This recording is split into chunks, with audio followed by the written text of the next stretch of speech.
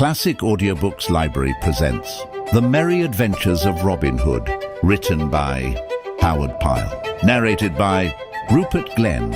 Where in the world are you listening from? Please drop your city or country in the comments below. I love seeing how far these stories go. Let's begin.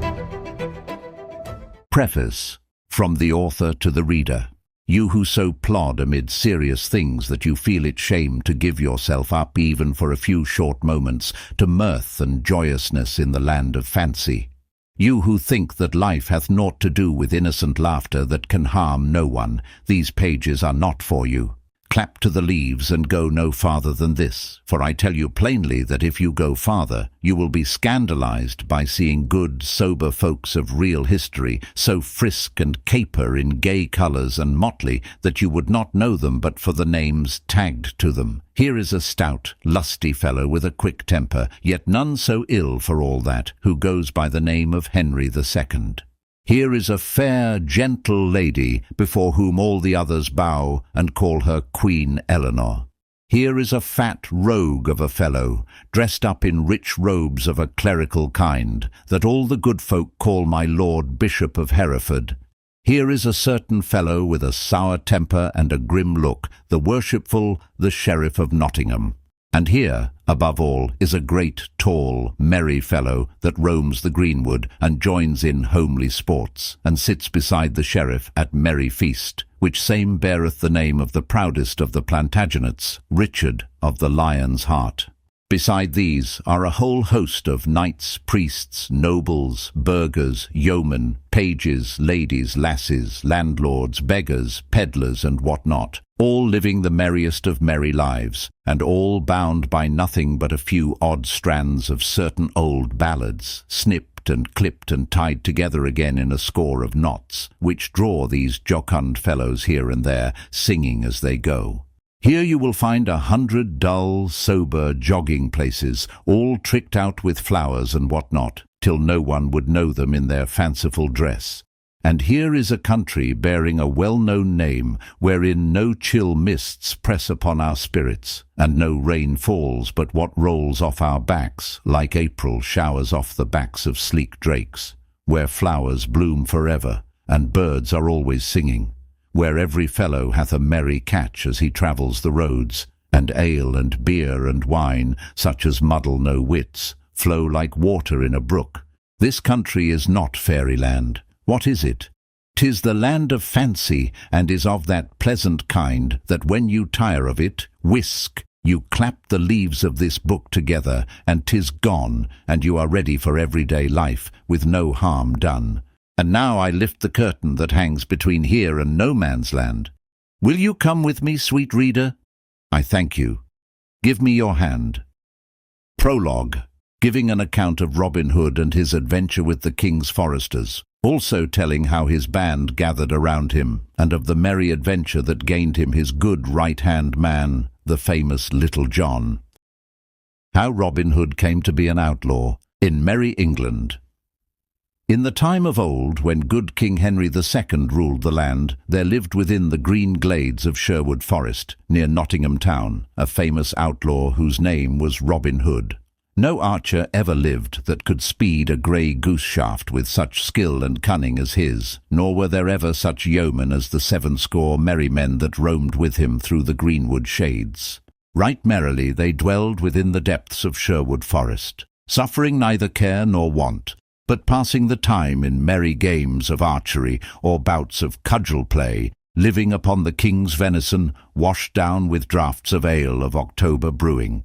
Not only Robin himself, but all the band were outlaws and dwelled apart from other men, yet they were beloved by the country people round about, for no one ever came to jolly Robin for help in time of need, and went away again with an empty fist.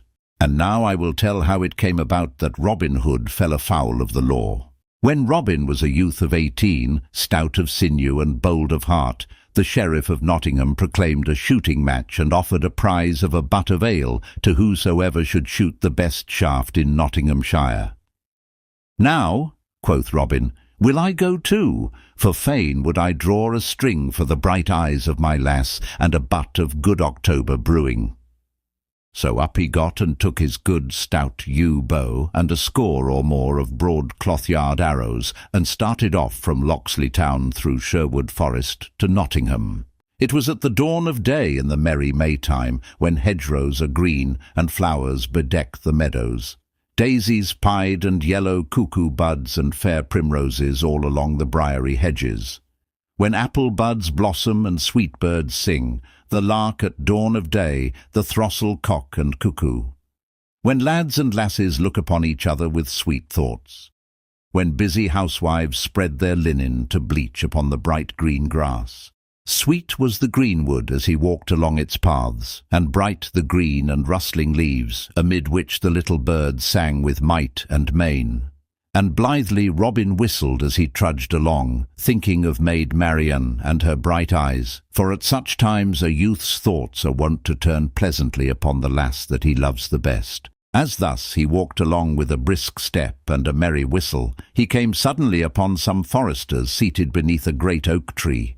15 there were in all, making themselves merry with feasting and drinking as they sat around a huge pasty, to which each man helped himself, thrusting his hands into the pie and washing down that which they ate with great horns of ale, which they drew all foaming from a barrel that stood nigh.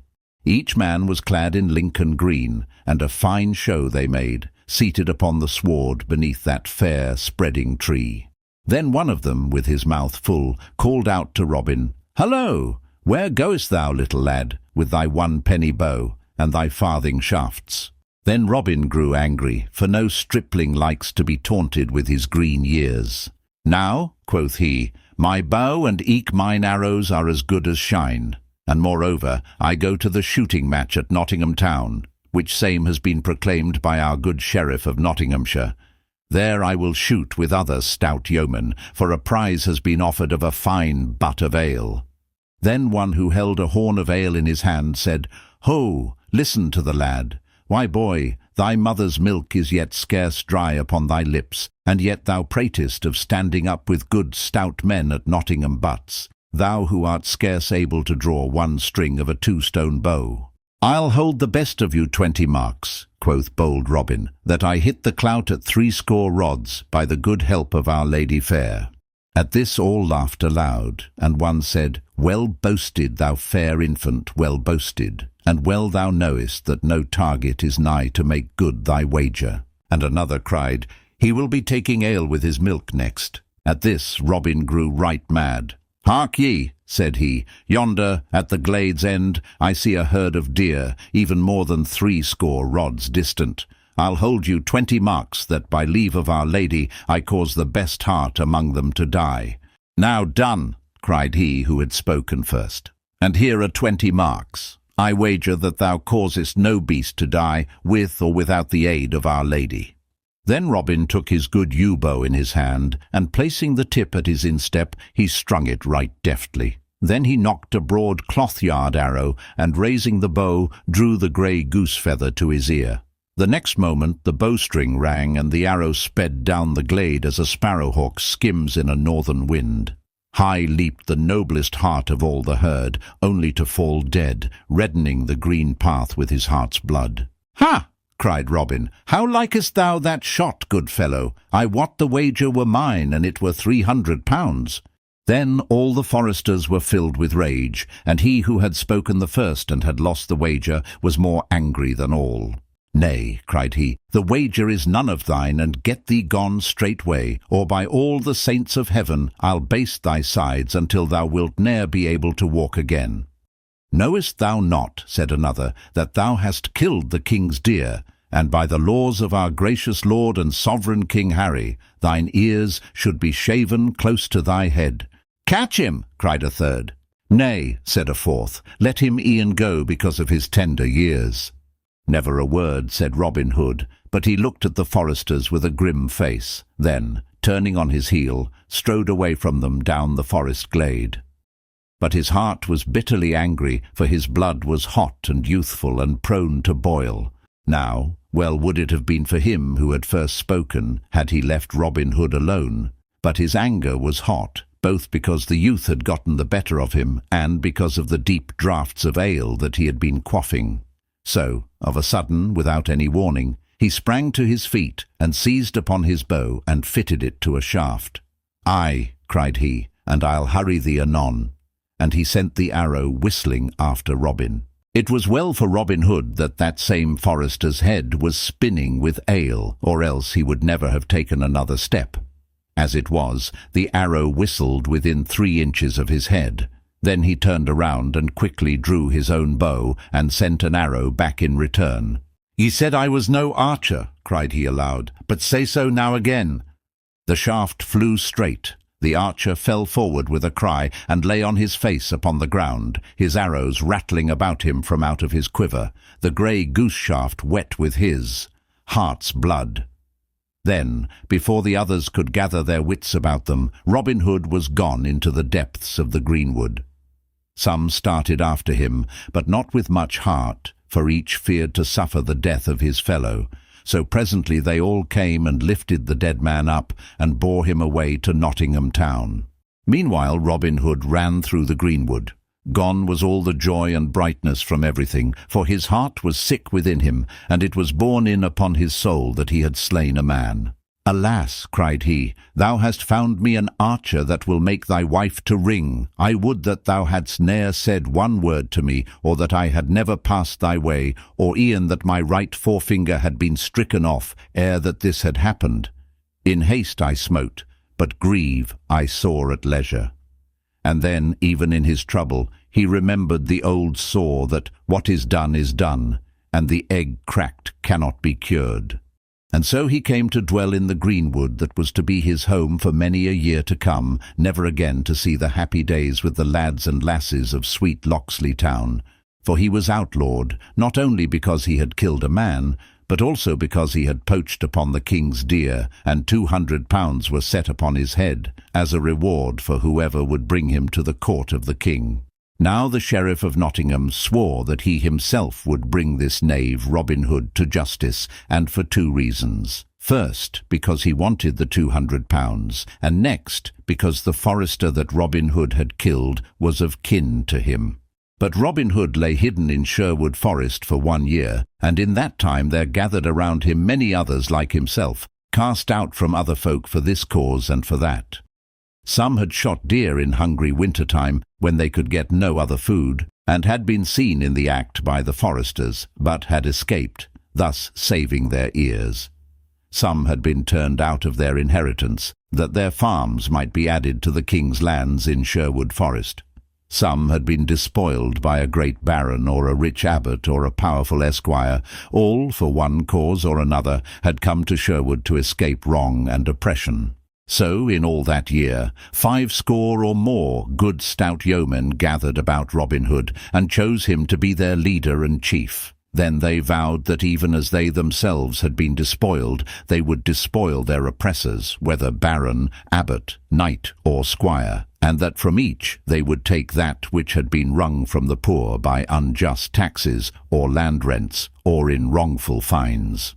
But to the poor folk they would give a helping hand in need and trouble, and would return to them that which had been unjustly taken from them. Besides this, they swore never to harm a child, nor to wrong a woman, be she maid, wife, or widow. So that, after a while, when the people began to find that no harm was meant to them, but that money or food came in time of want to many a poor family, they came to praise Robin and his merry men, and to tell many tales of him and of his doings in Sherwood Forest, for they felt him to be one of themselves. Up rose Robin Hood one merry morn when all the birds were singing blithely among the leaves, and up rose all his merry men, each fellow washing his head and hands in the cold brown brook that leapt laughing from stone to stone.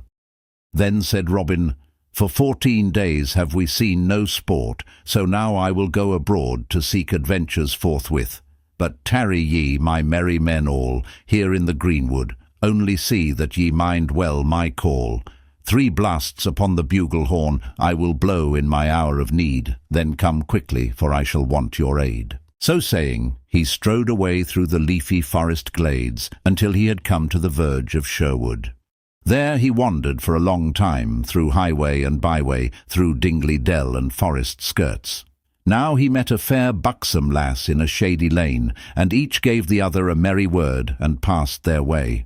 Now he saw a fair lady upon an ambling pad, to whom he doffed his cap, and who bowed sedately in return to the fair youth. Now he saw a fat monk on a pannier-laden ass. Now a gallant knight, with spear and shield and armour that flashed brightly in the sunlight. Now a page clad in crimson, and now a stout burgher from good Nottingham town, pacing along with serious footsteps. All these sights he saw, but adventure found he none. At last he took a road by the forest skirts, a bypath that dipped toward a broad, pebbly stream spanned by a narrow bridge made of a log of wood. As he drew nigh this bridge he saw a tall stranger coming from the other side. Thereupon Robin quickened his pace, as did the stranger likewise, each thinking to cross first.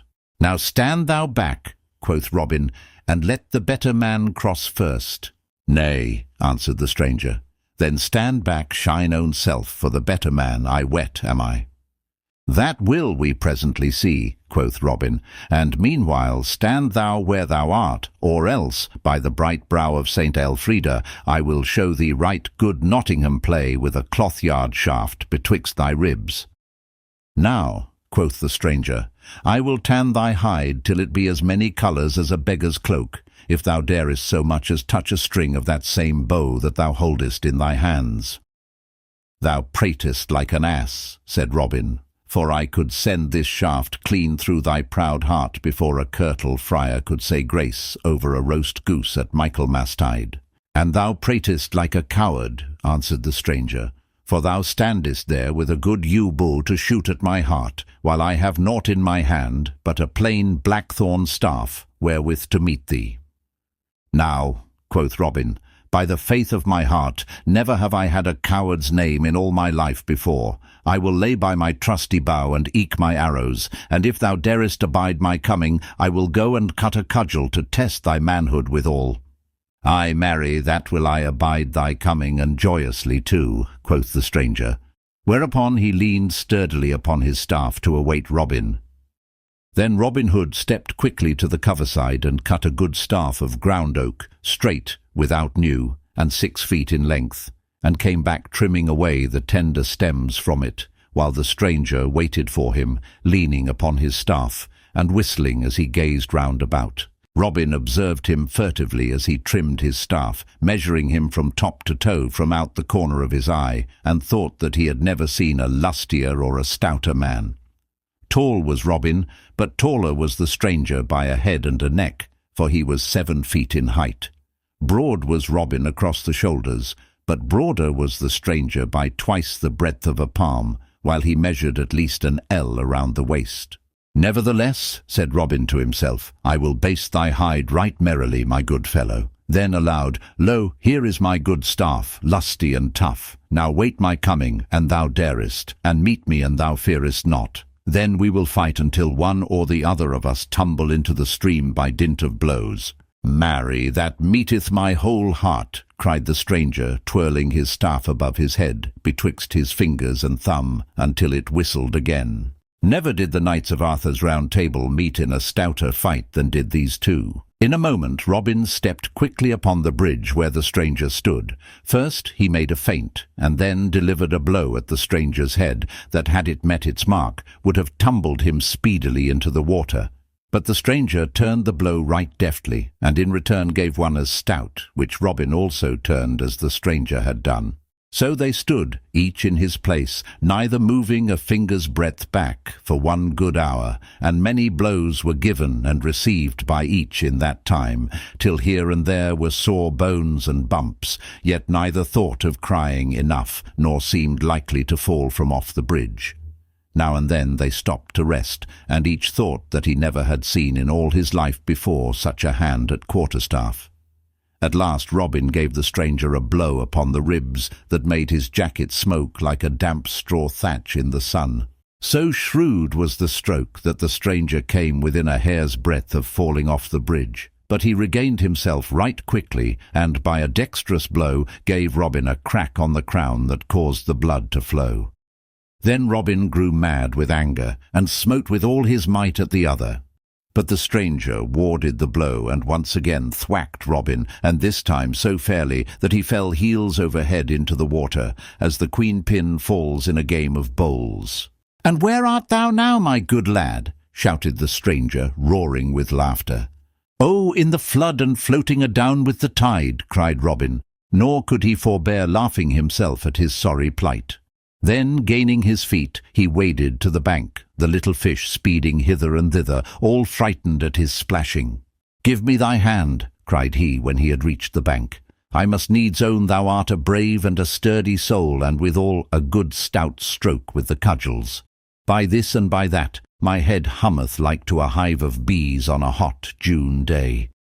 Then he clapped his horn to his lips, and winded a blast that went echoing sweetly down the forest paths. "I marry," quoth he again, "thou art a tall lad, and eke a brave one, for ne'er I bow, is there a man betwixt here and Canterbury town could do the like to me that thou hast done. And thou," quoth the stranger, laughing, "takest thy cudgelling like a brave heart and a stout yeoman." But now the distant twigs and branches rustled with the coming of men, and suddenly a score or two of good stout yeomen, all clad in Lincoln green, burst from out the covert, with merry Will Stutely at their head. "Good master," cried Will, "how is this? Truly thou art all wet from head to foot, and that to the very skin." "Why, marry," answered jolly Robin, "yon stout fellow hath tumbled me neck and crop into the water, and hath given me a drubbing beside." "Then shall he not go without a ducking and eke a drubbing himself," cried Will Stutely. "Have at him, lads." Then Will and a score of yeomen leapt upon the stranger, but though they sprang quickly, they found him ready, and felt him strike right and left with his stout staff, so that though he went down with press of numbers, some of them rubbed cracked crowns before he was overcome. "Nay, forbear," cried Robin, laughing until his sore sides ached again. "He is a right good man and true, and no harm shall befall him. Now hark ye, good youth, wilt thou stay with me and be one of my band? 3 suits of Lincoln green shalt thou have each year, beside 40 marks in fee, and share with us whatsoever good shall befall us.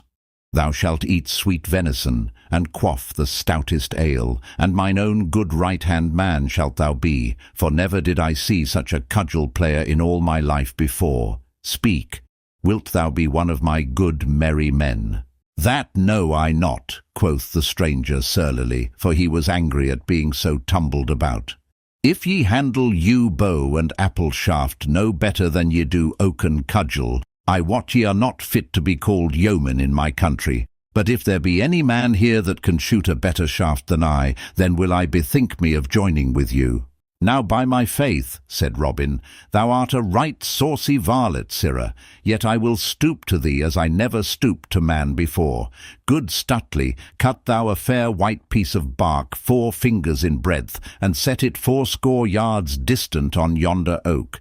Now, stranger, hit that fairly with a grey goose shaft, and call thyself an archer." "Ay, marry, that will I," answered he. "Give me a good stout bow and a fair broad arrow, and if I hit it not, strip me and beat me blue with bowstrings."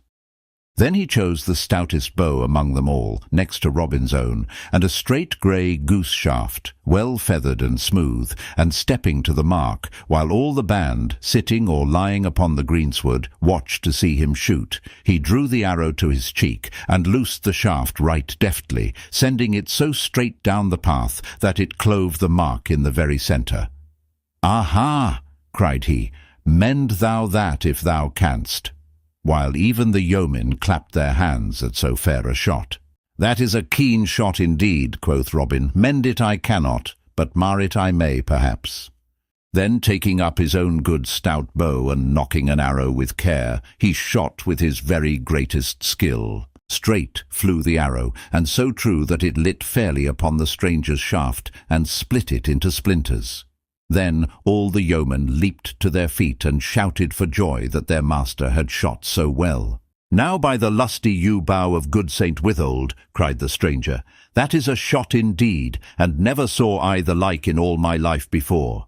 Now truly will I be thy man henceforth, and for I, good Adam Bell, was a fair shot, but never shot he so." "Then have I gained a right good man this day," quoth jolly Robin. "What name goest thou by, good fellow?" "Men call me John Little, whence I came," answered the stranger. Then Will Stutely, who loved a good jest, spoke up.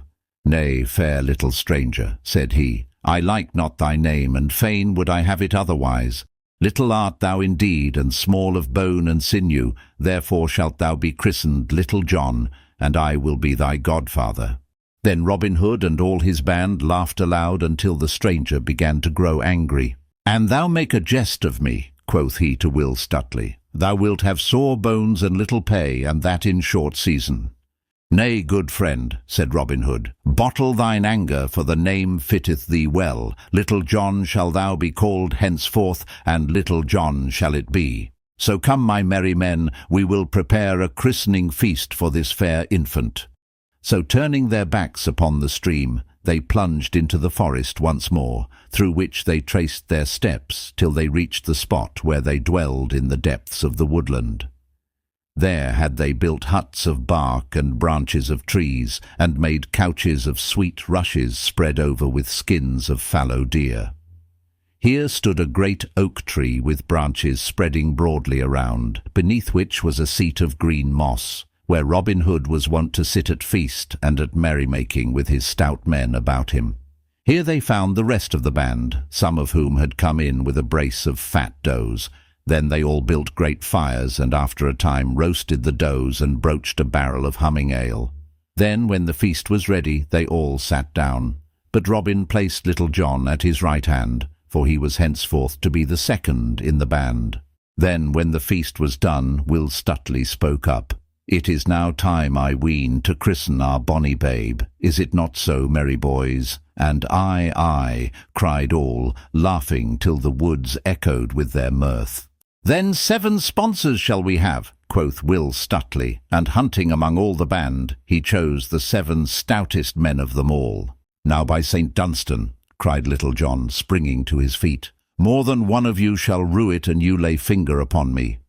But without a word they all ran upon him at once, seizing him by his legs and arms and holding him tightly in spite of his struggles, and they bore him forth while all stood around to see the sport.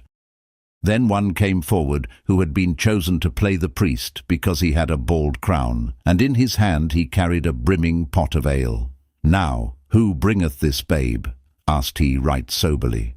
"That do I," answered Will Stutely. "And what name callest thou him?" "Little John call I him." "Now, Little John," quoth the mock priest, "thou hast not lived heretofore, but only got thee along through the world, but henceforth thou wilt live indeed. When thou livedest not, thou wast called John Little, but now that thou dost live indeed, Little John shalt thou be called, so christen I thee." And at these last words he emptied the pot of ale upon Little John's head. Then all shouted with laughter, as they saw the good brown ale stream over Little John's beard and trickle from his nose and chin, while his eyes blinked with the smart of it. At first he was of a mind to be angry, but found he could not, because the others were so merry, so he too laughed with the rest. Then Robin took this sweet, pretty babe, clothed him all anew from top to toe in Lincoln green, and gave him a good stout bow, and so made him a member of the merry band. And thus it was that Robin Hood became outlawed, thus a band of merry companions gathered about him, and thus he gained his right-hand man, Little John, and so the prologue ends. And now I will tell how the Sheriff of Nottingham 3 times sought to take Robin Hood, and how he failed each time. Adam Bell, Clym o' the Clough, and William of Cloudsley were 3. Noted North Country bowmen whose names have been celebrated in many ballads of the olden time. Part first, telling how the Sheriff of Nottingham swore that he would deal dole to Robin Hood. Also how he made 3 trials thereat, but missed each time by a good bow's length. Robin Hood and the Tinker. Now it was told before how £200 were set upon Robin Hood's head, and how the Sheriff of Nottingham swore that he himself would seize Robin, both because he would fain have the £200, and because the slain man was a kinsman of his own. Now the sheriff did not yet know what a force Robin had about him in Sherwood, but thought that he might serve a warrant for his arrest, as he could upon any other man that had broken the laws. Therefore he offered 80 golden angels to anyone who would serve this warrant. But men of Nottingham town knew more of Robin Hood and his doings than the sheriff did, and many laughed to think of serving a warrant upon the bold outlaw, knowing well that all they would get for such service would be cracked crowns, so that no one came forward to take the matter in hand. Thus a fortnight passed, in which time none came forward to do the sheriff's business. Then said he, "A right good reward have I offered to whosoever would serve my warrant upon Robin Hood, and I marvel that no one has come to undertake the task." Then one of his men who was near him said, "Good master, thou wottest not the force that Robin Hood has about him, and how little he cares for warrant of king or sheriff. Truly, no one likes to go on this service, for fear of cracked crowns and broken bones." "Then I hold all Nottingham men to be cowards," said the sheriff. "And let me see the man in all Nottinghamshire that dare disobey the warrant of our sovereign lord King Harry, for by the shrine of St. Edmund I will hang him 40 cubits high. But if no man in Nottingham dare win 80 angels, I will send elsewhere, for there should be men of metal somewhere in this land." Then he called up a messenger, in whom he placed great trust, and bade him saddle his horse, and make ready to go to Lincoln town to see whether he could find anyone there that would do his bidding and win the reward. So that same morning the messenger started forth upon his errand. Bright shone the sun upon the dusty highway that led from Nottingham to Lincoln, stretching away all white over hill and dale. Dusty was the highway, and dusty the throat of the messenger, so that his heart was glad when he saw before him the sign of the Blue Boar Inn, when somewhat more than half his journey was done. The inn looked fair to his eyes, and the shade of the oak trees that stood around it seemed cool and pleasant, so he alighted from his horse to rest himself for a time, calling for a pot of ale to refresh his thirsty throat. There he saw a party of right jovial fellows, seated beneath the spreading oak that shaded the greensward in front of the door. There was a tinker, 2 barefoot friars, and a party of 6 of the king's foresters, all clad in Lincoln green, and all of them were quaffing humming ale and singing merry ballads of the good old times. Loud laughed the foresters as jests were bandied about between the singing, and louder laughed the friars, for they were lusty men with beards that curled like the wool of black rams. But loudest of all laughed the tinker, and he sang more sweetly than any of the rest. His bag and his hammer hung upon a twig of the oak tree, and nearby leaned his good stout cudgel, as thick as his wrist, and knotted at the end. "Come," cried one of the foresters to the tired messenger, "come join us for this shot. Ho, landlord, bring a fresh pot of ale for each man." The messenger was glad enough to sit down along with the others who were there, for his limbs were weary and the ale was good. "Now what news bearest thou so fast?" quoth one. "And whither ridest thou today?" The messenger was a chatty soul, and loved a bit of gossip dearly. Besides, the pot of ale warmed his heart, so that, settling himself in an easy corner of the inn bench, while the host leaned upon the doorway and the hostess stood with her hands beneath her apron, he unfolded his budget of news with great comfort. He told all from the very first, how Robin Hood had slain the forester, and how he had hidden in the greenwood to escape the law, how that he lived therein, all against the law, God wot, slaying his majesty's deer, and levying toll on fat abbot, knight, and esquire, so that none dare travel even on broad Watling Street, or the Fosse Way for fear of him, how that the sheriff had a mind to serve the king's warrant upon this same rogue, though little would he mind warrant of either king or sheriff, for he was far from being a law-abiding man. Then he told how none could be found in all Nottingham town to serve this warrant, for fear of cracked pates and broken bones, and how that he, the messenger, was now upon his way to Lincoln town to find of what metal the Lincoln men might be. "Now come I, forsooth, from good Banbury town," said the jolly tinker, "and no one nigh Nottingham, nor Sherwood either, and that be the mark, can hold cudgel with my grip. Why, lads, did I not meet that mad wag Simon of Ely, even at the famous fair at Hertford town, and beat him in the ring at that place before Sir Robert of Leslie and his lady?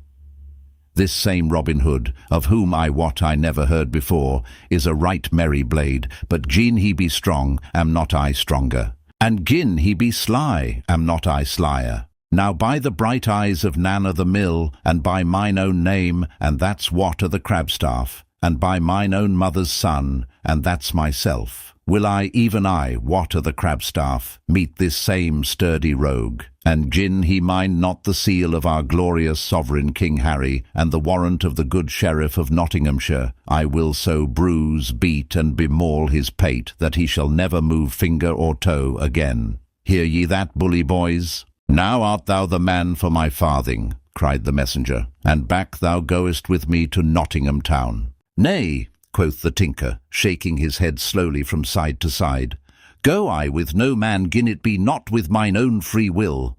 Nay, nay, said the messenger, no man is there in Nottinghamshire could make thee go against thy will, thou brave fellow. Ay, that be I brave, said the tinker. Ay, marry, said the messenger, thou art a brave lad, but our good sheriff hath offered 80 angels of bright gold to whosoever shall serve the warrant upon Robin Hood, though little good will it do. Then I will go with thee, lad. Do but wait till I get my bag and hammer and my cudgel. Ay, let me but meet this same Robin Hood, and let me see whether he will not mind the king's warrant. So after having paid their score, the messenger, with the tinker striding beside his nag, started back to Nottingham again. One bright morning, soon after this time, Robin Hood started off to Nottingham town to find what was a-doing there, walking merrily along the roadside where the grass was sweet with daisies, his eyes wandering and his thoughts also. His bugle horn hung at his hip, and his bow and arrows at his back, while in his hand he bore a good stout oaken staff, which he twirled with his fingers as he strolled along. As thus he walked down a shady lane, he saw a tinker coming, trolling a merry song as he drew nigh. On his back hung his bag and his hammer, and in his hand he carried a right stout crab-staff, full 6 feet long, and thus sang he. "Hallo, good friend," cried Robin. "I went to gather strawberries." "Hallo," cried Robin again. "By woods and groves full fair." "Hallo, art thou deaf, man?" "Good friend, say I." "And who art thou dost so boldly check a fair song?" quoth the tinker, stopping in his singing. "Halloa, shine own self, whether thou be good friend or no. But let me tell thee, thou stout fellow, gin thou be a good friend, it were well for us both. But gin thou be no good friend, it were ill for thee." "And whence comest thou, my lusty blade?" quoth Robin. "I come from Banbury," answered the tinker. "Alas," quoth Robin, "I hear there is sad news this merry morn." "Ha! Is it indeed so?" cried the tinker eagerly. "Prithee tell it speedily, for I am a tinker by trade, as thou seest. And as I am in my trade, I am greedy for news, even as a priest is greedy for farthings." "Well then," quoth Robin, "list thou, and I will tell, but bear thyself up bravely, for the news is sad, I wot. Thus it is, I hear that 2 tinkers are in the stocks for drinking ale and beer. Now a murrain seize thee and thy news, thou scurvy dog," quoth the tinker, "for thou speakest but ill of good men. But sad news it is indeed, gin there be 2 stout fellows in the stocks." "Nay," said Robin, "thou hast missed the mark, and dost but weep for the wrong sow. The sadness of the news lieth in that there be but 2 in the stocks, for the others do roam the country at large." "Now by the pewter platter of St. Dunstan," cried the tinker, "I have a good part of a mind to baste thy hide for thine ill jest. But gin men be put in the stocks for drinking ale and beer, I trow thou wouldst not lose thy part." Loud laughed Robin and cried, "Now well taken, tinker, well taken. Why, thy wits are like beer, and do froth up most when they grow sour. But right art thou, man, for I love ale and beer right well. Therefore come straightway with me hard by to the sign of the Blue Boar, and if thou drinkest as thou appearest, and I wot thou wilt not belie thy looks, I will drench thy throat with as good home-brewed as ever was tapped in all broad Nottinghamshire. "Now by my faith," said the tinker, "thou art a right good fellow in spite of thy scurvy jests. I love thee, my sweet chuck, and gin I go not with thee to that same blue boar thou mayst call me a heathen." "Tell me thy news, good friend, I prythee," quoth Robin as they trudged along together, "for tinkers, I ween, are all as full of news as an egg of meat."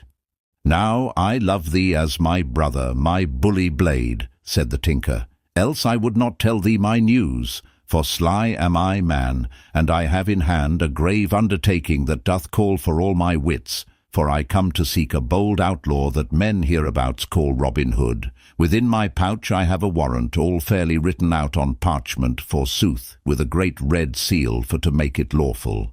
Could I but meet this same Robin Hood, I would serve it upon his dainty body, and if he minded it not, I would beat him till every one of his ribs would cry, Amen.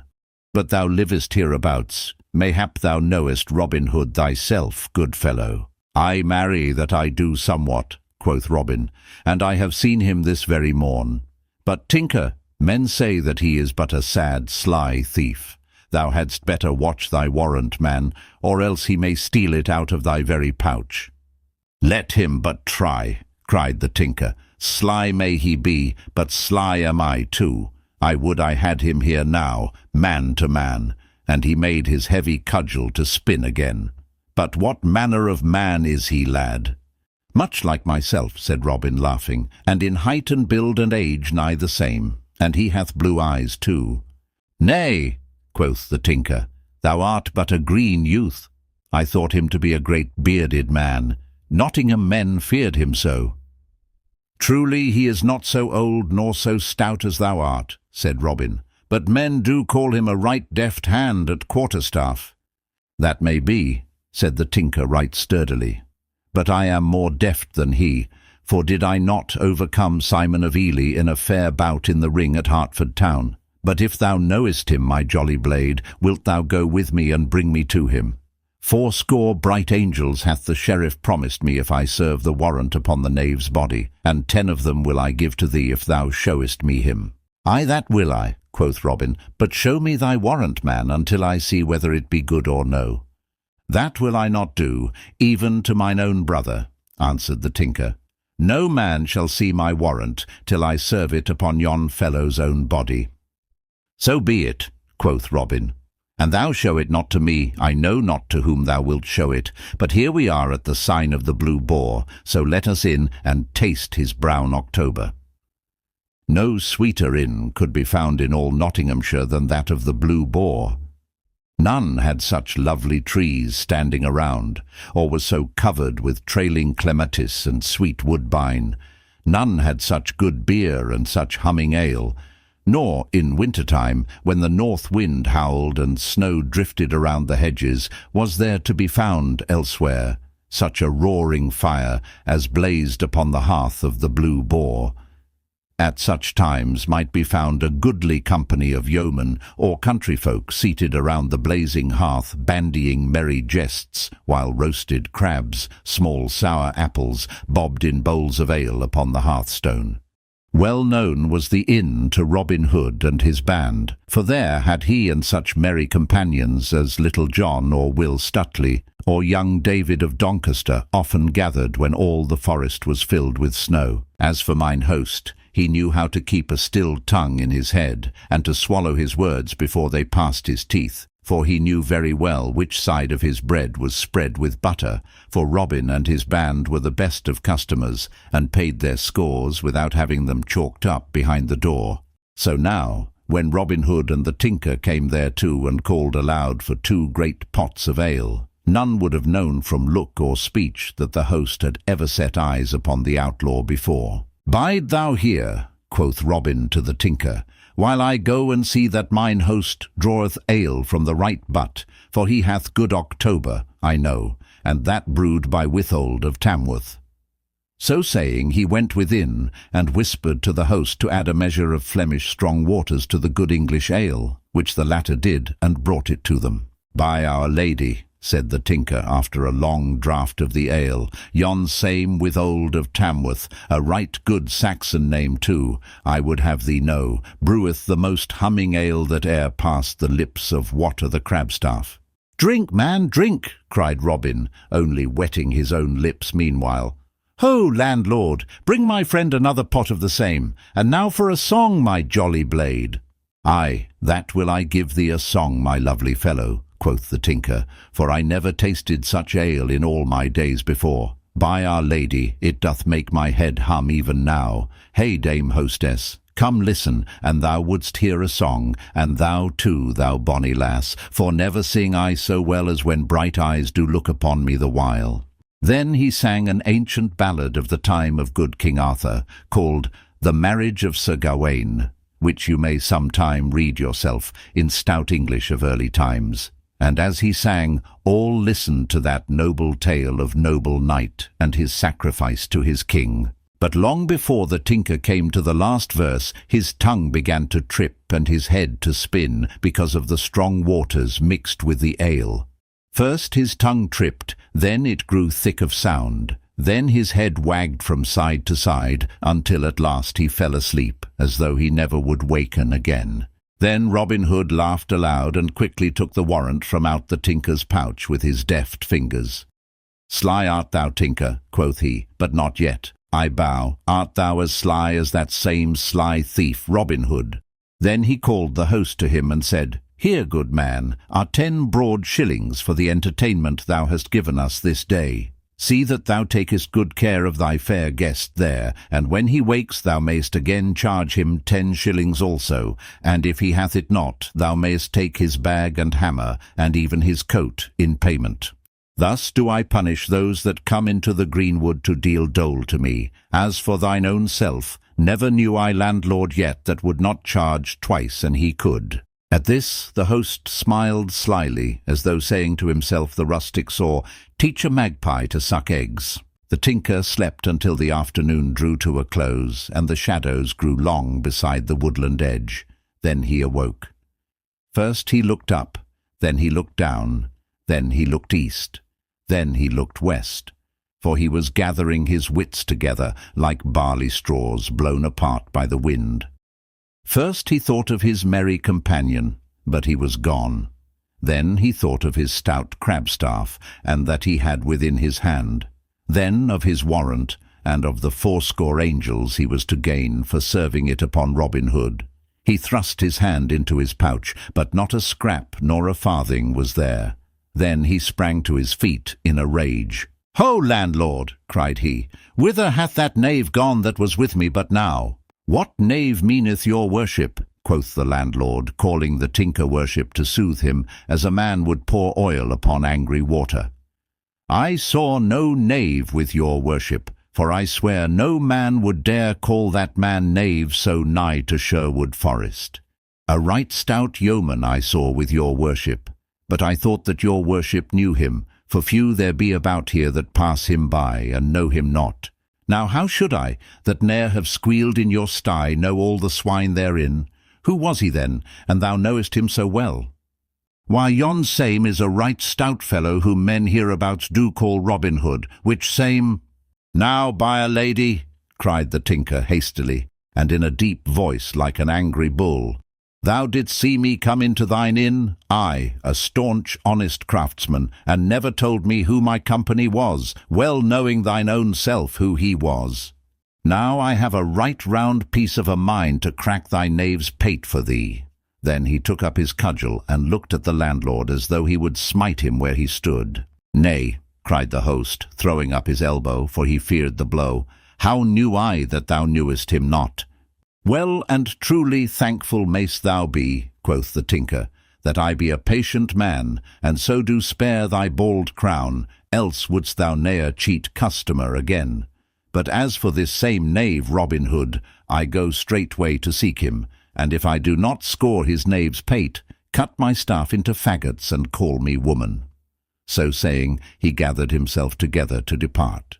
"Nay," quoth the landlord, standing in front of him and holding out his arms like a gooseherd driving his flock, for money made him bold, "thou goest not till thou hast paid me my score." But did not he pay thee? Not so much as 1 farthing, and 10 good shillings worth of ale have ye drunk this day. Nay, I say, thou goest not away without paying me, else shall our good sheriff know of it. But naught have I to pay thee with, good fellow, quoth the tinker.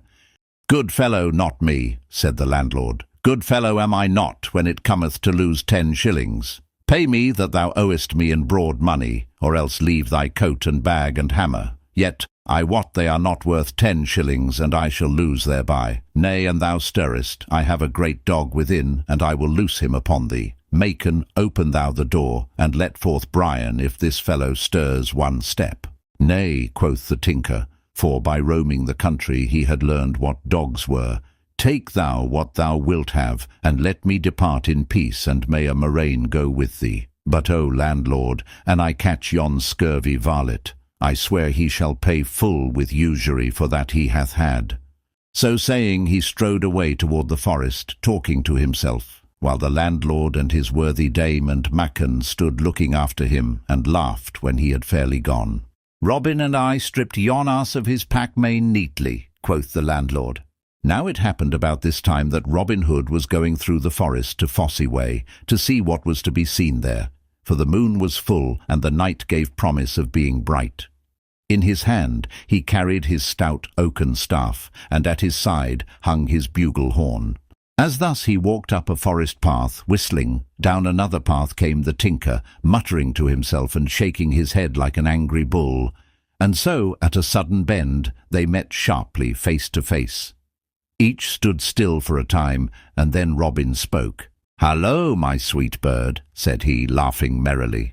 "How likest thou thine ale? Wilt not sing to me another song?" The tinker said nothing at first, but stood looking at Robin with a grim face. "Now," quoth he at last, "I am right glad I have met thee, and if I do not rattle thy bones within thy hide this day, I give thee leave to put thy foot upon my neck." "With all my heart," cried merry Robin, "rattle my bones and thou canst." So saying, he gripped his staff and threw himself upon his guard. Then the tinker spat upon his hands, and grasping his staff came straight at the other. He struck 2 or 3 blows, but soon found that he had met his match, for Robin warded and parried all of them, and before the tinker thought, he gave him a rap upon the ribs in return. At this Robin laughed aloud, and the tinker grew more angry than ever, and smote again with all his might and main. Again Robin warded 2 of the strokes, but at the third his staff broke beneath the mighty blows of the tinker.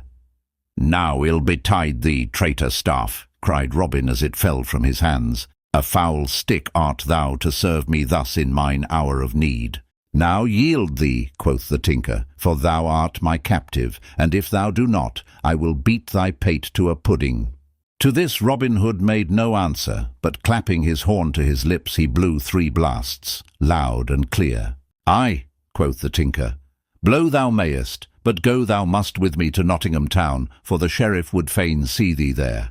Now wilt thou yield thee, or shall I have to break thy pretty head?" "And I must drink sour ale, I must," quoth Robin, "but never have I yielded me to man before, and that without wound or mark upon my body.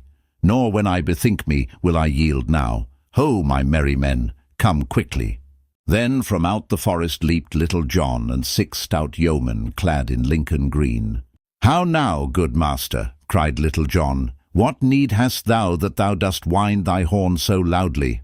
"There stands a tinker," quoth Robin, "that would fain take me to Nottingham, there to hang upon the gallows tree." "Then shall he himself hang forthwith," cried Little John, and he and the others made at the tinker to seize him. "Nay, touch him not," said Robin, "for a right stout man is he. A metal man he is by trade, and a mettled man by nature. Moreover, he doth sing a lovely ballad. Say, good fellow, wilt thou join my merry men all? 3 suits of Lincoln green shalt thou have a year, besides 40 marks in fee. Thou shalt share all with us and lead a right merry life in the greenwood. For cares have we not, and misfortune cometh not upon us within the sweet shades of Sherwood, where we shoot the dun deer and feed upon venison and sweet oaten cakes and curds and honey. Wilt thou come with me?" "Ay, marry, will I join with you all," quoth the tinker, "for I love a merry life, and I love thee, good master, though thou didst thwack my ribs and cheat me into the bargain. Fain am I to own thou art both a stouter and a slyer man than I, so I will obey thee and be thine own true servant." So all turned their steps to the forest depths, where the tinker was to live henceforth. For many a day he sang ballads to the band, until the famous Allan a Dale joined them, before whose sweet voice all others seemed as harsh as a raven's. But of him we will learn hereafter. In Peascod time, when hound to horn gives ear till buck be killed, and little lads with pipes of corn sit keeping beasts afield. The shooting match at Nottingham town. Then the sheriff was very wroth because of this failure to take jolly Robin, for it came to his ears, as ill news always does, that the people laughed at him and made a jest of his thinking to serve a warrant upon such a one as the bold outlaw. And a man hates nothing so much as being made a jest of, so he said, "Our gracious lord and sovereign king himself shall know of this, and how his laws are perverted and despised by this band of rebel outlaws. As for yon traitor tinker, him will I hang, if I catch him, upon the very highest gallows tree in all Nottinghamshire." Then he bade all his servants and retainers to make ready to go to London town to see and speak with the king. At this there was bustling at the sheriff's castle, and men ran hither and thither upon this business and upon that, while the forge fires of Nottingham glowed red far into the night like twinkling stars. For all the smiths of the town were busy making or mending armour for the sheriff's troop of escort. For 2 days this labour lasted. Then, on the third, all was ready for the journey. So forth they started in the bright sunlight, from Nottingham town to Fosse Way, and thence to Watling Street, and so they journeyed for 2 days, until they saw at last the spires and towers of great London town, and many folk stopped as they journeyed along, and gazed at the show they made riding along the highways, with their flashing armour and gay plumes and trappings. In London, King Henry and his fair Queen Eleanor held their court, gay with ladies in silks and satins and velvets and cloth of gold, and also brave knights and gallant courtiers. Thither came the sheriff and was shown into the king's presence. A boon, quoth he as he knelt upon the ground. "Now what wouldst thou have?" said the king.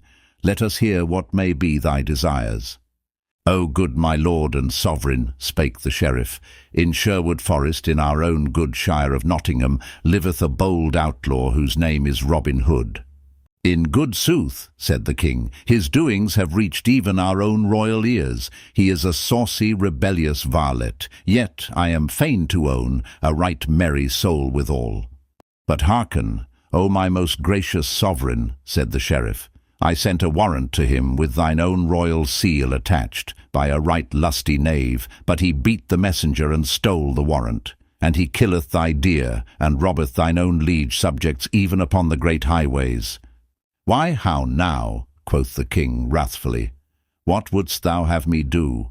Comest thou not to me with a great array of men-at-arms and retainers, and yet art not able to take a single band of lusty knaves without armour on breast in thine own county?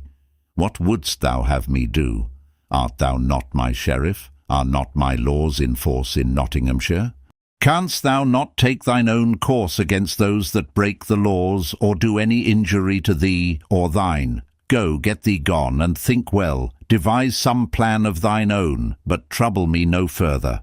But look well to it, Master Sheriff, for I will have my laws obeyed by all men within my kingdom, and if thou art not able to enforce them, thou art no sheriff for me. So look well to thyself, I say, or ill may befall thee, as well as all the thieving knaves in Nottinghamshire. When the flood cometh, it sweepeth away grain as well as chaff."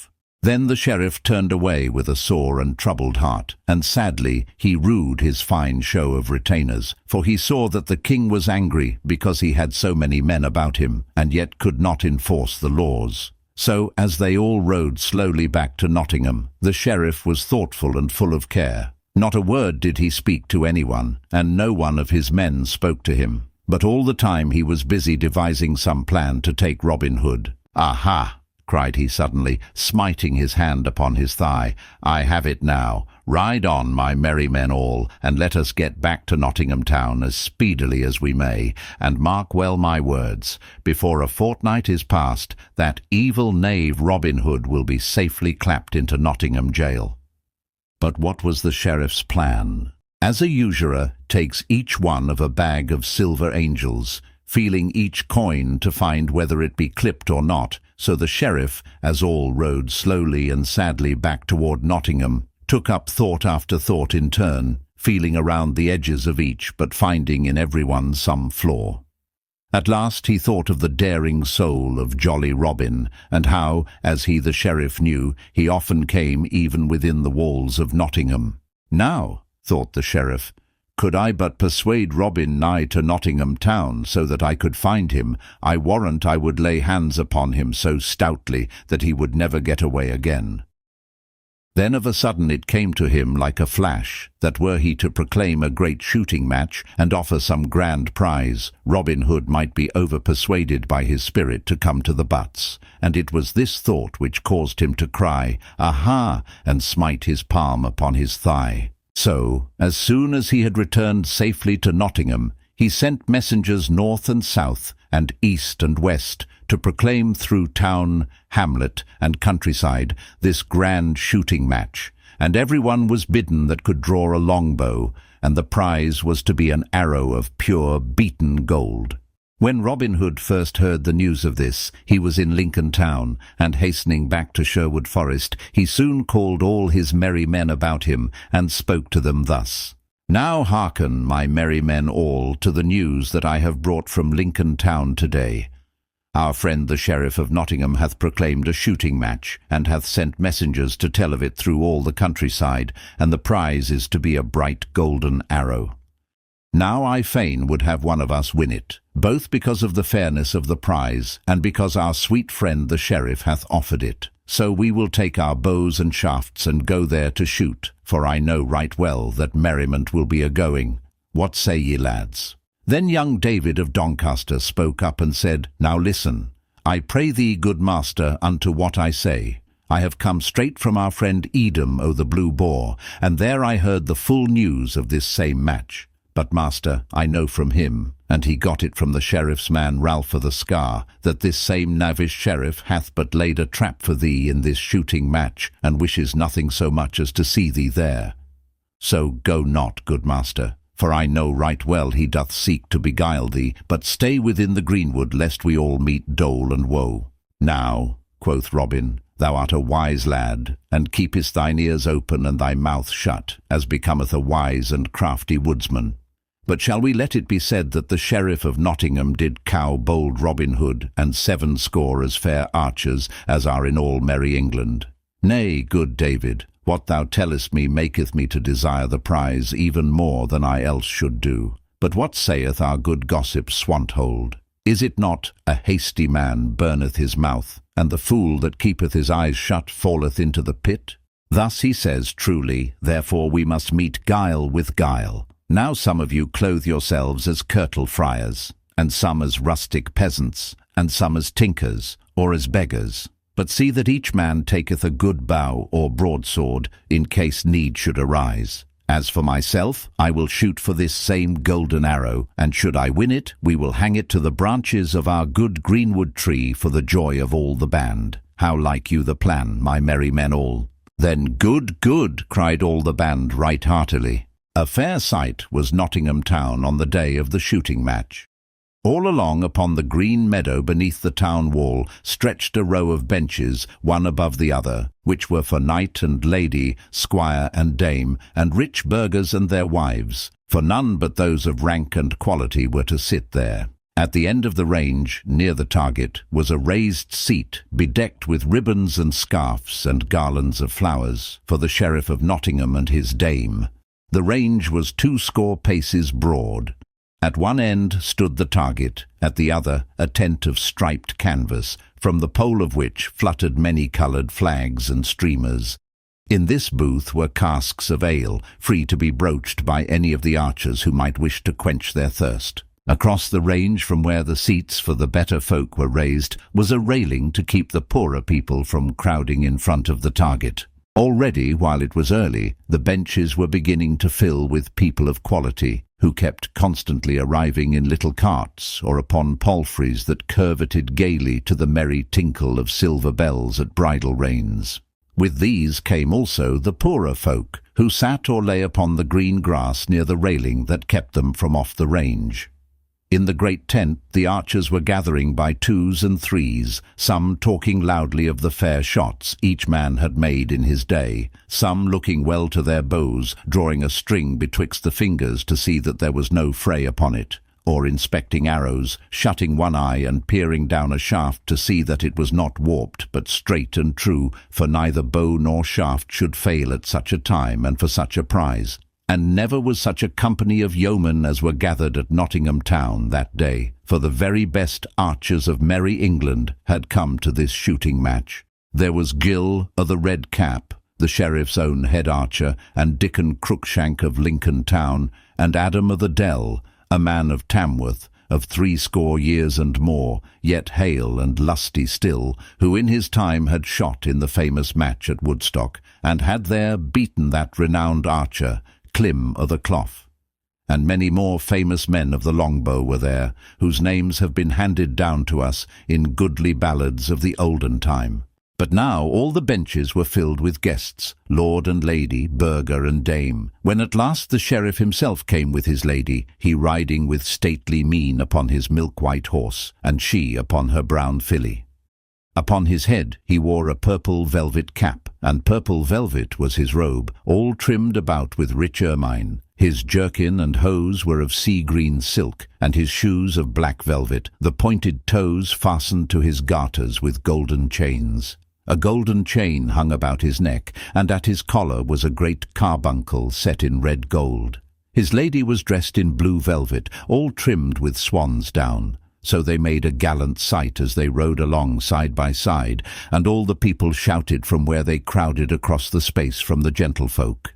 So the sheriff and his lady came to their place, where men-at-arms with hauberk and spear stood about, waiting for them. Then, when the sheriff and his dame had sat down, he bade his herald wind upon his silver horn, who thereupon sounded 3 blasts that came echoing cheerily back from the grey walls of Nottingham. Then the archers stepped forth to their places, while all the folks shouted with a mighty voice, each man calling upon his favourite yeoman. "Red Cap," cried some. "Crookshank," cried others. "Hey for William O'Leslie," shouted others yet again, while ladies waved silken scarfs to urge each yeoman to do his best. Then the herald stood forth and loudly proclaimed the rules of the game as follows. "Shoot each man from yon mark, which is 70 yards and 10 from the target. 1 arrow shooteth each man first, and from all the archers shall the 10 that shooteth the fairest shafts be chosen for to shoot again. 2 arrows shooteth each man of these 10, then shall the 3 that shoot the fairest shafts be chosen for to shoot again. 3 arrows shooteth each man of those 3, and to him that shooteth the fairest shafts shall the prize be given." Then the sheriff leaned forward, looking keenly among the press of archers to find whether Robinhood was among them. But no one was there clad in Lincoln green, such as was worn by Robin and his band. "Nevertheless," said the sheriff to himself, "he may still be there, and I miss him among the crowd of other men. But let me see when but 10 men shoot, for I wot he will be among the 10, or I know him not." And now the archers shot, each man in turn, and the good folk never saw such archery as was done that day. 6 arrows were within the clout, 4 within the black, and only 2 smote the outer ring. So that when the last arrow sped and struck the target, all the people shouted aloud, for it was noble shooting. And now but 10 men were left of all those that had shot before, and of these 10, 6 were famous throughout the land, and most of the folk gathered there knew them. These 6 men were Gilbert o' the Red Cap, Adam o' the Dell, Dickon Crookshank, William O'Leslie, Hubert o' Cloud, and Swithin o' Hertford. 2 others were yeomen of merry Yorkshire. Another was a tall stranger in blue, who said he came from London town, and the last was a tattered stranger in Scarlet, who wore a patch over one eye. "Now," quoth the sheriff to a man-at-arms who stood near him, "seest thou Robin Hood among those 10? "Nay, that do I not, your worship," answered the man. "6 of them I know right well. Of those Yorkshire yeomen, one is too tall and the other too short for that bold knave. Robin's beard is as yellow as gold, while yon tattered beggar in scarlet hath a beard of brown, besides being blind of one eye. As for the stranger in blue, Robin's shoulders, I ween, are 3 inches broader than his."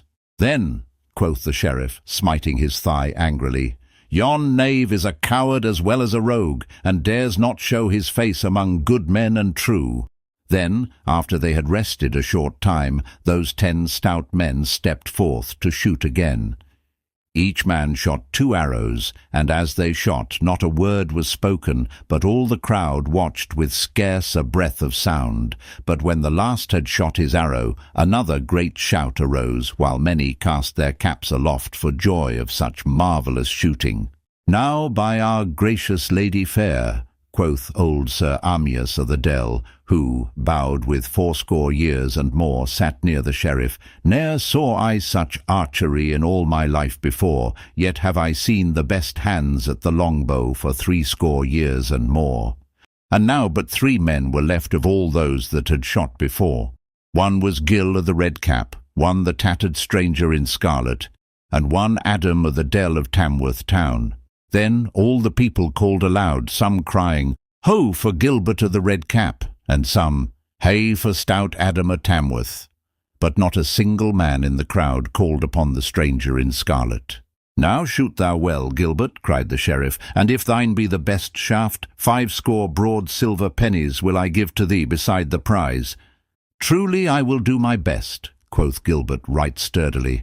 "A man cannot do aught but his best, but that will I strive to do this day." So saying, he drew forth a fair, smooth arrow with a broad feather, and fitted it deftly to the string. Then, drawing his bow with care, he sped the shaft. Straight flew the arrow, and lit fairly in the clout, a finger's breadth from the centre. "A Gilbert! A Gilbert!" shouted all the crowd, and, "Now, by my faith," cried the sheriff, smiting his hands together, "that is a shrewd shot." Then the tattered stranger stepped forth, and all the people laughed as they saw a yellow patch that showed beneath his arm when he raised his elbow to shoot, and also to see him aim with but one eye. He drew the good yew bow quickly, and quickly loosed a shaft. So short was the time that no man could draw a breath betwixt the drawing and the shooting. Yet his arrow lodged nearer the centre than the other, by twice the length of a barleycorn.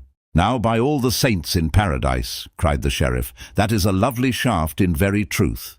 Then Adam o' the Dell shot, carefully and cautiously, and his arrow lodged close beside the stranger's. Then, after a short space, they all 3 shot again, and once more each arrow lodged within the clout. But this time Adam o' the Dell's was farthest from the centre, and again the tattered stranger's shot was the best. Then, after another time of rest, they all shot for the 3rd time. This time Gilbert took great heed to his aim, keenly measuring the distance and shooting with shrewdest care. Straight flew the arrow, and all shouted till the very flags that waved in the breeze shook with the sound, and the rooks and daws flew clamouring about the roofs of the old grey tower, for the shaft had lodged close beside the spot that marked the very centre. "Well done, Gilbert," cried the sheriff right joyously. "Fain am I to believe the prize is thine, and right fairly won. Now, thou ragged knave, let me see thee shoot a better shaft than that." Naught spake the stranger, but took his place, while all was hushed, and no one spoke or even seemed to breathe, so great was the silence for wonder what he would do. Meanwhile, also, quite still stood the stranger, holding his bow in his hand, while one could count 5. Then he drew his trusty yew, holding it drawn but a moment, then loosed the string. Straight flew the arrow, and so true that it smote a grey goose feather from off Gilbert's shaft, which fell fluttering through the sunlit air as the stranger's arrow lodged close beside his of the red cap, and in the very centre. No one spoke a word for a while, and no one shouted, but each man looked into his neighbour's face amazedly. "Nay," quoth old Adam of the Dell presently, drawing a long breath and shaking his head as he spoke. 2 years and more have I shot shaft, and maybe not all times bad, but I shoot no more this day, for no man can match with yon stranger, whosoe'er he may be. Then he thrust his shaft into his quiver, rattling, and unstrung his bow without another word. Then the sheriff came down from his dais and drew near, in all his silks and velvets, to where the tattered stranger stood, leaning upon his stout bow, while the good folk crowded around to see the man who shot so wondrously well. "Here, good fellow," quoth the sheriff, "take thou the prize, and well and fairly hast thou won it, I bow. What may be thy name, and whence comest thou?" "Men do call me Jock o' Teviotdale, and thence am I come," said the stranger. "Then, by Our Lady, Jock, thou art the fairest archer that e'er mine eyes beheld, and if thou wilt join my service, I will clothe thee with a better coat than that thou hast upon thy back. Thou shalt eat and drink of the best, and at every Christmas tide 80 marks shall be thy wage. I trow thou drawest better bow than that same coward knave Robinhood, that dared not show his face here this day. Say, good fellow, wilt thou join my service?" "Nay, that will I not," quoth the stranger roughly. "I will be mine own, and no man in all merry England shall be my master." "Then get thee gone, and a murrain seize thee," cried the sheriff, and his voice trembled with anger. "And by my faith and troth, I have a good part of a mind to have thee beaten for thine insolence." Then he turned upon his heel and strode away. It was a right motley company that gathered about the noble greenwood tree in Sherwood's depths that same day. 80 and more of barefoot friars were there, and some that looked like tinkers, and some that seemed to be sturdy beggars and rustic hinds, and seated upon a mossy couch was one all clad in tattered scarlet, with a patch over one eye, and in his hand he held the golden arrow that was the prize of the great shooting match. Then, amidst a noise of talking and laughter, he took the patch from off his eye, and stripped away the scarlet rags from off his body, and showed himself all clothed in fair Lincoln green, and quoth he, "Easy come these things away, but walnut stain cometh not so speedily from yellow hair."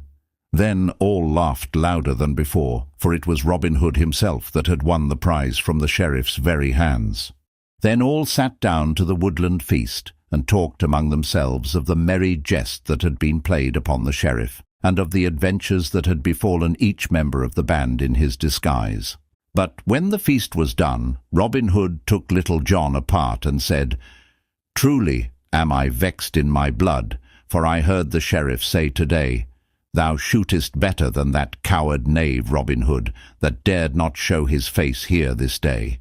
I would fain let him know who it was who won the golden arrow from out his hand, and also that I am no coward such as he takes me to be." Then Little John said, "Good master, take thou me and Will Stutely, and we will send yon fat sheriff news of all this by a messenger such as he doth not expect." That day the sheriff sat at meat in the great hall of his house at Nottingham town. Long tables stood down the hall, at which sat men-at-arms and household servants, and good stout villains, bond-servants, in all 80 and more. There they talked of the day's shooting as they ate their meat and quaffed their ale.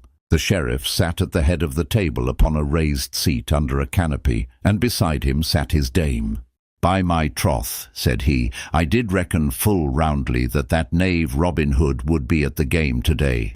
I did not think that he was such a coward, but who could that saucy knave be who answered me to my beard so bravely?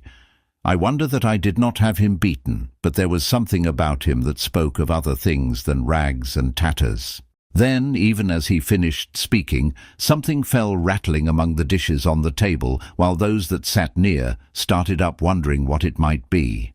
After a while, one of the men-at-arms gathered courage enough to pick it up and bring it to the sheriff. Then everyone saw that it was a blunted grey goose shaft, with a fine scroll about the thickness of a goose quill tied near to its head. The sheriff opened the scroll and glanced at it, while the veins upon his forehead swelled and his cheeks grew ruddy with rage as he read, for this was what he saw. "Whence came this?" cried the sheriff in a mighty voice. "Even through the window, your worship," quoth the man who had handed the shaft to him. Now heaven bless thy grace this day, say all in sweet Sherwood, for thou didst give the prize away to merry Robinhood. Will Stutely rescued by his companions. Now when the sheriff found that neither law nor guile could overcome Robin Hood, he was much perplexed, and said to himself, Fool that I am! Had I not told our king of Robin Hood, I would not have gotten myself into such a coil. But now I must either take him captive, or have wrath visited upon my head from his most gracious majesty. I have tried law, and I have tried guile, and I have failed in both. So I will try what may be done with might. Thus, communing within himself, he called his constables together, and told them what was in his mind. Now take ye each 4 men, all armed in proof, said he, and get ye gone to the forest, at different points, and lie in wait for this same Robin Hood. But if any constable finds too many men against him, let him sound a horn, and then let each band within hearing come with all speed and join the party that calls them. Thus, I think, shall we take this green-clad knave.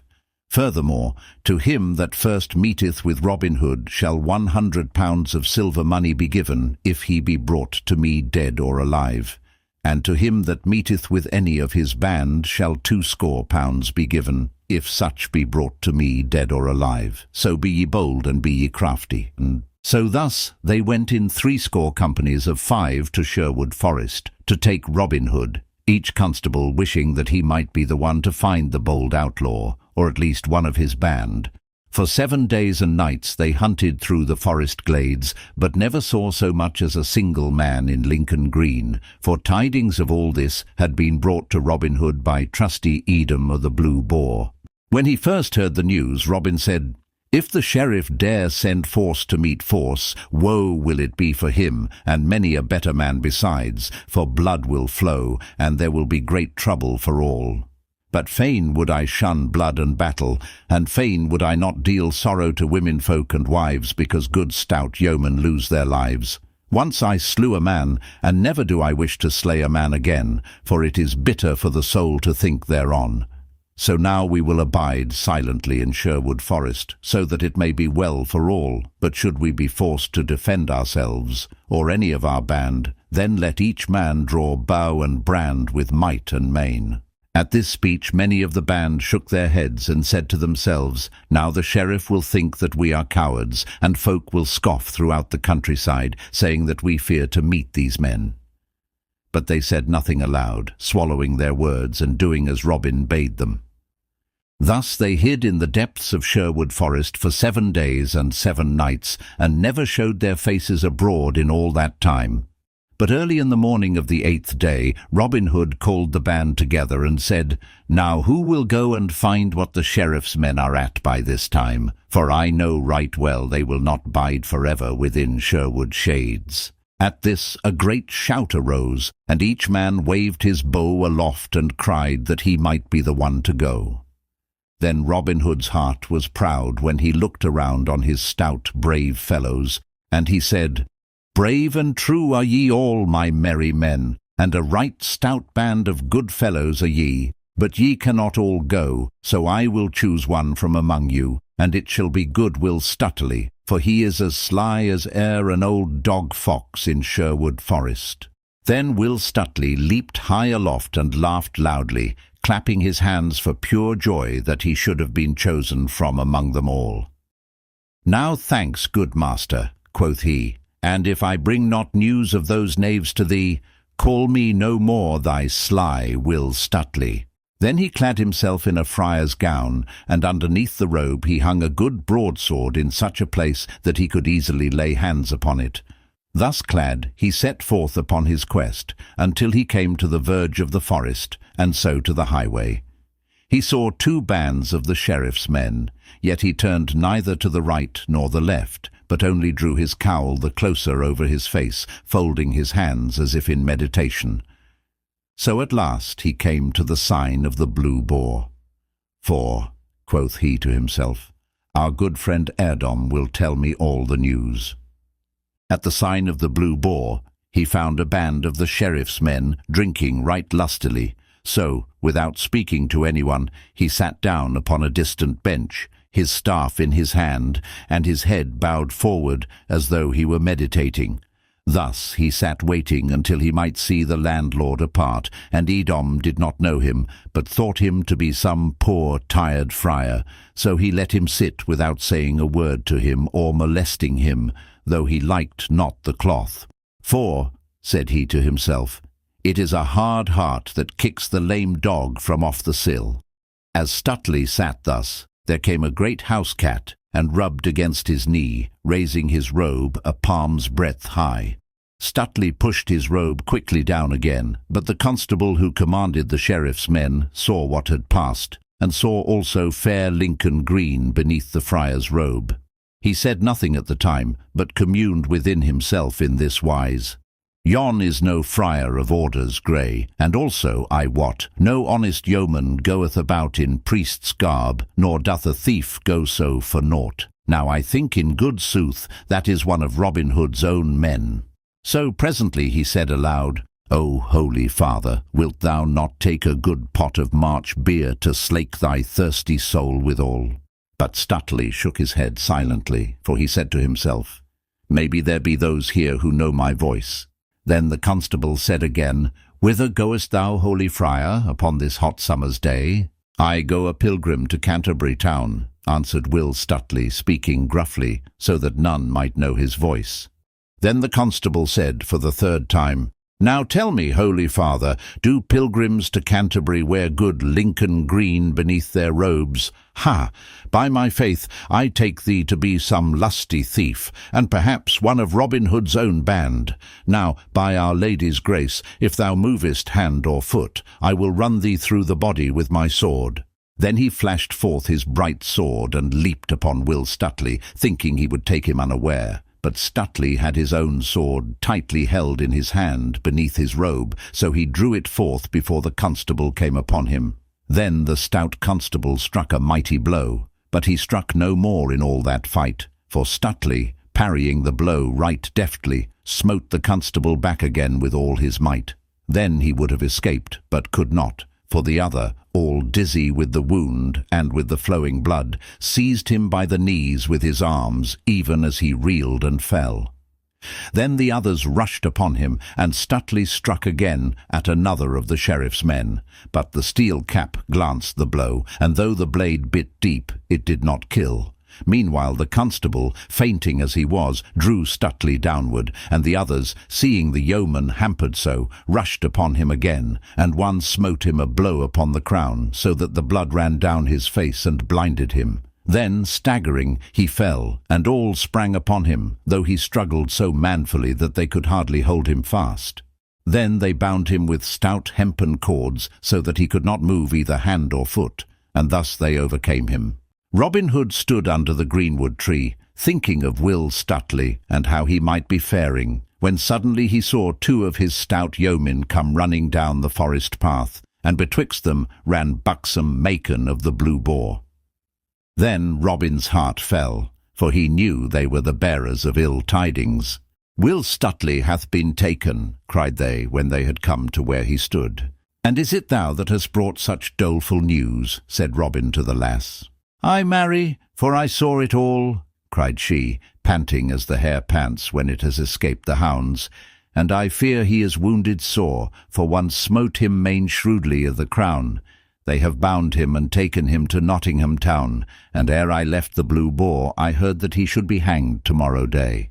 He shall not be hanged tomorrow day, cried Robin, or if he be, full many a one shall gnaw the sod, and many shall have cause to cry alack-a-day. Then he clapped his horn to his lips, and blew 3 blasts right loudly, and presently his good yeoman came running through the greenwood, until 70 bold blades were gathered around him. Now hark you all, cried Robin. Our dear companion Will Stutely hath been taken by that vile sheriff's men, therefore doth it behoove us to take bow and brand in hand to bring him off again. For I wot that we ought to risk life and limb for him, as he hath risked life and limb for us. Is it not so, my merry men all? Then all cried, Aye, with a great voice. So the next day they all wended their way from Sherwood Forest, but by different paths, for it behooved them to be very crafty. So the band separated into parties of 2s and 3s, which were all to meet again in a tangled dell that lay near to Nottingham town. Then, when they had all gathered together at the place of meeting, Robin spoke to them thus. Now we will lie here in ambush until we can get news, for it doth behoove us to be cunning and wary if we would bring our friend Will Stutely off from the sheriff's clutches. So they lay hidden a long time, until the sun stood high in the sky. The day was warm, and the dusty road was bare of travellers, except an aged palmer who walked slowly along the high road that led close beside the grey castle wall of Nottingham town. When Robin saw that no other wayfarer was within sight, he called young David of Doncaster, who was a shrewd man for his years, and said to him, Now get thee forth, young David, and speak to yonder palmer that walks beside the town wall, for he hath come but now from Nottingham town, and may tell thee news of good Stutely perchance.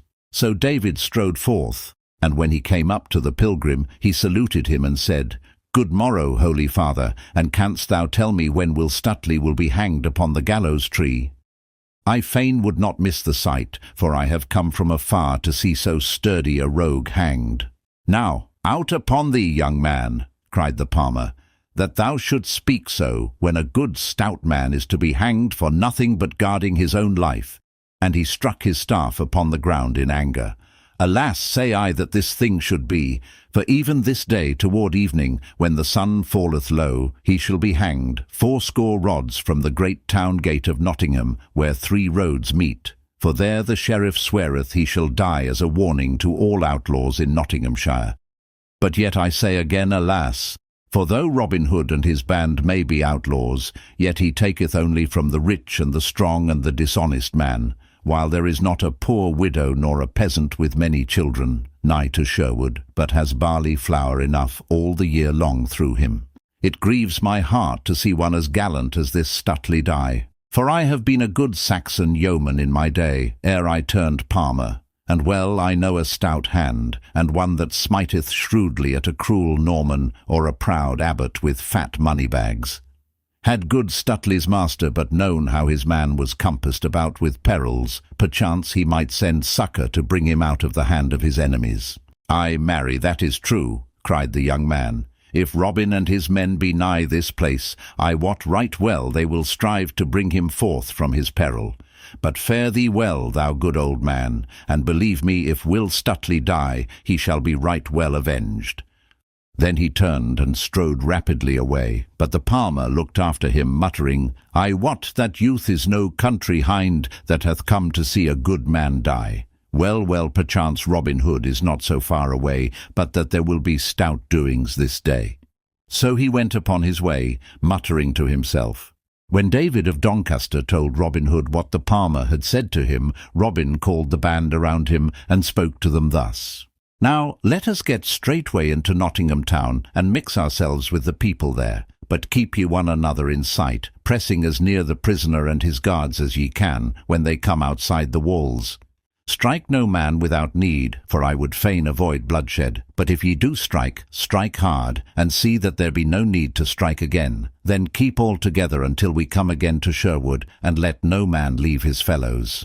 The sun was low in the western sky when a bugle note sounded from the castle wall. Then all was bustle in Nottingham town, and crowds filled the streets, for all knew that the famous Will Stutely was to be hanged that day. Presently the castle gates opened wide, and a great array of men-at-arms came forth with noise and clatter, the sheriff, all clad in shining mail of linked chain, riding at their head. In the midst of all the guard, in a cart, with a halter about his neck, rode Will Stutely. His face was pale with his wound, and with loss of blood, like the moon in broad daylight, and his fair hair was clotted in points upon his forehead, where the blood had hardened. When he came forth from the castle, he looked up and he looked down, but though he saw some faces that showed pity, and some that showed friendliness, he saw none that he knew. Then his heart sank within him like a plummet of lead, but nevertheless he spoke up boldly. "Give a sword into my hand, Sir Sheriff," said he, "and wounded man though I be, I will fight thee and all thy men till life and strength be gone." "Nay, thou naughty varlet," quoth the sheriff, turning his head and looking right grimly upon Will Stutely, "thou shalt have no sword, but shall die a mean death, as beseemeth a vile thief like thee. Then do but untie my hands, and I will fight thee and thy men with no weapon, but only my naked fists. I crave no weapon, but let me not be meanly hanged this day." Then the sheriff laughed aloud. "Why, how now," quoth he, "is thy proud stomach quailing? Shrive thyself, thou vile knave, for I mean that thou shalt hang this day, and that where 3 roads meet, so that all men shall see thee hang, for carrion crows and daws to peck at." "O thou dastard heart," cried Will Stutely, gnashing his teeth at the sheriff, "thou coward hind! If ever my good master meet thee, thou shalt pay dearly for this day's work. He doth scorn thee, and so do all brave hearts. Knowest thou not that thou and thy name are jests upon the lips of every brave yeoman? Such a one as thou art, thou wretched craven, will never be able to subdue bold Robinhood." "Ha!" cried the sheriff in a rage. "Is it even so? Am I a jest with thy master, as thou callest him? Now I will make a jest of thee, and a sorry jest withal, for I will quarter thee limb from limb, after thou art hanged." Then he spurred his horse forward and said no more to Stutely. At last they came to the great town gate, through which Stutely saw the fair country beyond, with hills and dales all clothed in verdure, and far away the dusky line of Sherwood skirts. Then when he saw the slanting sunlight lying on field and fallow, shining redly here and there on cot and farmhouse, and when he heard the sweet birds singing their vespers, and the sheep bleating upon the hillside, and beheld the swallows flying in the bright air, there came a great fullness to his heart, so that all things blurred to his sight through salt tears, and he bowed his head lest the folk should think him unmanly when they saw the tears in his eyes. Thus he kept his head bowed till they had passed through the gate and were outside the walls of the town. But when he looked up again, he felt his heart leap within him, and then stand still for pure joy, for he saw the face of one of his own dear companions of merry Sherwood. Then, glancing quickly around, he saw well-known faces upon all sides of him, crowding closely upon the men-at-arms who were guarding him. Then, of a sudden, the blood sprang to his cheeks, for he saw for a moment his own good master in the press, and, seeing him, knew that Robinhood and all his band were there. Yet betwixt him and them was a line of men-at-arms. "Now, stand back!" cried the sheriff in a mighty voice, for the crowd pressed around on all sides. "What mean ye, varlets, that ye push upon us so? Stand back, I say!" Then came a bustle and a noise, and one strove to push between the men-at-arms so as to reach the cart, and Stutely saw that it was Little John that made all that stir. "Now stand thou back!" cried one of the men-at-arms, whom Little John pushed with his elbows. "Now stand thou back thine own self," quoth Little John, and straightway smote the man a buffet beside his head that felled him as a butcher fells an ox, and then he leapt to the cart where Stutely sat. "I pray thee take leave of thy friends ere thou diest, Will," quoth he, "or maybe I will die with thee if thou must die, for I could never have better company." Then with one stroke he cut the bonds that bound the other's arms and legs, and Stutely leaped straightway from the cart. "Now as I live," cried the sheriff, "yon varlet I know right well is a sturdy rebel. Take him, I bid you all, and let him not go." So saying, he spurred his horse upon Little John, and rising in his stirrups, smote with might and main. But Little John ducked quickly underneath the horse's belly, and the blow whistled harmlessly over his head. "Nay, good Sir Sheriff," cried he, leaping up again when the blow had passed, "I must e'en borrow thy most worshipful sword." Thereupon he twitched the weapon deftly from out the sheriff's hand. "Here, Stutely," he cried, "the sheriff hath lent thee his sword. Back to back with me, man, and defend thyself, for help is nigh." "Down with them!" bellowed the sheriff in a voice like an angry bull, and he spurred his horse upon the two who now stood back to back, forgetting in his rage that he had no weapon with which to defend himself. "Stand back, sheriff!" cried Little John, and even as he spoke a bugle horn sounded shrilly, and a cloth-yard shaft whistled within an inch of the sheriff's head. Then came a swaying hither and thither, and oaths, cries, and groans, and clashing of steel, and swords flashed in the setting sun, and a score of arrows whistled through the air, and some cried, "Help! Help!" and some, "A rescue! A rescue!" "Treason!" cried the sheriff in a loud voice. Bear back, else we be all dead men." Thereupon he reined his horse backward through the thickest of the crowd.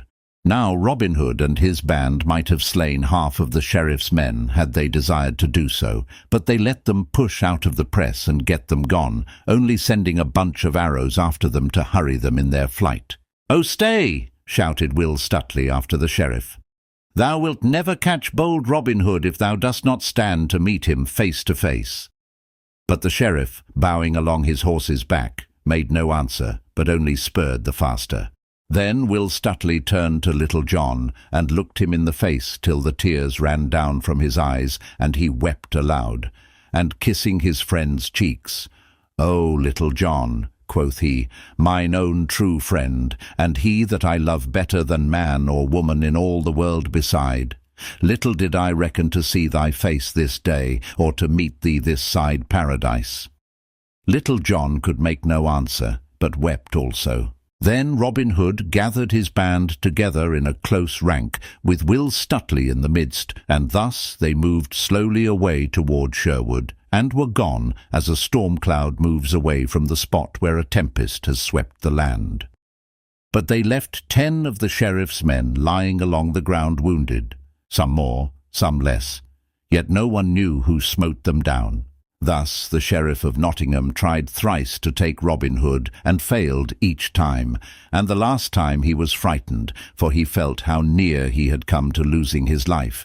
So he said, "These men fear neither God, nor man, nor king, nor king's officers. I would sooner lose mine office than my life, so I will trouble them no more." So he kept close within his castle for many a day, and dared not show his face outside of his own household, and all the time he was gloomy, and would speak to no one, for he was ashamed of what had happened that day. Robin Hood turns butcher. Now after all these things had happened, and it became known to Robin Hood how the sheriff had tried 3 times to make him captive, he said to himself, "If I have the chance, I will make our worshipful sheriff pay right well for that which he hath done to me. Maybe I may bring him some time into Sherwood Forest, and have him to a right merry feast with us." For when Robin Hood caught a baron or a squire or a fat abbot or bishop, he brought them to the greenwood tree, and feasted them before he lightened their purses. But in the meantime, Robin Hood and his band lived quietly in Sherwood Forest, without showing their faces abroad, for Robin knew that it would not be wise for him to be seen in the neighbourhood of Nottingham, those in authority being very wroth with him. But though they did not go abroad, they lived a merry life within the woodlands, spending the days in shooting at garlands hung upon a willow wand at the end of the glade, the leafy aisles ringing with merry jests and laughter. For whoever missed the garland was given a sound buffet, which, if delivered by Little John, never failed to topple over the unfortunate yeoman. Then they had bouts of wrestling and of cudgel play, so that every day they gained in skill and strength. Thus they dwelled for nearly a year, and in that time Robin Hood often turned over in his mind many means of making an even score with the sheriff. At last he began to fret at his confinement. So one day he took up his stout cudgel and set forth to seek adventure, strolling blithely along until he came to the edge of Sherwood.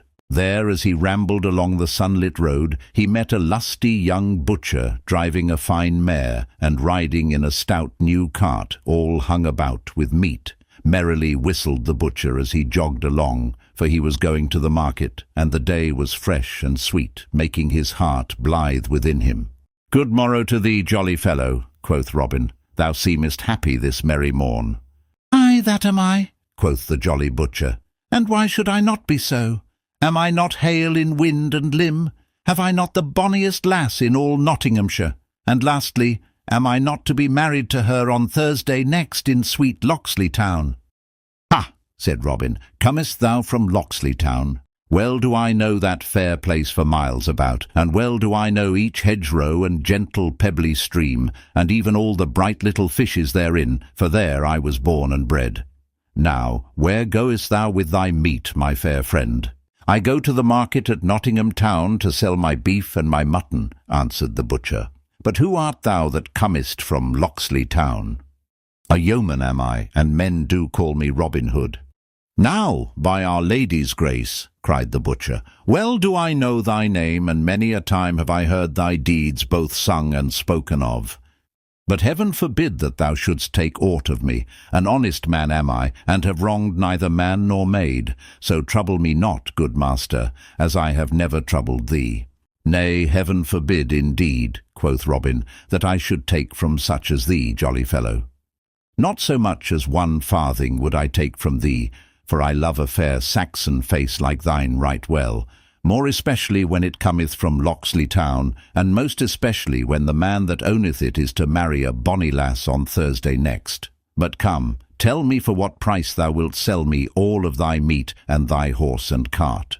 "At 4 marks do I value meat, cart, and mare," quoth the butcher. "But if I do not sell all my meat, I will not have 4 marks in value." Then Robin Hood plucked the purse from his girdle, and quoth he, "Here in this purse are 6 marks. Now, I would fain be a butcher for the day, and sell my meat in Nottingham town. Wilt thou close a bargain with me, and take 6 marks for thine outfit?" "Now may the blessings of all the saints fall on thine honest head," cried the butcher right joyfully, as he leapt down from his cart and took the purse that Robin held out to him.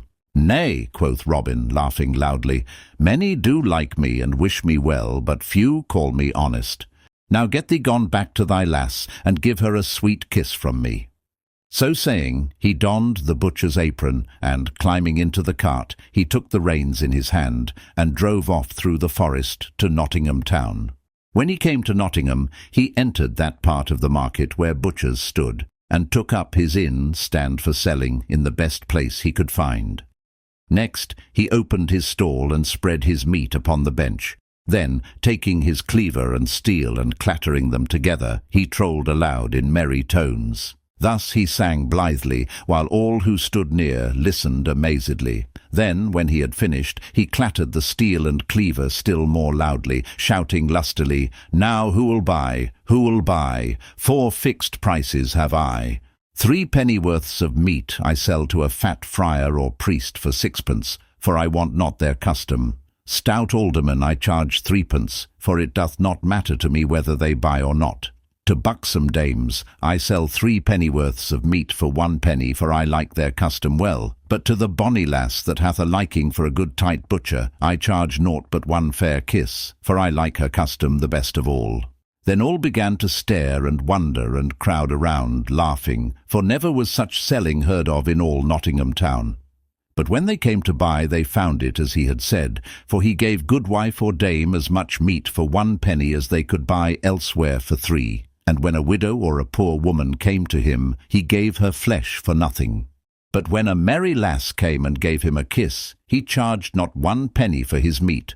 And many such came to his stall, for his eyes were as blue as the skies of June, and he laughed merrily, giving to each full measure. Thus he sold his meat so fast that no butcher that stood near him could sell anything. Then they began to talk among themselves, and some said, "This must be some thief who has stolen cart, horse, and meat." But others said, "Nay, when did ye ever see a thief who parted with his goods so freely and merrily? This must be some prodigal who hath sold his father's land, and would fain live merrily while the money lasts." And these latter being the greater number, the others came round, one by one, to their way of thinking. Then some of the butchers came to him to make his acquaintance. "Come, brother," quoth one who was the head of them all, "we be all of one trade, so wilt thou go dine with us? For this day the sheriff hath asked all the butcher guild to feast with him at the guild hall. There will be stout fare and much to drink, and that thou likest, or I much mistake thee." "Now beshrew his heart," quoth jolly Robin, "that would deny a butcher. And moreover, I will go dine with you all, my sweet lads, and that as fast as I can hie." Whereupon, having sold all his meat, he closed his stall and went with them to the great guild hall. There the sheriff had already come in state, and with him many butchers. When Robin and those that were with him came in, all laughing at some merry jest he had been telling them, those that were near the sheriff whispered to him, "Yon is a right mad blade, for he hath sold more meat for 1 penny this day than we could sell for 3, and to whatsoever merry lass gave him a kiss he gave meat for naught." And others said, "He is some prodigal that hath sold his land for silver and gold, and meaneth to spend all right merrily." Then the sheriff called Robin to him, not knowing him in his butcher's dress, and made him sit close to him on his right hand, for he loved a rich young prodigal, especially when he thought that he might lighten that prodigal's pockets into his own most worshipful purse. So he made much of Robin, and laughed and talked with him more than with any of the others. At last the dinner was ready to be served, and the sheriff bade Robin say grace. So Robin stood up and said, "Now heaven bless us all, and eke good meat and good sack within this house, and may all butchers be and remain as honest men as I am." At this all laughed, the sheriff loudest of all, for he said to himself, "Surely this is indeed some prodigal, and perchance I may empty his purse of some of the money that the fool throweth about so freely."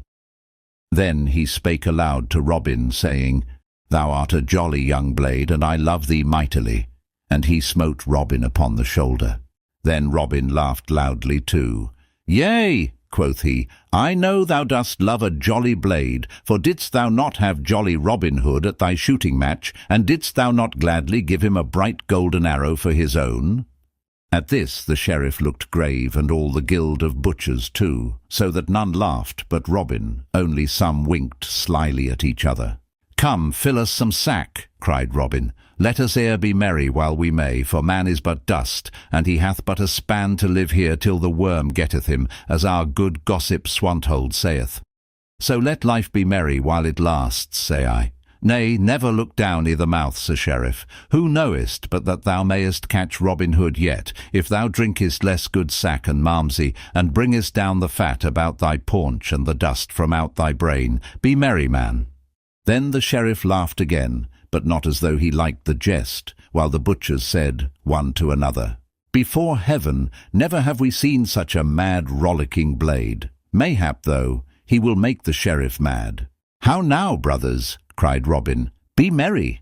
Nay, never count over your farthings, for by this and by that I will pay this shot myself, e'en though it cost 200 pounds. So let no man draw up his lip, nor thrust his forefinger into his purse, for I swear that neither butcher nor sheriff shall pay 1 penny for this feast." "Now thou art a right merry soul," quoth the sheriff, "and I wot thou must have many a head of horned beasts and many an acre of land, that thou dost spend thy money so freely." "Ay, that have I," quoth Robin, laughing loudly again. 500 and more horned beasts have I and my brothers, and none of them have we been able to sell, else I might not have turned butcher. As for my land, I have never asked my steward how many acres I have." At this the sheriff's eyes twinkled, and he chuckled to himself. "Nay, good youth," quoth he, "if thou canst not sell thy cattle, it may be I will find a man that will lift them from thy hands. Perhaps that man may be myself, for I love a merry youth, and would help such a one along the path of life. Now how much dost thou want for thy horned cattle?" "Well," quoth Robin, "they are worth at least 500 pounds. "Nay," answered the sheriff slowly, and as if he were thinking within himself, "Well do I love thee, and fain would I help thee along, but 500 pounds in money is a good round sum. Besides, I have it not by me. Yet I will give thee 300 pounds for them all, and that in good hard silver and gold."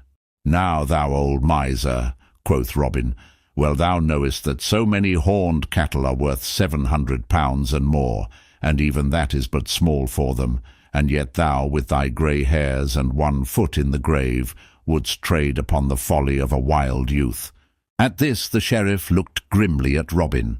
"Nay," quoth Robin, "look not on me as though thou hadst sour beer in thy mouth, man. I will take thine offer, for I and my brothers do need the money.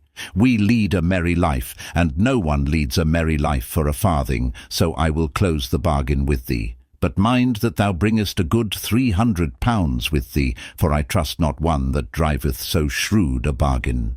"I will bring the money," said the sheriff, "but what is thy name, good youth?" "Men call me Robert a Locksley," quoth bold Robin. "Then, good Robert a Locksley," quoth the sheriff, "I will come this day to see thy horned beasts. But first my clerk shall draw up a paper in which thou shalt be bound to the sale, for thou gettest not my money without I get thy beasts in return." Then Robin Hood laughed again. "So be it," he said, smiting his palm upon the sheriff's hand. "Truly my brothers will be thankful to thee for thy money." Thus the bargain was closed, but many of the butchers talked among themselves of the sheriff, saying that it was but a scurvy trick to beguile a poor spendthrift youth in this way. The afternoon had come when the sheriff mounted his horse and joined Robin Hood, who stood outside the gateway of the paved court waiting for him, for he had sold his horse and cart to a trader for 2 marks. Then they set forth upon their way, the sheriff riding upon his horse and Robin running beside him. Thus they left Nottingham town and travelled forward along the dusty highway, laughing and jesting together as though they had been old friends. But all the time the sheriff said within himself, "Thy jest to me of Robin Hood shall cost thee dear, good fellow, even £400, thou fool." For he thought he would make at least that much by his bargain. So they journeyed onward till they came within the verge of Sherwood Forest, when presently the sheriff looked up and down, and to the right and to the left of him, and then grew quiet and ceased his laughter. "Now," quoth he, "may heaven and its saints preserve us this day from a rogue men call Robin Hood." Then Robin laughed aloud. "Nay," said he, "thou mayest set thy mind at rest, for well do I know Robin Hood, and well do I know that thou art in no more danger from him this day than thou art from me." At this the sheriff looked askance at Robin, saying to himself, "I like not that thou seemest so well acquainted with this bold outlaw, and I wish that I were well out of Sherwood Forest."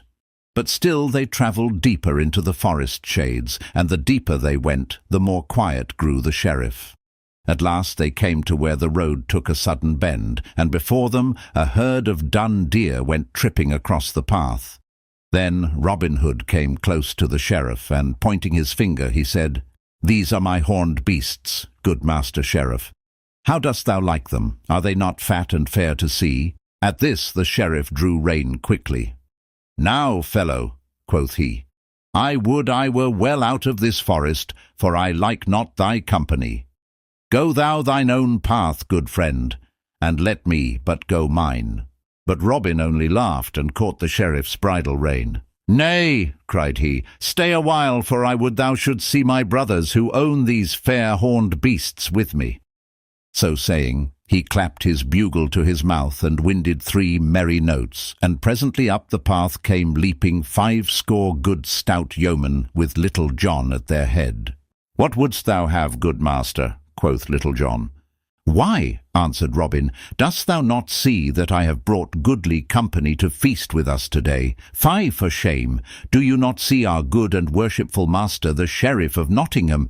Take thou his bridle, Little John, for he has honoured us today by coming to feast with us." Then all doffed their hats humbly, without smiling or seeming to be in jest, while Little John took the bridle rein and led the palfrey still deeper into the forest, all marching in order, with Robin Hood walking beside the sheriff, hat in hand. All this time the sheriff said never a word, but only looked about him like one suddenly awakened from sleep. But when he found himself going within the very depths of Sherwood, his heart sank within him, for he thought, "Surely my £300 will be taken from me, even if they take not my life itself, for I have plotted against their lives more than once." But all seemed humble and meek, and not a word was said of danger, either to life or money. So at last they came to that part of Sherwood Forest, where a noble oak spread its branches wide, and beneath it was a seat all made of moss, on which Robin sat down, placing the sheriff at his right hand. "Now busk ye, my merry men all," quoth he, "and bring forth the best we have, both of meat and wine, for his worship the sheriff hath feasted me in Nottingham Guild Hall today, and I would not have him go back empty." All this time nothing had been said of the sheriff's money, so presently he began to pluck up heart. "For," said he to himself, "maybe Robin Hood hath forgotten all about it." Then, while beyond in the forest bright fires crackled and savoury smells of sweetly roasting venison and fat capons filled the glade, and brown pasties warmed beside the blaze, did Robin Hood entertain the sheriff right royally. First, several couples stood forth at quarterstaff, and so shrewd were they at the game, and so quickly did they give stroke and parry, that the sheriff, who loved to watch all lusty sports of the kind, clapped his hands, forgetting where he was, and crying aloud, well, struck, thou fellow with the black beard," little knowing that the man he called upon was the tinker that tried to serve his warrant upon Robin Hood. Then several yeomen came forward and spread cloths upon the green grass, and placed a royal feast, while others still broached barrels of sack and malmsey and good stout ale, and set them in jars upon the cloth, with drinking horns about them. Then all sat down and feasted and drank merrily together until the sun was low, and the half-moon glimmered with a pale light betwixt the leaves of the trees overhead. Then the sheriff arose and said, "I thank you all, good yeomen, for the merry entertainment ye have given me this day.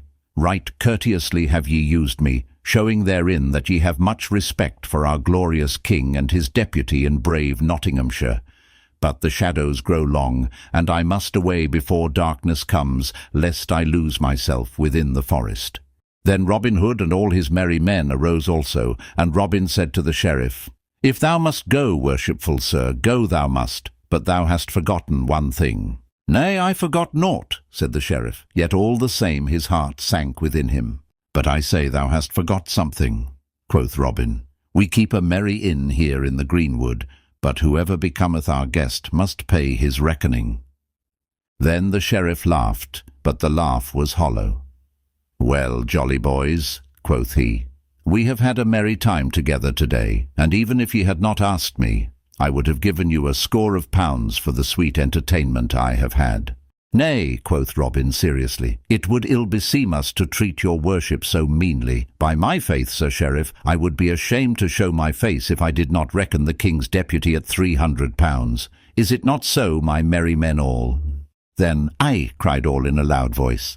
"300 devils!" roared the sheriff. "Think ye that your beggarly feast was worth £3, let alone 300?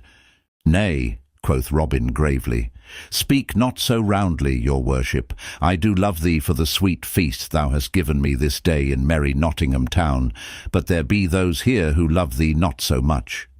If thou wilt look down the cloth, thou wilt see Will Stutely, in whose eyes thou hast no great favour.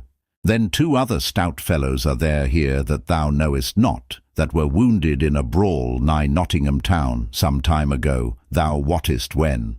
One of them was sore hurt in one arm, yet he hath got the use of it again. Good sheriff, be advised by me, pay thy score without more ado, or maybe it may fare ill with thee."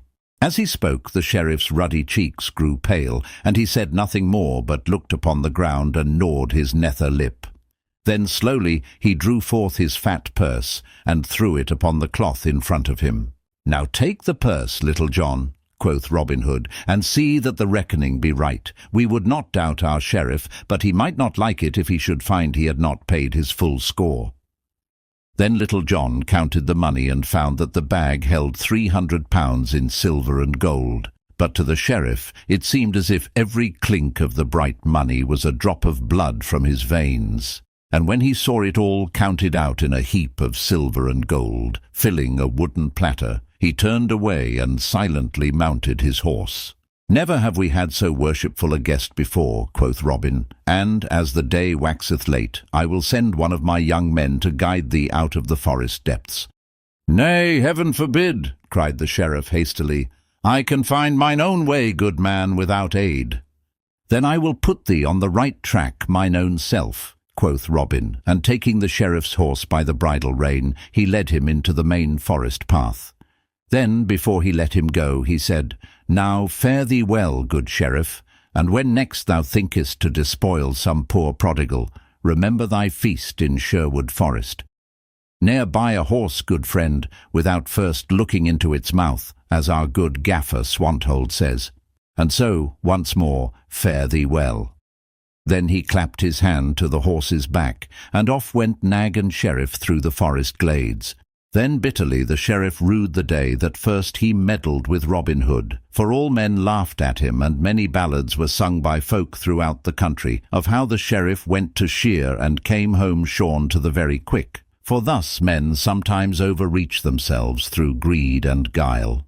Now come, ye lasses, and eke ye dames, and buy your meat from me. For 3 pennyworths of meat I sell, for the charge of 1 penny. Lamb have I that hath fed upon naught, but the dainty dames pied, and the violet sweet, and the daffodil, that grow fair streams beside. And beef have I from the heathery words, and mutton from dales all green, and veal as white as a maiden's brow, with its mother's milk, I ween. Then come, ye lasses, and eke ye dames, come, buy your meat from me. For 3 pennyworths of meat I sell, for the charge of 1 penny. Little John goes to Nottingham Fair. Spring had gone since the sheriff's feast in Sherwood, and summer also, and the mellow month of October had come. All the air was cool and fresh, the harvests were gathered home, the young birds were full-fledged, the hops were plucked, and apples were ripe.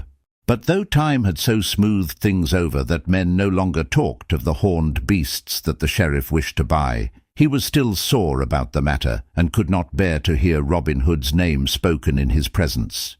With October had come the time for holding the great fair, which was celebrated every 5 years at Nottingham town, to which folk came from far and near throughout the country.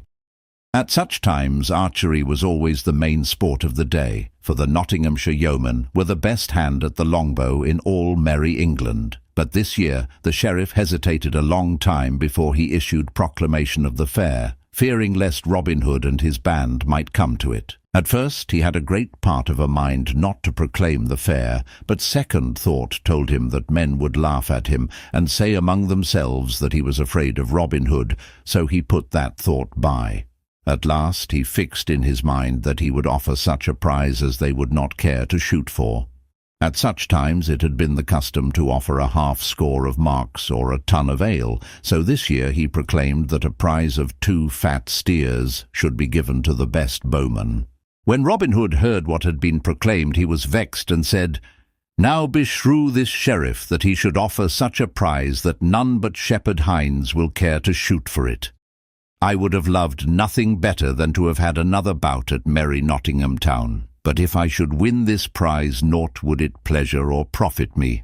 Then up spoke Little John. "Nay, but hearken, good master," said he. "Only today will Stutely, young David of Doncaster, and I were at the sign of the Blue Boar, and there we heard all the news of this merry fair, and also that the sheriff hath offered this prize, that we of Sherwood might not care to come to the fair.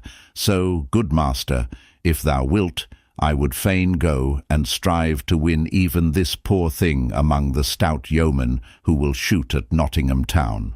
"Nay, Little John," quoth Robin, "thou art a sound stout fellow, yet thou lackest the cunning that good Stutely hath, and I would not have harm befall thee for all Nottinghamshire. Nevertheless, if thou wilt go, take some disguise, lest there be those there who may know thee." "So be it, good master," quoth Little John, "yet all the disguise that I wish is a good suit of scarlet instead of this of Lincoln green. I will draw the cowl of my jacket about my head, so that it will hide my brown hair and beard, and then, I trust, no one will know me."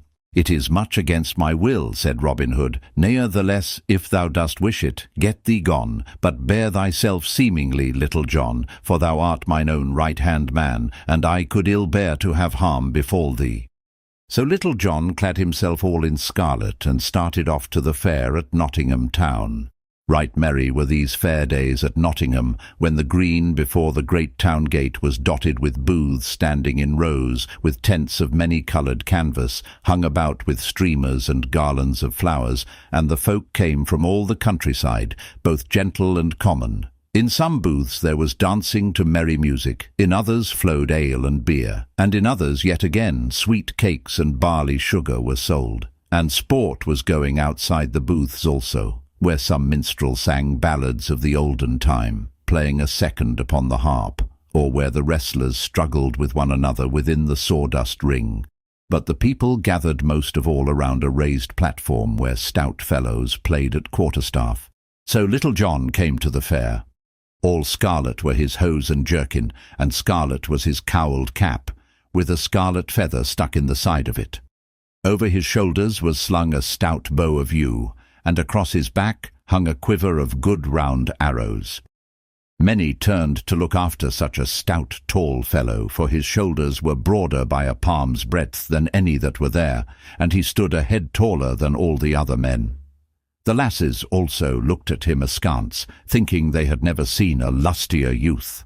First of all he went to the booth where stout ale was sold, and, standing aloft on a bench, he called to all that were near to come and drink with him.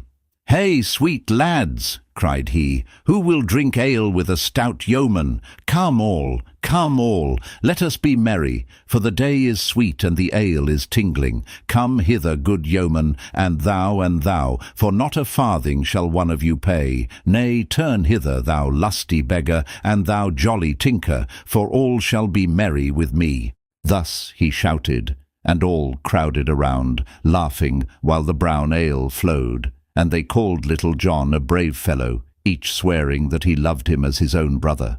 For when one has entertainment with nothing to pay, one loves the man that gives it to one.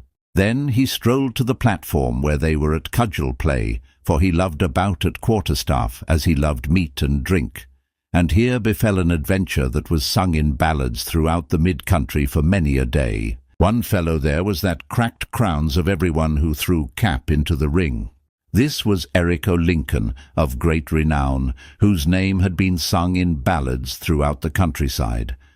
When Little John reached the stand, he found none fighting, but only bold Eric walking up and down the platform, swinging his staff and shouting lustily, "Now who will come and strike a stroke for the lass he loves the best with a good Lincolnshire yeoman? How now, lads? Step up, or else the lass's eyes are not bright hereabouts, or the blood of Nottingham youth is sluggish and cold. Lincoln against Nottingham, say I, for no one hath put foot upon the boards this day such as we of Lincoln call a cudgel player." At this one would nudge another with his elbow, saying, "Go thou, Ned," or "Go thou, Thomas." But no lad cared to gain a cracked crown for nothing. Presently Eric saw where Little John stood among the others, a head and shoulders above them all, and he called to him loudly, "Hallo, thou long-legged fellow in scarlet! Broad are thy shoulders and thick thy head. Is not thy lass fair enough for thee to take cudgel in hand for her sake? In truth, I believe that Nottingham men do turn to bone and sinew, for neither heart nor courage have they. Now, thou great lout, wilt thou not twirl staff for Nottingham?" "Aye," quoth Little John. "Had I but mine own good staff here, it would pleasure me hugely to crack thy knave's pate, thou saucy braggart. I wot it would be well for thee and thy coxcomb were cut." Thus he spoke, slowly at first, for he was slow to move, but his wrath gathered headway like a great stone rolling down a hill, so that at the end he was full of anger. Then Eric o' Lincoln laughed aloud. "Well spoken for one who fears to meet me fairly man to man," said he. "Saucy art thou thine own self, and if thou puttest foot upon these boards, I will make thy saucy tongue rattle within thy teeth." "Now," quoth Little John, "is there never a man here that will lend me a good stout staff till I try the mettle of yon fellow?" At this, 60 reached him their staves, and he took the stoutest and heaviest of them all. Then, looking up and down the cudgel, he said, "Now I have in my hand but a splint of wood, a barley straw as it were, yet I trow it will have to serve me, so here goeth." Thereupon he cast the cudgel upon the stand, and leaping lightly after it, snatched it up in his hand again. Then each man stood in his place, and measured the other with fell looks, until he that directed the sport cried, "Play!" At this they stepped forth, each grasping his staff tightly in the middle. Then those that stood around saw the stoutest game of quarterstaff that e'er Nottingham town beheld. At first Eric Lincoln thought that he would gain an easy advantage, so he came forth as if he would say, "Watch, good people, how that I carve you this cockerel right speedily." But he presently found it to be no such speedy matter. Right deftly he struck, and with great skill of fence, but he had found his match in Little John. Once, twice, thrice he struck, and 3 times Little John turned the blows to the left hand and to the right. Then quickly, and with a dainty backhanded blow, he rapped Eric beneath his guard so shrewdly that it made his head ring again. Then Eric stepped back to gather his wits, while a great shout went up, and all were glad that Nottingham had cracked Lincoln's crown, and thus ended the first bout of the game. Then presently the director of the sport cried, "Play!" and they came together again. But now Eric played warily, for he found his man was of right good mettle, and also he had no sweet memory of the blow that he had got. So this bout neither Little John nor the Lincoln man caught a stroke within his guard. Then, after a while, they parted again, and this made the second bout. Then for the 3rd time they came together, and at first Eric strove to be wary, as he had been before. But growing mad at finding himself so foiled, he lost his wits and began to rain blows so fiercely and so fast that they rattled like hail on penthouse roof. But, in spite of all, he did not reach within Little John's guard. Then, at last, Little John saw his chance and seized it right cleverly.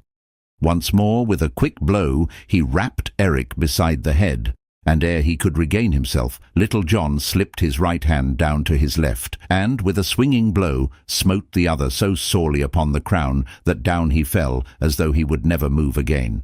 Then the people shouted so loud that folk came running from all about to see what was the ado, while Little John leaped down from the stand and gave the staff back to him that had lent it to him. And thus ended the famous bout between Little John and Eric Lincoln of great renown. But now the time had come when those who were to shoot with the longbow were to take their places, so the people began flocking to the butts where the shooting was to be. Near the target, in a good place, sat the sheriff upon a raised dais, with many gentlefolk around him. When the archers had taken their places, the herald came forward and proclaimed the rules of the game, and how each should shoot 3 shots, and to him that should shoot the best the prize of 2 fat steers was to belong. A score of brave shots were gathered there, and among them some of the keenest hands at the longbow in Lincoln and Nottinghamshire, and among them Little John stood taller than all the rest. "Who is yon stranger clad all in scarlet?" said some, and others answered, "It is he that hath but now so soundly cracked the crown of Eric Lincoln." Thus the people talked among themselves, until at last it reached even the sheriff's ears. And now each man stepped forward and shot in turn. But though each shot well, Little John was the best of all, for 3 times he struck the clout, and once only the length of a barleycorn from the centre. "Hey for the tall archer!" shouted the crowd, and some among them shouted, "Hey for Reynold Greenleaf!" For this was the name that Little John had called himself that day. Then the sheriff stepped down from the raised seat and came to where the archers stood, while all doffed their caps that saw him coming. He looked keenly at Little John, but did not know him, though he said after a while, "How now, good fellow? Methinks there is that about thy face that I have seen erewhile." "Mayhap it may be so," quoth Little John, "for often have I seen your worship." And as he spoke, he looked steadily into the sheriff's eyes, so that the latter did not suspect who he was. "A brave blade art thou, good friend," said the sheriff, "and I hear that thou hast well upheld the skill of Nottinghamshire against that of Lincoln this day. What may be thy name, good fellow?" "Men do call me Reynold Greenleaf, your worship," said Little John, and the old ballad that tells of this adds, "So in truth was he a green leaf, but of what manner of tree the sheriff wotted not." "Now, Reynold Greenleaf," quoth the sheriff, "thou art the fairest hand at the longbow that mine eyes ever beheld, next to that false knave, Robinhood, from whose wiles heaven forfend me. Wilt thou join my service, good fellow? Thou shalt be paid right well. For 3 suits of clothes shalt thou have a year, with good food and as much ale as thou canst drink. And besides this, I will pay thee 40 marks each Michaelmastide. Then here stand I a free man, and right gladly will I enter thy household," said Little John, for he thought he might find some merry jest should he enter the sheriff's service. "Fairly hast thou won the fat steers," said the sheriff, "and hereunto I will add a butt of good March beer, for joy of having gotten such a man, for I wot thou shootest as fair a shaft as Robin Hood himself." "Then," said Little John, "for joy of having gotten myself into thy service, I will give fat steers and brown ale to all these good folk, to make them merry withal." At this arose a great shout, many casting their caps aloft for joy of the gift. Then some built great fires and roasted the steers, and others broached the butt of ale, with which all made themselves merry. Then, when they had eaten and drunk as much as they could, and when the day faded and the great moon arose, all red and round, over the spires and towers of Nottingham town, they joined hands and danced around the fires, to the music of bagpipes and harps. But long before this merrymaking had begun, the sheriff and his new servant, Reynold Greenleaf, were in the castle of Nottingham. How Little John lived at the sheriff's. Thus Little John entered into the sheriff's service, and found the life he led there easy enough, for the sheriff made him his right-hand man, and held him in great favour. He sat nigh the sheriff at meat, and he ran beside his horse when he went a-hunting, so that what with hunting and hawking a little, and eating rich dishes and drinking good sack, and sleeping until late hours in the morning, he grew as fat as a stall-fed ox. Thus things floated easily along with the tide, until one day when the sheriff went a-hunting, there happened that which broke the smooth surface of things. This morning the sheriff and many of his men set forth to meet certain lords to go a-hunting. He looked all about him for his good man, Reynold Greenleaf, but, not finding him, was vexed, for he wished to show Little John's skill to his noble friends. As for Little John, he lay abed, snoring lustily, till the sun was high in the heavens. At last he opened his eyes and looked about him, but did not move to arise. Brightly shone the sun in at the window, and all the air was sweet with the scent of woodbine that hung in sprays about the wall without, for the cold winter was past, and spring was come again, and Little John lay still, thinking how sweet was everything on this fair morn. Just then he heard, faint and far away, a distant bugle note sounding thin and clear. The sound was small, but like a little pebble dropped into a glassy fountain, it broke all the smooth surface of his thoughts until his whole soul was filled with disturbance. His spirit seemed to awaken from its sluggishness, and his memory brought back to him all the merry greenwood life, how the birds were singing blithely there this bright morning, and how his loved companions and friends were feasting and making merry, or perhaps talking of him with sober speech. For when he first entered the sheriff's service, he did so in jest. But the hearthstone was warm during the winter, and the fare was full, and so he had abided, putting off from day to day his going back to Sherwood, until 6 long months had passed. But now he thought of his good master, and of Will Stutely, whom he loved better than anyone in all the world, and of young David of Doncaster, whom he had trained so well in all manly sports, till there came over his heart a great and bitter longing for them all, so that his eyes filled with tears. Then he said aloud, "Here I grow fat like a stall-fed ox, and all my manliness departeth from me while I become a sluggard and dolt. But I will arouse me and go back to mine own dear friends once more, and never will I leave them again till life doth leave my lips." So saying, he leapt from bed, for he hated his sluggishness now. When he came downstairs, he saw the steward standing near the pantry door, a great fat man with a huge bundle of keys hanging to his girdle. Then Little John said, "Ho, master steward, a hungry man am I, for naught have I had for all this blessed morn. Therefore give me to eat." Then the steward looked grimly at him and rattled the keys in his girdle, for he hated Little John because he had found favour with the sheriff. "So, Master Reynold Greenleaf, thou art an hungered, art thou?" quoth he. "But, fair youth, if thou livest long enough, thou wilt find that he who getteth overmuch sleep for an idle head goeth with an empty stomach. For what saith the old saw, Master Greenleaf? Is it not the late fowl findeth but ill faring?"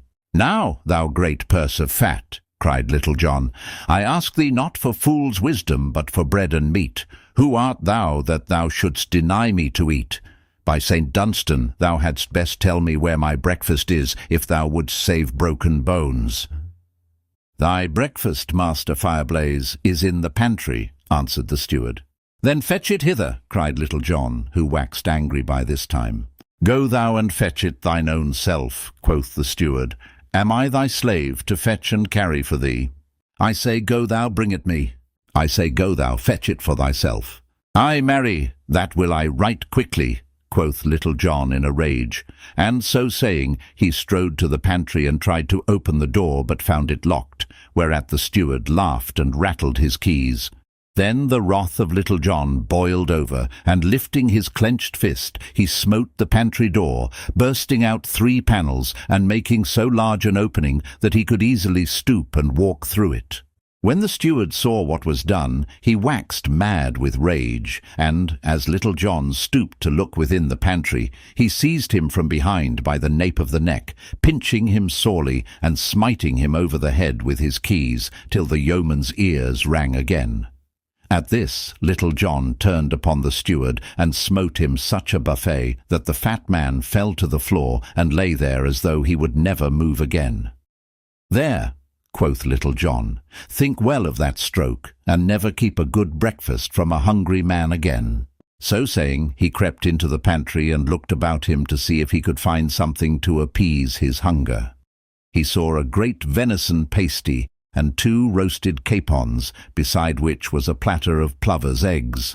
Moreover, there was a flask of sack and one of canary, a sweet sight to a hungry man. These he took down from the shelves and placed upon a sideboard, and prepared to make himself merry. Now the cook, in the kitchen across the courtyard, heard the loud talking between Little John and the steward, and also the blow that Little John struck the other, so he came running across the court and up the stairway to where the steward's pantry was, bearing in his hands the spit with the roast still upon it. Meanwhile the steward had gathered his wits about him and risen to his feet, so that when the cook came to the steward's pantry, he saw him glowering through the broken door at Little John, who was making ready for a good repast, as one dog glowers at another that has a bone. When the steward saw the cook, he came to him, and putting one arm over his shoulder, "Alas, sweet friend," quoth he, for the cook was a tall, stout man, "seest thou what that vile knave Reynold Greenleaf hath done? He hath broken in upon our master's goods, and hath smitten me a buffet upon the ear, so that I thought I was dead. Good cook, I love thee well, and thou shalt have a good pottle of our master's best wine every day, for thou art an old and faithful servant. Also, good cook, I have 10 shillings that I mean to give as a gift to thee. But hatest thou not to see a vile upstart like this Reynold Greenleaf taking it upon him so bravely?" "Ay, marry, that do I," quoth the cook boldly, for he liked the steward because of his talk of the wine and of the 10 shillings.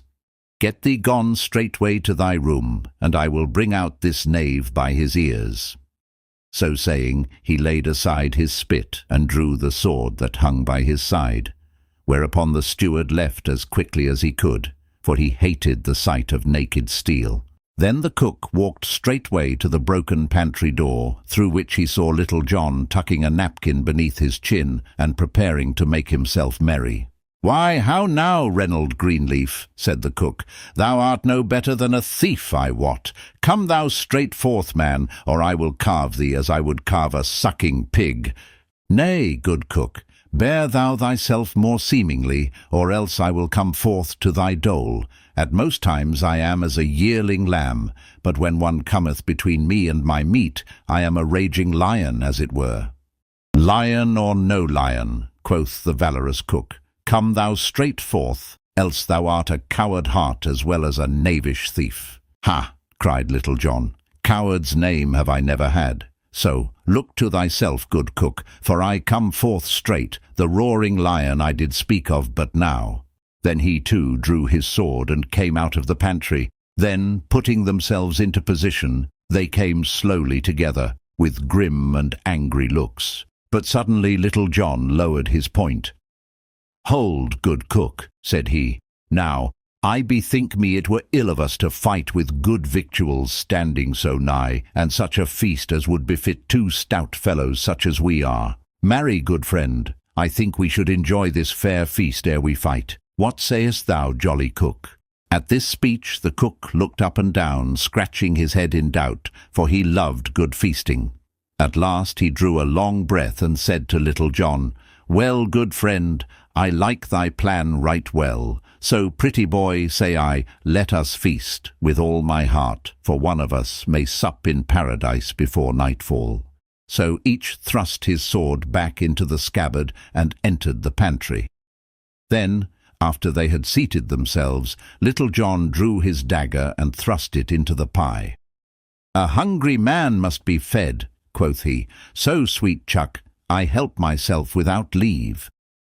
But the cook did not lag far behind, for straightway his hands also were deeply thrust within the goodly pasty. After this neither of them spoke further, but used their teeth to better purpose. But though neither spoke, they looked at one another, each thinking within himself that he had never seen a more lusty fellow than the one across the board. At last, after a long time had passed, the cook drew a full deep breath, as though of much regret, and wiped his hands upon the napkin, for he could eat no more. Little John also had enough, for he pushed the pasty aside, as though he would say, "I want thee by me no more, good friend." Then he took the pottle of sack, and said he, "Now, good fellow, I swear by all that is bright, that thou art the stoutest companion at eating that ever I had. Lo, I drink thy health." So saying, he clapped the flask to his lips and cast his eyes aloft, while the good wine flooded his throat. Then he passed the pottle to the cook, who also said, "Lo, I drink thy health, sweet fellow." Nor was he behind Little John in drinking any more than in eating. "Now," quoth Little John, "thy voice is right round and sweet, jolly lad. I doubt not thou canst sing a ballad most blithely, canst thou not?" "Truly I have trolled one now and then," quoth the cook, "yet I would not sing alone." "Nay, truly," said Little John, "that were but ill courtesy. Strike up thy ditty, and I will afterwards sing one to match it if I can." "So be it, pretty boy," quoth the cook. "And hast thou e'er heard the song of the deserted shepherdess?" "Truly I know not," answered Little John, "but sing thou, and let me hear."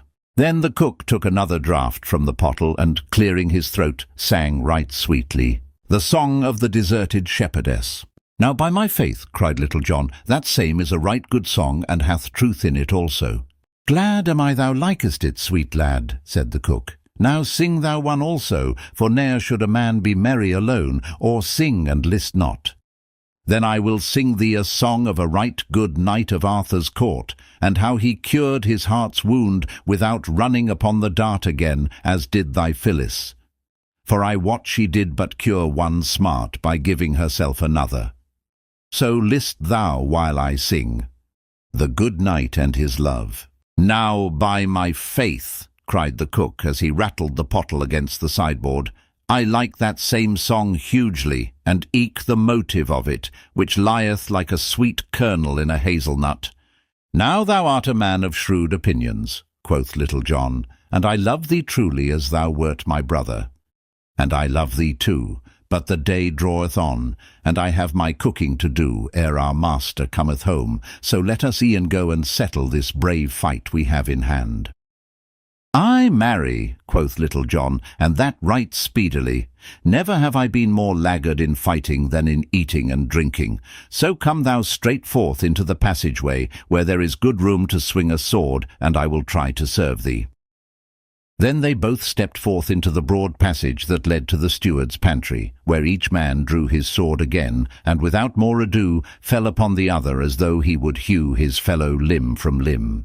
Then their swords clashed upon one another with great din, and sparks flew from each blow in showers. So they fought up and down the hall for an hour and more, neither striking the other a blow, though they strove their best to do so, for both were skilful at the fence. So nothing came of all their labour. Ever and anon they rested, panting. Then, after getting their wind at it, they would go again more fiercely than ever. At last, Little John cried aloud, "Hold, good cook!" Whereupon each rested upon his sword, panting. "Now will I make my vow," quoth Little John. "Thou art the very best swordsman that ever mine eyes beheld.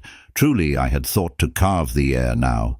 "And I had thought to do the same by thee," quoth the cook, "but I have missed the mark somehow." "Now I have been thinking within myself," quoth Little John, "what we are fighting for, but albeit I do not rightly know." "Why, no more do I," said the cook. "I bear no love for that Percy steward, but I thought that we had engaged to fight with one another, and that it must be done." "Now," quoth Little John, "it doth seem to me that instead of striving to cut one another's throats, it were better for us to be boon companions. What sayest thou, jolly cook? Wilt thou go with me to Sherwood Forest, and join with Robin Hood's band? Thou shalt live a merry life within the woodlands, and 70 good companions shalt thou have, one of whom is mine own self. Thou shalt have 3 suits of Lincoln green each year, and 40 marks in pay."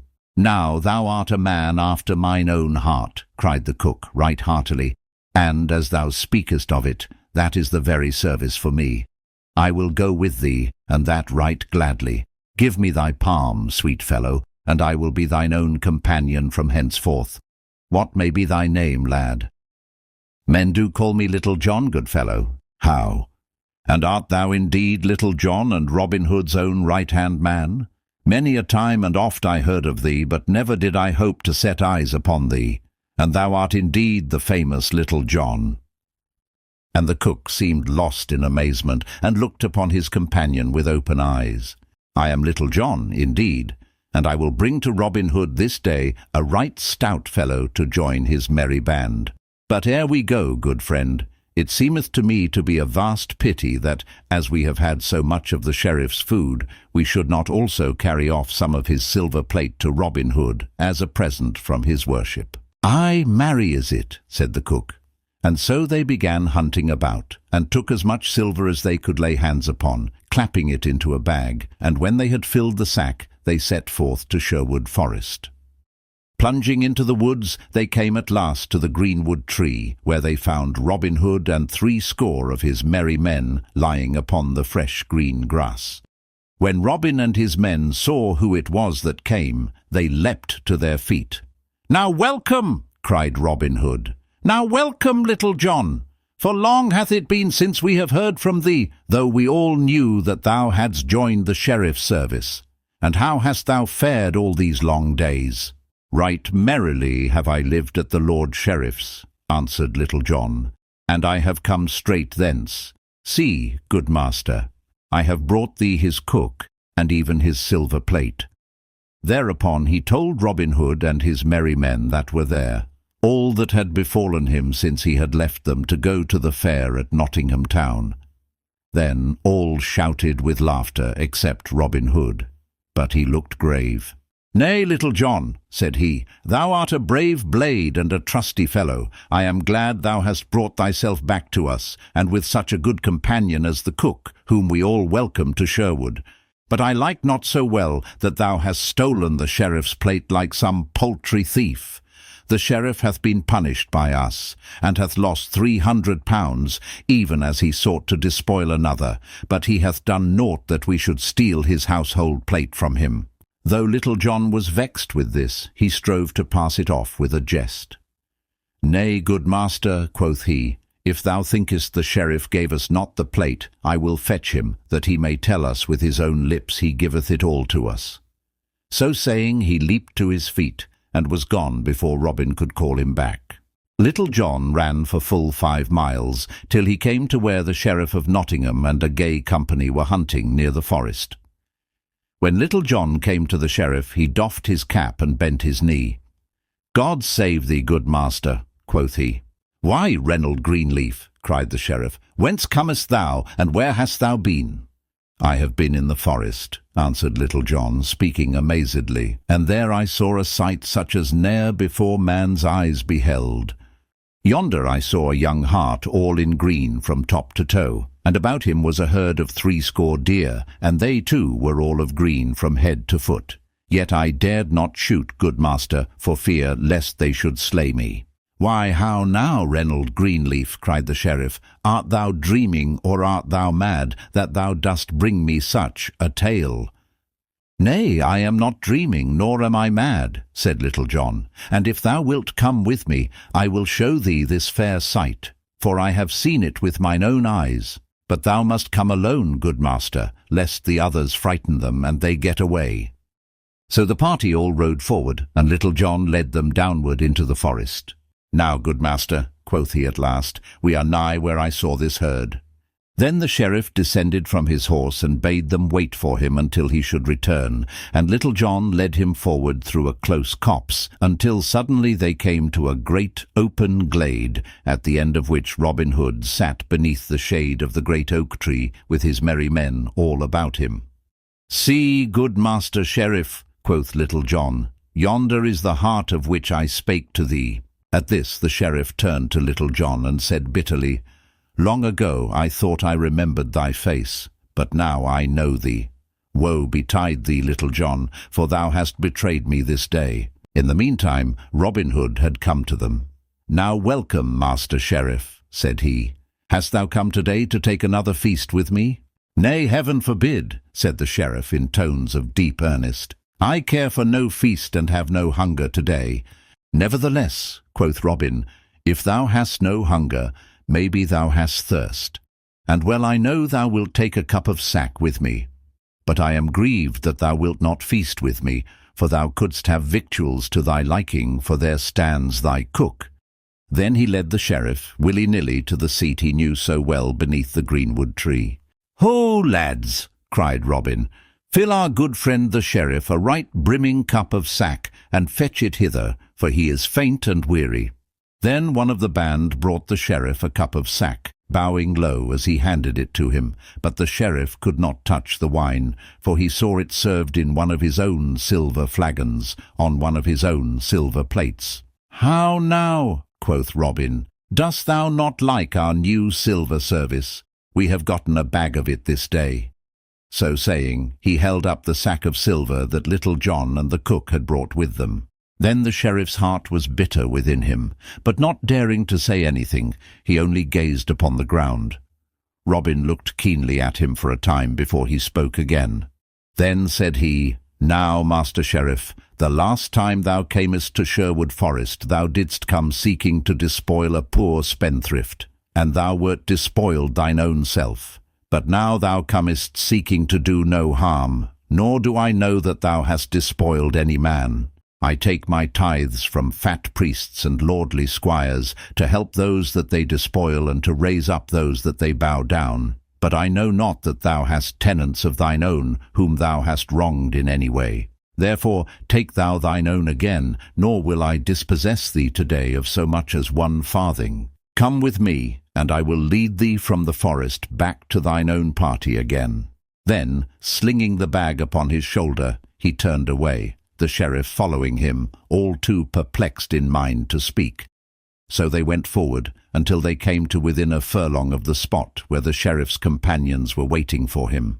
Then Robin Hood gave the sack of silver back to the sheriff. "Take thou thine own again," he said, "and hearken to me, good sheriff. Take thou a piece of advice with it. Try thy servants well ere thou dost engage them again so readily." Then, turning, he left the other standing bewildered, with the sack in his hands. The company that waited for the sheriff were all amazed to see him come out of the forest, bearing a heavy sack upon his shoulders. But though they questioned him, he answered never a word, acting like one who walks in a dream. Without a word, he placed the bag across his nag's back, and then, mounting, rode away, all following him. But all the time there was a great turmoil of thoughts within his head, tumbling one over the other. And thus ends the merry tale of Little John, and how he entered the sheriff's service. In Lenten time, when leaves wax green, and pretty birds begin to mate, when lark-cloth sing and thrush, I ween, and stock-dove cooeth soon and late, fair Phyllis sat beside a stone, and thus I heard her make her moan, O willow, willow, willow, willow, I'll take me of thy branches fair, and twine a wreath to deck my hair. The thrush hath taken him a she, the robin too, and eke the dove. My robin hath deserted me, and left me for another love. So here by brookside all alone, I sit me down and make my moan. O willow, willow, willow, willow, I'll take me of thy branches fair, and twine a wreath to deck my hair. But ne'er came herring from the sea, but good as he were in the tide. Young Corydon came o'er the lee, and sat him Phyllis down beside. So presently she changed her tone, and gan to cease her from her moan. O willow, willow, willow, willow, thou mayest e'en keep thy garlands fair, I want them not to deck my hair. When Arthur king did rule this land, a goodly king was he, and had he of stout knights a band of merry company. Among them all, both great and small, a good stout knight was there, a lusty child, and eke a tall, that loved a lady fair. But naught would she to do with he, but turned her face away. So gat he gone to far country, and left that lady gay. There all alone he made his moan, and eke did sob and sigh, and weep till it would move a stone, and he was like to die. But still his heart did feel the smart, and eke the dire distress, and rather grew his pain more sharp, as grew his body less.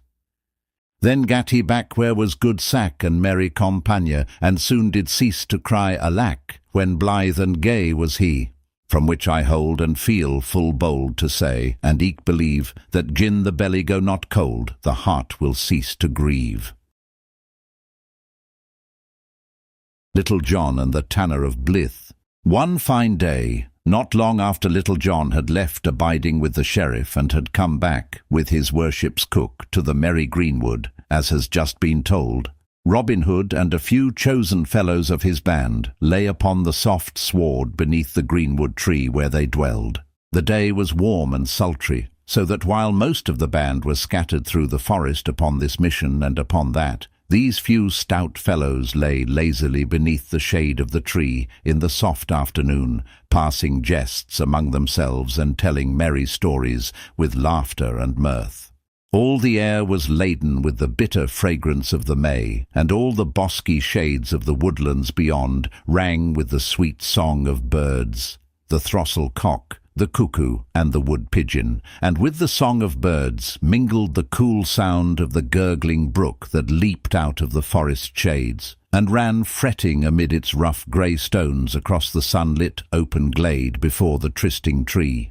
And a fair sight was that half-score of tall, stout yeomen, all clad in Lincoln green, lying beneath the broad-spreading branches of the great oak tree, amid the quivering leaves of which the sunlight shivered and fell in dancing patches upon the grass. Suddenly Robinhood smote his knee. "By St. Dunstan," quoth he, "I had nigh forgot that quarter-day cometh on apace, and yet no cloth of Lincoln green in all our store. It must be looked to, and that in quick season. Come, busk thee, Little John, stir those lazy bones of thine, for thou must get thee straightway to our good gossip, the draper Hugh Longshanks of Ancaster.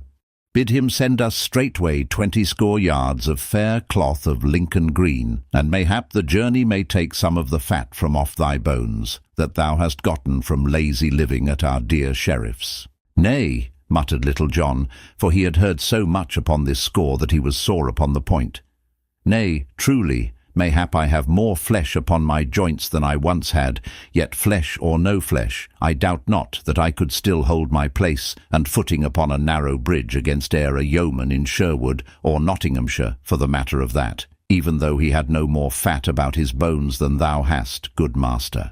At this reply, a great shout of laughter went up, and all looked at Robinhood, for each man knew that Little John spake of a certain fight that happened between their master and himself, through which they first became acquainted. "Nay," quoth Robinhood, laughing louder than all, "Heaven forbid that I should doubt thee, for I care for no taste of thy staff myself, Little John.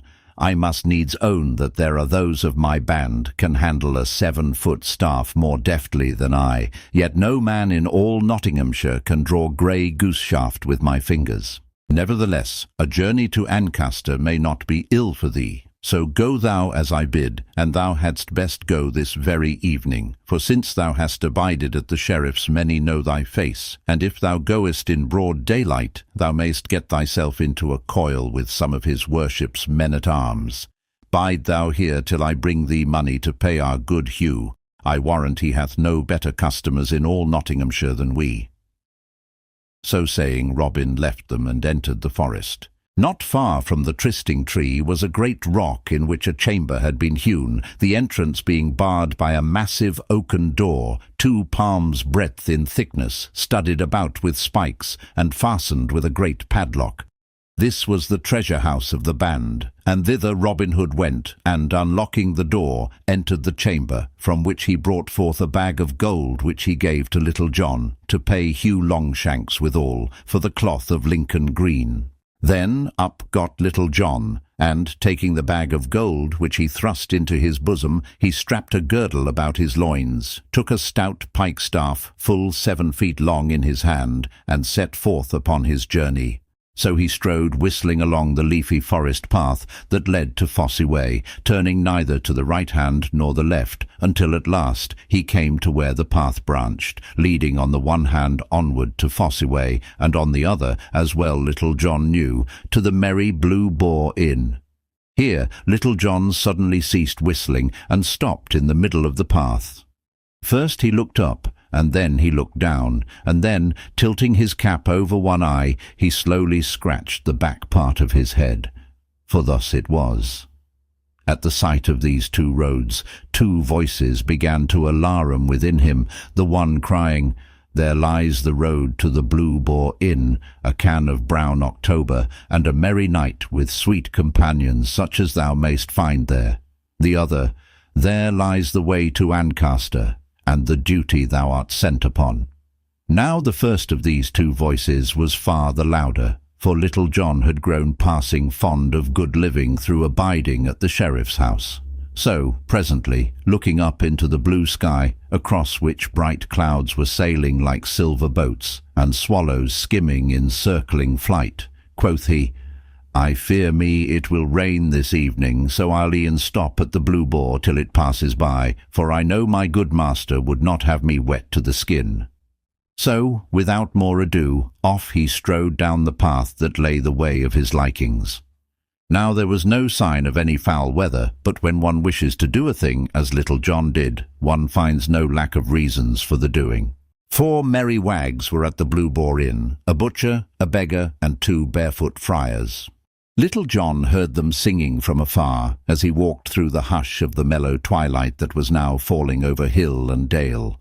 Right glad were they to welcome such a merry blade as Little John. Fresh cans of ale were brought, and with jest and song and merry tales the hours slipped away on fleeting wings. None thought of time or tide, till the night was so far gone that Little John put by the thought of setting forth upon his journey again that night, and so bided at the Blue Boar Inn until the morrow. Now it was an ill piece of luck for Little John that he left his duty for his pleasure, and he paid a great score for it, as we are all apt to do in the same case, as you shall see. Up he rose at the dawn of the next day, and, taking his stout pike-staff in his hand, he set forth upon his journey once more, as though he would make up for lost time. In the good town of Blyth there lived a stout tanner, celebrated far and near for feats of strength and many tough bouts at wrestling and the quarterstaff. For 5 years he had held the mid-country champion belt for wrestling, till the great Adamer Lincoln cast him in the ring and broke one of his ribs, but at quarterstaff he had never yet met his match in all the country about. Besides all this, he dearly loved the longbow, and a sly jaunt in the forest when the moon was full and the dun deer in season, so that the king's rangers kept a shrewd eye upon him and his doings, for Arthur a Bland's house was apt to have a plenty of meat in it, that was more like venison than the law allowed. Now Arthur had been to Nottingham town the day before Little John set forth on his errand, there to sell a half-score of tanned cowhides. At the dawn of the same day that Little John left the inn, he started from Nottingham, homeward for Blyth. His way led, all in the dewy morn, past the verge of Sherwood Forest, where the birds were welcoming the lovely day with a great and merry jubilee. Across the tanner's shoulders was slung his stout quarterstaff, ever near enough to him to be gripped quickly, and on his head was a cap of doubled cowhide, so tough that it could hardly be cloven even by a broadsword. "Now," quoth Arthur a Bland to himself, when he had come to that part of the road that cut through a corner of the forest, "no doubt at this time of year the dun deer are coming from the forest depths nigher to the open meadowlands. Mayhap I may chance to catch a sight of the dainty brown darlings thus early in the morn." For there was nothing he loved better than to look upon a tripping herd of deer, even when he could not tickle their ribs with a cloth-yard shaft. Accordingly, quitting the path, he went peeping this way and that through the underbrush, spying now here and now there, with all the wiles of a master of woodcraft, and of one who had more than once donned a doublet of Lincoln green. Now as Little John stepped blithely along, thinking of nothing but of such things as the sweetness of the hawthorn buds that bedecked the hedgerows, or gazing upward at the lark that, springing from the dewy grass, hung aloft on quivering wings in the yellow sunlight, pouring forth its song that fell like a falling star from the sky, his luck led him away from the highway, not far from the spot where Arthur a Bland was peeping this way and that through the leaves of the thickets. Hearing a rustling of the branches, Little John stopped and presently caught sight of the brown cowhide cap of the tanner moving among the bushes. "I do much wonder," quoth Little John to himself, "what yon knave is after, that he should go thus peeping and peering about. I verily believe that yon scurvy varlet is no better than a thief, and cometh here after our own, and the good king's dun deer." For by much roving in the forest, Little John had come to look upon all the deer in Sherwood as belonging to Robinhood and his band as much as to good King Harry. "Nay," quoth he again after a time, "this matter must e'en be looked into." So, quitting the high road, he also entered the thickets and began spying around after stout Arthur a Bland. So for a long time they both of them went hunting about, Little John after the tanner, and the tanner after the deer. At last Little John trod upon a stick, which snapped under his foot, whereupon, hearing the noise, the tanner turned quickly, and caught sight of the yeoman. Seeing that the tanner had spied him out, Little John put a bold face upon the matter. "Hilloa," quoth he, "what art thou doing here, thou naughty fellow? Who art thou that comest ranging Sherwood's paths? In very sooth thou hast an evil cast of countenance, and I do think truly that thou art no better than a thief, and comest after our good king's deer." "Nay," quoth the tanner boldly, for though taken by surprise, he was not a man to be frightened by big words. "Thou liest in thy teeth. I am no thief, but an honest craftsman. As for my countenance, it is what it is, and for the matter of that, thine own is none too pretty, thou saucy fellow." "Ha!" quoth Little John in a great loud voice. "Wouldst thou give me back talk? Now I have a great part of a mind to crack thy pate for thee. I would have thee know, fellow, that I am, as it were, one of the king's foresters." "Leastwise," muttered he to himself, "I and my friends do take good care of our good sovereign's deer." "I care not who thou art," answered the bold tanner, "and unless thou hast many more of thy kind by thee, thou canst never make Arthur a Bland cry a mercy." "Is it so?" cried Little John in a rage. "Now, by my faith, thou saucy rogue, thy tongue hath led thee into a pit thou wilt have a sorry time getting out of, for I will give thee such a drubbing as ne'er hast thou had in all thy life before. Take thy staff in thy hand, fellow, for I will not smite an unarmed man." "Marry, come up with a murrain," cried the tanner, for he too had talked himself into a fume. "Big words ne'er killed so much as a mouse. Who art thou that talkest so freely of cracking the head of Arthur a Bland? If I do not tan thy hide this day as ne'er I tanned a calf's hide in all my life before, split my staff into skewers for lamb's flesh, and call me no more brave man. Now look to thyself, fellow." "Stay," said Little John. "Let us first measure our cudgels. I do reckon my staff longer than thine, and I would not take vantage of thee by even so much as an inch." "Nay, I pass not for length," answered the tanner. "My staff is long enough to knock down a calf. So look to thyself, fellow, I say again." So, without more ado, each gripped his staff in the middle, and with fell and angry looks, they came slowly together. Now news had been brought to Robinhood how that Little John, instead of doing his bidding, had passed by duty for pleasure, and so had stopped overnight with merry company at the Blue Boar Inn, instead of going straight to Ancaster. So, being vexed to his heart by this, he set forth at dawn of day to seek Little John at the Blue Boar, or at least to meet the yeoman on the way, and ease his heart of what he thought of the matter. As thus he strode along in anger, putting together the words he would use to chide Little John, he heard, of a sudden, loud and angry voices, as of men in a rage, passing fell words back and forth from one to the other. At this, Robin Hood stopped and listened. "Surely," quoth he to himself, "that is Little John's voice, and he is talking in anger also. Methinks the other is strange to my ears. Now heaven forfend that my good trusty Little John should have fallen into the hands of the King's Rangers.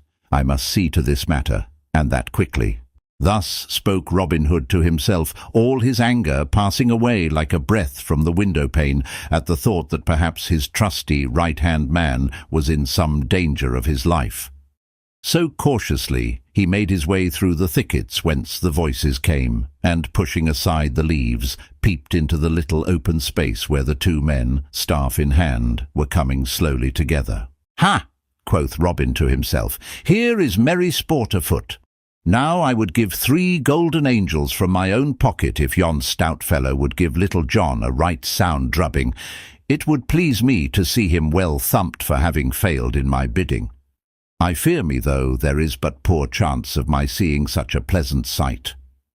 So saying, he stretched himself at length upon the ground, that he might not only see the sport the better, but that he might enjoy the merry sight at his ease. As you may have seen 2 dogs that think to fight, walking slowly round and round each other, neither cur wishing to begin the combat, so those 2 stout yeomen moved slowly around, each watching for a chance to take the other unaware, and so get in the first blow. At last Little John struck like a flash, and, rap, the tanner met the blow and turned it aside, and then smote back at Little John, who also turned the blow, and so this mighty battle began. Then up and down and back and forth they trod, the blows falling so thick and fast that, at a distance, one would have thought that 50 of men were fighting. Thus they fought for nigh a half an hour, until the ground was all ploughed up with the digging of their heels, and their breathing grew laboured like the ox in the furrow. But Little John suffered the most, for he had become unused to such stiff labour, and his joints were not as supple as they had been before he went to dwell with the sheriff.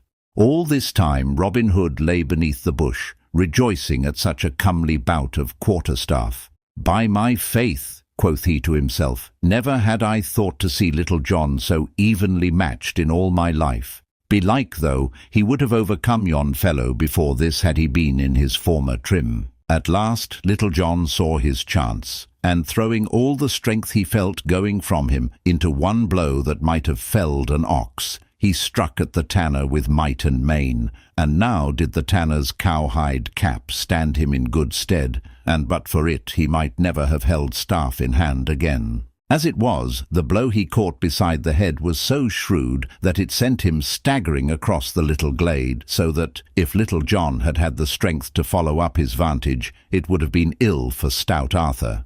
But he regained himself quickly and, at arm's length, struck back a blow at Little John, and this time the stroke reached its mark, and down went Little John at full length, his cudgel flying from his hand as he fell. Then, raising his staff, stout Arthur dealt him another blow upon the ribs. "Hold!" roared Little John. "Wouldst thou strike a man when he is down?" "Ay, marry, would I," quoth the tanner, giving him another thwack with his staff. "Stop!" roared Little John. "Help! Hold, I say! I yield me! I say, good fellow!" "Hast thou had enough?" asked the tanner grimly, holding his staff aloft. "Ay, marry, and more than enough. And thou dost own that I am the better man of the two?" "Yea, truly, and a murrain seize thee," said Little John, the first aloud and the last to his beard. "Then thou mayst go thy ways, and thank thy patron saint that I am a merciful man," said the tanner. "A plague of such mercy as thine," said Little John, sitting up and feeling his ribs where the tanner had cudgelled him. "I make my vow, my ribs feel as though every one of them were broken in twain. I tell thee, good fellow, I did think there was never a man in all Nottinghamshire could do to me what thou hast done this day." "And so thought I also," cried Robin Hood, bursting out of the thicket and shouting with laughter till the tears ran down his cheeks. "O man," said he, as well as he could for his mirth, "a didst go over like a bottle knocked from a wall. I did see the whole merry bout, and never did I think to see thee yield thyself so hand and foot to any man in all merry England. I was seeking thee, to chide thee for leaving my bidding undone. But thou hast been paid all I owed thee, full measure, pressed down and overflowing by this good fellow. Marry, did reach out his arm full length while thou stood gaping at him, and with a pretty rap tumbled thee over, as never have I seen one tumbled before." So spoke bold Robin, and all the time Little John sat upon the ground, looking as though he had sour curds in his mouth. "What may be thy name, good fellow?" said Robin next, turning to the tanner. "Men do call me Arthur a Bland," spoke up the tanner boldly. "And now what may be thy name?" "Ha, Arthur a Bland," quoth Robin. "I have heard thy name before, good fellow. Thou didst break the crown of a friend of mine at the fair at Ely last October. The folk there call him Jock o' Nottingham. We call him Will Scathlock. This poor fellow whom thou hast so belaboured is counted the best hand at the quarterstaff in all merry England. His name is Little John, and mine Robin Hood." "How?" cried the tanner. "Art thou indeed the great Robin Hood, and is this the famous Little John? Marry, had I known who thou art, I would never have been so bold as to lift my hand against thee. Let me help thee to thy feet, good master Little John, and let me brush the dust from off thy coat." "Nay," quoth Little John testily, at the same time rising carefully as though his bones had been made of glass. "I can help myself, good fellow, without thy aid, and let me tell thee, had it not been for that vile cowskin cap of thine, it would have been ill for thee this day." At this Robin laughed again, and turning to the tanner he said, "Wilt thou join my band, good Arthur? For I make my vow thou art one of the stoutest men that ever mine eyes beheld." "Will I join thy band?" cried the tanner joyfully. "Ay, marry, will I. Hey for a merry life!" cried he, leaping aloft and snapping his fingers. "And hey for the life I love, away with tan bark and filthy vats and foul cowhides. I will follow thee to the ends of the earth, good master, and not a herd of dun deer in all the forest, but shall know the sound of the twang of my bowstring." "As for thee, Little John," said Robin, turning to him and laughing, "thou wilt start once more for Ancaster, and we will go part way with thee, for I will not have thee turn again to either the right hand or the left till thou hast fairly gotten away from Sherwood. There are other inns that thou knowest yet hereabouts."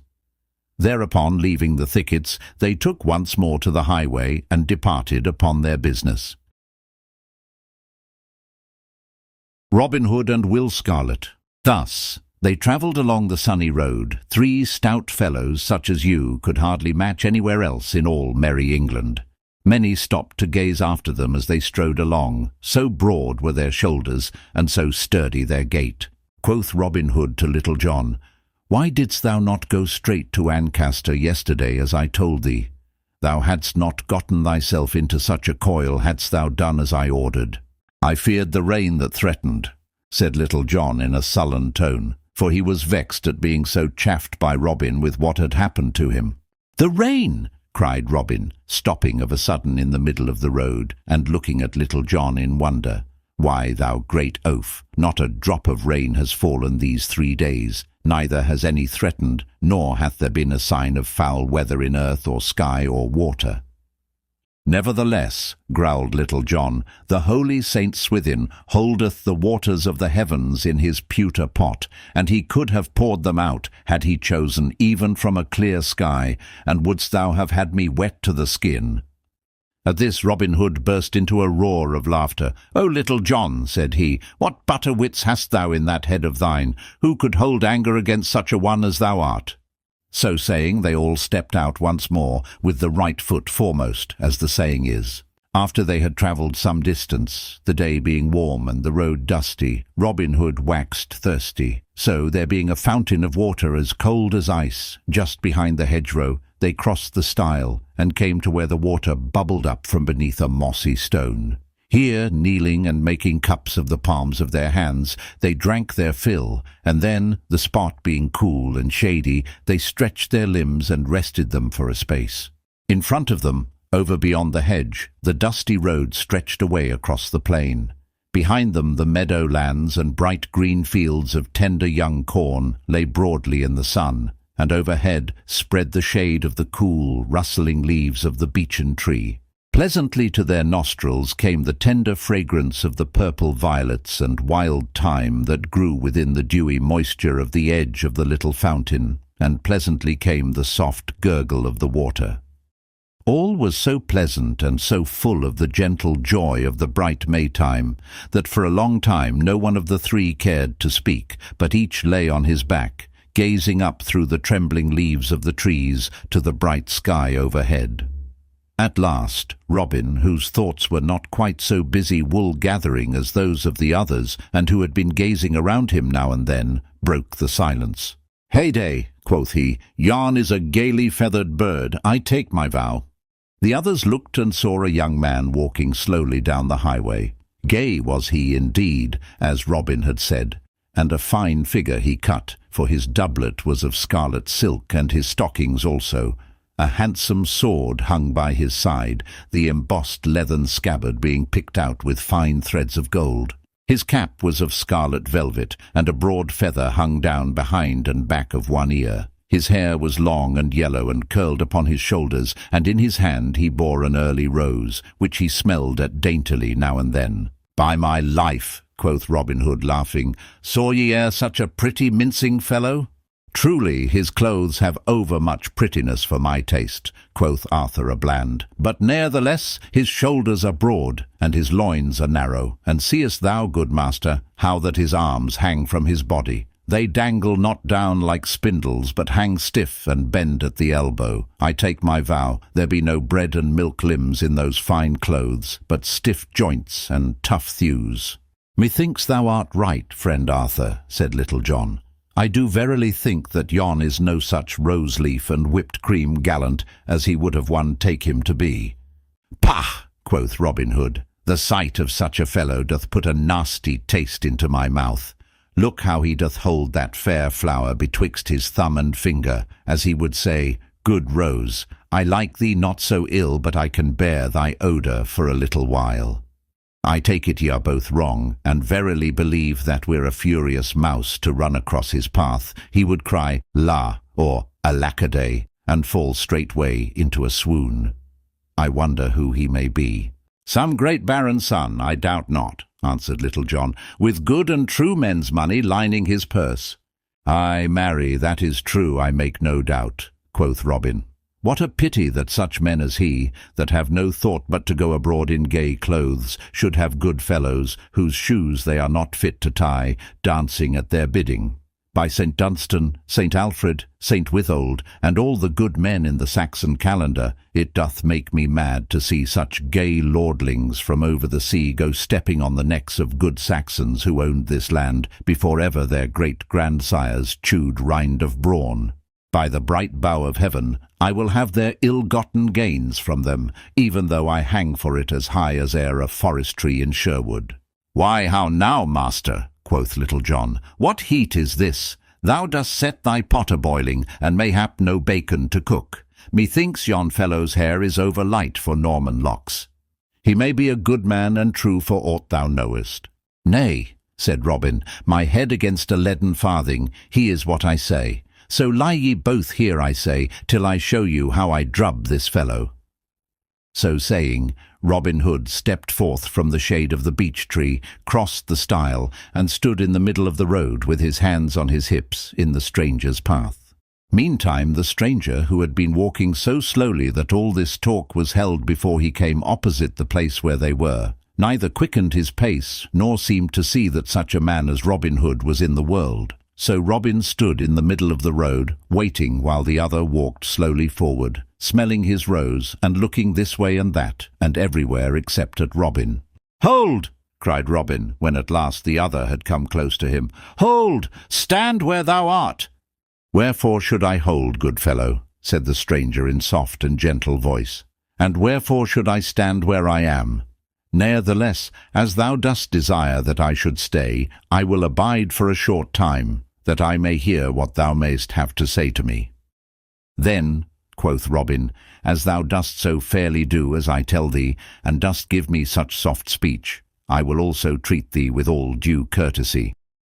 I would have thee know, fair friend, that I am, as it were, a votary at the shrine of St. Wilfrid, who, thou mayest know, took willy-nilly all their gold from the heathen, and melted it up into candlesticks. Wherefore, upon such as come hereabouts, I levy a certain toll, which I use for a better purpose, I hope, than to make candlesticks withal. Therefore, sweet Chuck, I would have thee deliver to me thy purse, that I may look into it, and judge, to the best of my poor powers, whether thou hast more wealth about thee than our law allows. For as our good gaffer Swanthold saith, he who is fat from over-living must needs lose blood. All this time the youth had been sniffing at the rose that he held betwixt his thumb and finger. "Nay," said he with a gentle smile, when Robin Hood had done, "I do love to hear thee talk, thou pretty fellow, and if haply thou art not yet done, finish, I beseech thee. I have yet some little time to stay." "I have said all," quoth Robin, "and now if thou wilt give me thy purse, I will let thee go thy way without let or hindrance so soon as I shall see what it may hold. I will take none from thee if thou hast but little." "Alas, it doth grieve me much," said the other, "that I cannot do as thou dost wish. I have nothing to give thee. Let me go my way, I pray thee. I have done thee no harm." "Nay, thou goest not," quoth Robin, "till thou hast shown me thy purse." "Good friend," said the other gently, "I have business elsewhere. I have given thee much time and have heard thee patiently. Prithee, let me depart in peace." "I have spoken to thee, friend," said Robin sternly, "and I now tell thee again that thou goest not one step forward till thou hast done as I bid thee." So saying, he raised his quarterstaff above his head in a threatening way. "Alas," said the stranger sadly, "it doth grieve me that this thing must be. I fear much that I must slay thee, thou poor fellow." So saying, he drew his sword. "Put by thy weapon," quoth Robin.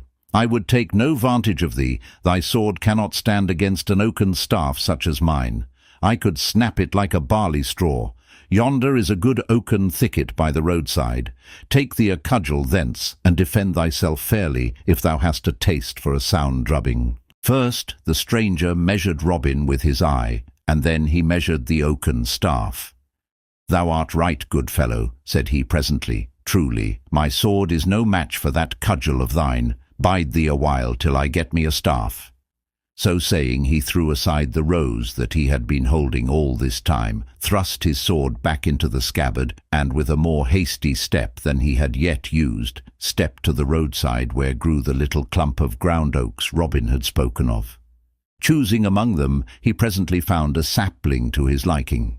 He did not cut it, but, rolling up his sleeves a little way, he laid hold of it, placed his heel against the ground, and, with one mighty pull, plucked the young tree up by the roots from out the very earth.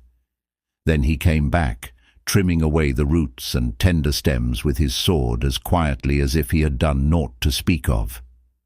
Little John and the tanner had been watching all that passed, but when they saw the stranger drag the sapling up from the earth and heard the rending and snapping of its roots, the tanner pursed his lips together, drawing his breath between them in a long inward whistle.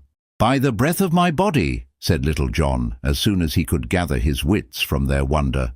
"Sawest thou that, Arthur? Marry, I think our poor master will stand but an ill chance with yon fellow.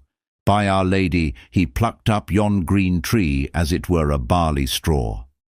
Whatever Robin Hood thought, he stood his ground, and now he and the stranger in scarlet stood face to face. Well did Robin Hood hold his own that day as a mid-country yeoman. This way and that they fought, and back and forth, Robin's skill against the stranger's strength. The dust of the highway rose up around them like a cloud, so that at times Little John and the tanner could see nothing, but only hear the rattle of the staves against one another.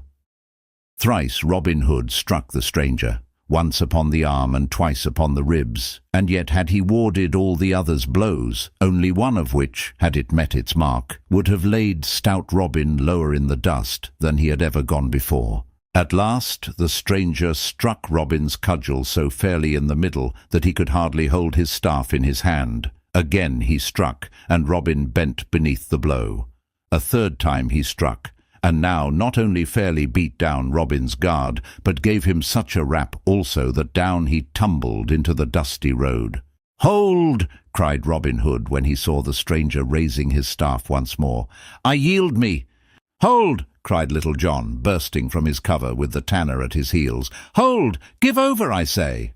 "Nay," answered the stranger quietly, "if there be two more of you, and each as stout as this good fellow, I am like to have my hands full. Nevertheless, come on, and I will strive my best to serve you all." "Stop!" cried Robin Hood. "We will fight no more. I take my vow, this is an ill day for thee and me, Little John. I do verily believe that my wrist and eke my arm are palsied by the jar of the blow that this stranger struck me." Then Little John turned to Robin Hood. "Why, how now, good master?" said he. "Alas, thou art in an ill plight. Marry, thy jerkin is all befouled with the dust of the road. Let me help thee to arise." "A plague on thy aid!" cried Robin angrily. "I can get to my feet without thy help, good fellow." "Nay, but let me at least dust thy coat for thee. I fear thy poor bones are mightily sore," quoth Little John soberly, but with a sly twinkle in his eyes. "Give over, I say," quoth Robin in a fume. "My coat hath been dusted enough already without aid of thine." Then, turning to the stranger, he said, "What may be thy name, good fellow?" "My name is Gamwell," answered the other. "Ha!" cried Robin. "Is it even so? I have near kin of that name. Whence camest thou, fair friend?" "From Maxfield town I come," answered the stranger. "There was I born and bred, and thence I come to seek my mother's young brother, whom men call Robin Hood. So, if perchance thou mayest direct me—" "Ha! Will Gamwell!" cried Robin, placing both hands upon the other's shoulders and holding him off at arm's length. "Surely it can be none other. I might have known thee by that pretty maiden air of thine, that dainty, finicking manner of gait. Dost thou not know me, lad? Look upon me well." "Now, by the breath of my body," cried the other, "I do believe from my heart that thou art mine own Uncle Robin. Nay, certain it is so." And each flung his arms around the other, kissing him upon the cheek. Then once more Robin held his kinsman off at arm's length and scanned him keenly from top to toe. "Why, how now?" quoth he. "What change is here? Verily, some 8 or 10 years ago I left thee a stripling lad with great joints and ill-hung limbs, and lo, here thou art as tight a fellow as e'er I set mine eyes upon. Dost thou not remember, lad, how I showed thee the proper way to nip the goose-feather betwixt thy fingers and throw out thy bow-arm steadily? Thou gayest great promise of being a keen archer, and dost thou not mind how I taught thee to fend and parry with the cudgel?" "Yea," said young Gamwell, "and I did so look up to thee, and thought thee so above all other men, that I make my vow, had I known who thou wert, I would never have dared to lift hand against thee this day. I trust I did thee no great harm." "No, no," quoth Robin hastily, and looking sideways at Little John, "thou didst not harm me. But say no more of that, I pry thee. Yet I will say, lad, that I hope I may never feel again such a blow as thou didst give me. By a lady, my arm doth tingle yet from finger-nail to elbow. Truly, I thought that I was palsied for life. I tell thee, coz, that thou art the strongest man that ever I laid mine eyes upon. I take my vow, I felt my stomach quake when I beheld thee pluck up yon green tree as thou didst. But tell me, how camest thou to leave Sir Edward and thy mother?" "Alas," answered young Gamwell, "it is an ill story, uncle, that I have to tell thee. My father's steward, who came to us after old Giles Crookleg died, was ever a saucy varlet, and I know not why my father kept him, saving that he did oversee with great judgment. It used to gall me to hear him speak up so boldly to my father, who, thou knowest, was ever a patient man to those about him, and slow to anger and harsh words. Well, one day, and an ill day it was for that saucy fellow, he sought to berate my father, I standing by. I could stand it no longer, good uncle, so stepping forth, I gave him a box o' the ear, and, wouldst thou believe it, the fellow straightway died o't. I think they said I broke his neck or something o' the like, so off they packed me to seek thee and escape the law. I was on my way when thou sawest me, and here I am."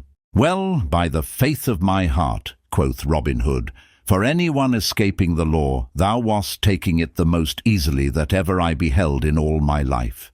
Whenever did any one in all the world see one who had slain a man and was escaping because of it, tripping along the highway like a dainty court damsel, sniffing at a rose the while?"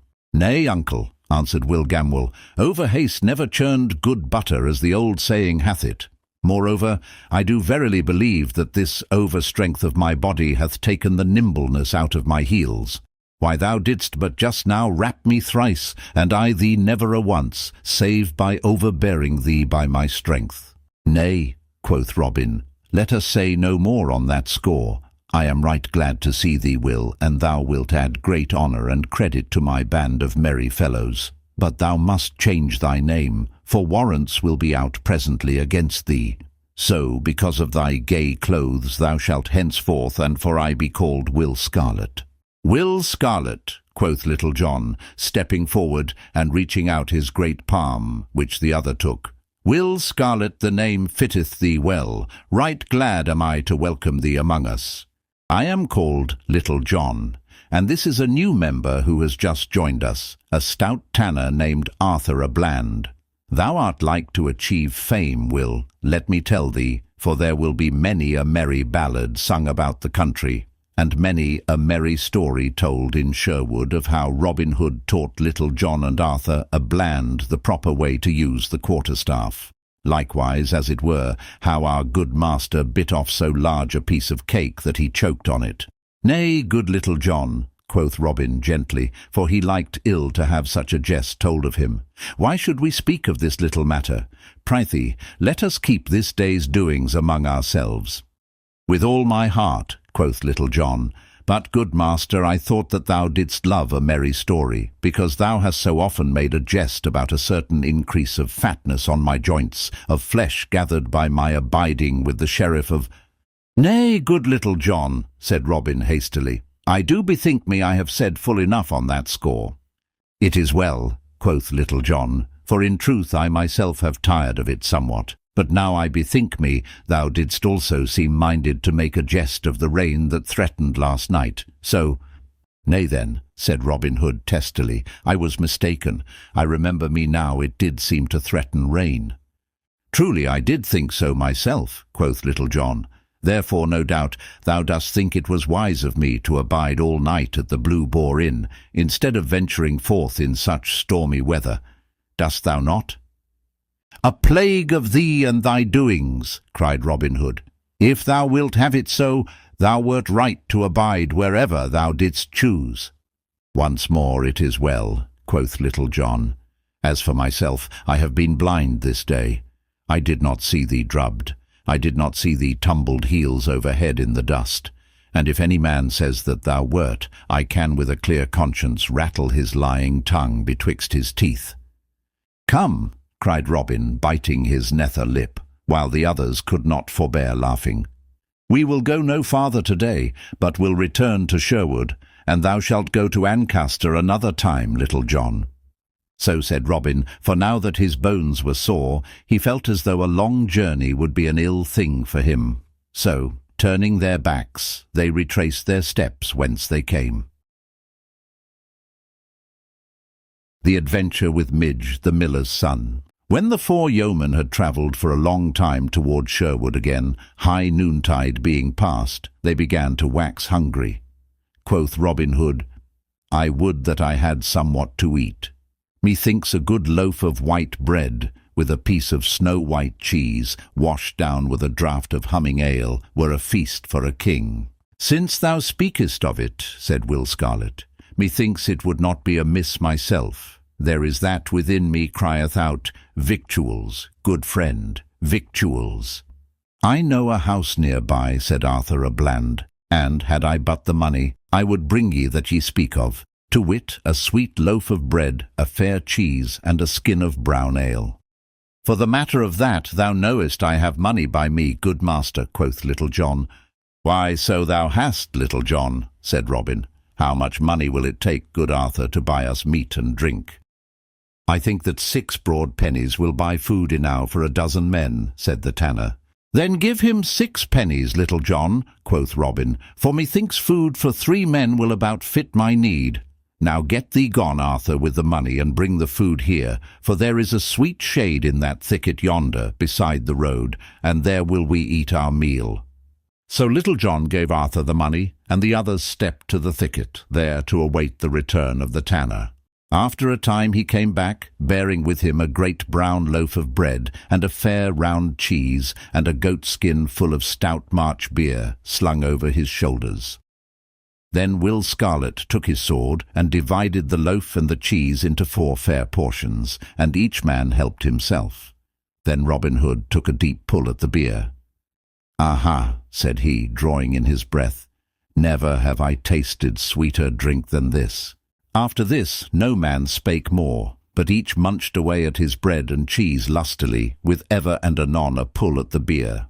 At last Will Scarlet looked at a small piece of bread he still held in his hand, and quoth he, Methinks I will give this to the sparrows. So throwing it from him, he brushed the crumbs from his jerkin. I too, quoth Robin, have had enough, I think. As for Little John and the tanner, they had by this time eaten every crumb of their bread and cheese. Now, quoth Robin, I do feel myself another man, and would fain enjoy something pleasant before going farther upon our journey. I do bethink me, Will, that thou didst use to have a pretty voice, and one that tuned sweetly upon a song. Prithee, give us one ere we journey farther. Truly, I do not mind turning a tune, answered Will Scarlet, but I would not sing alone. Nay, others will follow. Strike up, lad, quoth Robin. In that case, 'tis well, said Will Scarlet. I do call to mind a song that a certain minstrel used to sing in my father's hall upon occasion. I know no name for it, and so can give you none, but thus it is. Then, clearing his throat, he sang, "'Tis well sung," quoth Robin, "but, cousin, I tell thee plain, I would rather hear a stout fellow like thee sing some lusty ballad than a finicking song of flowers and birds and what not. Yet thou didst sing it fair, and 'tis none so bad a snatch of a song, for the matter of that. Now, tanner, it is thy turn." "I know not," quoth Arthur, smiling with his head on one side, like a budding lass that is asked to dance. "I know not that I can match our sweet friend's song. Moreover, I do verily think that I have caught a cold, and have a certain tickling and huskiness in the windpipe." "Nay, sing up, friend," quoth Little John, who sat next to him, patting him upon the shoulder. "Thou hast a fair, round, mellow voice. Let us have a touch of it." "Nay, and ye will ha' a poor thing," said Arthur. "I will do my best. Have ye ever heard of the wooing of Sir Keith, the stout young Cornish knight in good King Arthur's time?" "Methinks I have heard somewhat of it," said Robin, "but ne'ertheless strike up thy ditty and let us hear it, for as I do remember me, it is a gallant song, so out with it, good fellow." Thereupon, clearing his throat, the tanner, without more ado, began to sing, "The Wooing of Sir Keith." "Yea, truly," quoth Robin Hood, when the tanner had made an end of singing, "it is, as I remember it, a fair ditty, and a ballad with a pleasing tune of a song." "It hath oftentimes seemed to me," said Will Scarlet, "that it hath a certain motive in it, e'en such as this, that a duty which seemeth to us sometimes ugly and harsh, when we do kiss it fairly upon the mouth, so to speak, is no such foul thing after all." "Methinks thou art right," quoth Robin, "and contrariwise that when we kiss a pleasure that appeareth gay, it turneth foul to us. Is it not so, Little John? Truly such a thing hath brought thee sore thumps this day. Nay, man, never look down in the mouth. Clear thy pipes and sing us a ditty. Nay, said Little John, I have none as fair as that merry Arthur has trolled. They are all poor things that I know. Moreover, my voice is not in tune today, and I would not spoil even a tolerable song by ill singing. Upon this all pressed Little John to sing, so that when he had denied them a proper length of time, such as is seemly in one that is asked to sing, he presently yielded. Quoth he, Well, an ye will have it so, I will give you what I can. Like to fair will, I have no title to my ditty, but thus it runs. Who may yon fellow be coming along the road? Said Robin, breaking into the song. I know not, quoth Little John in a surly voice, but this I do know, that it is an ill thing to do to check the flow of a good song. Nay, Little John, said Robin, be not vexed, I prythee, but I have been watching him coming along, bent beneath that great bag over his shoulder, ever since thou didst begin thy song. Look, Little John, I pray, and see if thou knowest him. Little John looked whither Robinhood pointed. Truly, quoth he after a time, I think yon fellow is a certain young miller I have seen now and then around the edge of Sherwood, a poor wight methinks to spoil a good song about. Now thou speakest of him, quoth Robinhood, methinks I myself have seen him now and then. Hath he not a mill over beyond Nottingham town, nigh to the Salisbury road? Thou art right, that is the man, said Little John. A good stout fellow, quoth Robin. I saw him crack Ned of Bradford's crown about a fortnight since, and never saw I hair lifted more neatly in all my life before. By this time the young miller had come so near that they could see him clearly. His clothes were dusted with flour, and over his back he carried a great sack of meal, bending so as to bring the whole weight upon his shoulders, and across the sack was a thick quarterstaff. His limbs were stout and strong, and he strode along the dusty road right sturdily with the heavy sack across his shoulders. His cheeks were ruddy as a winter hip, his hair was flaxen in colour, and on his chin was a downy growth of flaxen beard. A good honest fellow, quoth Robin Hood, and such an one as is a credit to English yeomanry. Now let us have a merry jest with him. We will forth as though we were common thieves and pretend to rob him of his honest gains. Then will we take him into the forest and give him a feast, such as his stomach never held in all his life before. We will flood his throat with good canary, and send him home with crowns in his purse for every penny he hath. What say ye, lads? Truly it is a merry thought, said Will Scarlet. It is well planned, quoth Little John, but all the saints preserve us from any more drubbings this day. Marry, my poor bones ache so that I— Prithee peace, Little John, quoth Robin. Thy foolish tongue will get us both well laughed at yet. My foolish tongue forsooth, growled Little John to Arthur a Bland. I would it could keep our master from getting us into another coil this day. But now the miller, plodding along the road, had come opposite to where the yeoman lay hidden, whereupon all four of them ran at him and surrounded him. Hold, friend, cried Robin to the miller, whereupon he turned slowly, with the weight of the bag upon his shoulder, and looked at each in turn, all bewildered, for though a good stout man, his wits did not skip like roasting chestnuts. Who bids me stay? Said the miller in a voice deep and gruff, like the growl of a great dog. Marry, that do I, quoth Robin, and let me tell thee, friend, thou hadst best mind my bidding. And who art thou, good friend? Said the miller, throwing the great sack of meal from his shoulder to the ground. And who are those with thee? We be 4 good Christian men, quoth Robin, and would fain help thee by carrying part of thy heavy load. I give you all thanks, said the miller, but my bag is none that heavy that I cannot carry it e'en by myself. Nay, thou dost mistake, quoth Robin. I meant that thou mightest perhaps have some heavy farthings or pence about thee, not to speak of silver and gold. Our good gaffer Swanthold saith that gold is an over-heavy burden for a 2-legged ass to carry, so we would e'en lift some of this load from thee. Alas, cried the miller, what would ye do to me? I have not about me so much as a clipped groat. Do me no harm, I pray you, but let me depart in peace. Moreover, let me tell you that ye are upon Robin Hood's ground, And should he find you seeking to rob an honest craftsman, he will clip your ears to your heads and scourge you even to the walls of Nottingham. In truth, I fear Robin Hood no more than I do myself, quoth jolly Robin. Thou must this day give up to me every penny thou hast about thee. Nay, if thou dost budge an inch, I will rattle this staff about thine ears. Nay, smite me not, cried the miller, throwing up his elbow as though he feared the blow. Thou mayest search me if thou wilt, but thou wilt find nothing upon me, pouch, pocket, or skin. Is it so? Quoth Robin Hood, looking keenly upon him. Now I believe that what thou tellest is no true tale. If I am not much mistook, thou hast somewhat in the bottom of that fat sack of meal. Good Arthur, empty the bag upon the ground. I warrant thou wilt find a shilling or two in the flour. Alas! cried the miller, falling upon his knees, spoil not all my good meal. It can better you not, and will ruin me. Spare it, and I will give up the money in the bag. Ha! quoth Robin, nudging Will Scarlet. Is it so? And have I found where thy money lies? Marry, I have a wondrous nose for the blessed image of good King Harry. I thought that I smelled gold and silver beneath the barley meal. Bring it straight forth, miller. Then, slowly, the miller arose to his feet, and slowly and unwillingly he untied the mouth of the bag, and slowly thrust his hands into the meal, and began fumbling about with his arms buried to the elbows in the barley flour.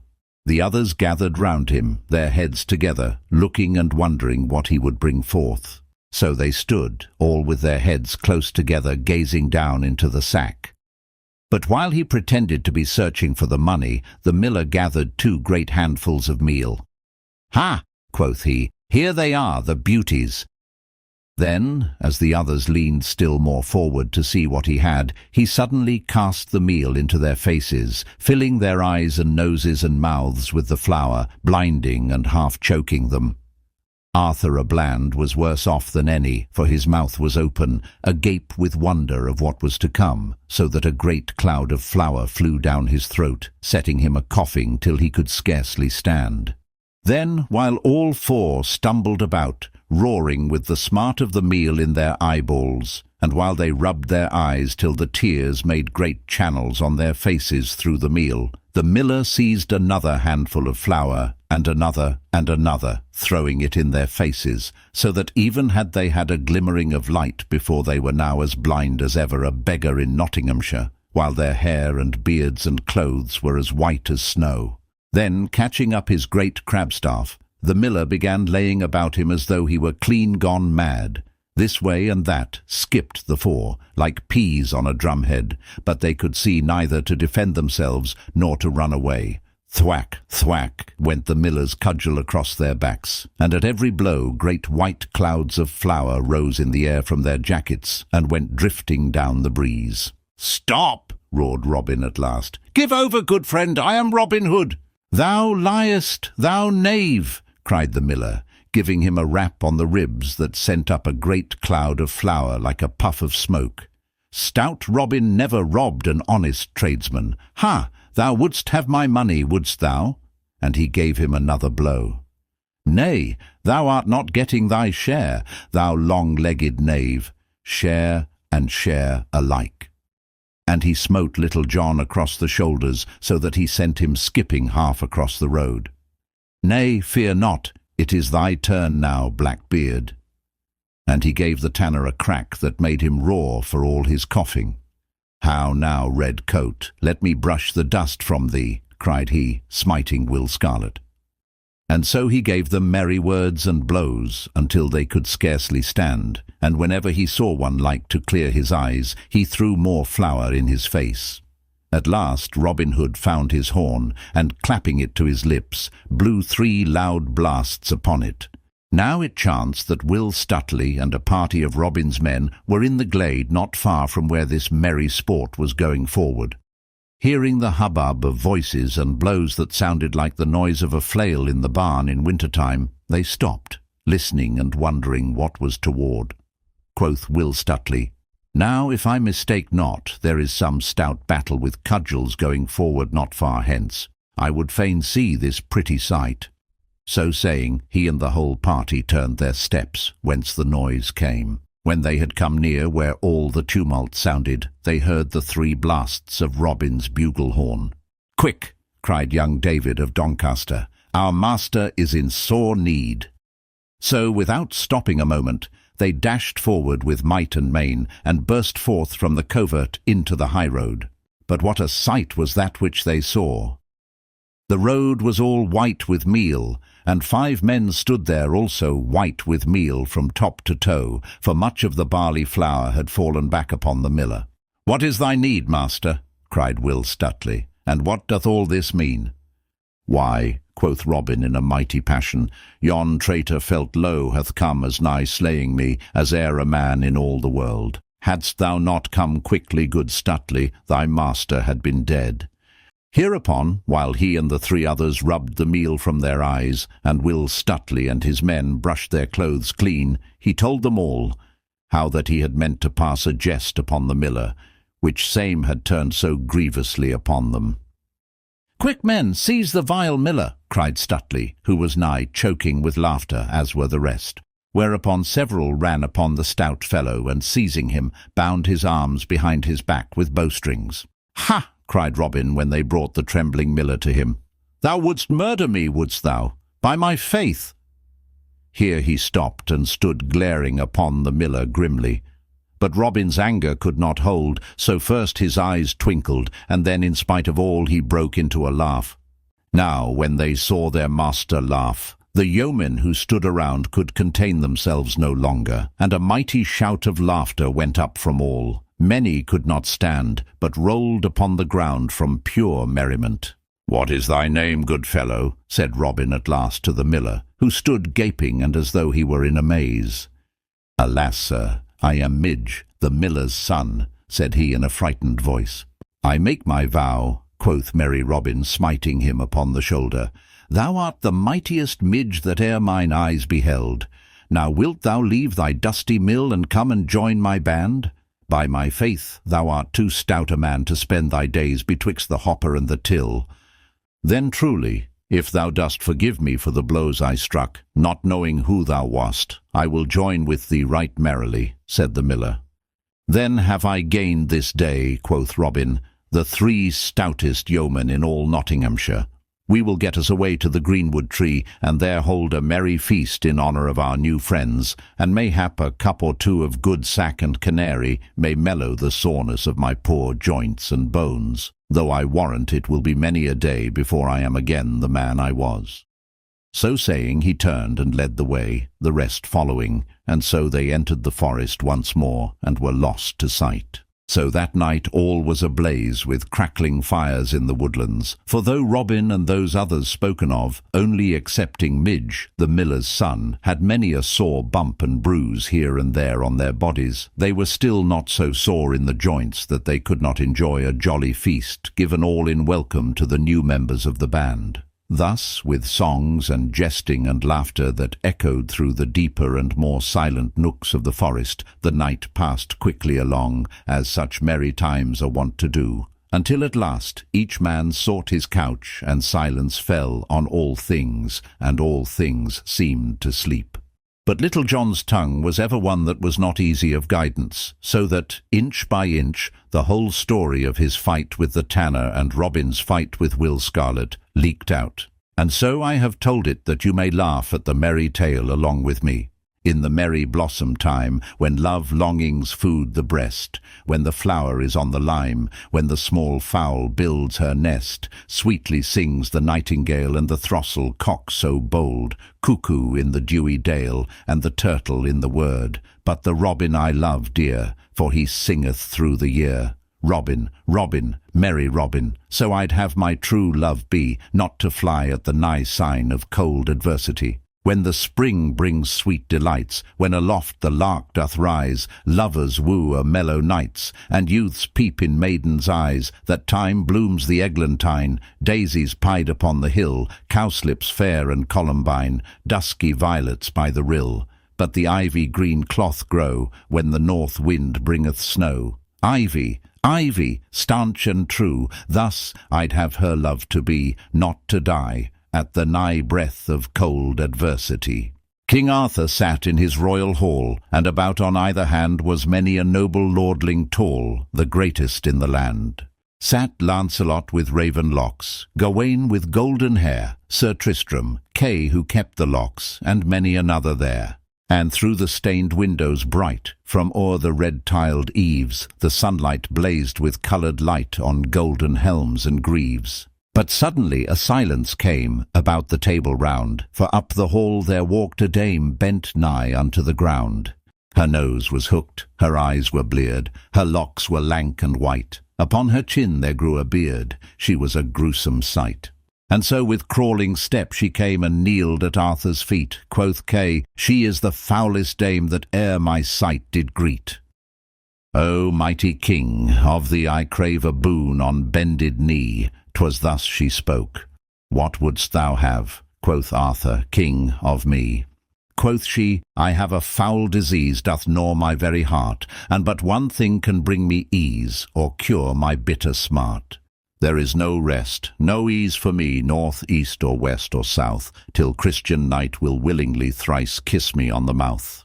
Nor wedded may this child have been that giveth ease to me, nor may he be constrained, I ween, but kiss me willingly. So is there here one Christian knight of such a noble strain, that he will give a tortured wight sweet ease of mortal pain. A wedded man, quoth Arthur, king, a wedded man I be Elsie, would I deem it noble thing to kiss thee willingly. Now, Lancelot, in all men's sight thou art the head and chief of chivalry. Come, noble knight, and give her quick relief. But Lancelot he turned aside and looked upon the ground, for it did sting his haughty pride to hear them laugh around. Come thou, Sir Tristram, quoth the king. Quoth he, "It cannot be, for ne'er can I my stomach bring to do it willingly." Wilt thou, Sir Kay, thou scornful wight?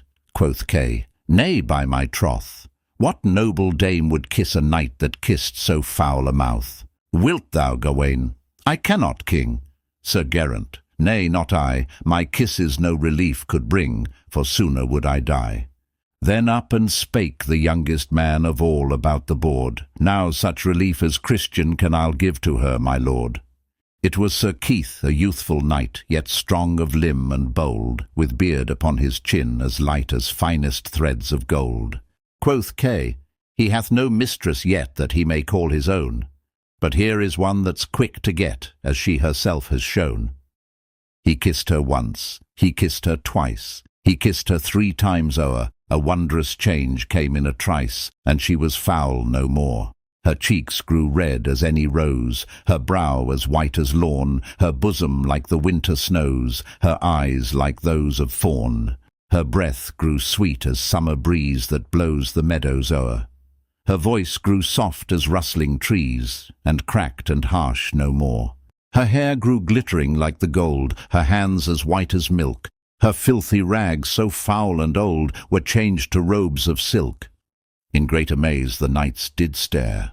Quoth Kay, "I make my vow, if it will please thee, lady fair, I'll gladly kiss thee now." But young Sir Keith kneeled on one knee, and kissed her robes so fair. "O let me be thy slave," said he, "for none to thee compare."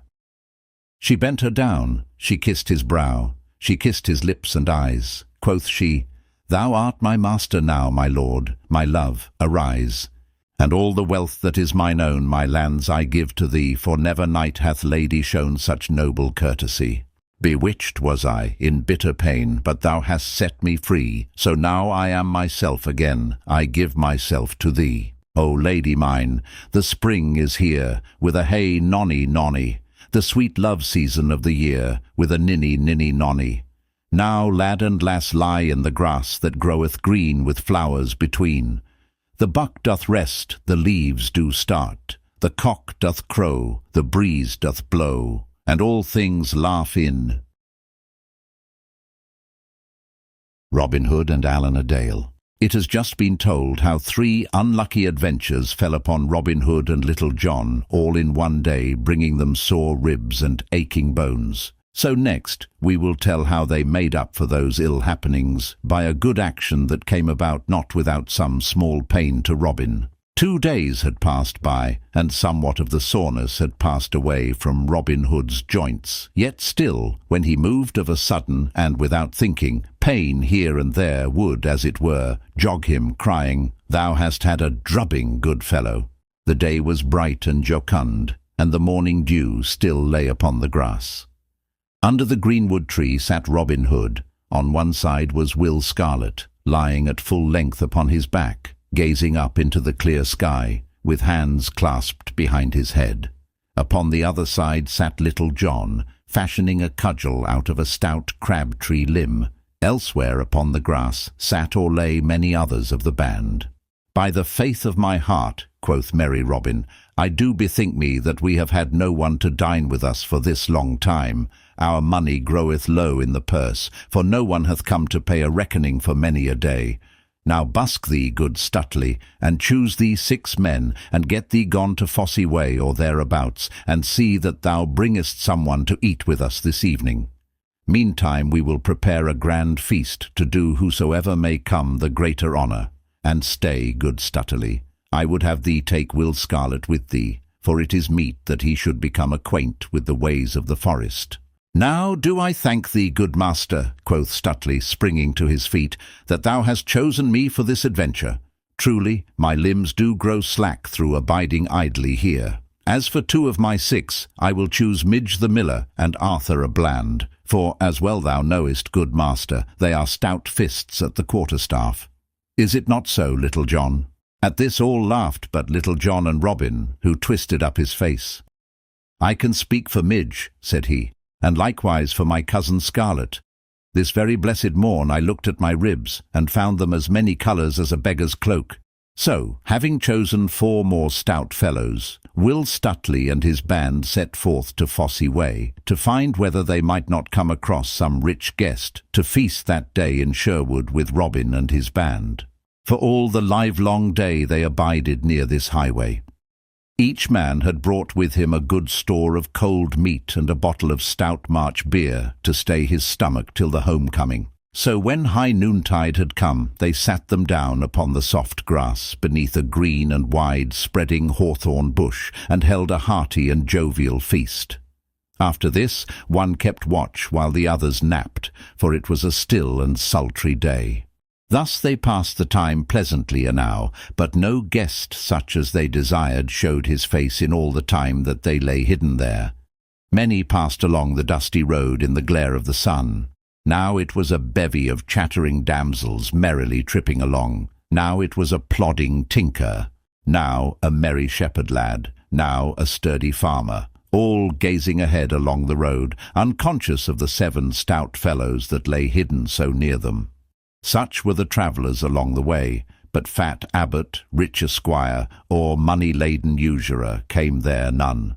At last the sun began to sink low in the heavens, the light grew red and the shadows long, the air grew full of silence, the birds twittered sleepily, and from afar came, faint and clear, the musical song of the milkmaid calling the kine home to the milking. Then Stutely arose from where he was lying. "A plague of such ill luck," quoth he. "Here have we abided all day, and no bird worth the shooting, so to speak, hath come within reach of our bolt.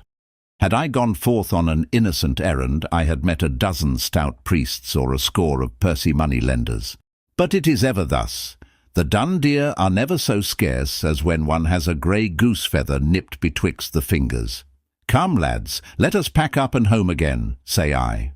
Accordingly the others arose, and coming forth from out the thicket, they all turned their toes back again to Sherwood. After they had gone some distance, Will Stutely, who headed the party, suddenly stopped. "Hist!" quoth he, for his ears were as sharp as those of a 5-year-old fox. "Hark, lads, methinks I hear a sound."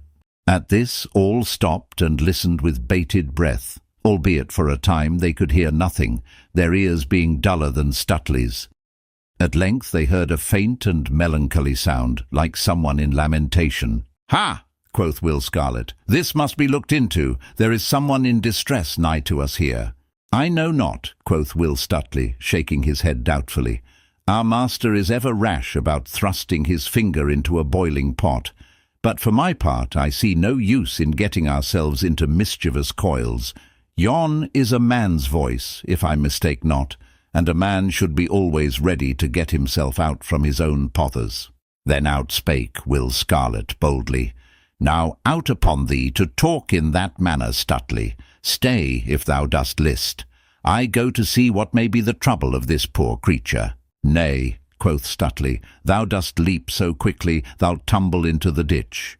Who said I would not go? Come along, say I. Thus saying, he led the way, the others following, till, after they had gone a short distance, they came to a little opening in the woodland, whence a brook, after gurgling out from under the tangle of overhanging bushes, spread out into a broad and glassy pebbled pool.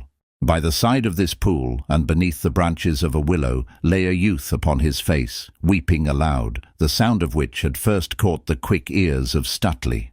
His golden locks were tangled, his clothes were all awry, and everything about him betokened sorrow and woe. Over his head, from the branches of the osier, hung a beautiful harp of polished wood, inlaid with gold and silver in fantastic devices. Beside him lay a stout ashen bow and half a score of fair, smooth arrows. "Hallo!" shouted Will Stutely, when they had come out from the forest into the little open spot. "Who art thou, fellow, that liest there, killing all the green grass with salt water?" Hearing the voice, the stranger sprang to his feet and, snatching up his bow and fitting a shaft, held himself in readiness for whatever ill might befall him.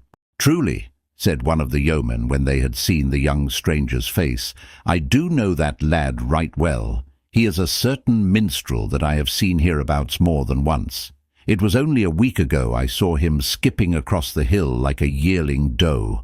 A fine sight he was then, with a flower at his ear and a cock's plume stuck in his cap. But now, methinks, our cockerel is shorn of his gay feathers."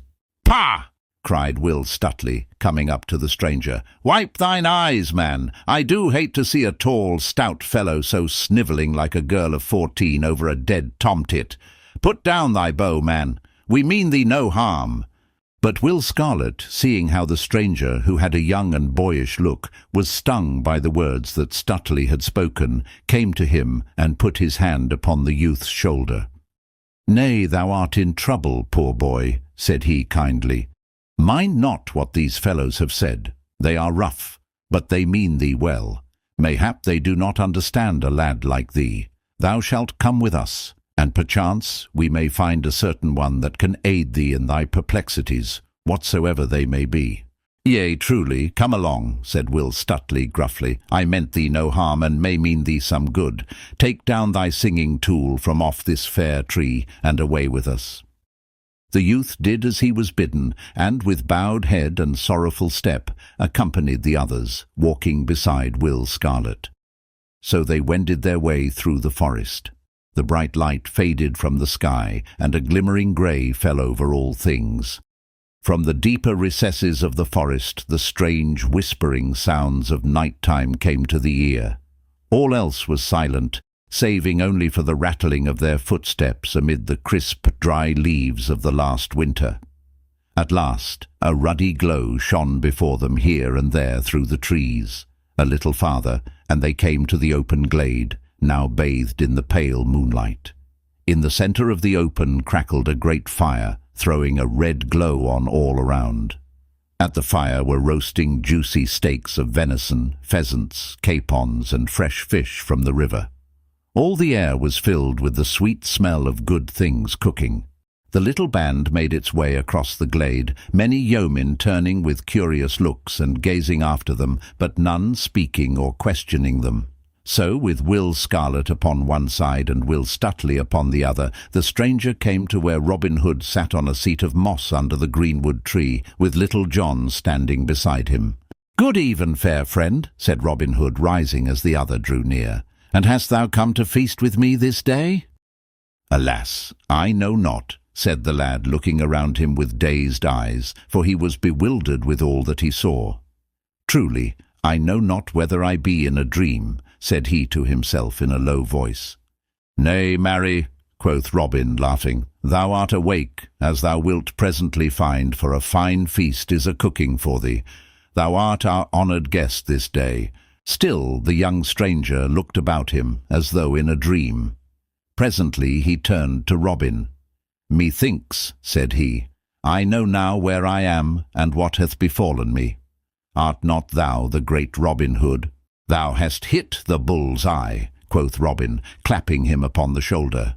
"Men hereabouts do call me by that name. Sin thou knowest me, thou knowest also that he who feasteth with me must pay his reckoning. I trust thou hast a full purse with thee, fair stranger." "Alas," said the stranger, "I have no purse nor no money either, saving only the half of a sixpence, the other half of which mine own dear love doth carry in her bosom, hung about her neck by a strand of silken thread." At this speech a great shout of laughter went up from those around, whereat the poor boy looked as he would die of shame. But Robin Hood turned sharply to Will Stutely. "Why, how now," quoth he, "is this the guest that thou hast brought us to fill our purse? Methinks thou hast brought but a lean cock to the market." "Nay, good master," answered Will Stutely, grinning, "he is no guest of mine. It was Will Scarlet that brought him thither." Then up spoke Will Scarlet, and told how they had found the lad in sorrow, and how he had brought him to Robin, thinking that he might perchance aid him in his trouble. Then Robin Hood turned to the youth, and placing his hand upon the other's shoulder, held him off at arm's length, scanning his face closely.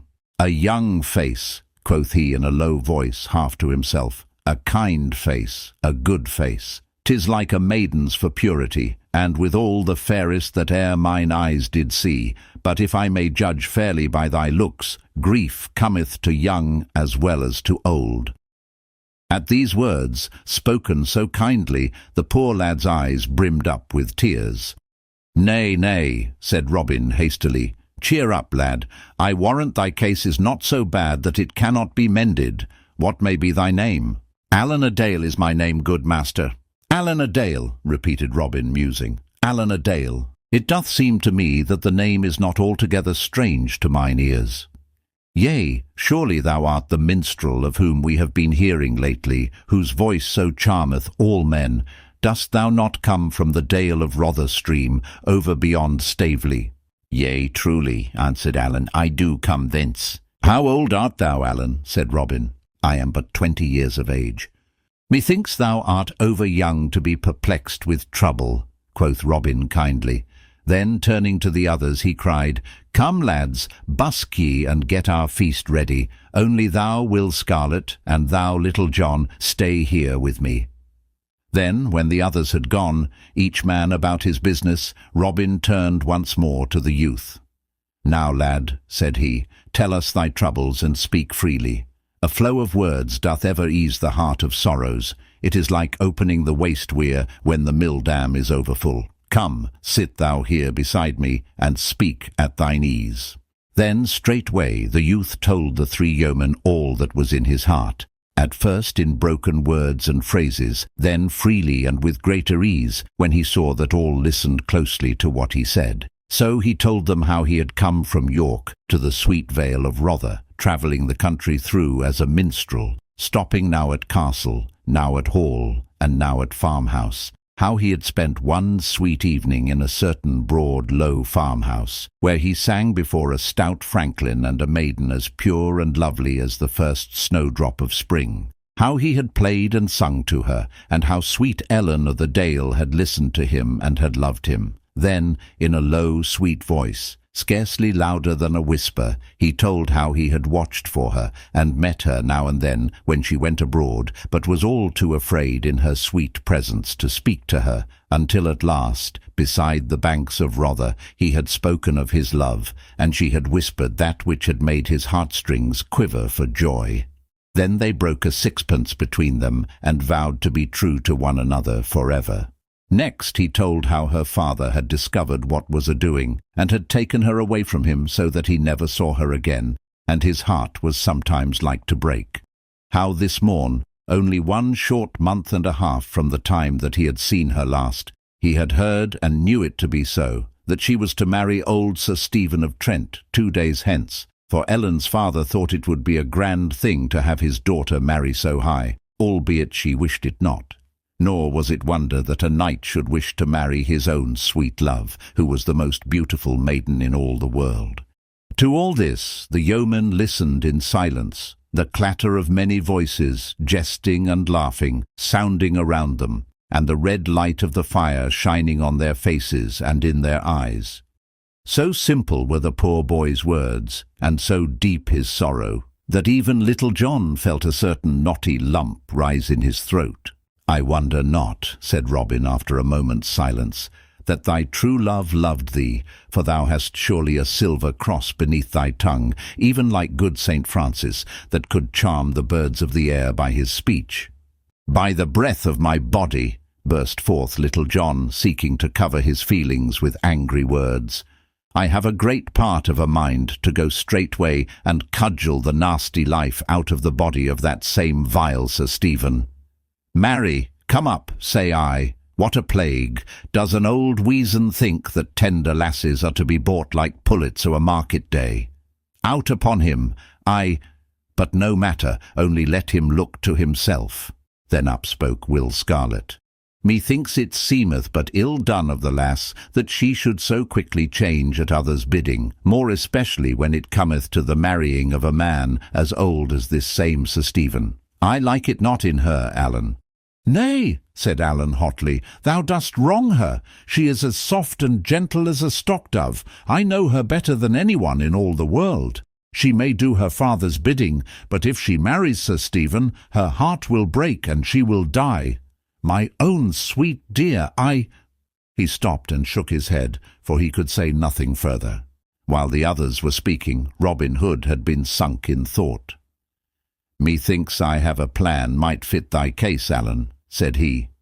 "But tell me first, thinkest thou, lad, that thy true love hath spirit enough to marry thee, were ye together in church, the banns published, and the priest found, even were her father to say her nay?" "Ay, marry would she," cried Allan eagerly. "Then, if her father be the man that I take him to be, I will undertake that he shall give you both his blessing as wedded man and wife, in the place of old Sir Stephen, and upon his wedding morn. But stay, now I bethink me, there is one thing reckoned not upon, the priest. Truly, those of the cloth do not love me overmuch, and when it comes to doing as I desire in such a matter, they are as like as not to prove stiff-necked. As to the lesser clergy, they fear to do me a favour because of abbot or bishop." "Nay," quoth Will Scarlet, laughing, "so far as that goeth, I know of a certain friar that, couldst thou but get on the soft side of him, would do thy business even though Pope Joan herself stood forth to ban him. He is known as the Curtal Friar of Fountain Abbey, and dwelleth in Fountain Dale." "But," quoth Robin, "Fountain Abbey is a good 100 miles from here, and we would help this lad. We have no time to go thither and back before his true love will be married. Naught is to be gained there, cos." "Yea," quoth Will Scarlet, laughing again, "but this Fountain Abbey is not so far away as the one of which thou speakest, uncle. The Fountain Abbey of which I speak is no such rich and proud place as the other, but a simple little cell, yet withal as cosy a spot as ever stout anchorite dwelled within. I know the place well, and can guide thee thither, for though it is a goodly distance, yet methinks a stout pair of legs could carry a man there and back in one day." "Then give me thy hand, Allan," cried Robin, "and let me tell thee, I swear by the bright hair of St. Elfrida, that this time 2 days hence Eleanor Dale shall be thy wife. I will seek this same Friar of Fountain Abbey tomorrow day, and I warrant I will get upon the soft side of him, even if I have to drub one soft." At this Will Scarlet laughed again. "Be not too sure of that, good uncle," quoth he. "Nevertheless, from what I know of him, I think this Curtal Friar will gladly join 2 such fair lovers, more especially if there be good eating and drinking afoot thereafter." But now one of the band came to say that the feast was spread upon the grass. So, Robin leading the way, the others followed to where the goodly feast was spread. Merry was the meal. Jest and story passed freely, and all laughed till the forest rang again. Allan laughed with the rest, for his cheeks were flushed with the hope that Robin Hood had given him. At last the feast was done, and Robin Hood turned to Allan, who sat beside him. "Now, Allan," quoth he, "so much has been said of thy singing that we would fain have a taste of thy skill ourselves. Canst thou not give us something?" "Surely," answered Allan readily, for he was no third-rate songster that must be asked again and again, but said yes or no at the first bidding. So, taking up his harp, he ran his fingers lightly over the sweetly-sounding strings, and all was hushed about the cloth. Then, backing his voice with sweet music on his harp, he sang May Ellen's Wedding, giving an account of how she was beloved by a fairy prince who took her to his own home. Not a sound broke the stillness when Allan a Dale had done, but all sat gazing at the handsome singer, for so sweet was his voice and the music that each man sat with bated breath, lest one drop more should come, and he should lose it. "By my faith and my troth," quoth Robin at last, drawing a deep breath, "lad thou art, thou must not leave our company, Allan. Wilt thou not stay with us here in the sweet green forest? Truly, I do feel my heart go out toward thee with great love." Then Allan took Robin's hand and kissed it. "I will stay with thee always, dear master," said he, "for never have I known such kindness as thou hast shown me this day." Then Will Scarlet stretched forth his hand and shook Allan's in token of fellowship, as did Little John likewise. And thus the famous Allan a Dale became one of Robin Hood's band. May Ellen sat beneath a thorn, and in a shower around the blossoms fell at every breeze like snow upon the ground, and in a lime tree near was heard the sweet song of a strange wild bird. "O sweet, sweet, sweet, O piercing sweet, O lingering sweet the strain." May Ellen's heart within her breast stood still with blissful pain, and so with listening upturned face she sat as dead in that fair place. "Come down from out the blossoms, bird, come down from out the tree, and on my heart I'll let thee lie, and love thee tenderly." Thus cried May Ellen, soft and low, from where the hawthorn shed its snow. Down dropped the bird on quivering wing, from out the blossoming tree, and nestled in her snowy breast. my love," cried she. Then straightway home, mid sun and flower, she bare him to her own sweet bower. The day hath passed to mellow night, the moon floats o'er the lea, and in its solemn pallid light a youth stands silently, a youth of beauty strange and rare, within May Ellen's bower there. He stood where o'er the pavement cold the glimmering moonbeams lay. May Ellen gazed with wide, scared eyes, nor could she turn away, for, as in mystic dreams we see a spirit, stood he silently. All in a low and breathless voice, "Whence comest thou?" said she. "Art thou the creature of a dream, or a vision that I see?" Then soft spake he, as night winds shiver through straining reeds beside the river. "I came, a bird on feathered wing, from distant fairyland, where murmuring waters softly sing upon the golden strand, where sweet trees are for ever green, and there my mother is the queen." Star. No more May Ellen leaves her bower to grace the blossoms fair, but in the hushed and midnight hour they hear her talking there, or when the moon is shining white, they hear her singing through the night. "Oh, don thy silks and jewels fine," May Ellen's mother said, "for hither comes the Lord of Line, and thou this Lord must wed." May Ellen said, "It may not be. He ne'er shall find his wife in me." Up spoke her brother, dark and grim. "Now by the bright blue sky, ere yet a day hath gone for him, thy wicked bird shall die. For he hath wrought thee bitter harm by some strange art or cunning charm." Then with a sad and mournful song, away the bird did fly, and o'er the castle eaves, and through the grey and windy sky. "Come forth," then cried the brother grim, "why dost thou gaze so after him?" It is May Ellen's wedding day. The sky is blue and fair, and many a lord and lady gay in church are gathered there. The bridegroom was Sir Hugh the Bold, all clad in silk and cloth of gold. In came the bride in samite white, with a white wreath on her head. Her eyes were fixed with a glassy look, her face was as the dead, and when she stood among the throng, she sang a wild and wondrous song.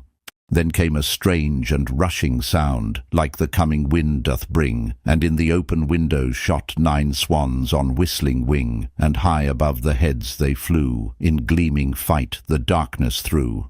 Around May, Ellen's head they flew in wide and windy fight, and 3 times round the circle drew. The guests shrank in affright, and the priest beside the altar there did cross himself with muttered prayer.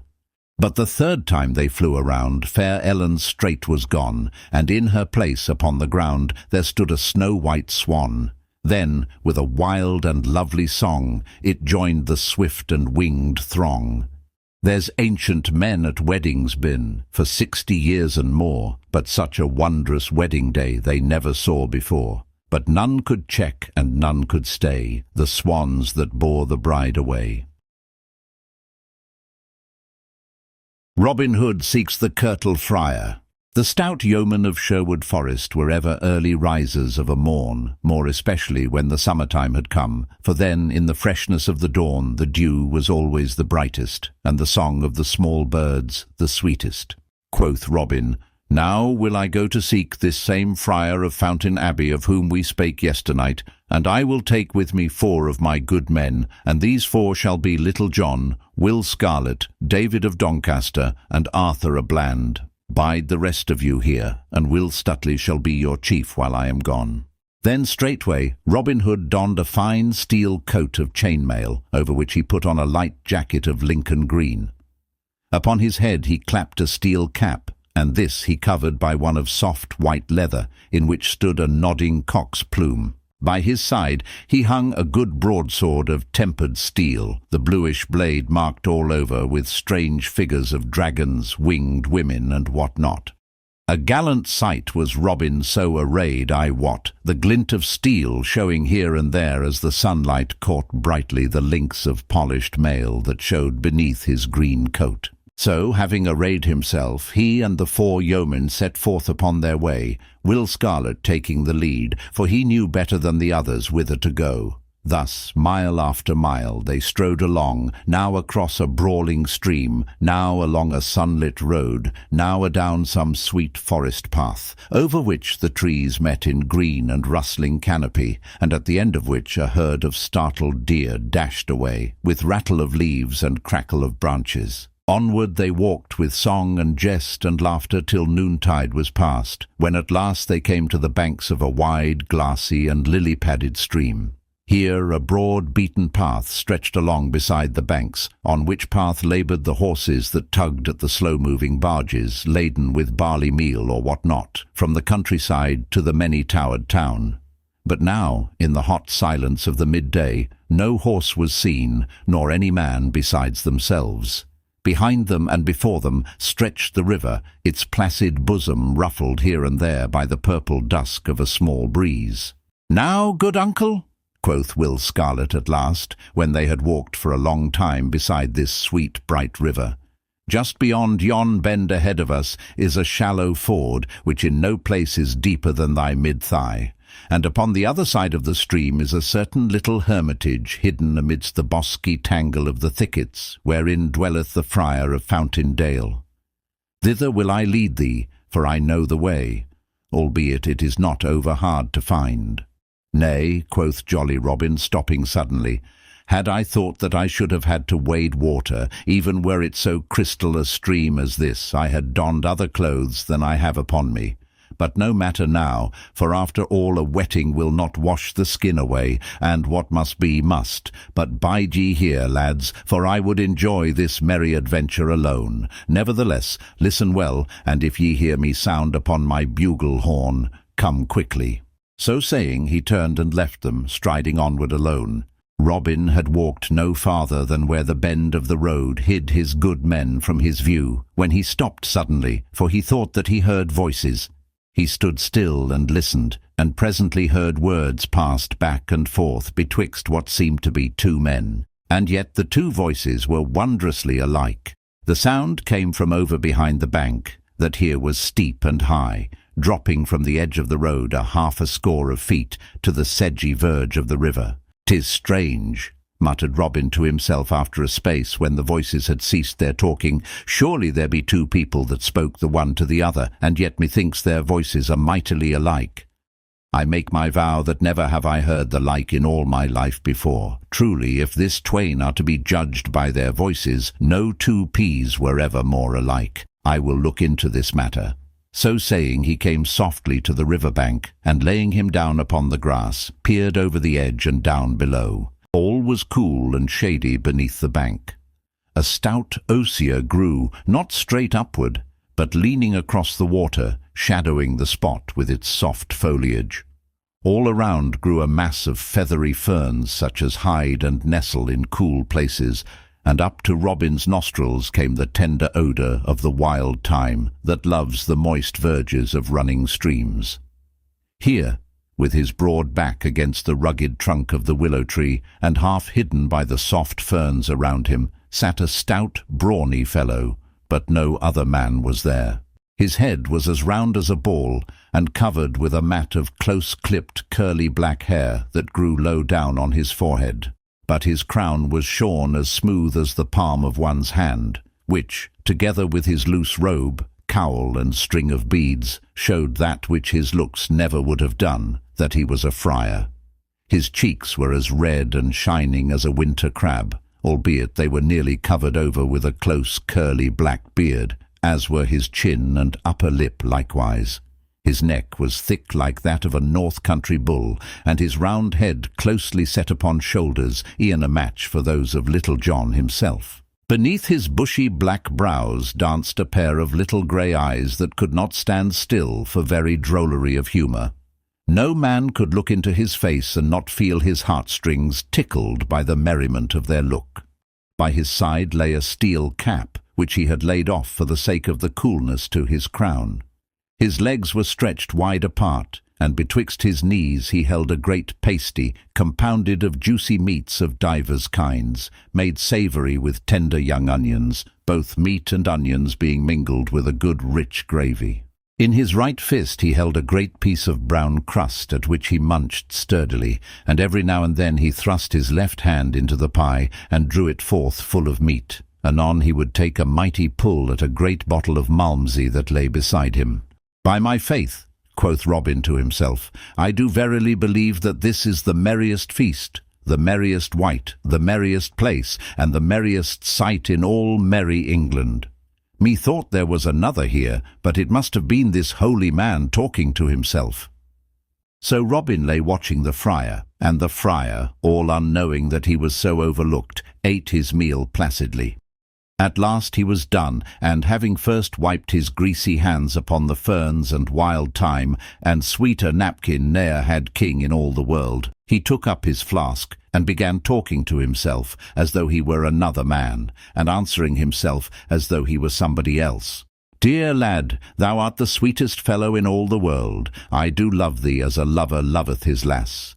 La, thou dost make me shamed to speak so to me in this solitary place, no one being by. And yet, if thou wilt have me say so, I do love thee as thou lovest me. Nay, then, wilt thou not take a drink of good malmsey? After thee, lad, after thee. Nay, I beseech thee, sweeten the draught with thy lips." Here he passed the flask from his right hand to his left. "And thou wilt force it on me so, I must needs do thy bidding, yet with the more pleasure do I so as I drink thy very great health." Here he took a long, deep draught. "And now, sweet lad, 'tis thy turn next." Here he passed the bottle from his left hand back again to his right. "I take it, sweet chuck, and here's wishing thee as much good as thou wishest me." Saying this, he took another draught, and truly he drank enough for two. All this time merry Robin lay upon the bank and listened, while his stomach so quaked with laughter that he was forced to press his palm across his mouth to keep it from bursting forth. For truly he would not have spoiled such a goodly jest for the half of Nottinghamshire. Having gotten his breath from his last draught, the friar began talking again in this wise. "Now, sweet lad, canst thou not sing me a song? La, I know not, I am but in an ill voice this day. Prithee ask me not. Dost thou not hear how I croak like a frog? Nay, nay, thy voice is as sweet as any bullfinch. Come sing, I pry thee. I would rather hear thee sing than eat a fair feast. Alas, I would fain not sing before one that can pipe so well, and hath heard so many goodly songs and ballads. Ne'ertheless, and thou wilt have it so, I will do my best. But now methinks that thou and I might sing some fair song together. Dost thou not know a certain dainty little catch called The Loving Youth and the Scornful Maid? Why, truly, methinks I have heard it ere now. Then dost thou not think that thou couldst take the lass's part if I take the lad's? I know not, but I will try. Begin thou with the lad, and I will follow with the lass. Then, singing first with a voice deep and gruff, and anon in one high and squeaking, he blithely trolled the merry catch of The Loving Youth and the Scornful Maid. He, she, he, she. Here Robin could contain himself no longer, but burst forth into a mighty roar of laughter. Then, the holy friar keeping on with the song, he joined in the chorus, and together they sang, or, as one might say, bellowed. So they sang together, for the stout friar did not seem to have heard Robin's laughter, neither did he seem to know that the yeoman had joined in with the song. But, with eyes half closed, looking straight before him and wagging his round head from side to side in time to the music, he kept on bravely to the end, he and Robin finishing up with a mighty roar that might have been heard a mile. But no sooner had the last word been sung than the holy man seized his steel cap, clapped it on his head, and springing to his feet, cried in a great voice, "What spy have we here? Come forth, thou limb of evil, and I will carve thee into as fine pudding meat as e'er a wife in Yorkshire cooked of a Sunday."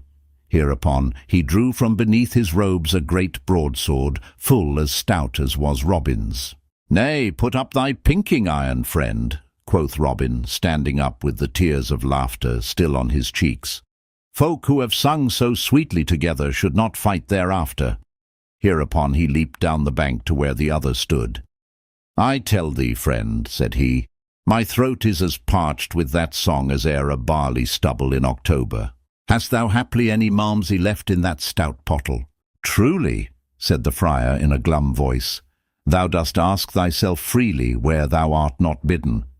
Yet I trust I am too good a Christian to refuse any man drink that is athirst. Such as there is out, thou art welcome to a drink of the same."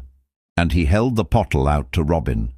Robin took it without more ado, and putting it to his lips, tilted his head back, while that which was within said, "Glug, lug, glug," for more than 3 winks, I wot. The stout friar watched Robin anxiously the while, and when he was done took the pottle quickly. He shook it, held it betwixt his eyes and the light, looked reproachfully at the yeoman, and straightway placed it at his own lips. When it came away again, there was naught within it.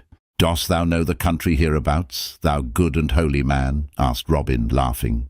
"Yea, somewhat," answered the other dryly. "And dost thou know of a certain spot called Fountain Abbey?" "Yea, somewhat." "Then perchance thou knowest also of a certain one who goeth by the name of the Curtal Friar of Fountain Abbey?" "Yea, somewhat." "Well then, good fellow, holy father, or whatever thou art," quoth Robin, "I would know whether this same friar is to be found upon this side of the river or the other." "That," quoth the friar, "is a practical question upon which the cunning rules appertaining to logic touch not. I do advise thee to find that out by the aid of thine own 5 senses, sight, feeling, and what not." "I do wish much," quoth Robin, looking thoughtfully at the stout priest, "to cross yon ford and strive to find this same good friar." "Truly," said the other piously, "it is a goodly wish on the part of one so young. Far be it from me to check thee in so holy a quest. Friend, the river is free to all." "Yea, good father," said Robin, "but thou seest that my clothes are of the finest, and I fain would not get them wet. Methinks thy shoulders are stout and broad. Couldst thou not find it in thy heart to carry me across?" "Now, by the white hand of the Holy Lady of the Fountain," burst forth the friar in a mighty rage, "dost thou, thou poor puny stripling, thou kiss my lady la popinjay, thou, what shall I call thee? Dost thou ask me the holy tuck to carry thee? Now I swear—" Here he paused suddenly, Then slowly the anger passed from his face, and his little eyes twinkled once more. "But why should I not?" quoth he piously. "Did not the holy Saint Christopher ever carry the stranger across the river? And should I, poor sinner that I am, be ashamed to do likewise? Come with me, stranger, and I will do thy bidding in an humble frame of mind." So saying, he clambered up the bank, closely followed by Robin, and led the way to the shallow, pebbly ford, chuckling to himself the while, as though he were enjoying some goodly jest within himself. Having come to the ford, he girded up his robes about his loins, tucked his good broadsword beneath his arm, and stooped his back to take Robin upon it. Suddenly he straightened up. "Methinks," quoth he, "thou'lt get thy weapon wet. Let me tuck it beneath mine arm along with mine own." "Nay, good father," said Robin, "I would not burden thee with aught of mine but myself." "Dost thou think," said the friar mildly, "that the good Saint Christopher would have sought his own ease so? Nay, give me thy tool as I bid thee, for I would carry it as a penance to my pride." Upon this, without more ado, Robin Hood unbuckled his sword from his side and handed it to the other, who thrust it with his own beneath his arm. Then once more the friar bent his back, and Robin having mounted upon it, he stepped sturdily into the water, and so strode onward, splashing in the shoal, and breaking all the smooth surface into ever-widening rings. At last he reached the other side, and Robin leaped lightly from his back. "Many thanks, good father," quoth he. "Thou art indeed a good and holy man. Prithee give me my sword, and let me away, for I am in haste." At this the stout friar looked upon Robin for a long time, his head on one side, and with a most waggish twist to his face. Then he slowly winked his right eye. "Nay, good youth," said he gently, "I doubt not that thou art in haste with thine affairs, yet thou dost think nothing of mine.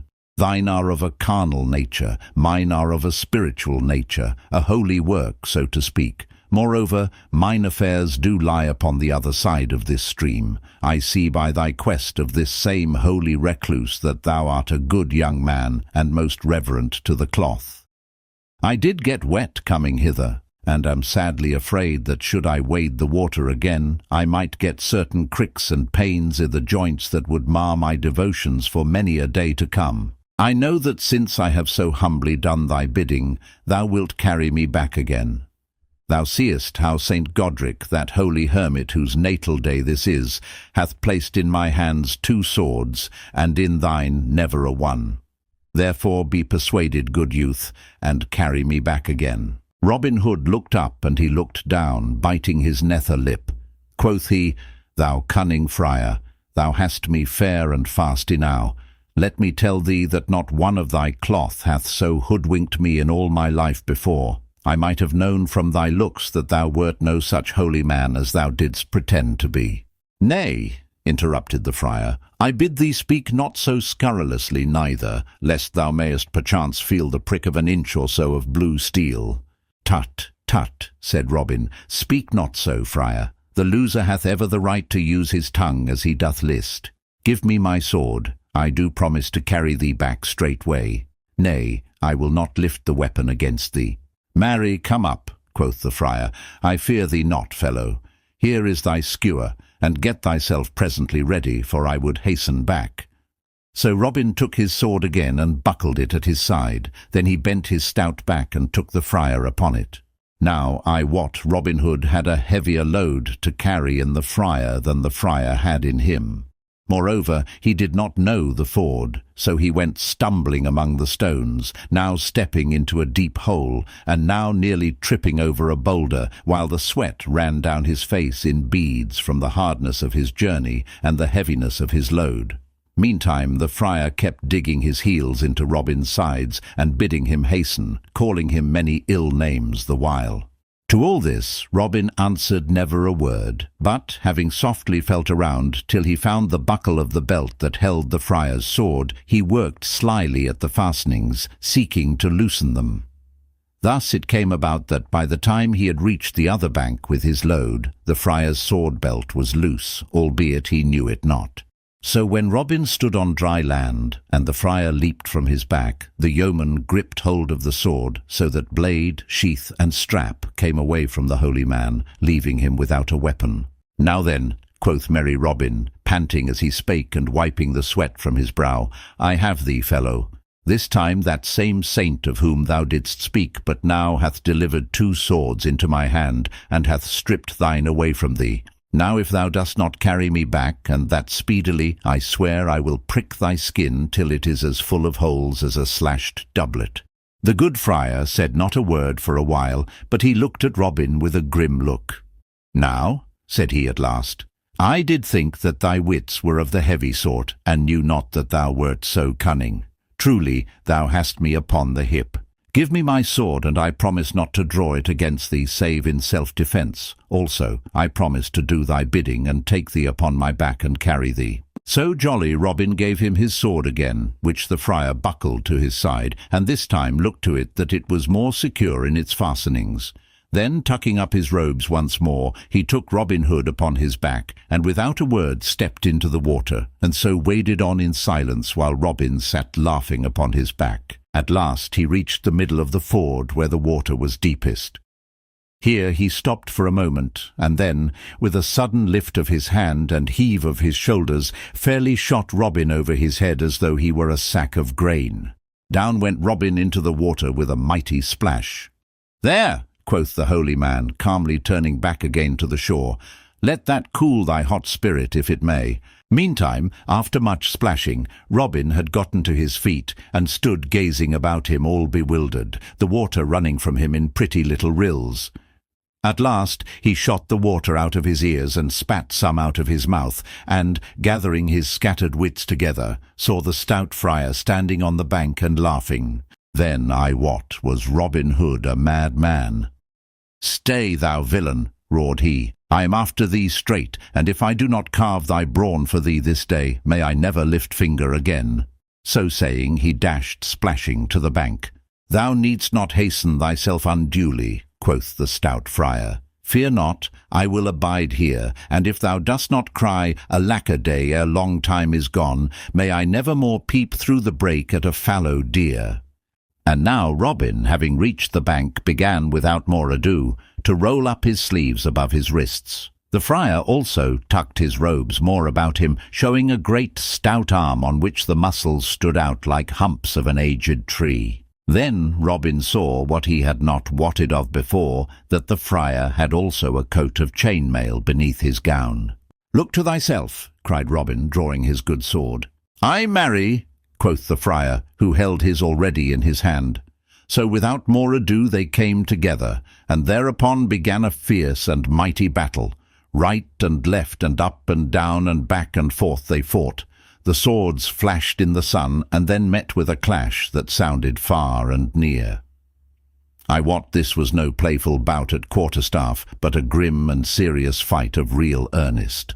Thus they strove for an hour or more, pausing every now and then to rest, at which times each looked at the other with wonder, and thought that never had he seen so stout a fellow. Then once again they would go at it more fiercely than ever. Yet in all this time neither had harmed the other, nor caused his blood to flow.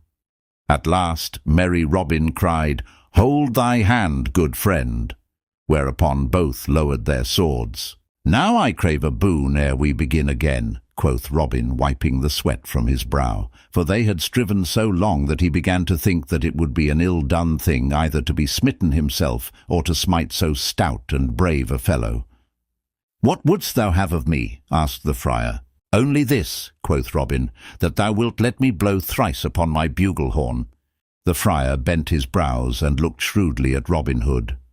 "Now I do verily think that thou hast some cunning trick in this," quoth he. "Nevertheless, I fear thee not, and will let thee have thy wish, providing thou wilt also let me blow thrice upon this little whistle." "With all my heart," quoth Robin, "so here goes for one." So saying, he raised his silver horn to his lips and blew thrice upon it, clear and high.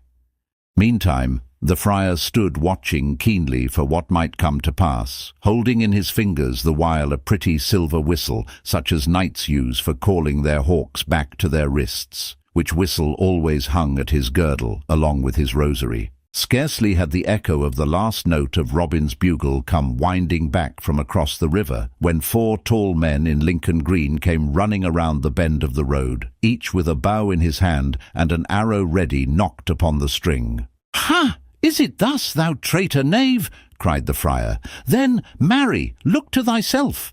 So saying, he straightway clapped the hawk's whistle to his lips and blew a blast that was both loud and shrill. And now there came a crackling of the bushes that lined the other side of the road, and presently forth from the covert burst 4 great shaggy hounds. "Adam Sweetlips, Adam Bell-throat, Adam Beauty, Adam Fangs!" cried the friar, pointing at Robin. And now it was well for that yeoman that a tree stood nigh him beside the road, else had he had an ill chance of it. Ere one could say "Gaffer" down the dale, the hounds were upon him, and he had only time to drop his sword and leap lightly into the tree, around which the hounds gathered, looking up at him as though he were a cat on the eaves. But the friar quickly called off his dogs. "At 'em!" cried he, pointing down the road to where the yeomen were standing stock still with wonder of what they saw. As the hawk darts down upon its quarry, so sped the 4 dogs at the yeomen. But when the 4 men saw the hounds so coming, all with one accord, saving only Will Scarlet, drew each man his goose-feather to his ear, and let fly his shaft. And now the old ballad telleth of a wondrous thing that happened, for thus it says, that each dog so shot at leaped lightly aside, and as the arrow passed him whistling, caught it in his mouth and bit it in twain. Now it would have been an ill day for these 4 good fellows, had not Will Scarlet stepped before the others, and met the hounds as they came rushing. "Why, how now, Fangs?" cried he sternly. "Down, Beauty, down, Sirrah, what means this?" At the sound of his voice, each dog shrank back quickly, and then straightway came to him and licked his hands and fawned upon him, as is the wont of dogs that meet one they know. Then the 4 yeomen came forward, the hounds leaping around Will Scarlet joyously. "Why, how now?" cried the stout friar. "What means this? Art thou wizard to turn those wolves into lambs?" "Ha!" cried he when they had come still nearer. "Can I trust mine eyes? What means it that I see young Master William Gamwell in such company?" "Nay, Tuck," said the young man, as the 4 came forward to where Robin was now clambering down from the tree in which he had been roosting, he having seen that all danger was over for the time. "Nay, Tuck, my name is no longer Will Gamwell, but Will Scarlet, and this is my good uncle Robin Hood, with whom I am abiding just now." "Truly, good master," said the friar, looking somewhat abashed and reaching out his great palm to Robin, "I ha' oft heard thy name both sung and spoken of, but I never thought to meet thee in battle. I crave thy forgiveness, and do wonder not that I found so stout a man against me."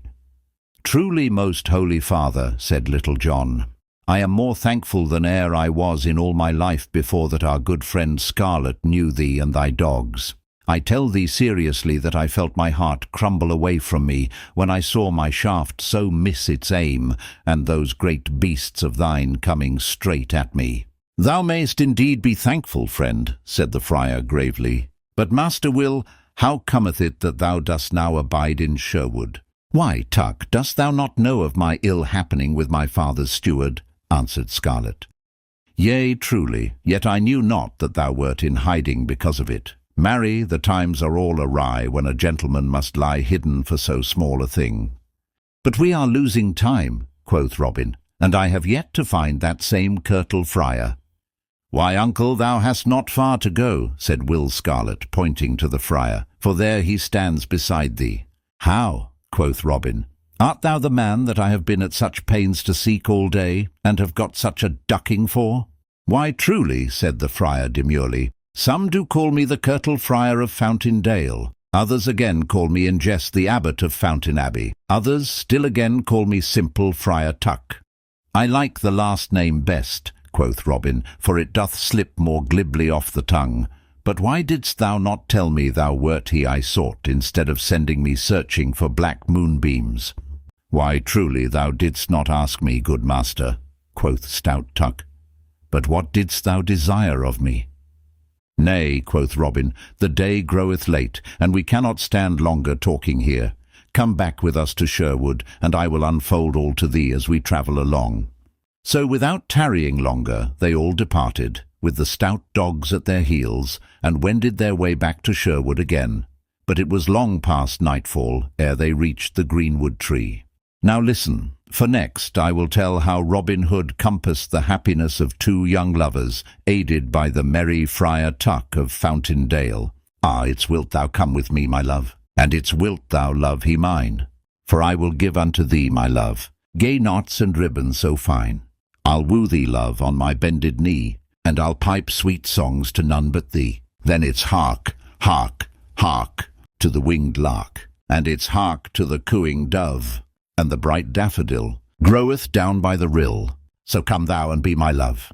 Now get thee away, young man so fine. Now get thee away, I say, for my true love shall never be thine, and so thou hadst better not stay. Thou art not a fine enough lad for me, so I'll wait till a better young man I see. For it's hark, hark, hark to the winged lark, and it's hark to the cooing dove, and the bright daffodil groweth down by the rill.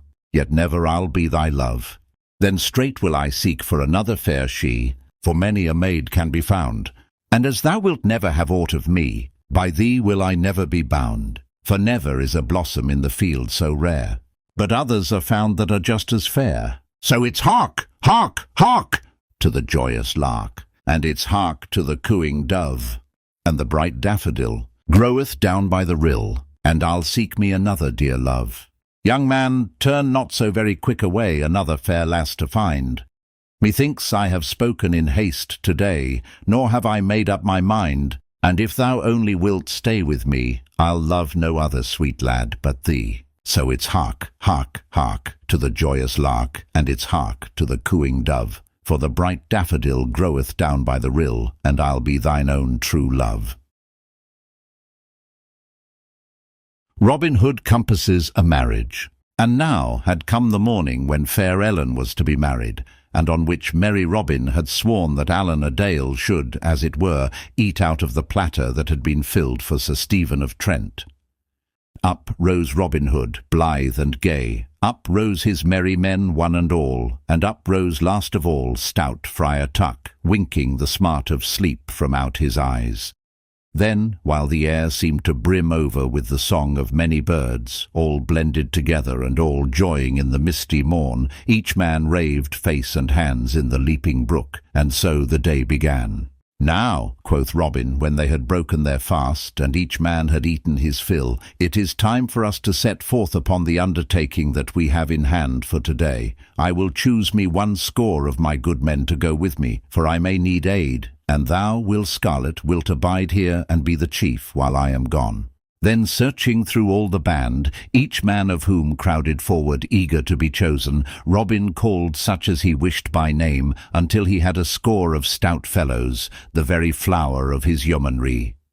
Besides Little John and Will Stutely were nigh all those famous lads of whom I have already told you. Then, while those so chosen ran leaping, full of joy, to arm themselves with bow and shaft and broadsword, Robin Hood stepped aside into the covert, and there donned a gay, beribboned coat such as might have been worn by some strolling minstrel, and slung a harp across his shoulder, the better to carry out that part. All the band stared, and many laughed, for never had they seen their master in such a fantastic guise before.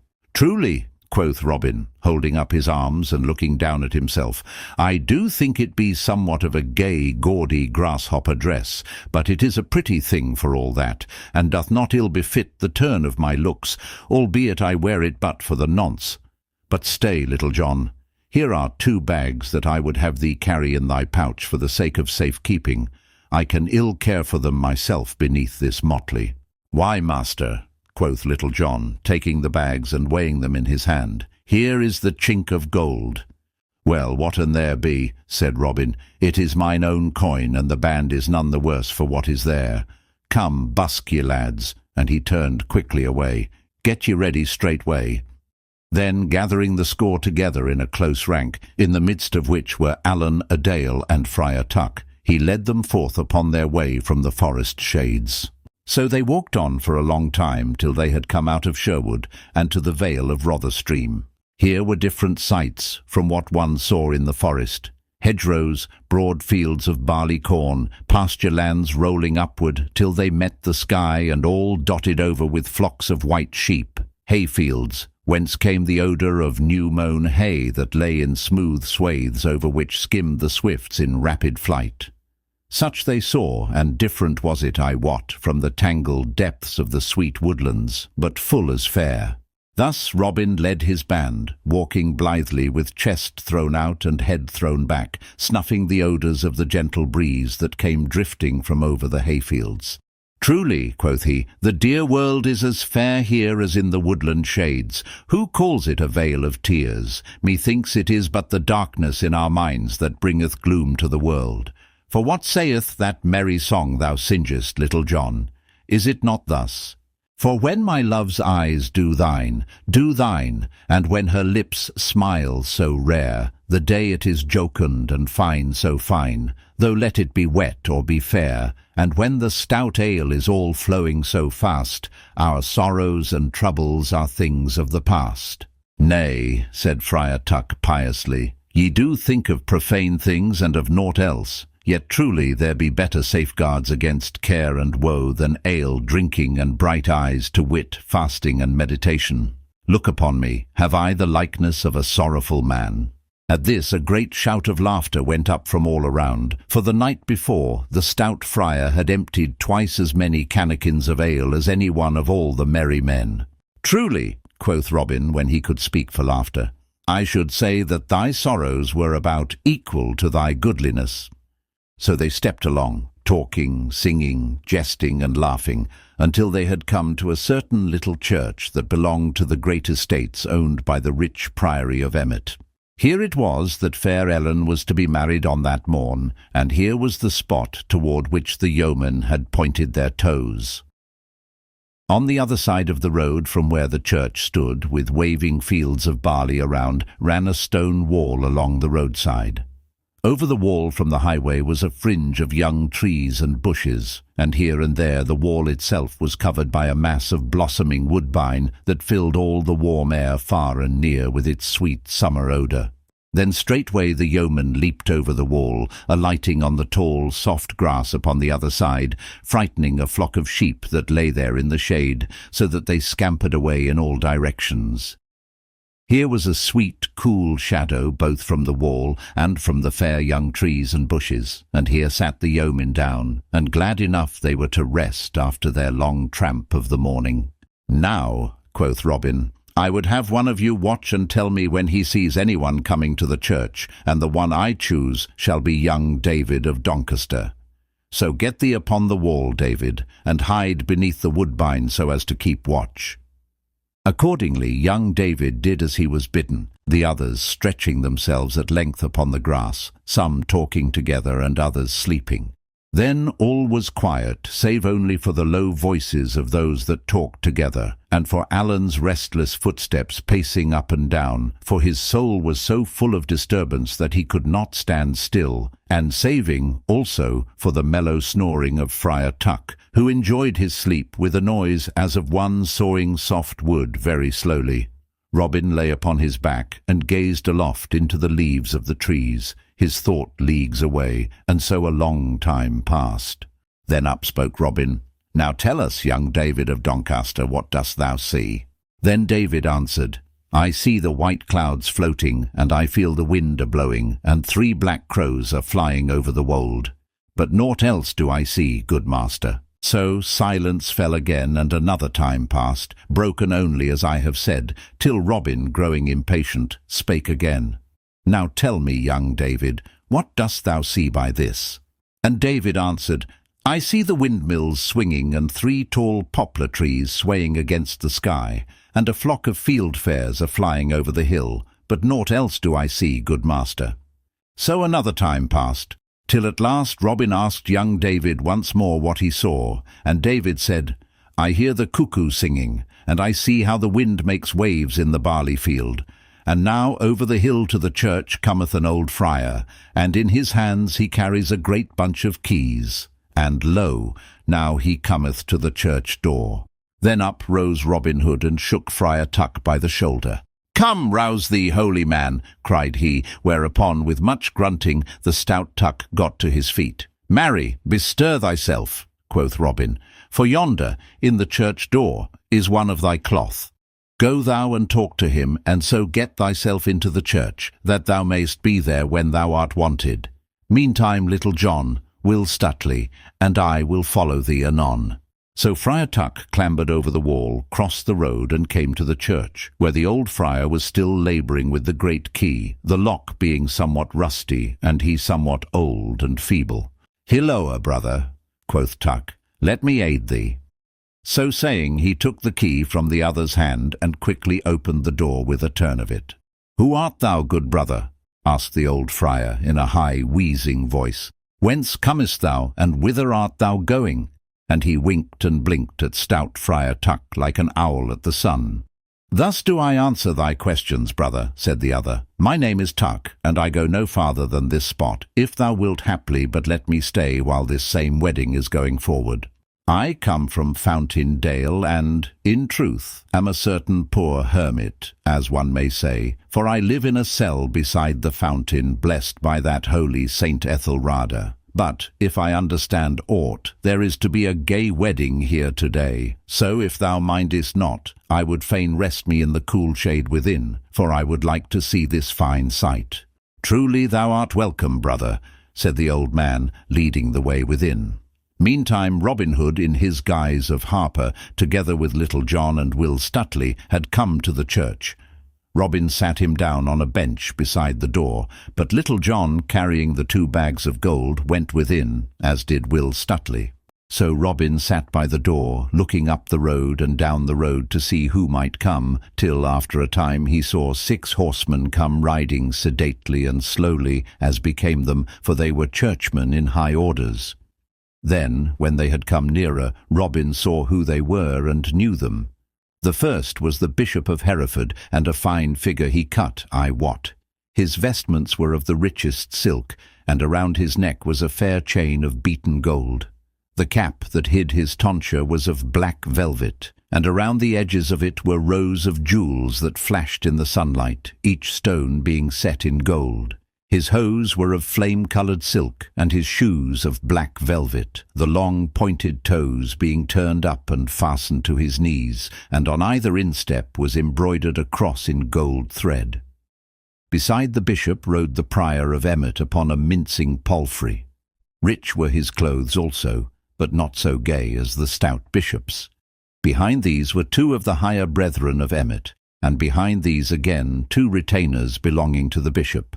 For the Lord Bishop of Hereford strove to be as like the great barons, as was in the power of one in holy orders.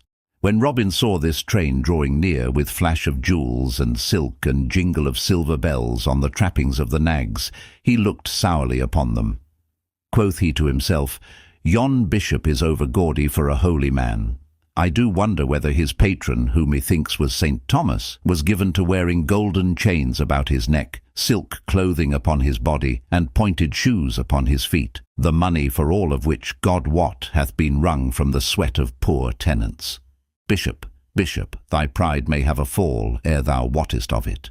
So the holy men came to the church, the bishop and the prior jesting and laughing between themselves about certain fair dames, their words more befitting the lips of laymen, methinks, than holy clerks. Then they dismounted, and the bishop, looking around, presently caught sight of Robin standing in the doorway. "Hilloa, good fellow," quoth he in a jovial voice. "Who art thou that struttest in such gay feathers?" "A harper am I from the north country," quoth Robin, "and I can touch the strings, I wot, as never another man in all merry England can do. Truly, good Lord Bishop, many a knight and burgher, clerk and layman have danced to my music willy-nilly, and most times greatly against their will. Such is the magic of my harping. Now this day, my Lord Bishop, if I may play at this wedding, I do promise that I will cause the fair bride to love the man she marries with a love that shall last as long as that twain shall live together." "Ha! Is it so?" cried the bishop. "Meanest thou this in sooth?" and he looked keenly at Robin, who gazed boldly back again into his eyes. "Now, if thou wilt cause this maiden, who hath verily bewitched my poor cousin Stephen, thus to love the man she is to marry, as thou sayest thou canst, I will give thee whatsoever thou wilt ask me in due measure. Let me have a taste of thy skill, fellow." "Nay," quoth Robin, "my music cometh not without I choose, even at a lord bishop's bidding. In sooth, I will not play until the bride and bridegroom come." "Now, thou art a saucy varlet to speak so to my crest," quoth the bishop, frowning on Robin. "Yet I must needs bear with thee. Look, prior, hither cometh our cousin Sir Stephen and his lady-love." And now, around the bend of the high road, came others, riding upon horses. The first of all was a tall, thin man of knightly bearing, dressed all in black silk, with a black velvet cap upon his head, turned up with scarlet. Robin looked, and had no doubt that this was Sir Stephen, both because of his knightly carriage and of his grey hairs. Beside him rode a stout Saxon franklin, Ellen's father, Edward of Deirwold. Behind those two came a litter borne by 2 horses, and therein was a maiden whom Robin knew must be Ellen. Behind this litter rode 6 men-at-arms, the sunlight flashing on their steel caps as they came jingling up the dusty road. So these also came to the church, and there Sir Stephen leaped from his horse and, coming to the litter, handed fair Ellen out therefrom. Then Robin Hood looked at her, and could wonder no longer how it came about that so proud a knight as Sir Stephen of Trent wished to marry a common franklin's daughter. Nor did he wonder that no ado was made about the matter, for she was the fairest maiden that ever he had beheld. Now, however, she was all pale and drooping, like a fair white lily snapped at the stem, and so, with bent head and sorrowful look, she went within the church, Sir Stephen leading her by the hand. "Why dost thou not play, fellow?" quoth the bishop, looking sternly at Robin. "Marry," said Robin calmly, "I will play in greater wise than your lordship thinks, but not till the right time hath come," said the bishop to himself, while he looked grimly at Robin. "When this wedding is gone by, I will have this fellow well whipped for his saucy tongue and bold speech." And now fair Ellen and Sir Stephen stood before the altar, and the bishop himself came in his robes and opened his book, whereat fair Ellen looked up and about her in bitter despair, like the fawn that finds the hounds on her haunch. Then, in all his fluttering tags and ribbons of red and yellow, Robin Hood strode forward. 3 steps he took from the pillar whereby he leaned, and stood between the bride and bridegroom. "Let me look upon this lass," he said in a loud voice. "Why, how now? What have we here? Here be lilies in the cheeks, and not roses such as befit a bonny bride. This is no fit wedding. Thou, Sir Knight, so old and she so young, and thou thinkest to make her thy wife? I tell thee it may not be, for thou art not her own true love." At this all stood amazed, and knew not where to look nor what to think or say, for they were all bewildered with the happening. So, while everyone looked at Robin as though they had been changed to stone, he clapped his bugle horn to his lips and blew 3 blasts so loud and clear they echoed from floor to rafter, as though they were sounded by the trump of doom. Then straightway Little John and Will Stutely came leaping and stood upon either side of Robin Hood, and quickly drew their broadswords, the while a mighty voice rolled over the heads of all, "Here be I, good master, when thou wantest me," for it was Friar Tuck that so called from the organ loft. And now all was hubbub and noise. Stout Edward strode forward, raging, and would have seized his daughter to drag her away, but Little John stepped between and thrust him back. "Stand back, old man," said he. "Thou art a hobbled horse this day." "Down with the villains!" cried Sir Stephen, and felt for his sword, but it hung not beside him on his wedding day. Then the men-at-arms drew their swords, and it seemed like that blood would wet the stones, but suddenly came a bustle at the door, and loud voices, steel flashed in the light, and the crash of blows sounded. The men-at-arms fell back, and up the aisle came leaping 18 stout yeomen, all clad in Lincoln green, with Allan a Dale at their head. In his hand he bore Robin Hood's good, stout, trusty bow of yew, and this he gave to him, kneeling the while upon one knee. Then up spake Edward of Deirwold in a deep voice of anger. Is it thou, Allan a Dale, that hath bred all this coil in a church? Nay, quoth merry Robin, that have I done, and I care not who knoweth it, for my name is Robinhood. At this name a sudden silence fell. The prior of Emmet and those that belonged to him gathered together like a flock of frightened sheep when the scent of the wolf is nigh, while the Bishop of Hereford, laying aside his book, crossed himself devoutly. Now heaven keep us this day, said he, from that evil man. Nay, quoth Robin, I mean you no harm. But here is fair Ellen's betrothed husband, and she shall marry him, or pain will be bred to some of you. Then up spake stout Edward in a loud and angry voice. Now I say nay, I am her father, and she shall marry Sir Stephen and none other. Now all this time, while everything was in turmoil about him, Sir Stephen had been standing in proud and scornful silence. Nay, fellow, said he coldly, thou mayest take thy daughter back again. I would not marry her after this day's doings, could I gain all merry England thereby. I tell thee plainly, I loved thy daughter, old as I am, and would have taken her up like a jewel from the sty, yet, truly, I knew not that she did love this fellow, and was beloved by him. Maiden, if thou dost rather choose a beggarly minstrel than a high-born knight, take thy choice. I do feel it shame that I should thus stand talking amid this herd, and so I will leave you. Thus saying, he turned, and gathering his men about him, walked proudly down the aisle. Then all the yeomen were silenced by the scorn of his words. Only Friar Tuck leaned over the edge of the choir loft, and called out to him ere he had gone, Good den, Sir Knight, thou wottest old bones must always make room for young blood. Sir Stephen neither answered nor looked up, but passed out from the church as though he had heard naught, his men following him. Then the Bishop of Hereford spoke hastily. I too have no business here, and so will depart. And he made as though he would go, but Robin Hood laid hold of his clothes and held him. Stay, my lord bishop, said he, I have yet somewhat to say to thee. The bishop's face fell, but he stayed as Robin bade him, for he saw he could not go. Then Robin Hood turned to stout Edward of Deirwold, and said he, Give thy blessing on thy daughter's marriage to this yeoman, and all will be well. Little John, give me the bags of gold. Look, farmer, here are 200 bright golden angels. Give thy blessing, as I say, and I will count them out to thee as thy daughter's dower. Give not thy blessing, and she shall be married all the same, but not so much as a cracked farthing shall cross thy palm. Choose. Then Edward looked upon the ground with bent brows, turning the matter over and over in his mind. But he was a shrewd man, and one withal that made the best use of a cracked pipkin. So at last he looked up and said, but in no joyous tone, If the wench will go her own gait, let her go. I had thought to make a lady of her, yet if she chooses to be what she is like to be, I have naught to do with her henceforth. Ne'ertheless, I will give her my blessing when she is duly wedded. It may not be, spake up one of those of Emmet. The banns have not been duly published, neither is there any priest here to marry them. How sayst thou? Roared Tuck from the choir loft.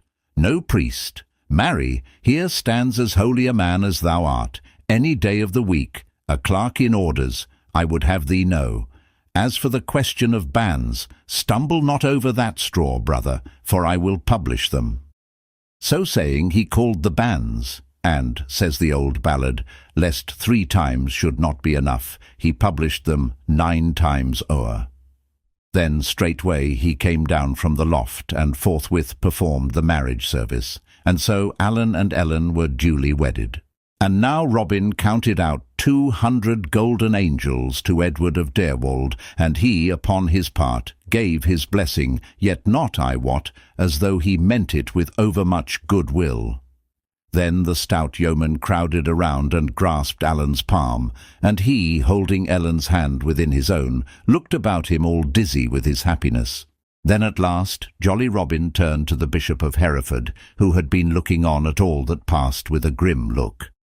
My lord bishop, quoth he, Thou mayst bring to thy mind that thou didst promise me that did I play in such wise as to cause this fair lass to love her husband, thou wouldst give me whatsoever I asked in reason. I have played my play, and she loveth her husband, which she would not have done but for me. So now fulfil thy promise. Thou hast upon thee that which, methinks, thou wouldst be the better without. Therefore, I prythee, give me that golden chain that hangeth about thy neck as a wedding present for this fair bride. Then the bishop's cheeks grew red with rage, and his eyes flashed.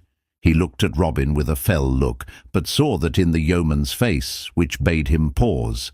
Then slowly he took the chain from about his neck and handed it to Robin, who flung it over Ellen's head so that it hung glittering about her shoulders. Then said merry Robin, I thank thee, on the bride's part, for thy handsome gift, and truly thou thyself art more seemly without it. Now, shouldst thou ever come nigh to Sherwood, I much hope that I shall give thee there such a feast as thou hast ne'er had in all thy life before. May heaven forfend, cried the bishop earnestly, for he knew right well what manner of feast it was that Robin Hood gave his guests in Sherwood Forest. But now Robin Hood gathered his men together, and with Allan and his young bride in their midst, they all turned their footsteps toward the woodlands. On the way thither, Friar Tuck came close to Robin and plucked him by the sleeve. Thou dost lead a merry life, good master, quoth he. But dost thou not think that it would be for the welfare of all your souls to have a good stout chaplain such as I to oversee holy matters? Truly I do love this life mightily. At this merry Robin Hood laughed amain, and bade him stay and become one of their band if he wished. That night there was such a feast held in the greenwood as Nottinghamshire never saw before. To that feast you and I were not bidden, and pity it is that we were not. So, lest we should both feel the matter the more keenly, I will say no more about it. Robin Hood aids a sorrowful knight. So passed the gentle springtime away in budding beauty, its silver showers and sunshine, its green meadows and its flowers. So, likewise, passed the summer with its yellow sunlight, its quivering heat and deep bosky foliage, its long twilights and its mellow nights, through which the frogs croaked and fairy folk were said to be out on the hillsides. All this had passed, and the time of fall had come, bringing with it its own pleasures and joyousness. For now, when the harvest was gathered home, merry bands of gleaners roamed the country about, singing along the roads in the daytime, and sleeping beneath the hedgerows and the hayricks at night. Now the hips burned red in the tangled thickets, and the hues waxed black in the hedgerows, the stubble lay all crisp and naked to the sky, and the green leaves were fast turning russet and brown. Also, at this merry season, good things of the year are gathered in great store. Brown ale lies ripening in the cellar, hams and bacon hang in the smoke-shed, and crabs are stowed away in the straw for roasting in the winter-time, when the north wind piles the snow in drifts around the gables, and the fire crackles warm upon the hearth. So passed the seasons then, so they pass now, and so they will pass in time to come, while we come and go like leaves of the tree that fall and are soon forgotten. Quoth Robin Hood, snuffing the air, Here is a fair day, Little John, and one that we can ill waste in idleness. Choose such men as thou dost need, and go thou east while I will wend to the west, and see that each of us bringeth back some goodly guest to dine this day beneath the greenwood tree. Marry, cried Little John, clapping his palms together for joy, thy bidding fitteth my liking like heft to blade. I'll bring thee back a guest this day, or come not back mine own self. Then they each chose such of the band as they wished, and so went forth by different paths from the forest. Now you and I cannot go two ways at the same time while we join in these merry doings, so we will e'en let Little John follow his own path while we tuck up our skirts and trudge after Robin Hood. And here is good company too, Robin Hood, Will Scarlet, Allan a Dale, Will Scathelocke, Midge, the miller's son, and others. A score or more of stout fellows had abided in the forest with Friar Tuck to make ready for the homecoming, but all the rest were gone either with Robin Hood or Little John. They travelled onward, Robin following his fancy, and the others following Robin. Now they wended their way through an open dale with cottage and farm lying therein, and now again they entered woodlands once more.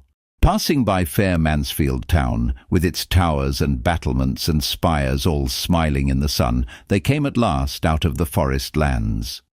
Onward they journeyed, through highway and byway, through villages where goodwives and merry lasses peeped through the casements at the fine show of young men, until at last they came over beyond Alverton in Derbyshire. By this time high noontide had come, yet they had met no guest such as was worth their while to take back to Sherwood. So, coming at last to a certain spot where a shrine stood at the crossing of two roads, Robin called upon them to stop. For here on either side was shelter of high hedgerows, behind which was good hiding, whence they could watch the roads at their ease while they ate their midday meal. Quoth merry Robin, "Here, methinks, is good lodging where peaceful folk, such as we be, can eat in quietness. Therefore we will rest here, and see what may perchance fall into our luck-pot." So they crossed a stile, and came behind a hedgerow, where the mellow sunlight was bright and warm, and where the grass was soft, and there sat them down. Then each man drew from the pouch that hung beside him that which he had brought to eat. For a merry walk such as this had been sharpens the appetite till it is as keen as a March wind. So no more words were spoken, but each man saved his teeth for better use, munching at brown crust and cold meat right lustily. In front of them, one of the highroads crawled up the steep hill and then dipped suddenly over its crest, sharp cut with hedgerow and shaggy grass against the sky. Over the top of the windy hill peeped the eaves of a few houses of the village that fell back into the valley behind. There, also, showed the top of a windmill, the sails slowly rising and dipping from behind the hill against the clear blue sky, as the light wind moved them with creaking and laboured swing. So the yeomen lay behind the hedge and finished their midday meal, but still the time slipped along, and no one came. At last, a man came slowly riding over the hill and down the stony road toward the spot where Robin and his band lay hidden. He was a good stout knight, but sorrowful of face and downcast of mien. His clothes were plain and rich, but no chain of gold, such as folk of his stand in life wore at most times, hung around his neck, and no jewel was about him. Yet no one could mistake him for aught but one of proud and noble blood. His head was bowed upon his breast, and his hands drooped limp on either side, and so he came slowly riding, as though sunk in sad thoughts, while even his good horse, the reins loose upon his neck, walked with hanging head, as though he shared his master's grief. Quoth Robin Hood, "Yon is verily a sorry-looking gallant, and doth seem to have donned ill content with his jerkin this morning. Nevertheless, I will out and talk with him, for there may be some pickings here for a hungry door. Methinks his dress is rich, though he himself is so downcast. Bide ye here till I look into this matter." So saying, he arose and left them, crossed the road to the shrine, and there stood, waiting for the sorrowful knight to come near him. So, presently, when the knight came riding slowly along, jolly Robin stepped forward and laid his hand upon the bridle rein. "Hold, Sir Knight," quoth he. "I prythee tarry for a short time, for I have a few words to say to thee." "What art thou, friend, who dost stop a traveller in this manner upon his most gracious Majesty's highway?" said the knight. "Marry," quoth Robin, "that is a question hard to answer. One man calleth me kind, another calleth me cruel. This one calleth me good honest fellow, and that one vile thief. Truly, the world hath as many eyes to look upon a man withal as there are spots on a toad. So with what pair of eyes thou regardest me lieth entirely with thine own self. My name is Robin Hood." "Truly, good Robin," said the knight, a smile twitching at the corners of his mouth, "thou hast a quaint conceit. As for the pair of eyes with which I regard thee, I would say that they are as favourable as may be, for I hear much good of thee and little ill. What is thy will of me?" "Now, I make my vow, Sir Knight," quoth Robin, "thou hast surely learned thy wisdom of good Gaffer Swanthold, for he saith, fair words are as easy spoke as foul, and bring good will in the stead of blows. Now I will show thee the truth of this saying, for if thou wilt go with me this day to Sherwood Forest, I will give thee as merry a feast as ever thou hadst in all thy life." "Thou art indeed kind," said the knight, "but methinks thou wilt find me but an ill-seeming and sorrowful guest. Thou hadst best let me pass on my way in peace." "Nay," quoth Robin, "thou mightst go thine own way but for one thing, and that I will tell thee. We keep an inn, as it were, in the very depths of Sherwood, but so far from high roads and beaten paths that guests do not often come nigh us. So I and my friends set off merrily, and seek them when we grow dull of ourselves. Thus the matter stands, Sir Knight, yet I will furthermore tell thee that we count upon our guests paying a reckoning." "I take thy meaning, friend," said the knight gravely, "but I am not thy man, for I have no money by me." "Is it sooth?" said Robin, looking at the knight keenly. "I can scarce choose but believe thee. Yet, Sir Knight, there be those of thy order whose word is not to be trusted as much as they would have others believe. Thou wilt think no ill if I look for myself in this matter." Then, still holding the horse by the bridle rein, he put his fingers to his lips and blew a shrill whistle, whereupon 80 yeomen came leaping over the stile and ran to where the knight and Robin stood. "These," said Robin, looking upon them proudly, "are some of my merry men. They share and share alike with me all joys and troubles, gains and losses. Sir Knight, I prythee tell me what money thou hast about thee." For a time the knight said not a word, but a slow red arose into his cheeks. At last he looked Robin in the face and said, "I know not why I should be ashamed, for it should be no shame to me. But, friend, I tell thee the truth, when I say that in my purse are 10 shillings, and that is every groat that Sir Richard of the Lee hath in all the wide world." When Sir Richard ended, a silence fell, until at last Robin said, "And dost thou pledge me thy knightly word that this is all thou hast with thee?" "Yea," answered Sir Richard, "I do pledge thee my most solemn word, as a true knight, that it is all the money I have in the world. Nay, here is my purse. Ye may find for yourselves the truth of what I say." And he held his purse out to Robin. "Put up thy purse, Sir Richard," quoth Robin. "Far be it from me to doubt the word of so gentle a knight. The proud I strive to bring low, but those that walk in sorrow I would aid if I could. Come, Sir Richard, cheer up thy heart and go with us into the greenwood. Even I may perchance aid thee, for thou surely knowest how the good Athelstane was saved by the little blind mole that digged a trench over which he that sought the king's life stumbled." "Truly, friend," said Sir Richard, "methinks thou meanest kindness in thine own way. Nevertheless, my troubles are such that it is not likely that thou canst cure them. But I will go with thee this day into Sherwood."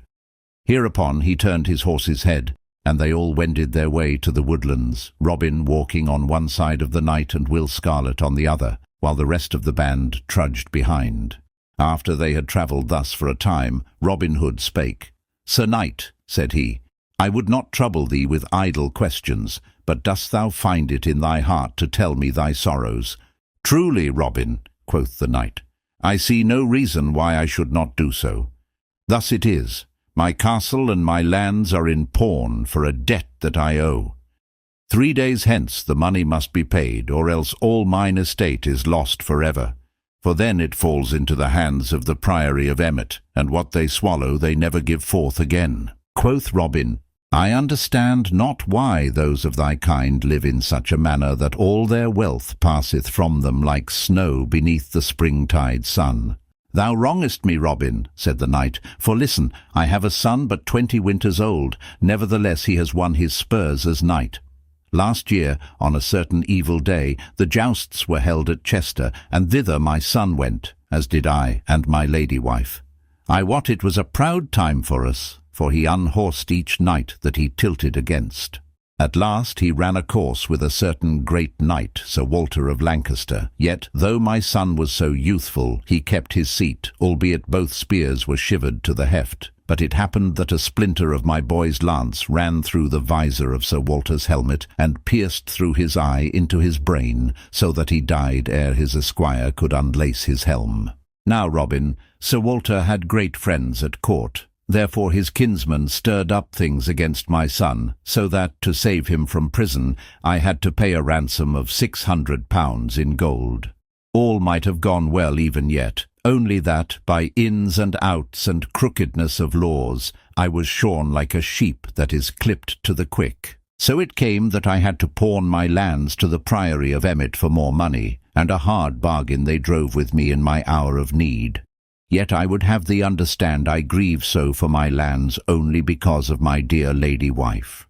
"But where is thy son now?" asked Robin, who had listened closely to all the knight had said. "In Palestine," said Sir Richard, "battling like a brave Christian soldier for the cross and the Holy Sepulchre. Truly, England was an ill place for him because of Sir Walter's death and the hate of the Lancastrians' kinsmen." "Truly," said Robin, much moved, "thine is a hard lot. But tell me, what is owing to Emmet for thine estates?" "Only £400, said Sir Richard. At this, Robin smote his thigh in anger. "Oh, the bloodsuckers!" cried he. "A noble estate to be forfeit for £400. But what will befall thee if thou dost lose thy lands, Sir Richard?" "It is not mine own lot that doth trouble me in that case," said the knight, "but my dear lady's. For should I lose my land, she will have to betake herself to some kinsman, and there abide in charity, which, methinks, would break her proud heart. As for me, I will over the salt sea, and so to Palestine to join my son in fight for the Holy Sepulchre." Then up spake Will Scarlet. "But hast thou no friend that will help thee in thy dire need?" "Never a man," said Sir Richard. "While I was rich enow at home and had friends, they blew great boasts of how they loved me. But when the oak falls in the forest, the swine run from beneath it, lest they should be smitten down also. So my friends have left me, for not only am I poor, but I have great enemies." Then Robin said, "Thou sayest thou hast no friends, Sir Richard. I make no boast, but many have found Robin Hood a friend in their troubles. Cheer up, Sir Knight, I may help thee yet." The knight shook his head with a faint smile, but for all that, Robin's words made him more blithe of heart, for in truth, hope, be it never so faint, bringeth a gleam into darkness, like a little rushlight that costeth but a groat. The day was well nigh gone when they came near to the greenwood tree.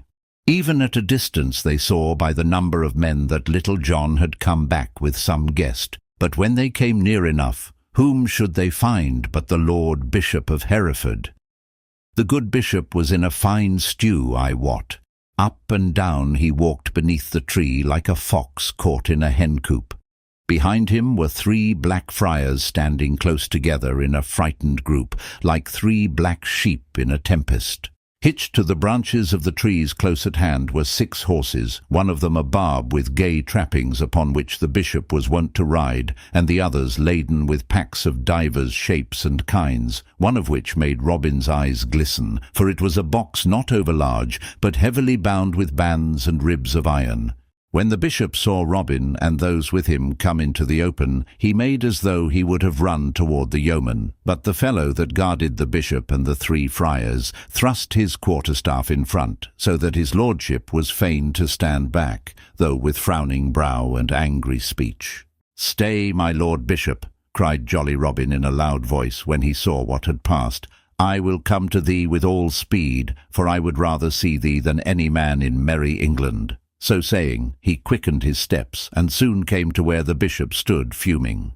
"How now?" quoth the bishop in a loud and angry voice, when Robin had so come to him. "Is this the way that thou and thy band treat one so high in the church as I am?" I and these brethren were passing peacefully along the high road with our pack horses, and a 50 of men to guard them, when up comes a great strapping fellow full 7 feet high, with 80 or more men back of him, and calls upon me to stop. Me, the Lord Bishop of Hereford, mark thou. Whereupon my armed guards, beshrew them for cowards, straight ran away. But look ye, not only did this fellow stop me, but he threatened me, saying that Robin Hood would strip me as bare as a winter hedge. Then, besides all this, he called me such vile names as fat priest, man-eating bishop, money-gorging usurer, and what not, as though I were no more than a strolling beggar or tinker. At this the bishop glared like an angry cat, while even Sir Richard laughed. Only Robin kept a grave face. "Alas, my lord," said he, "that thou hast been so ill-treated by my band. I tell thee truly that we greatly reverence thy cloth. Little John, stand forth straightway." At these words, Little John came forward, twisting his face into a whimsical look, as though he would say, "Have mercy upon me, good master." Then Robin turned to the Bishop of Hereford and said, "Was this the man who spake so boldly to your lordship?" "Aye, truly it was the same," said the bishop, "a naughty fellow, I wot." "And didst thou, Little John," said Robin in a sad voice, "call his lordship a fat priest?" "Aye," said Little John sorrowfully. "And a man-eating bishop?" "Aye," said Little John more sorrowfully than before. "And a money-gorging usurer?" "Aye," said Little John in so sorrowful a voice that it might have drawn tears from the dragon of Wentley. "Alas, that these things should be," said jolly Robin, turning to the bishop, "for I have ever found Little John a truthful man." At this a roar of laughter went up, whereat the blood rushed into the bishop's face till it was cherry red from crown to chin. But he said nothing, and only swallowed his words, though they well nigh choked him. "Nay, my lord bishop," said Robin, "we are rough fellows, but I trust not such ill men as thou thinkest after all. There is not a man here that would harm a hair of thy reverence's head. I know thou art galled by our jesting, but we are all equal here in the greenwood, for there are no bishops nor barons nor earls among us, but only men, so thou must share our life with us while thou dost abide here. Come, busk ye, my merry men, and get the feast ready. Meantime we will show our guests our woodland sports." So, while some went to kindle the fires for roasting meats, others ran leaping to get their cudgels and longbows. Then Robin brought forward Sir Richard of the Lee. "My lord bishop," said he, "here is another guest that we have with us this day. I wish that thou mightest know him better, for I and all my men will strive to honour you both at this merry-making." "Sir Richard," said the bishop in a reproachful tone, "methinks thou and I are companions and fellow-sufferers in this den of—" He was about to say thieves, but he stopped suddenly and looked askance at Robinhood. "Speak out, bishop," quoth Robin, laughing. "We of Sherwood check not an easy flow of words. Den of thieves thou west about to say." Quoth the bishop, "Mayhap that was what I meant to say, Sir Richard. But this I will say, that I saw thee just now laugh at the scurrilous jests of these fellows. It would have been more becoming of thee, methinks, to have checked them with frowns, instead of spurring them on by laughter." "I meant no harm to thee," said Sir Richard, "but a merry jest is a merry jest, and I may truly say I would have laughed at it had it been against mine own self." But now Robin Hood called upon certain ones of his band who spread soft moss upon the ground and laid deerskins thereon. Then Robin bade his guests be seated, and so they all three sat down, some of the chief men, such as Little John, Will Scarlet, Allan a Dale, and others, stretching themselves upon the ground near by. Then a garland was set up at the far end of the glade, and thereat the bowmen shot, and such shooting was done that day as it would have made one's heart leap to see. And all the while Robin talked so quaintly to the bishop and the knight, that the one forgetting his vexation and the other his troubles, they both laughed aloud again and again. Then Allan a Dale came forth and tuned his harp, and all was hushed around, and he sang in his wondrous voice songs of love, of war, of glory, and of sadness, and all listened without a movement or a sound. So Allan sang till the great round silver moon gleamed with its clear white light amid the upper tangle of the mazy branches of the trees. At last 2 fellows came to say that the feast was ready spread, so Robin, leading his guests with either hand, brought them to where great smoking dishes that sent savoury smells far and near stood along the white linen cloth spread on the grass. All around was a glare of torches that lit everything up with a red light. Then, straightway sitting down, all fell to with noise and hubbub, the rattling of platters blending with the sound of loud talking and laughter. A long time the feast lasted, but at last all was over, and the bright wine and humming ale passed briskly. Then Robin Hood called aloud for silence, and all was hushed till he spoke. "I have a story to tell you all, so listen to what I have to say," quoth he, whereupon, without more ado, he told them all about Sir Richard, and how his lands were in pawn.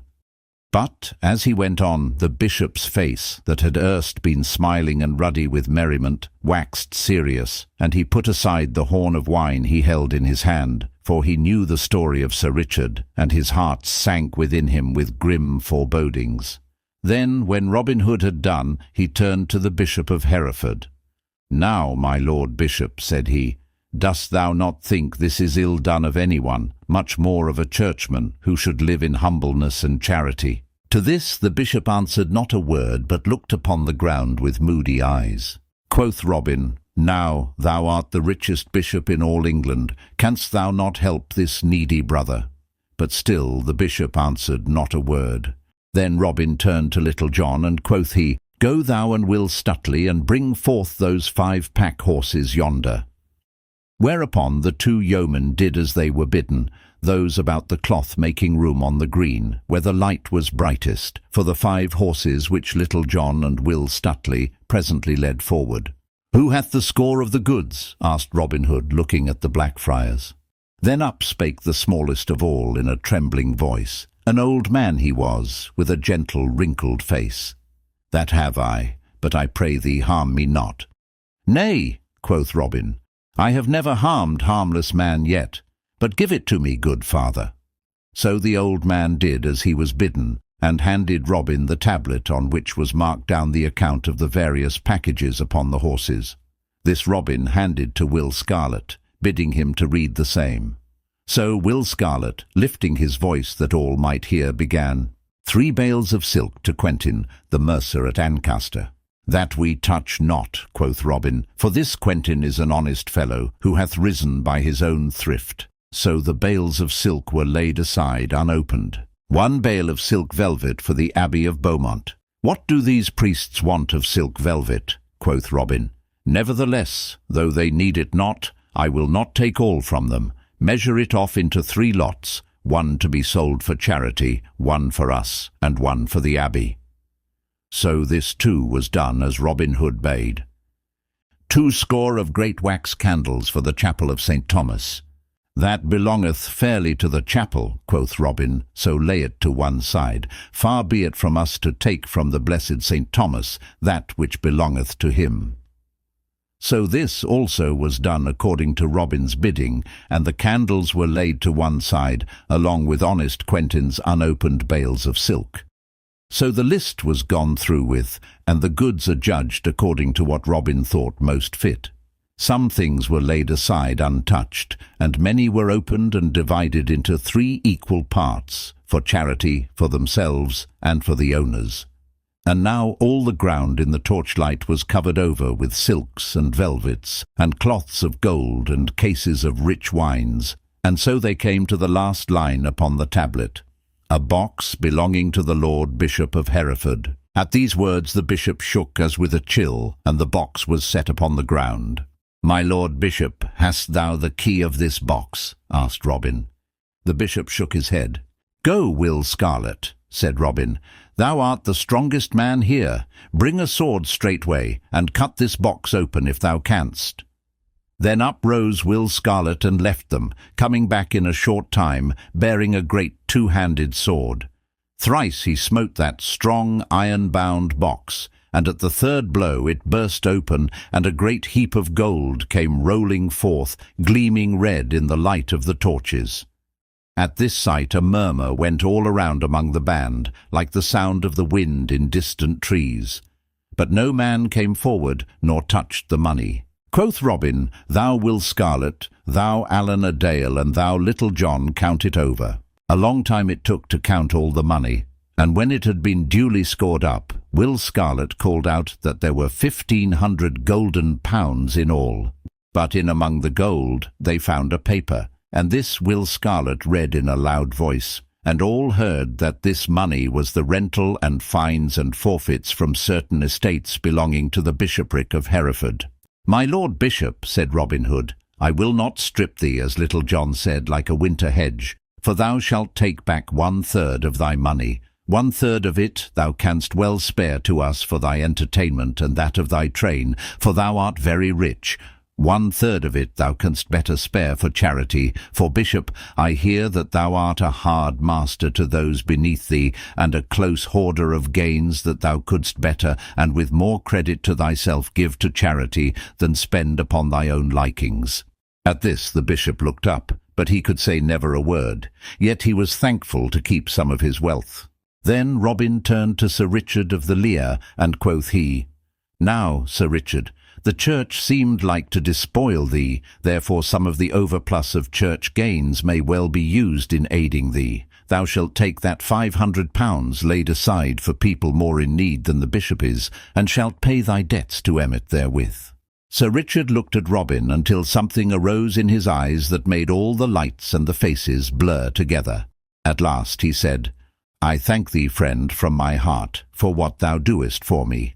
Yet think not ill if I cannot take thy gift freely. But this I will do, I will take the money and pay my debts, and in a year and a day hence will return it safe either to thee or to the Lord Bishop of Hereford. For this I pledge my most solemn knightly word. I feel free to borrow, for I know no man that should be more bound to aid me than one so high in that church, that hath driven such a hard bargain."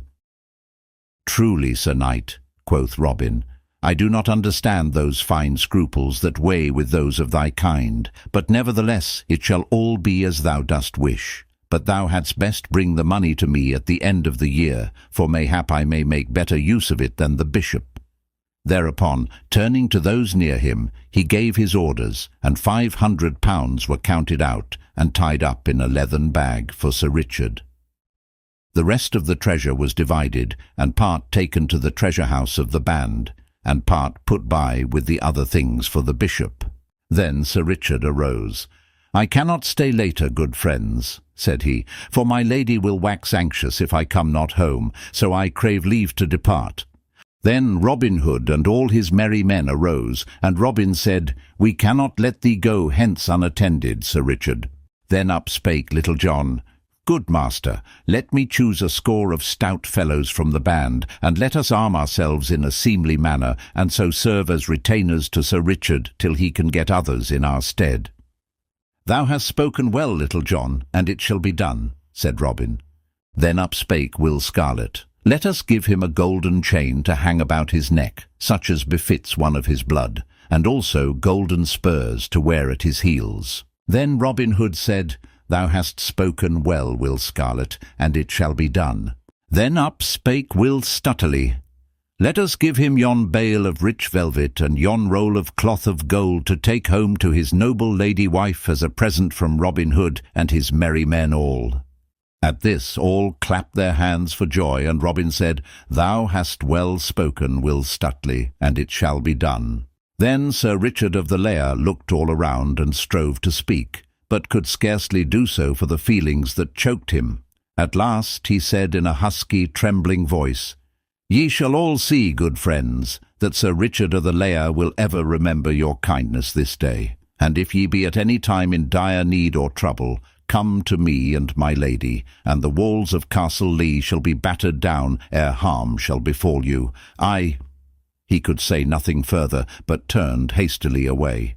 But now Little John and 19 stout fellows, whom he had chosen for his band, came forth all ready for the journey. Each man wore upon his breast a coat of linked mail, and on his head a cap of steel, and at his side a good stout sword. A gallant show they made as they stood all in a row.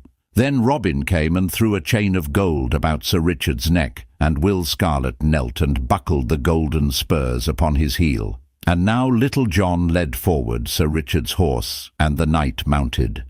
He looked down at Robin for a little time, then of a sudden stooped and kissed his cheek. All the forest glades rang with the shout that went up as the knight and the yeomen marched off through the woodland with glare of torches and gleam of steel, and so were gone. Then up spake the Bishop of Hereford in a mournful voice, "I too must be jogging, good fellow, for the night waxes late." But Robin laid his hand upon the bishop's arm and stayed him. "Be not so hasty, Lord Bishop," said he. 3 days hence Sir Richard must pay his debts to Emmet. Until that time thou must be content to abide with me, lest thou breed trouble for the night. I promise thee that thou shalt have great sport, for I know that thou art fond of hunting the dun deer. Lay by thy mantle of melancholy, and strive to lead a joyous yeoman life for 3 stout days. I promise thee thou shalt be sorry to go when the time has come. So the bishop and his train abided with Robin for 3 days, and much sport his lordship had in that time, so that, as Robin had said, when the time had come for him to go, he was sorry to leave the greenwood. At the end of 3 days Robin set him free, and sent him forth from the forest with a guard of yeomen to keep freebooters from taking what was left of the packs and bundles. But as the bishop rode away, he vowed within himself that he would sometime make Robin rue the day that he stopped him in Sherwood. But now we shall follow Sir Richard, so listen, and you shall hear what befell him, and how he paid his debts at Emmet Priory, and likewise in due season to Robinhood. How Sir Richard of the Lee paid his debts. The long highway stretched straight on, grey and dusty in the sun. On either side were dykes full of water bordered by osiers, and far away in the distance stood the towers of Emmet Priory with tall poplar trees around. Along the causeway rode a knight with a score of stout men-at-arms behind him. The knight was clad in a plain, long robe of grey serge, gathered in at the waist with a broad leathern belt, from which hung a long dagger and a stout sword. But though he was so plainly dressed himself, the horse he rode was a noble barb, and its trappings were rich with silk and silver bells. So thus the band journeyed along the causeway between the dykes, till at last they reached the great gate of Emmet Priory. There the knight called to one of his men, and bade him knock at the porter's lodge with the heft of his sword. The porter was drowsing on his bench within the lodge, but at the knock he roused himself, and opening the wicket came hobbling forth and greeted the knight, while a tame starling that hung in a wicker cage within piped out, "In coelo quies, in coelo quies," such being the words that the poor old lame porter had taught him to speak. "Where is thy prior?" asked the knight of the old porter. "He is at meat, good knight, and he looketh for thy coming," quoth the porter. "For if I mistake not, thou art Sir Richard of the Lee." "I am Sir Richard of the Lee, then I will go seek him forthwith," said the knight. "But shall I not send thy horse to stable?" said the porter. "By Our Lady, it is the noblest nag, and the best harnessed, that e'er I saw in all my life before." And he stroked the horse's flank with his palm. "Nay," quoth Sir Richard, "the stables of this place are not for me, so make way, I pry thee." So saying, he pushed forward, and the gates being opened, he entered the stony courtyard of the priory, his men behind him. In they came with rattle of steel and clashing of swords, and ring of horses' feet on cobblestones, whereat a flock of pigeons that strutted in the sun flew with flapping wings to the high eaves of the round towers. While the knight was riding along the causeway to Emmet, a merry feast was toward in the refectory there. The afternoon sun streamed in through the great arched windows, and lay in broad squares of light upon the stone floor, and across the board covered with a snowy linen cloth, whereon was spread a princely feast. At the head of the table sat Prior Vincent of Emmet, all clad in soft robes of fine cloth and silk. On his head was a black velvet cap picked out with gold, and around his neck hung a heavy chain of gold, with a great locket pendant therefrom. Beside him, on the arm of his great chair, roosted his favourite falcon, for the prior was fond of the gentle craft of hawking. On his right hand sat the Sheriff of Nottingham in rich robes of purple all trimmed about with fur, and on his left a famous doctor of law in dark and sober garb. Below these sat the high cellarer of Emmet, and others chief among the brethren. Jest and laughter passed around, and all was as merry could be. The wizened face of the man of law was twisted into a wrinkled smile, for in his pouch were 80 golden angels that the prior had paid him in fee for the case betwixt him and Sir Richard of the Lee.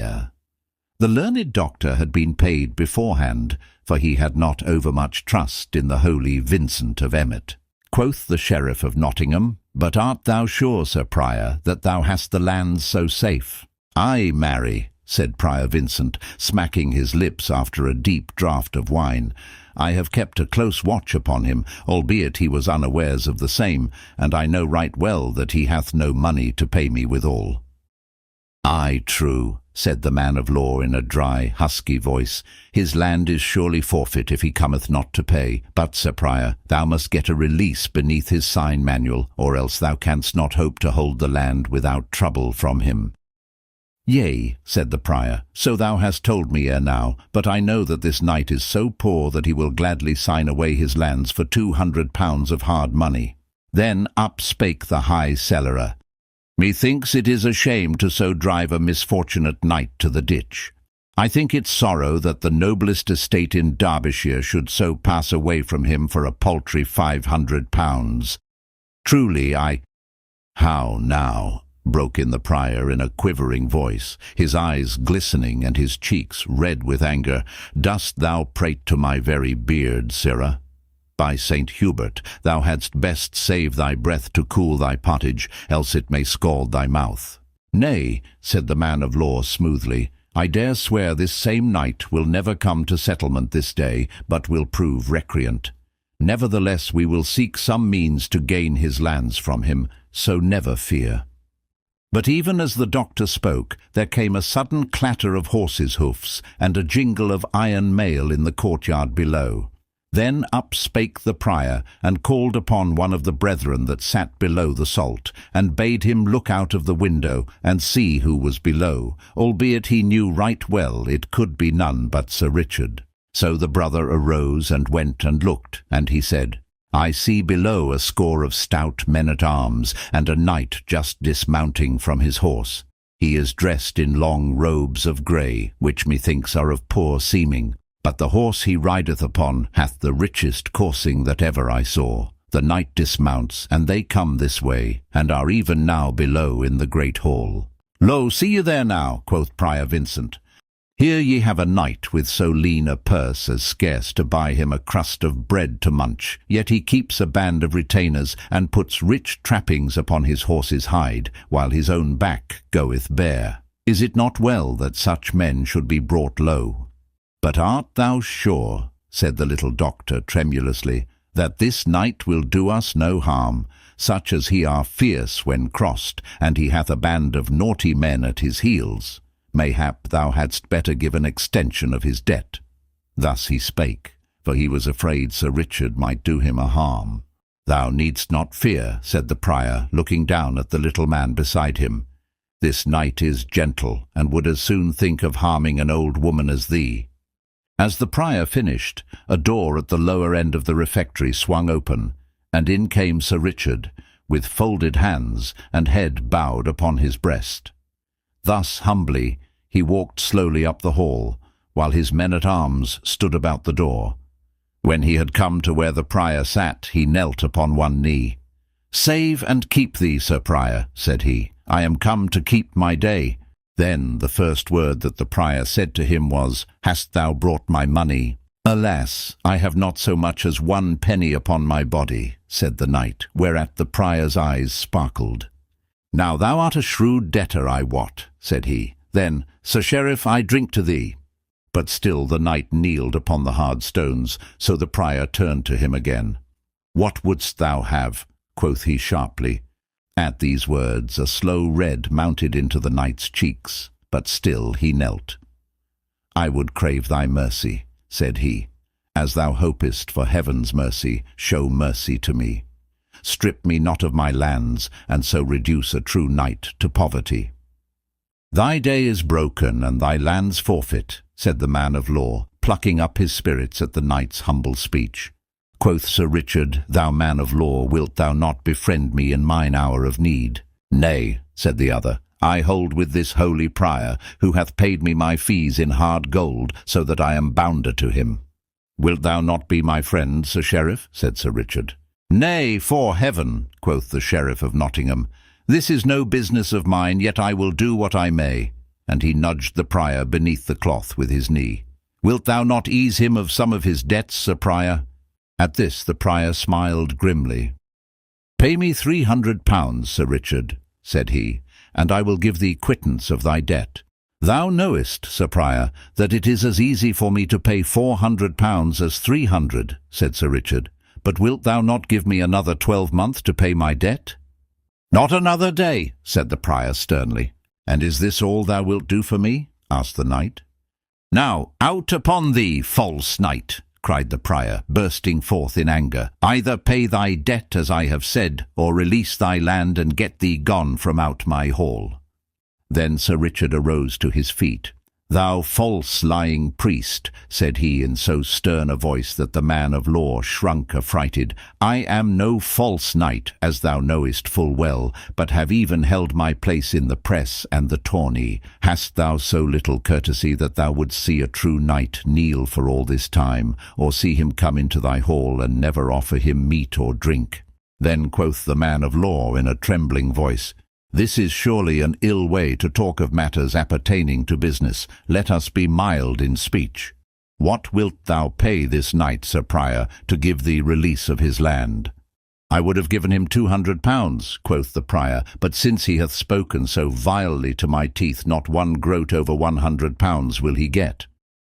"Hadst thou offered me £1,000, false prior," said the knight, "thou wouldst not have got an inch of my land."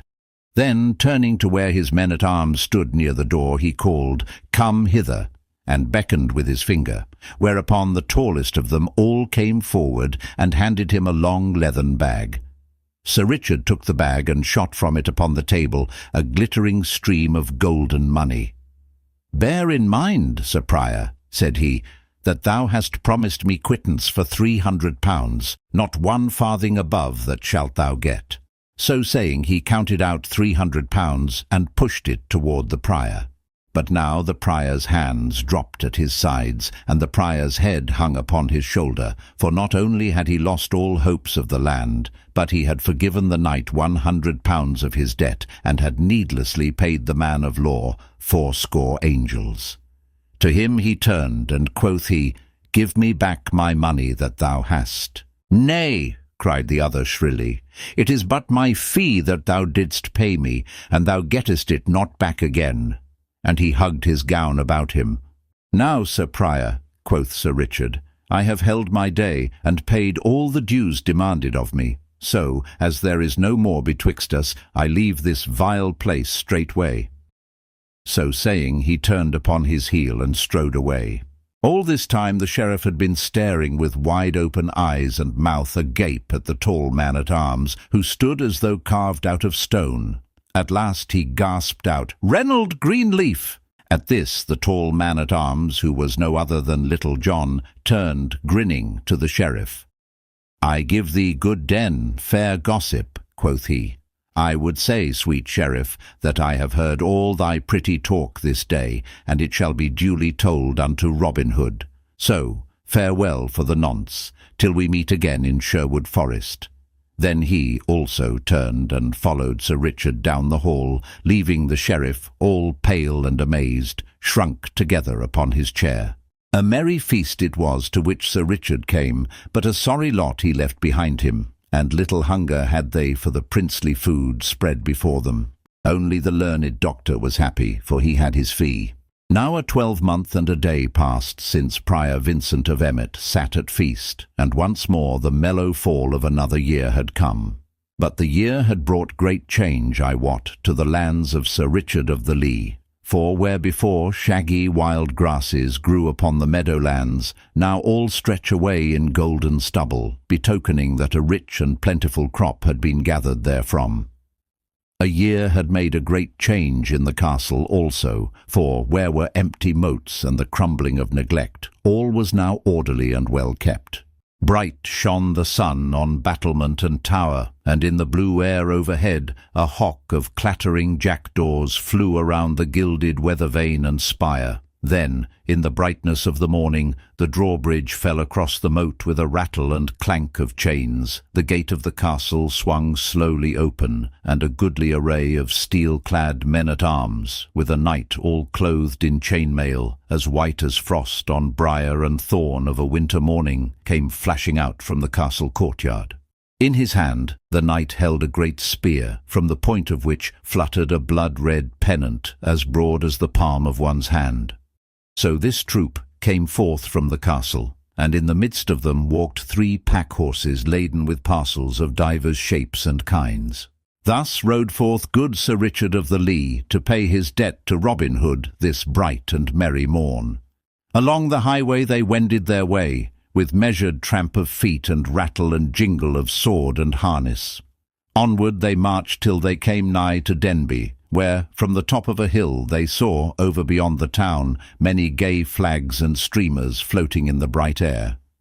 Then Sir Richard turned to the man-at-arms nearest to him. "What is toward yonder at Denby today?" quoth he.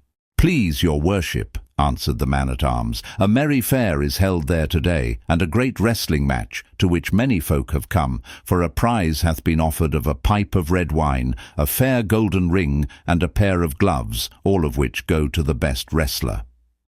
"Now by my faith," quoth Sir Richard, who loved good manly sports right well, "this will be a goodly thing to see.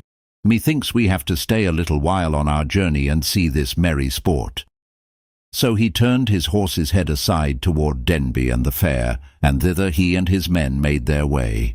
There they found a great hubbub of merriment. Flags and streamers were floating, tumblers were tumbling on the green, bagpipes were playing, and lads and lasses were dancing to the music. But the crowd were gathered most of all around a ring where the wrestling was going forward, and thither Sir Richard and his men turned their steps. Now when the judges of the wrestling saw Sir Richard coming and knew who he was, the chief of them came down from the bench where he and the others sat, and went to the knight and took him by the hand, beseeching him to come and sit with them and judge the sport. So Sir Richard got down from his horse and went with the others to the bench raised beside the ring.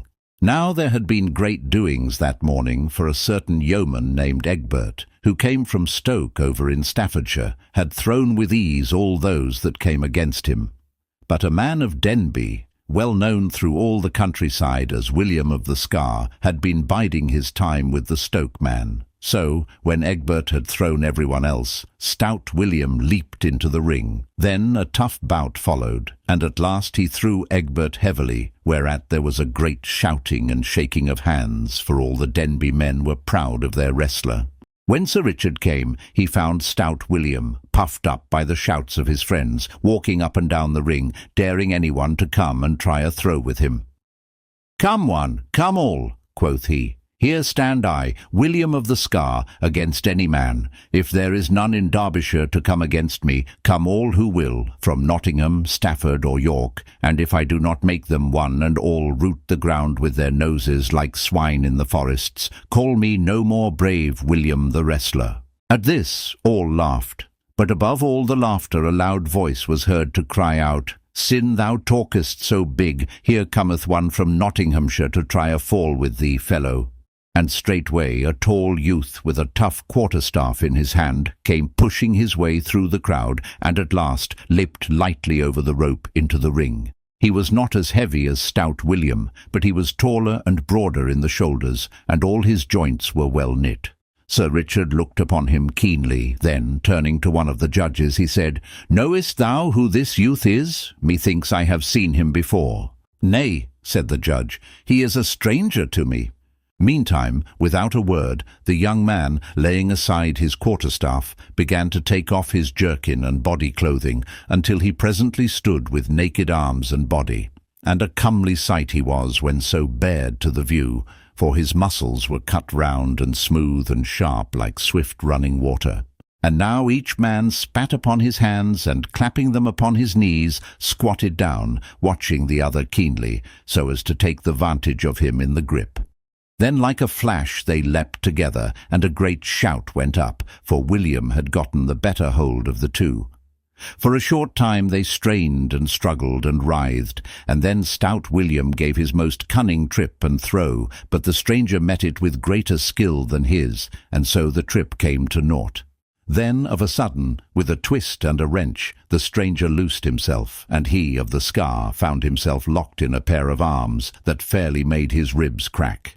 So, with heavy, hot breathing, they stood for a while straining, their bodies all glistening with sweat, and great drops of sweat trickling down their faces. But the stranger's hug was so close that at last stout William's muscles softened under his grip, and he gave a sob. Then the youth put forth all his strength and gave a sudden trip with his heel and a cast over his right hip, and down stout William went with a sickening thud, and lay as though he would never move hand nor foot again. But now no shout went up for the stranger, but an angry murmur was heard among the crowd, so easily had he won the match. Then one of the judges, a kinsman to William of the Scar, rose with trembling lip and baleful look. Quoth he, "If thou hast slain that man, it will go ill with thee, let me tell thee, fellow." But the stranger answered boldly, "He took his chance with me, as I took mine with him. No law can touch me to harm me, even if I slew him, so that it was fairly done in the wrestling ring." "That we shall see," said the judge, scowling upon the youth, while once more an angry murmur ran around the crowd. For, as I have said, the men of Denby were proud of stout William of the Scar. Then up spoke Sir Richard gently. "Nay," said he, "the youth is right. If the other dieth, he dieth in the wrestling ring, where he took his chance, and was cast fairly enow." But in the meantime 3 men had come forward, and lifted stout William from the ground, and found that he was not dead, though badly shaken by his heavy fall. Then the chief judge rose and said, "Young man, the prize is duly thine. Here is the red gold ring, and here the gloves, and yonder stands the pipe of wine to do with whatsoever thou dost list." At this the youth, who had donned his clothes and taken up his staff again, bowed without a word. Then, taking the gloves and the ring, and thrusting the one into his girdle and slipping the other upon his thumb, he turned and, leaping lightly over the ropes again, made his way through the crowd and was gone. "Now, I wonder who yon youth may be," said the judge, turning to Sir Richard. "He seemeth like a stout Saxon from his red cheeks and fair hair. This William of ours is a stout man too, and never have I seen him cast in the ring before, albeit he hath not yet striven with such great wrestlers as Thomas of Cornwall, Dickon of York, and young David of Doncaster. Hath he not a firm foot in the ring, thinkest thou, Sir Richard?"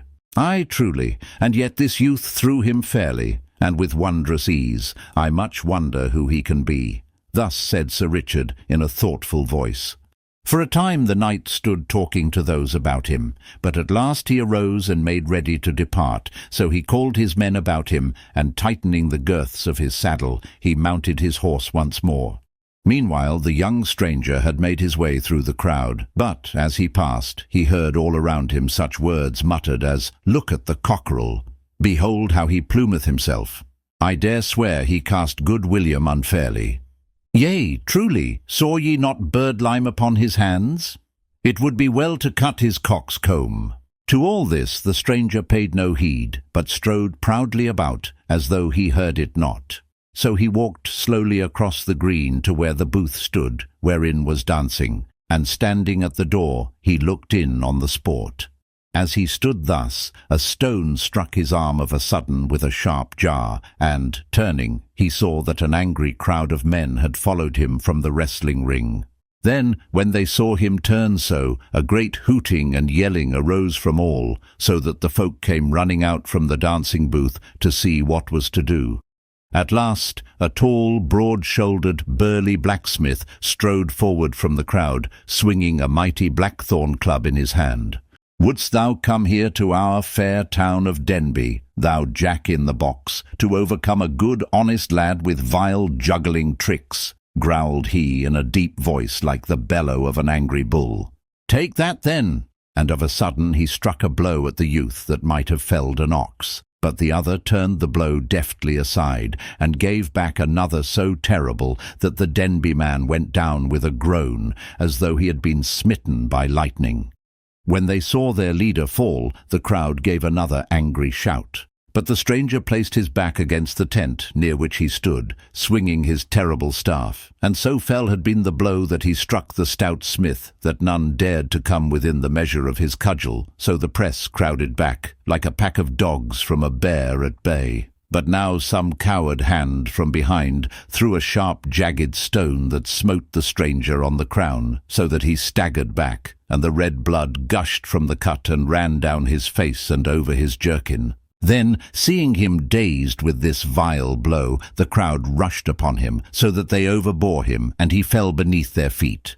Now it might have gone ill with the youth, even to the losing of his young life, had not Sir Richard come to this fair. For of a sudden shouts were heard, and steel flashed in the air, and blows were given with the flat of swords, while through the midst of the crowd Sir Richard of the Lear came spurring on his white horse.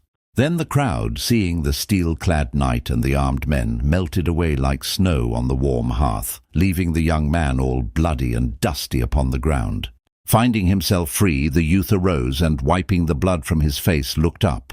Quoth he, "Sir Richard of the Lear, mayhap thou hast saved my life this day."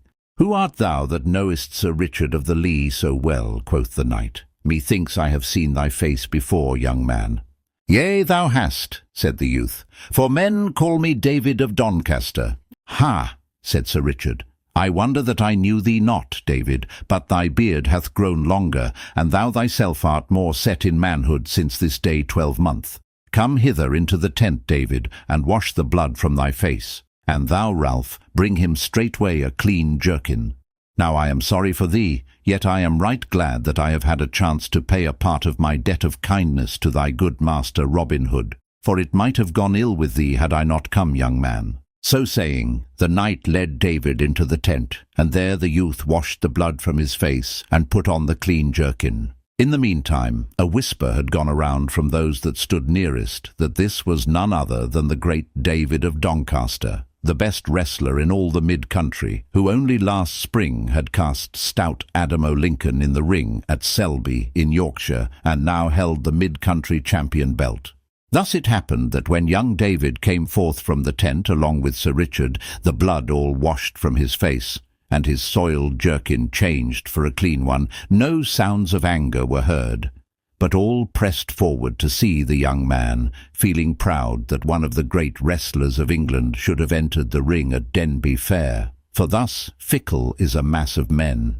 Then Sir Richard called aloud, "Friends, this is David of Doncaster, so think it no shame that your Denby man was cast by such a wrestler. He beareth you no ill will for what hath passed, but let it be a warning to you how ye treat strangers henceforth. Had ye slain him, it would have been an ill day for you, for Robinhood would have harried your town as the kestrel harries the dovecote. I have bought the pipe of wine from him, and now I give it freely to you to drink as ye list.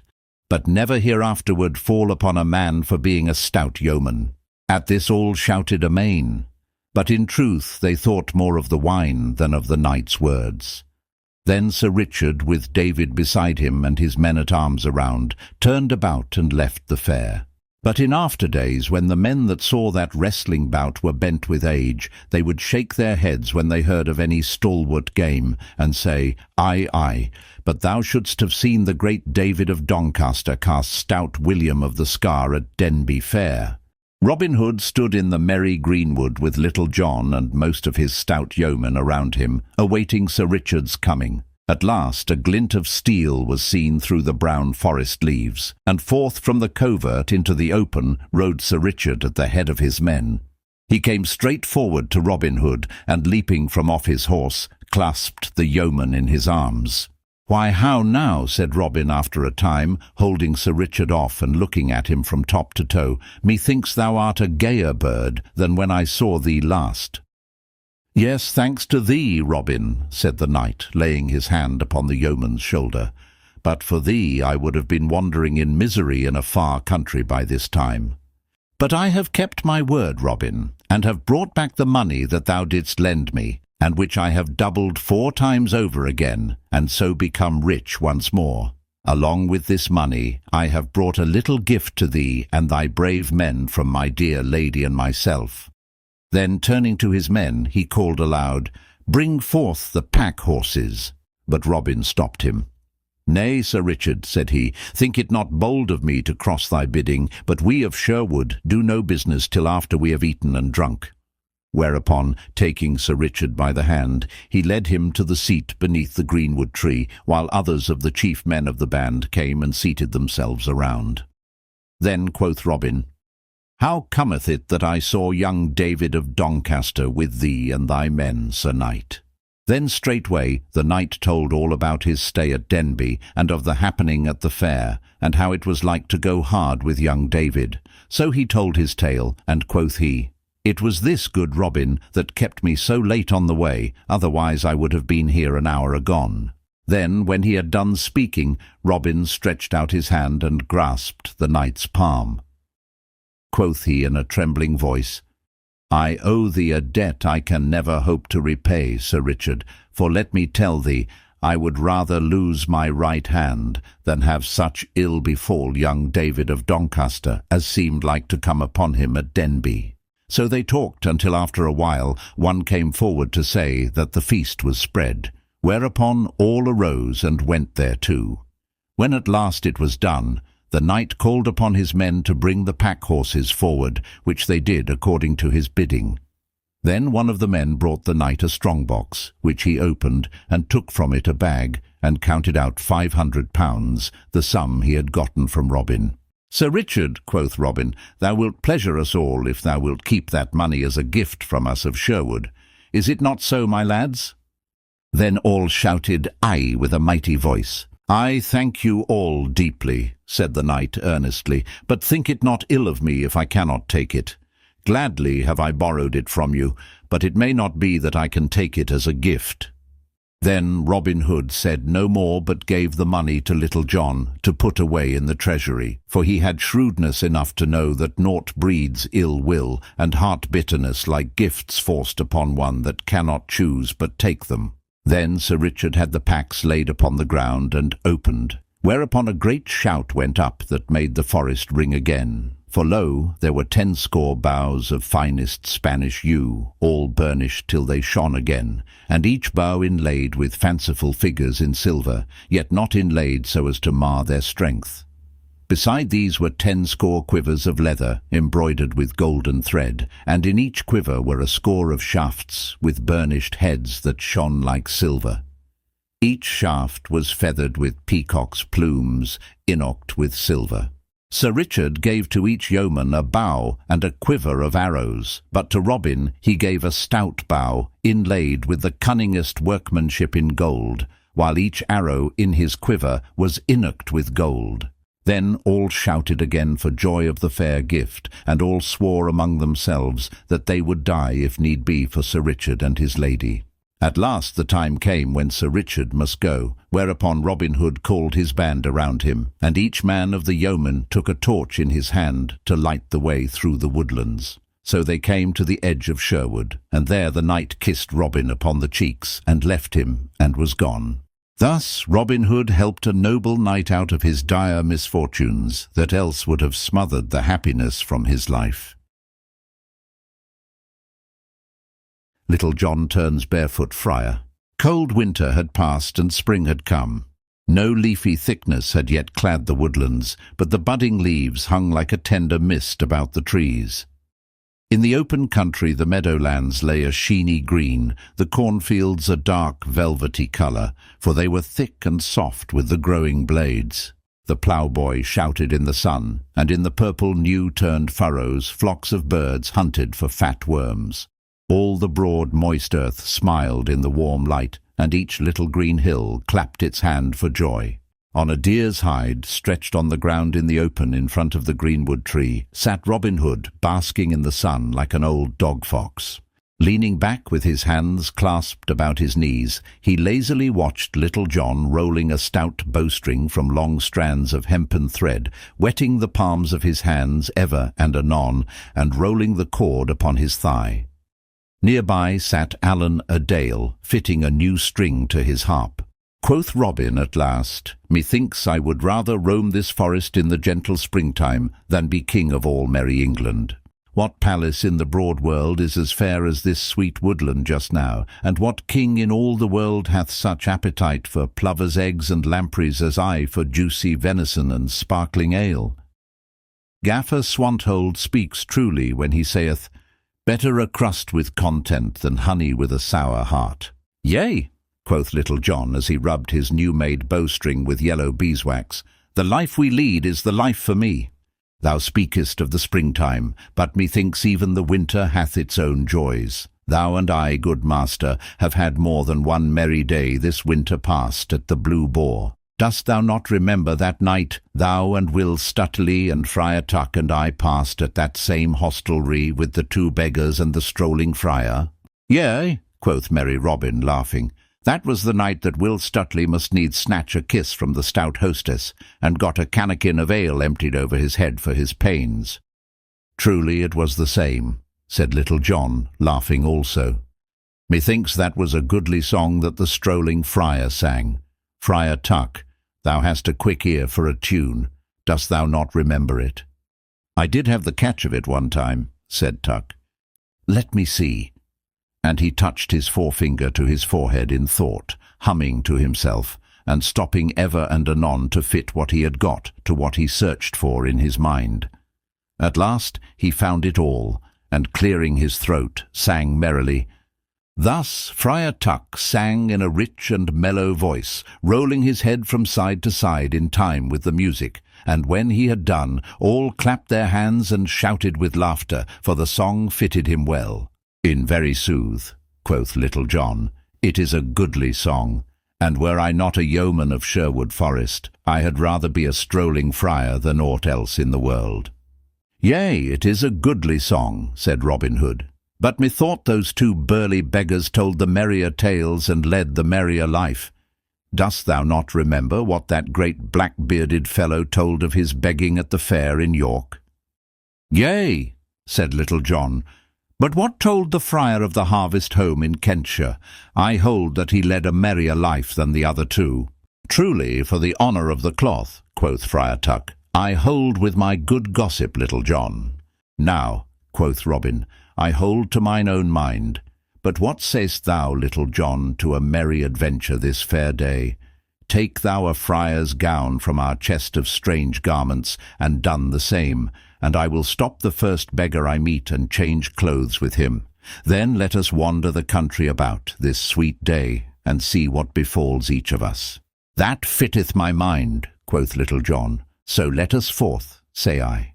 Thereupon Little John and Friar Tuck went to the storehouse of the band, and there chose for the yeoman the robe of a grey friar. Then they came forth again, and a mighty roar of laughter went up, for not only had the band never seen Little John in such guise before, but the robe was too short for him by a good palm's breadth. But Little John's hands were folded in his loose sleeves, and Little John's eyes were cast upon the ground, and at his girdle hung a great long string of beads. And now Little John took up his stout staff, at the end of which hung a chubby little leathern pottle, such as palmers carry at the tips of their staves. But in it was something, I wot, more like good malmsey than cold spring water, such as godly pilgrims carry. Then up rose Robin, and took his stout staff in his hand, likewise, and slipped 10 golden angels into his pouch. For no beggar's garb was among the stores of the band, so he was fain to run his chance of meeting a beggar and buying his clothes of him. So, all being made ready, the two yeomen set forth on their way, striding lustily along all in the misty morning. Thus they walked down the forest path until they came to the highway, and then along the highway till it split in twain, leading on one hand to Blyth, and on the other to Gainsborough. Here the yeoman stopped. Quoth jolly Robin, Take thou the road to Gainsborough, and I will take that to Blyth. So fare thee well, holy father, and mayst thou not have cause to count thy beads in earnest ere we meet again. Good den, good beggar, that is to be, quoth Little John, and mayst thou have no cause to beg for mercy ere I see thee next. So each stepped sturdily upon his way, until a green hill rose between them, and the one was hid from the sight of the other. Little John walked along, whistling, for no one was nigh upon all the road.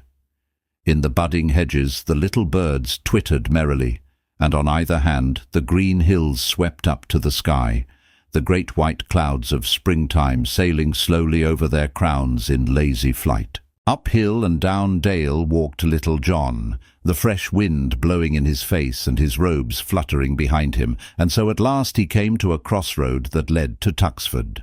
Here he met 3 pretty lasses, each bearing a basket of eggs to market. Quoth he, "Whither away, fair maids?" And he stood in their path, holding his staff in front of them to stop them.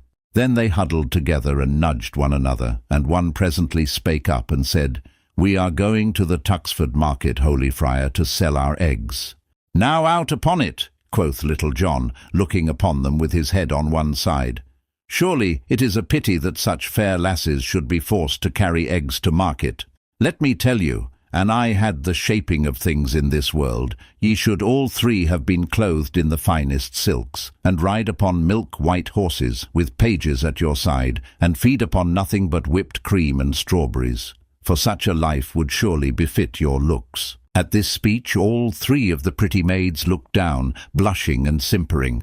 One said, "La!" Another, "Marry, a maketh sport of us." And the third, "Listen now to the holy man." But at the same time they looked at Little John from out the corners of their eyes. "Now, look you," said Little John, "I cannot see such dainty damsels as ye are carrying baskets along a high road. Let me take them mine own self, and one of you, if ye will, may carry my staff for me." "Nay," said one of the lasses, "but thou canst not carry 3 baskets all at one time." "Yea, but I can," said Little John, "and that I will show you presently. I thank the good Saint Wilfrid that he hath given me a pretty wit. Look ye now, here I take this great basket, so, here I tie my rosary around the handle thus, and here I slip the rosary over my head and sling the basket upon my back in this wise." And Little John did according to his words, the basket hanging down behind him like a peddler's pack. Then, giving his staff to one of the maids, and taking a basket upon either arm, he turned his face toward Tuxford town, and stepped forth merrily, a laughing maid on either side, and one walking ahead carrying the staff. In this wise they journeyed along, and everyone they met stopped and looked after them, laughing, for never had anybody seen such a merry sight as this tall, strapping grey friar, with robes all too short for him, laden with eggs, and tramping the road with 3 pretty lasses. For this Little John cared not a whit, but when such folks gave jesting words to him, he answered back as merrily, speech for speech. So they stepped along toward Tuxford, chatting and laughing, until they came nigh to the town. Here Little John stopped and set down the baskets, for he did not care to go into the town, lest he should perchance meet some of the sheriff's men. "Alas, sweet chucks," quoth he, "here I must leave you. I had not thought to come this way, but I am glad that I did so. Now, ere we part, we must drink sweet friendship." So saying, he unslung the leathern pottle from the end of his staff, and, drawing the stopper therefrom, he handed it to the lass who had carried his staff, first wiping the mouth of the pottle upon his sleeve. Then each lass took a fair drink of what was within, and when it had passed all around, Little John finished what was left, so that not another drop could be squeezed from it. Then, kissing each lass sweetly, he wished them all good den, and left them. But the maid stood looking after him as he walked away, whistling. "What a pity," quoth one, "that such a stout, lusty lad should be in holy orders." "Marry," quoth Little John to himself as he strode along, "yon was no such ill happening. St. Dunstan send me more of the like." After he had trudged along for a time, he began to wax thirsty again in the warmth of the day. He shook his leathern pottle beside his ear, but not a sound came therefrom. Then he placed it to his lips and tilted it high aloft, but not a drop was there. Little John, said he sadly to himself, shaking his head the while, woman will be thy ruin yet, if thou dost not take better care of thyself. But at last he reached the crest of a certain hill, and saw below a sweet little thatched inn lying snugly in the dale beneath him, toward which the road dipped sharply. At the sight of this, a voice within him cried aloud, I give thee joy, good friend, for yonder is thy heart's delight, to wit, a sweet rest and a cup of brown beer.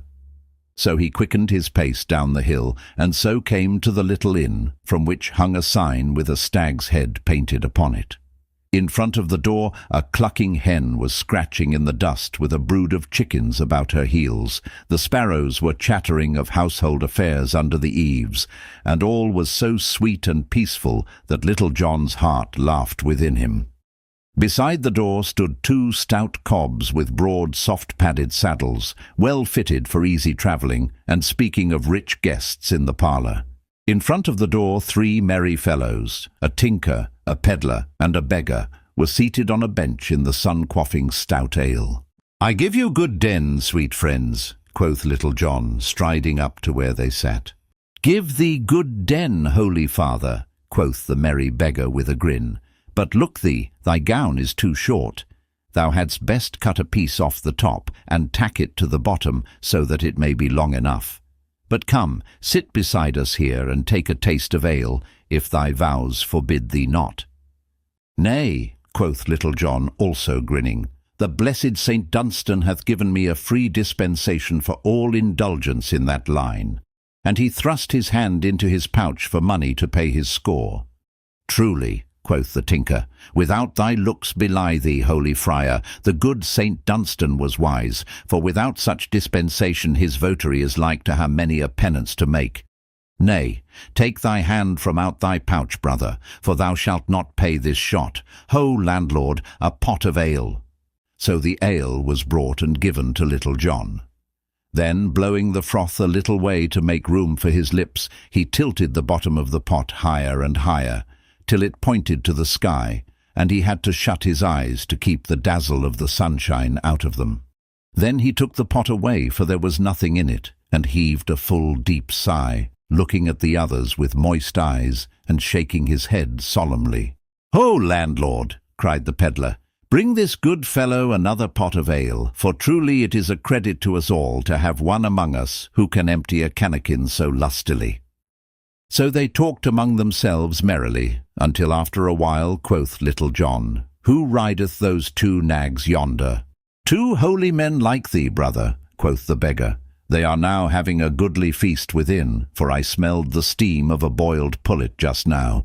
The landlady saith they come from Fountain Abbey in Yorkshire, and go to Lincoln on matters of business." "They are a merry couple," said the tinker, "for one is as lean as an old wife's spindle, and the other as fat as a sweat pudding." "Talking of fatness," said the pedlar, "thou thyself lookest none too ill-fed, holy friar." "Nay, truly," said Little John, "thou seest in me what the holy St. Dunstan can do for them that serve him upon a handful of parched peas and a trickle of cold water." At this a great shout of laughter went up. "Truly it is a wondrous thing," quoth the beggar. "I would have made my vow to see the masterly manner in which thou didst tuck away yon pot of ale, that thou hadst not tasted clear water for a brace of months. Has not this same holy St. Dunstan taught thee a goodly song or 2? "Why, as for that," quoth Little John, grinning, "mayhap he hath lent me aid to learn a ditty or so." "Then, prithee, let us hear how he hath taught thee," quoth the tinker. At this Little John cleared his throat, and after a word or 2 about a certain hoarseness that troubled him, sang thus. Now it seemed as though Little John's songs were never to get sung, for he had got no farther than this when the door of the inn opened, and out came the 2 brothers of Fountain Abbey, the landlord following them, and, as the saying is, washing his hands with humble soap. But when the brothers of Fountain Abbey saw who it was that sang, and how he was clad in the robes of a grey friar, they stopped suddenly, the fat little brother drawing his heavy eyebrows together in a mighty frown, and the thin brother twisting up his face as though he had sour beer in his mouth. Then, as Little John gathered his breath for a new verse, "How now?" roared forth the fat brother, his voice coming from him like loud thunder from a little cloud. "Thou naughty fellow, is this a fit place for one in thy garb to tipple and sing profane songs?" "Nay," quoth Little John, "sin I cannot tipple and sing like your worship's reverence in such a goodly place as Fountain Abbey. I must e'en tipple and sing where I can." "Now out upon thee," cried the tall, lean brother in a harsh voice, "now out upon thee, that thou shouldst so disgrace thy cloth by this talk and bearing." "Marry, come up," quoth Little John. "Disgrace, sayest thou? Methinks it is more disgrace for one of our garb to wring hard-earned farthings out of the gripe of poor lean peasants. It is not so, brother." At this the tinker and the pedlar and the beggar nudged one another, and all grinned, and the friars scowled blackly at Little John, but they could think of nothing further to say, so they turned to their horses. Then Little John arose of a sudden from the bench where he sat, and ran to where the brothers of Fountain Abbey were mounting. Quoth he, "Let me hold your horses' bridles for you. Truly, your words have smitten my sinful heart, so that I will abide no longer in this den of evil, but will go forward with you. No vile temptation, I wot, will fall upon me in such holy company." "Nay, fellow," said the lean brother harshly, for he saw that Little John made sport of them. "We want none of thy company, so get thee gone." "Alas," quoth Little John, "I am truly sorry that ye like me not, nor my company. But as for leaving you, it may not be, for my heart is so moved that willy-nilly I must go with you for the sake of your holy company." Now at this talk all the good fellows on the bench grinned till their teeth glistened, and even the landlord could not forbear to smile. As for the friars, they looked at one another with a puzzled look, and knew not what to do in the matter. They were so proud that it made them feel sick with shame to think of riding along the high road with a strolling friar, in robes all too short for him, running beside them, but yet they could not make Little John stay against his will, for they knew he could crack the bones of both of them in a twinkling were he so minded. Then up spake the fat brother more mildly than he had done before. "Nay, good brother," said he, "we will ride fast, and thou wilt tire to death at the pace." "Truly I am grateful to thee for the thought of me," quoth Little John. "But have no fear, brother. My limbs are stout, and I could run like a hare from here to Gainsborough." At these words a sound of laughing came from the bench, whereat the lean brother's wrath boiled over, like water into the fire, with great fuss and noise. "Now, out upon thee, thou naughty fellow!" he cried. "Art thou not ashamed to bring disgrace so upon our cloth? Bide thee here, thou sot, with these porkers. Thou art no fit company for us." "La ye there now," quoth Little John.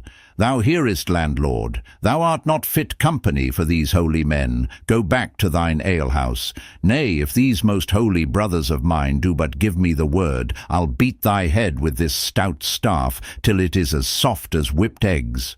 At these words a great shout of laughter went up from those on the bench, and the landlord's face grew red as a cherry from smothering his laugh in his stomach. But he kept his merriment down, for he wished not to bring the ill will of the brothers of Fountain Abbey upon him by unseemly mirth. So the two brethren, as they could do naught else, having mounted their nags, turned their noses toward Lincoln and rode away. "I cannot stay longer, sweet friends," quoth Little John, as he pushed in betwixt the two cobs. "Therefore I wish you good den. Off we go, we three." So saying, he swung his stout staff over his shoulder and trudged off, measuring his pace with that of the two nags. The two brothers glowered at Little John when he so pushed himself betwixt them. Then they drew as far away from him as they could, so that the yeoman walked in the middle of the road, while they rode on the footpath on either side of the way. As they so went away, the tinker, the pedlar, and the beggar ran skipping out into the middle of the highway, each with a pot in his hand, and looked after them laughing. While they were in sight of those at the inn, the brothers walked their horses soberly, not caring to make ill matters worse by seeming to run away from Little John, for they could not but think how it would sound in folks' ears when they heard how the brethren of Fountain Abbey scampered away from a strolling friar, like the ugly one, when the blessed St. Dunstan loosed his nose from the red-hot tongs where he had held it fast. But when they had crossed the crest of the hill and the inn was lost to sight, quoth the fat brother to the thin brother, "Brother Ambrose, had we not better mend our pace?" "Why, truly, gossip," spoke up Little John, "methinks it would be well to boil our pot a little faster, for the day is passing on, so it will not jolt thy fat too much onward, say I." At this the two friars said nothing, but they glared again on Little John with baleful looks. Then, without another word, they clucked to their horses, and both broke into a canter. So they galloped for a mile and more, and Little John ran betwixt them as lightly as a stag, and never turned a hair with the running. At last the fat brother drew his horse's rein with a groan, for he could stand the shaking no longer.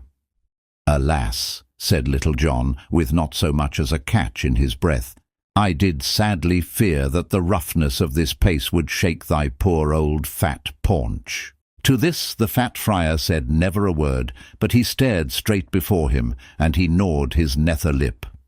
And now they travelled forward more quietly, Little John in the middle of the road whistling merrily to himself, and the two friars in the footpath on either side saying never a word. Then presently they met 3 merry minstrels, all clad in red, who stared amain to see a grey friar with such short robes walking in the middle of the road, and 2 brothers with heads bowed with shame, riding upon richly caparisoned cobs on the footpaths. When they had come near to the minstrels, Little John waved his staff like an usher clearing the way. "Make way!" he cried in a loud voice. "Make way! Make way! For here we go, we 3. Then how the minstrels stared, and how they laughed. But the fat friar shook as with an ague, and the lean friar bowed his head over his horse's neck. Then next they met 2 noble knights in rich array, with hawk on wrist, and likewise 2 fair ladies clad in silks and velvets, all a-riding on noble steeds. These all made room, staring as Little John and the 2 friars came along the road. To them Little John bowed humbly. "Give you greetings, lords and ladies," said he, "but here we go, we 3. Then all laughed, and one of the fair ladies cried out, "What 3 meanest thou, merry friend?" Little John looked over his shoulder, for they had now passed each other, and he called back, "Big Jack, Lean Jack, and Fat Jack Pudding." At this the fat friar gave a groan and seemed as if he were like to fall from his saddle for shame. The other brother said nothing, but he looked before him with a grim and stony look. Just ahead of them the road took a sudden turn around a high hedge, and some 20 paces beyond the bend another road crossed the one they were riding upon. When they had come to the crossroad and were well away from those they had left, the lean friar drew rein suddenly. "Look ye, fellow," quoth he in a voice quivering with rage, "we have had enough of thy vile company, and care no longer to be made sport of. Go thy way, and let us go ours in peace." "La there now," quoth Little John, "methought we were such a merry company, and here thou dost blaze up like fat in the pan. But truly I ha' had enow of you today, though I can ill spare your company. I know ye will miss me, but gin ye want me again, whisper to Goodman Wind, and he will bring news thereof to me. But ye see I am a poor man, and ye are rich. I pray you give me a penny or 2 to buy me bread and cheese at the next inn." "We have no money, fellow," said the lean friar harshly. "Come, brother Thomas, let us forward." But Little John caught the horses by the bridle reins, one in either hand. "Ha' ye in truth no money about you whatsoever?" said he. "Now I pray you, brothers, for charity's sake, give me somewhat to buy a crust of bread, e'en though it be only a penny." "I tell thee, fellow, we have no money," thundered the fat little friar with the great voice. "Ha' ye in holy truth no money?" asked Little John. "Not a farthing," said the lean friar sourly. "Not a groat," said the fat friar loudly. "Nay," quoth Little John, "this must not be. Far be it from me to see such holy men as ye are depart from me with no money. Get both of you down straightway from off your horses, and we will kneel here in the middle of the crossroads and pray the blessed Saint Dunstan to send us some money to carry us on our journey."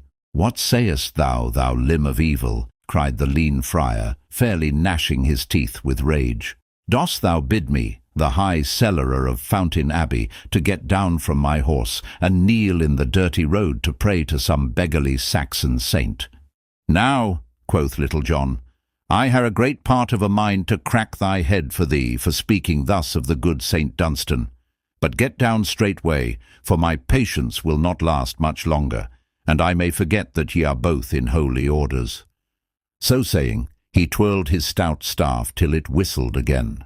At this speech both friars grew as pale as dough. Down slipped the fat brother from off his horse on one side, and down slipped the lean brother on the other. "Now, brothers, down on your knees and pray," said Little John. Thereupon, putting his heavy hands upon the shoulder of each, he forced them to their knees, he kneeling also. Then Little John began to beseech St. Dunstan for money, which he did in a great loud voice. After he had so besought the saint for a time, he bade the friars feel in their pouches and see if the saint had sent them anything. So each put his hand slowly in the pouch that hung beside him, but brought nothing thence.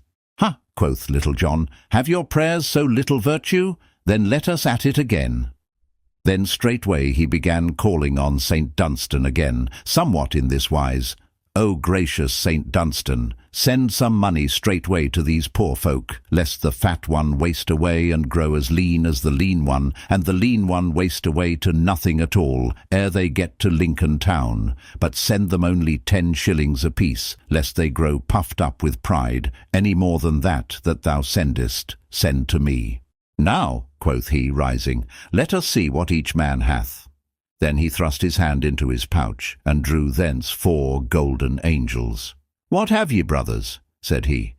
Then once again each friar slowly thrust his hand into his pouch, and once again brought it out with nothing in it. "Have ye nothing?" quoth Little John. "Nay, I warrant there is somewhat that hath crept into the seams of your pouches, and so ye have missed it. Let me look." So he went first to the lean friar, and, thrusting his hand into the pouch, he drew forth a leathern bag, and counted therefrom 110 pounds of golden money. "I thought," quoth Little John, "that thou hadst missed in some odd corner of thy pouch the money that the blessed saint had sent thee, and now let me see whether thou hast not some also, brother."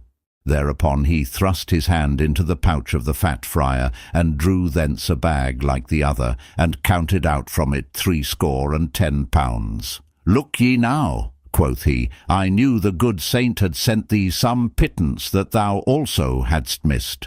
Then, giving them £1 between them, he slipped the rest of the money into his own pouch, saying, "Ye pledged me your holy word that ye had no money. Being holy men, I trust that ye would not belie your word so pledged. Therefore I know the good St. Dunstan hath sent this in answer to my prayers. But as I only prayed for 10 shillings to be sent to each of you, all over and above that belongeth by rights to me, and so I take it.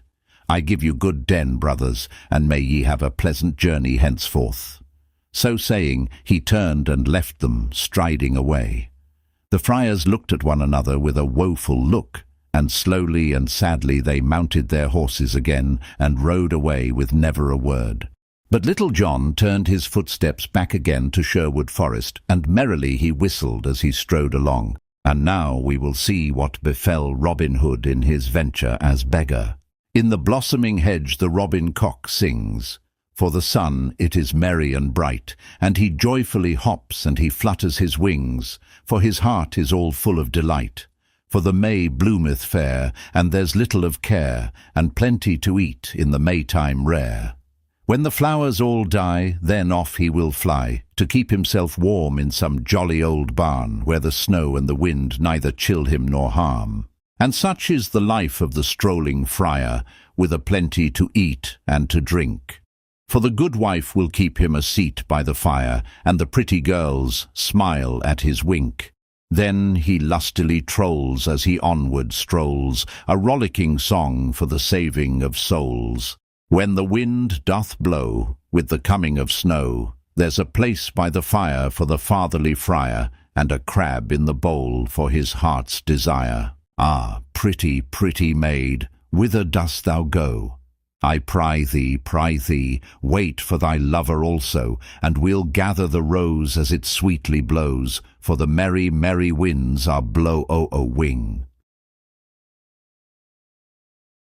Robin Hood turns beggar. After jolly Robin had left Little John at the forking of the roads, he walked merrily onward in the mellow sunshine that shone about him. Ever and anon he would skip and leap or sing a snatch of song for pure joyousness of the day. For because of the sweetness of the springtide, his heart was as lusty within him as that of a colt newly turned out to grass. Sometimes he would walk a long distance, gazing aloft at the great white swelling clouds that moved slowly across the deep blue sky. Anon he would stop and drink in the fullness of life of all things. for the hedgerows were budding tenderly and the grass of the meadows was waxing long and green. Again he would stand still and listen to the pretty song of the little birds in the thickets, or hearken to the clear crow of the cock daring the sky to rain, whereat he would laugh, for it took but little to tickle Robin's heart into merriment. So he trudged manfully along, ever willing to stop for this reason or for that, and ever ready to chat with such merry lasses as he met now and then. So the morning slipped along, but yet he met no beggar with whom he could change clothes. Quoth he, "If I do not change my luck in haste, I am like to have an empty day of it, for it is well nigh half gone already, and, although I have had a merry walk through the countryside, I know naught of a beggar's life." Then, after a while, he began to grow hungry, whereupon his mind turned from thoughts of springtime and flowers and birds, and dwelled upon boiled capons, malmsey, white bread, and the like, with great tenderness. Quoth he to himself, "I would I had Willie Winkin's wishing coat. I know right well what I should wish for, and this it should be." Here he marked upon the fingers of his left hand with the forefinger of his right hand those things which he wished for.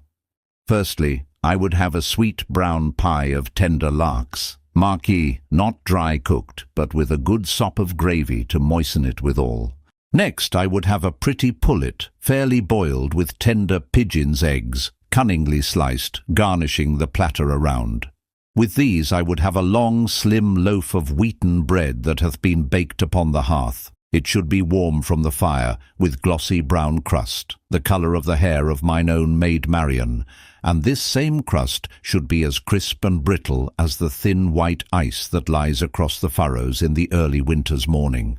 These will do for the more solid things, but with these I must have 3 potties, fat and round, one full of malmsey, one of canary, and one brimming full of mine own dear lusty sack. Thus spoke Robin to himself, his mouth growing moist at the corners with the thoughts of the good things he had raised in his own mind. So, talking to himself, he came to where the dusty road turned sharply around the hedge, all tender with the green of the coming leaf, and there he saw before him a stout fellow sitting upon a stile, swinging his legs in idleness. All about this lusty rogue dangled divers pouches and bags of different sizes and kinds, a dozen or more, with great wide gaping mouths, like a brood of hungry daws. His coat was gathered in at his waist, and was patched with as many colours as there are stripes upon a maypole in the springtide. On his head he wore a great tall leathern cap, and across his knees rested a stout quarterstaff of blackthorn, full as long and heavy as Robin's. As jolly a beggar was he as ever trod the lanes and byways of Nottinghamshire, for his eyes were as grey as slate, and snapped and twinkled and danced with merriment, and his black hair curled close all over his head in little rings of kinkiness. "Hallo, good fellow," quoth Robin, when he had come nigh to the other. "What art thou doing here this merry day, when the flowers are peeping and the buds are swelling?" Then the other winked one eye and straightway trolled forth in a merry voice. "And so it is with me, bully boy, saving that my doxy cometh not." "Now that is a right sweet song," quoth Robin, "and were I in the right mind to listen to thee, I could bear well to hear more. But I have 2 things of seriousness to ask of thee, so listen, I pry thee." At this the jolly beggar cocked his head on one side, like a rogue of a magpie. Quoth he, "I am an ill jug to pour heavy things into, good friend, and, if I mistake not, thou hast few serious words to spare at any time." "Nay," quoth jolly Robin, "what I would say first is the most serious of all thoughts to me, to wit, where shall I get somewhat to eat and drink?" "Say'st thou so?" quoth the beggar. "Marry, I make no such serious thoughts upon the matter. I eat when I can get it, and munch my crust when I can get no crumb. Likewise, when there is no ale to be had, I wash the dust from out my throat with a trickle of cold water. I was sitting here, as thou camest upon me, bethinking myself whether I should break my fast or no. I do love to let my hunger grow mightily keen ere I eat, for then a dry crust is as good to me as a venison pasty with suet and raisins is to stout King Harry. I have a sharp hunger upon me now, but methinks in a short while it will ripen to a right mellow appetite. Now, in good sooth, quoth merry Robin, laughing, thou hast a quaint tongue betwixt thy teeth. But hast thou truly naught but a dry crust about thee? Methinks thy bags and pouches are fat and lusty for such thin fare. Why, mayhap there is some other cold fare therein, said the beggar slyly. And hast thou naught to drink but cold water, said Robin. Never so much as a drop, quoth the beggar. Over beyond yon clump of trees is as sweet a little inn as ever thou hast lifted eyelid upon, but I go not thither, for they have a nasty way with me. Once, when the good Prior of Emmet was dining there, the landlady set a dear little tart of stewed crabs and barley sugar upon the window-sill to cool, and, seeing it there, and fearing it might be lost, I took it with me till that I could find the owner thereof. Ever since then they have acted very ill toward me, yet truth bids me say that they have the best ale there that ever rolled over my tongue. At this Robin laughed aloud. Marry, quoth he, they did ill toward thee for thy kindness, but tell me truly, what hast thou in thy pouches? Why, quoth the beggar, peeping into the mouths of his bags, I find here a goodly piece of pigeon pie, wrapped in a cabbage leaf to hold the gravy. Here I behold a dainty streaked piece of brawn, and here a fair lump of white bread. Here I find 4 oaten cakes and a cold knuckle of ham. Ha! In sooth, 'tis strange, but here I behold 6 eggs that must have come by accident from some poultry yard hereabouts. They are raw, but roasted upon the coals and spread with a piece of butter that I see. Peace, good friend, cried Robin, holding up his hand. Thou makest my poor stomach quake with joy for what thou tellest me so sweetly. If thou wilt give me to eat, I will straightway hie me to that little inn thou didst tell of but now, and will bring a skin of ale for thy drinking and mine. Friend, thou hast said enough, said the beggar, getting down from the stile. I will feast thee with the best that I have, and bless Saint Cedric for thy company. But, sweet chuck, I pry thee bring 3 quarts of ale at least, 1 for thy drinking, and 2 for mine, for my thirst is such that methinks I can drink ale as the sands of the river Dee drink salt water. So Robin straightway left the beggar, who, upon his part, went to a budding lime bush back of the hedge, and there spread his feast upon the grass, and roasted his eggs upon a little faggot fire, with a deftness gained by long labour in that line. After a while back came Robin, bearing a goodly skin of ale upon his shoulder, which he laid upon the grass. Then, looking upon the feast spread upon the ground, and a fair sight it was to look upon, he slowly rubbed his hand over his stomach, for to his hungry eyes it seemed the fairest sight that he had beheld in all his life. Friend, said the beggar, let me feel the weight of that skin. Yea, truly, quoth Robin, help thyself, sweet chuck, and meantime let me see whether thy pigeon pie is fresh or no. So the one seized upon the ale, and the other upon the pigeon pie, and nothing was heard for a while but the munching of food and the gurgle of ale as it left the skin. At last, after a long time had passed thus, Robin pushed the food from him, and heaved a great sigh of deep content, for he felt as though he had been made all over anew. And now, good friend, quoth he, leaning upon one elbow, I would have at thee about that other matter of seriousness of which I spoke not long since. How, said the beggar reproachfully, thou wouldst surely not talk of things appertaining to serious affairs upon such ale as this. Nay, quoth Robin, laughing, I would not check thy thirst, sweet friend. Drink while I talk to thee. Thus it is. I would have thee know that I have taken a liking to thy craft, and would fain have a taste of a beggar's life mine own self.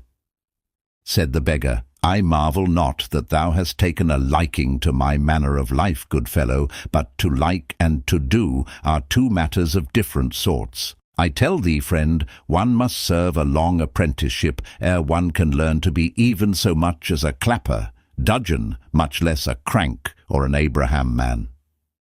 I tell thee, lad, thou art too old to enter upon that which it may take thee years to catch the hang of.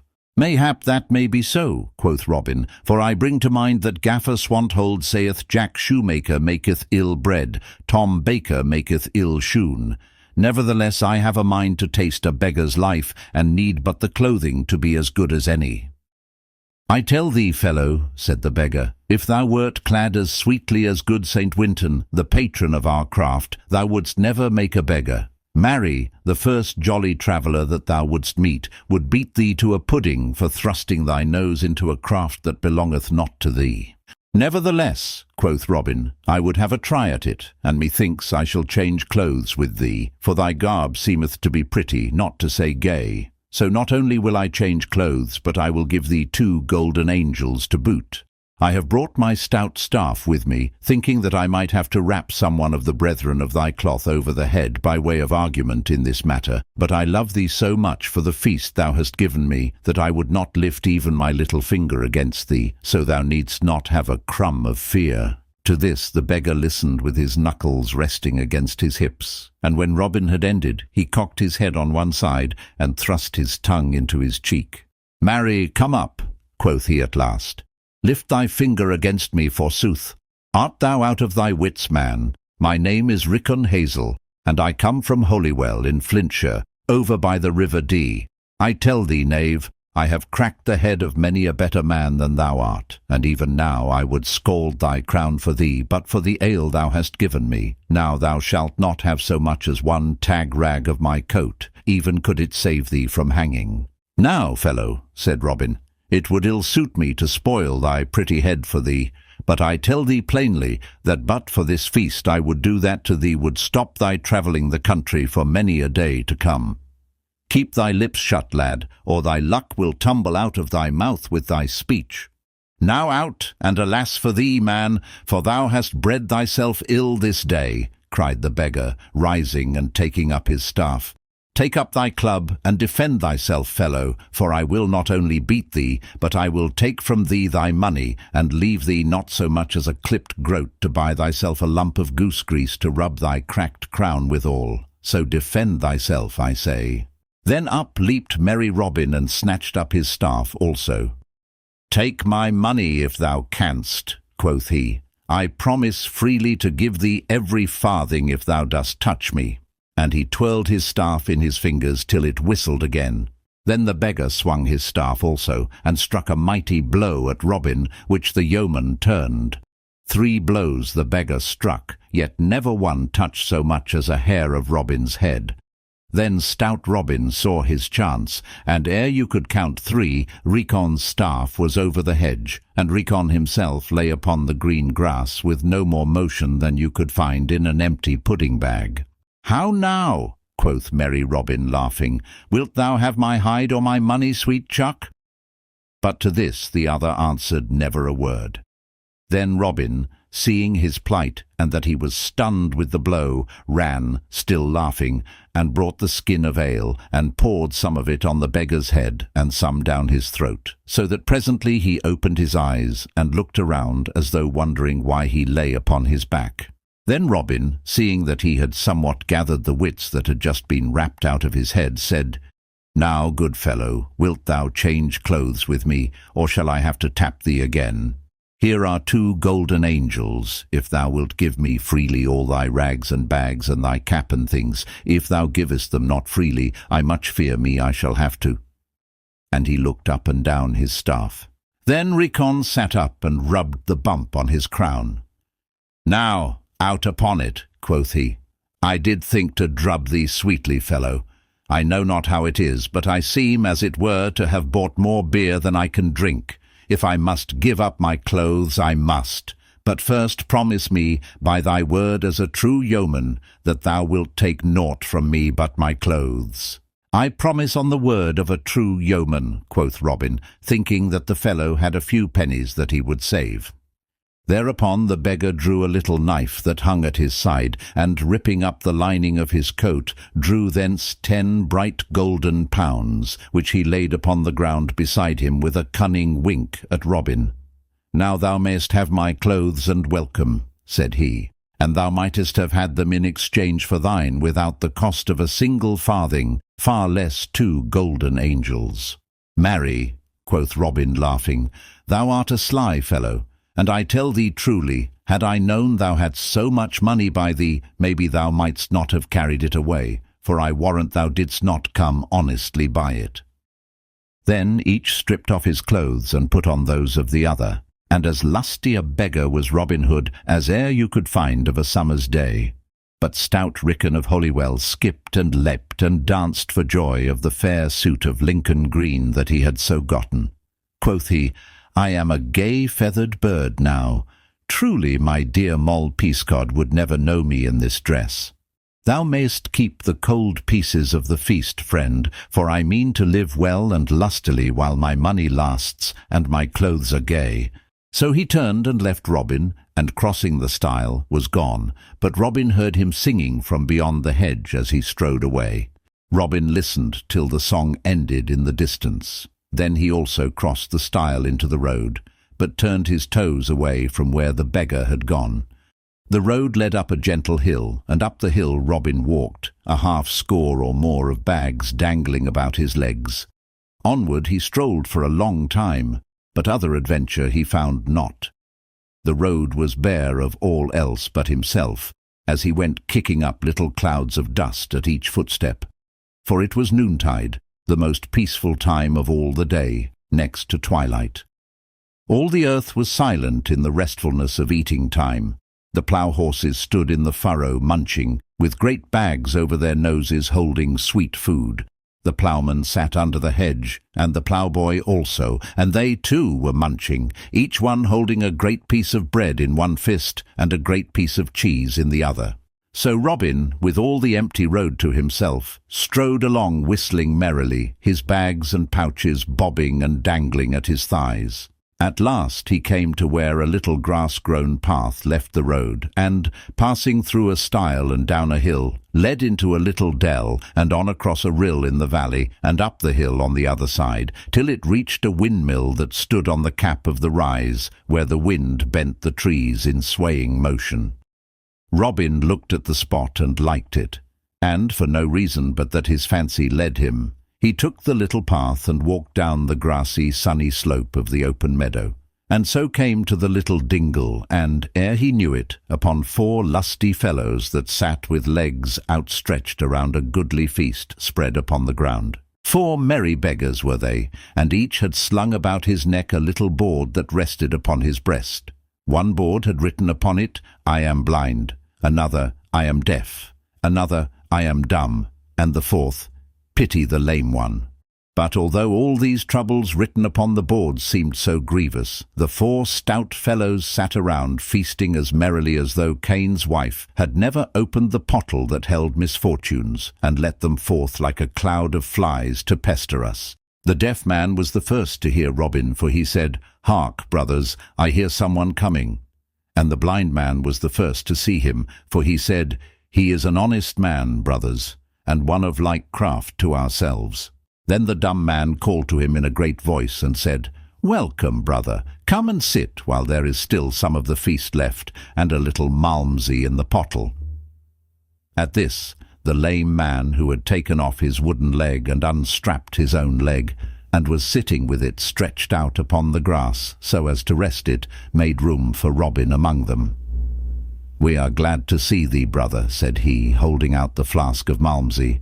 "Marry," quoth Robin, laughing and weighing the flask in his hands ere he drank, "methinks it is no more than seemly of you all to be glad to see me, seeing that I bring sight to the blind, speech to the dumb, hearing to the deaf, and such a lusty leg to a lame man. I drink to your happiness, brothers, as I may not drink to your health, seeing ye are already hale, wind and limb."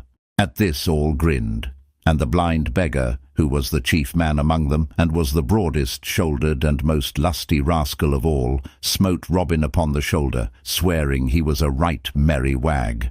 "Whence comest thou, lad?" asked the dumb man. "Why," quoth Robin, "I came this morning from sleeping overnight in Sherwood." "Is it even so?" said the deaf man. "I would not for all the money we 4 are carrying to Lincoln town sleep one night in Sherwood. If Robinhood caught one of our trade in his woodlands, he would, methinks, clip his ears."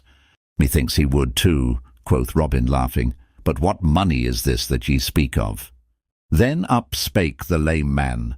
"Our King Peter of York," said he, "hath sent us to Lincoln with those moneys that—" "Stay, brother Hodge," quoth the blind man, breaking into the talk. "I would not doubt our brother here, but bear in mind we know him not. What art thou, brother? Upright man, jerkman, clapper-dudgeon, dommerer, or Abraham man?" At these words Robin looked from one man to the other with mouth agape.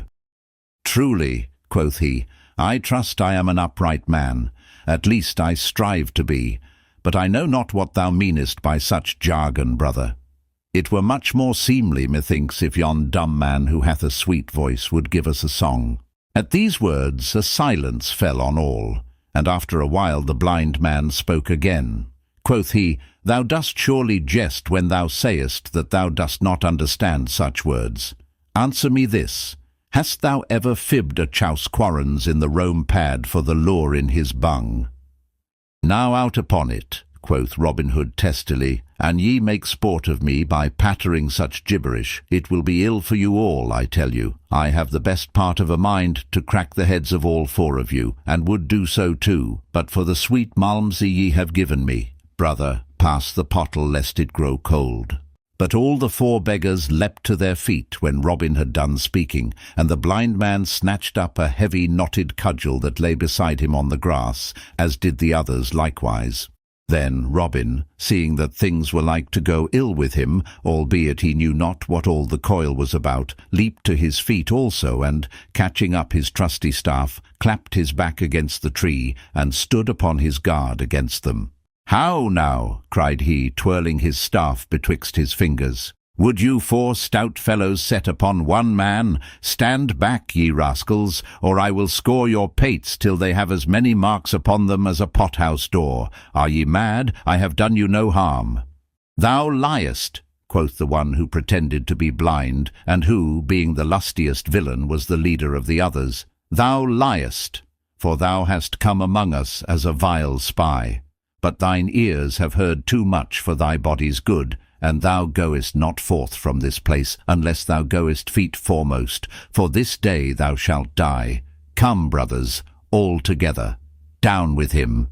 Then, whirling up his cudgel, he rushed upon Robin as an angry bull rushes upon a red rag. But Robin was ready for any happening. Crick! Crack! He struck 2 blows as quick as a wink, and down went the blind man, rolling over and over upon the grass. At this the others bore back and stood at a little distance, scowling upon Robin. "Come on, ye scum!" cried he merrily. "Here be cakes and ale for all. Now, who will be next served?" To this speech the beggars answered never a word, but they looked at Robin as great Blunderbore looked upon stout Jack the slayer of giants, as though they would fain eat him body and bones. Nevertheless, they did not care to come nigher to him and his terrible staff. Then, seeing them so hesitate, Robin of a sudden leaped upon them, striking even as he leaped. Down went the dumb man, and away flew his cudgel from his hand as he fell. At this the others ducked to avoid another blow, then, taking to their heels, scampered, the one way and the other, as though they had the west wind's boots upon their feet. Robin looked after them, laughing, and thought that never had he seen so fleet a runner as the lame man. But neither of the beggars stopped, nor turned around, for each felt in his mind the wind of Robin's cudgel about his ears. Then Robin turned to the 2 stout knaves lying upon the ground. Quoth he, "These fellows spake somewhat about certain moneys they were taking to Lincoln. Methinks I may find it upon this stout blind fellow, who hath as keen sight as e'er a trained woodsman in Nottingham or Yorkshire. It were a pity to let sound money stay in the pockets of such thieving knaves." So saying, he stooped over the burly rascal and searched among his rags and tatters, till presently his fingers felt a leathern pouch slung around his body beneath his patched and tattered coat. This he stripped away, and weighing it in his hands, bethought himself that it was mighty heavy. "It were a sweet thing," said he to himself, "if this were filled with gold instead of copper pence."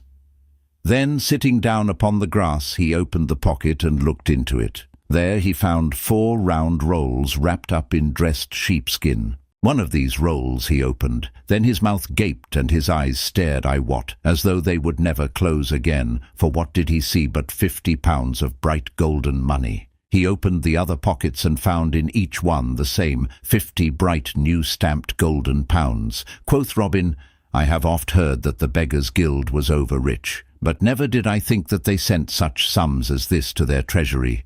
I shall take it with me, for it will be better used for charity and the good of my merry band than in the enriching of such knaves as these.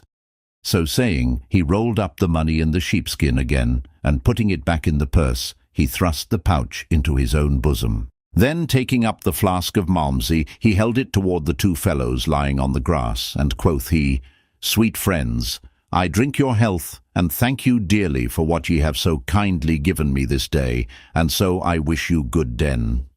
Then, taking up his staff, he left the spot and went merrily on his way. But when the two stout beggars that had been rapped upon the head roused themselves and sat up, and when the others had gotten over their fright and come back, they were as sad and woebegone as 4 frogs in dry weather, for 2 of them had cracked crowns, their Malmsey was all gone, and they had not so much as a farthing to cross their palms withal. But after Robin left the little dell, he strode along merrily, singing as he went. And so blithe was he, and such a stout beggar, and withal so fresh and clean, that every merry lass he met had a sweet word for him, and felt no fear, while the very dogs that most times hate the sight of a beggar snuffed at his legs in friendly wise, and wagged their tails pleasantly. For dogs know an honest man by his smell, and an honest man Robin was, in his own way. Thus he went along till at last he had come to the wayside cross-nigh Ollerton, and, being somewhat tired, he sat him down to rest upon the grassy bank in front of it. It groweth nigh time, quoth he to himself, that I were getting back again to Sherwood, yet it would please me well to have one more merry adventure ere I go back again to my jolly band. So he looked up the road and down the road to see who might come, until at last he saw someone drawing near, riding upon a horse. When the traveller came nigh enough for him to see him well, Robin laughed, for a strange enough figure he cut. He was a thin, wizened man, and, to look upon him, you could not tell whether he was 30 years old or 60, so dried up was he even to skin and bone. As for the nag, it was as thin as the rider, and both looked as though they had been baked in Mother Huddle's oven, where folk are dried up so that they live forever.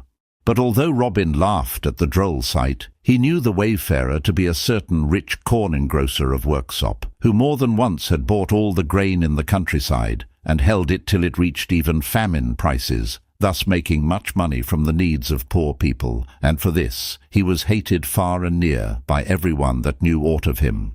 So, after a while, the corn engrosser came riding up to where Robin sat, whereupon merry Robin stepped straightway forth in all his rags and tatters, his bags and pouches dangling about him, and laid his hand upon the horse's bridle rein, calling upon the other to stop.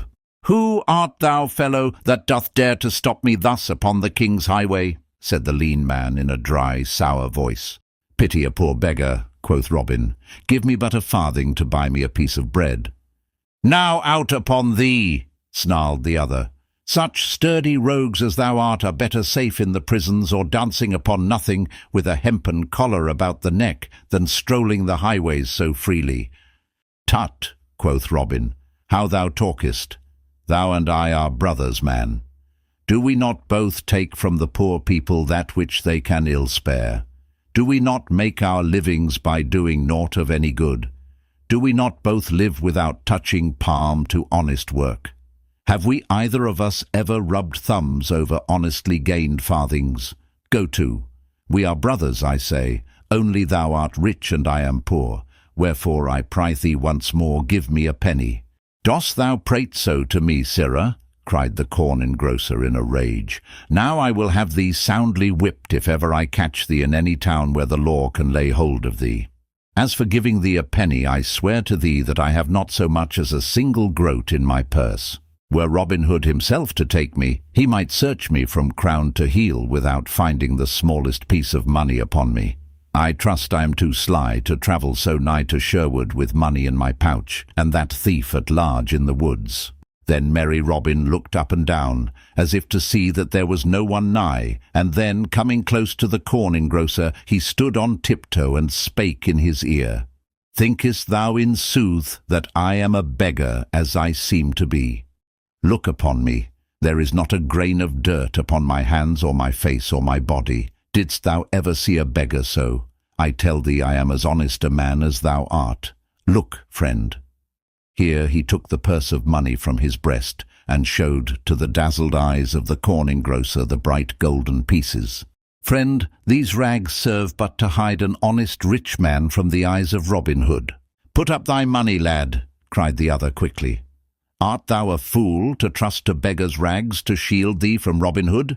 If he caught thee, he would strip thee to the skin, for he hates a lusty beggar as he doth a fat priest or those of my kind." "Is it indeed so?" quoth Robin. "Had I known this, mayhap I had not come hereabouts in this garb, but I must go forward now, as much depends upon my journeying. Where goest thou, friend?" "I go to Grantham," said the corn engrosser, "but I shall lodge tonight at Newark, if I can get so far upon my way." "Why, I myself am on the way to Newark," quoth merry Robin, "so that, as two honest men are better than one in roads beset by such a fellow as this Robin Hood, I will jog along with thee, if thou hast no dislike to my company." "Why, as thou art an honest fellow and a rich fellow," said the corn engrosser, "I mind not thy company, but in sooth I have no great fondness for beggars." "Then forward," quoth Robin, "for the day wanes and it will be dark ere we reach Newark." So off they went, the lean horse hobbling along as before, and Robin running beside, albeit he was so quaking with laughter within him that he could hardly stand. Yet he dared not laugh aloud, lest the corn engrosser should suspect something. So they travelled along till they reached a hill just on the outskirts of Sherwood. Here the lean man checked his lean horse into a walk, for the road was steep, and he wished to save his nag's strength, having far to go ere he reached Newark. Then he turned in his saddle and spake to Robin again, for the first time since they had left the cross. "Here is thy greatest danger, friend," said he, "for here we are nighest to that vile thief Robin Hood, and the place where he dwells. Beyond this we come again to the open honest country, and so are more safe in our journeying." "Alas," quoth Robin, "I would that I had as little money by me as thou hast, for this day I fear that Robin Hood will get every groat of my wealth." Then the other looked at Robin and winked cunningly. Quoth he, "I tell thee, friend, that I have nigh as much by me as thou hast, but it is hidden so that never a knave in Sherwood could find it." "Thou dost surely jest," quoth Robin. "How could one hide so much as 200 pounds upon his person? Now, as thou art so honest a fellow, and withal so much younger than I am, I will tell thee that which I have told to no man in all the world before, and thus thou mayest learn never again to do such a foolish thing as to trust to beggar's garb to guard thee against Robin Hood. Seest thou these clogs upon my feet?" "Yea," quoth Robin, laughing, "truly they are large enough for any man to see, even were his sight as foggy as that of Peter Patter, who never could see when it was time to go to work." "Peace, friend," said the corn engrosser, "for this is no matter for jesting.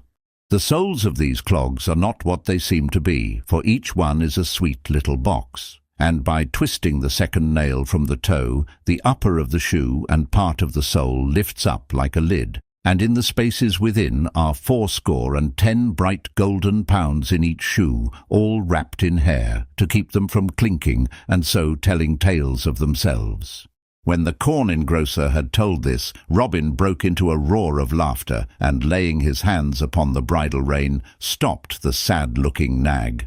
"Stay, good friend," quoth he between bursts of merriment. "Thou art the slyest old fox that e'er I saw in all my life. In the soles of his shoon, quotha, if ever I trust a poor seeming man again, shave my head and paint it blue. A corn factor, a horse jockey, an estate agent, and a jackdaw for cunningness, say I." And he laughed again till he shook in his shoes with mirth. All this time the corn engrosser had been staring at Robin, his mouth agape with wonder. "Art thou mad," quoth he, "to talk in this way so loud and in such a place? Let us forward and save thy mirth till we are safe and sound at Newark." "Nay," quoth Robin, the tears of merriment wet on his cheeks. On second thoughts I go no farther than here, for I have good friends hereabouts. Thou mayst go forward if thou dost list, thou sweet pretty fellow, but thou must go forward barefoot, for I am afraid that thy shoon must be left behind. Off with them, friend, for I tell thee I have taken a great fancy to them." At these words the corn factor grew pale as a linen napkin. "Who art thou that talkest so?" said he. Then merry Robin laughed again, and quoth he, "Men hereabouts call me Robin Hood. So, sweet friend, thou hadst best do my bidding and give me thy shoes, wherefore hasten, I prythee, or else thou wilt not get to fair Newark town till after dark." At the sound of the name of Robin Hood, the corn factor quaked with fear, so that he had to seize his horse by the mane to save himself from falling off its back. Then, straightway, and without more words, he stripped off his clogs and let them fall upon the road. Robin, still holding the bridle rein, stooped and picked them up. Then he said, "Sweet friend, I am used to ask those that I have dealings with to come and feast at Sherwood with me. I will not ask thee because of our pleasant journey together, for I tell thee there be those in Sherwood that would not be so gentle with thee as I have been. The name of corn engrosser leaves a nasty taste upon the tongue of all honest men. Take a fool's advice of me and come no more so nigh to Sherwood, or mayhap some day thou mayst of a sudden find a cloth-yard shaft betwixt thy ribs. So with this I give thee good den." Hereupon he clapped his hand to the horse's flank, and off went nag and rider. But the man's face was all bedewed with the sweat of fright, and never again, I wot, was he found so close to Sherwood Forest as he had been this day. Robin stood and looked after him, and when he was fairly gone, turned, laughing, and entered the forest, carrying the shoes in his hand. That night in sweet Sherwood the red fires glowed brightly in wavering light on tree and bush, and all around sat or lay the stout fellows of the band to hear Robin Hood and Little John tell their adventures. All listened closely, and again the woods rang with shouts of laughter. When all was told, Friar Tuck spoke up. "Good master," said he, "thou hast had a pretty time, but still I hold to my saying that the life of the barefoot friar is the merrier of the two." "Nay," quoth Will Stutely, "I hold with our master that he hath had the pleasanter doings of the two, for he hath had 2 stout bouts at quarterstaff this day." So some of the band held with Robin Hood and some with Little John. As for me, I think, but I leave it with you to say for yourselves which you hold with. I sit upon the stile, and I sing a little while as I wait for my own true dear. Oh, for the sun is shining bright, and the leaves are dancing light, and the little fowl sings she is near. Oh. The 3 classes of travelling mendicants that infested England as late as the middle of the 17th century, vide Dakar's English villainies, etc. For Polly is smiling and Molly is glad when the beggar comes in at the door, and Jack and Dick call him a fine lusty lad, and the hostess runs up a great score. Then hey, Willie Waddykin, stay Billy Waddykin, and let the brown ale flow free, the beggar's the man for me. And i.e., in old Beggar's cant, beaten a man or gallant upon the highway for the money in his purse, Dakar's English villainies. Robin Hood shoots before Queen Eleanor. The high road stretched white and dusty in the hot summer afternoon sun, and the trees stood motionless along the roadside. All across the meadow lands the hot air danced and quivered, and in the limpid waters of the lowland brook, spanned by a little stone bridge, the fish hung motionless above the yellow gravel, and the dragonfly sat quite still, perched upon the sharp tip of a spike of the rushes, with its wings glistening in the sun. Along the road a youth came riding upon a fair milk-white barb, and the folk that he passed stopped and turned and looked after him, for never had so lovely a lad or one so gaily clad been seen in Nottingham before. He could not have been more than 16 years of age, and was as fair as any maiden. His long yellow hair flowed behind him as he rode along, all clad in silk and velvet, with jewels flashing and dagger jingling against the pommel of the saddle. Thus came the Queen's page, young Richard Partington, from famous London town down into Nottinghamshire, upon Her Majesty's bidding, to seek Robin Hood in Sherwood Forest. The road was hot and dusty, and his journey had been long, for that day he had come all the way from Leicester town, a good 20 miles and more. Wherefore young Partington was right glad when he saw before him a sweet little inn, all shady and cool beneath the trees, in front of the door of which a sign hung pendant, bearing the picture of a blue boar. Here he drew rein and called loudly for a pottle of Rhenish wine to be brought him, for stout country ale was too coarse a drink for this young gentleman. 5 lusty fellows sat upon the bench beneath the pleasant shade of the wide-spreading oak in front of the inn door, drinking ale and beer, and all stared amain at this fair and gallant lad. 2 of the stoutest of them were clothed in Lincoln green, and a great heavy oaken staff leaned against the gnarled oak tree trunk beside each fellow. The landlord came and brought a pottle of wine and a long narrow glass upon a salver, which he held up to the page as he sat upon his horse. Young Partington poured forth the bright yellow wine, and holding the glass aloft, cried, "Here is to the health and long happiness of my royal mistress the noble Queen Eleanor, and may my journey and her desirings soon have end, and I find a certain stout yeoman men call Robin Hood." At these words all stared. But presently the 2 stout yeomen in Lincoln green began whispering together. Then one of the 2, whom Partington thought to be the tallest and stoutest fellow he had ever beheld, spoke up and said, "What seekest thou of Robin Hood, Sir Page? And what does our good Queen Eleanor wish of him? I ask this of thee not foolishly, but with reason, for I know somewhat of this stout yeoman."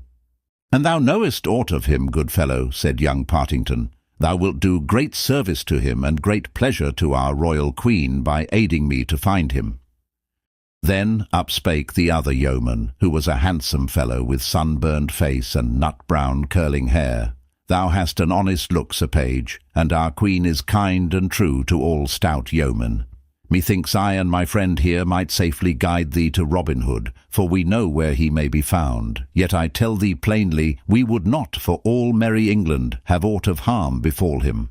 "Set thy mind at ease. I bring naught of ill with me," quoth Richard Partington. "I bring a kind message to him from our queen. Therefore, an ye know where he is to be found, I pray you to guide me thither."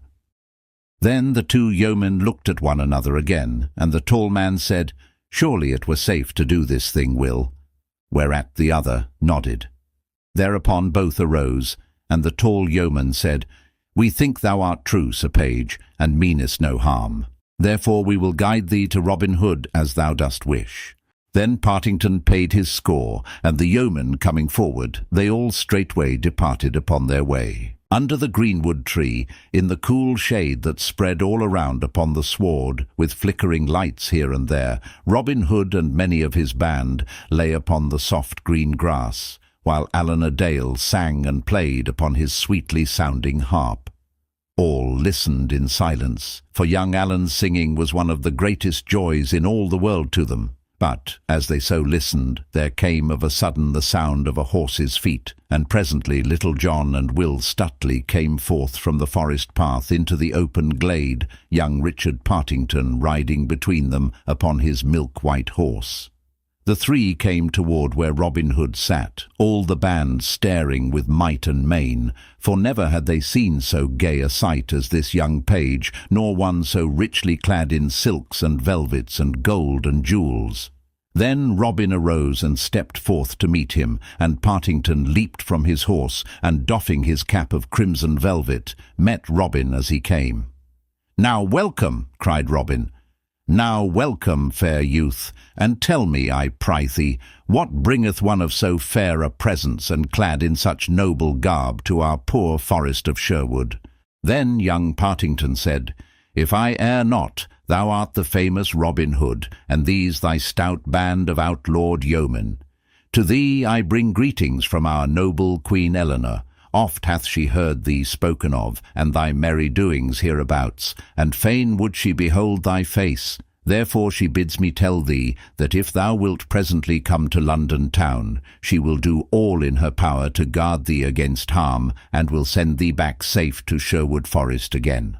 4 days hence in Finsbury Fields, our good King Henry of great renown holdeth a grand shooting match, and all the most famous archers of merry England will be thereat. Our Queen would fain see thee strive with these, knowing that if thou wilt come thou wilt with little doubt carry off the prize. Therefore she hath sent me with this greeting, and furthermore sends thee, as a sign of great goodwill, this golden ring from off her own fair thumb, which I give herewith into thy hands." Then Robin Hood bowed his head, and taking the ring, kissed it right loyally, and then slipped it upon his little finger. Quoth he, "Sooner would I lose my life than this ring, and ere it departs from me, my hand shall be cold in death or stricken off at the wrist. Fair Sir Page, I will do our Queen's bidding, and will presently hie with thee to London. But ere we go, I will feast thee here in the woodlands with the very best we have." "It may not be," said the page. "We have no time to tarry, therefore get thyself ready straightway, and if there be any of thy band that thou wouldst take with thee, our Queen bids me say that she will make them right welcome likewise." "Truly thou art right," quoth Robin, "and we have but short time to stay. Therefore I will get me ready presently. I will choose 3 of my men, only to go with me, and these 3 shall be Little John, mine own true right-hand man, Will Scarlet, my cousin, and Allan a Dale, my minstrel. Go, lads, and get ye ready straightway, and we will presently off with all speed that we may. Thou, Will Stutely, shall be the chief of the band while I am gone." Then Little John and Will Scarlet and Allan a Dale ran leaping, full of joy, to make themselves ready, while Robin also prepared himself for the journey. After a while they all 4 came forth, and a right fair sight they made, for Robin was clad in blue from head to foot, and Little John and Will Scarlet in good Lincoln green, and as for Allan a Dale, he was dressed in scarlet from the crown of his head to the toes of his pointed shoes. Each man wore beneath his cap a little head covering of burnished steel, set with rivets of gold, and underneath his jerkin a coat of linked mail, as fine as carded wool, yet so tough that no arrow could pierce it. Then, seeing all were ready, young Partington mounted his horse again, and the yeomen having shaken hands all around, the 5 departed upon their way. That night they took up their inn in Melton Mowbray in Leicestershire, and the next night they lodged at Kettering in Northamptonshire, and the next at Bedford town, and the next at St Albans in Hertfordshire.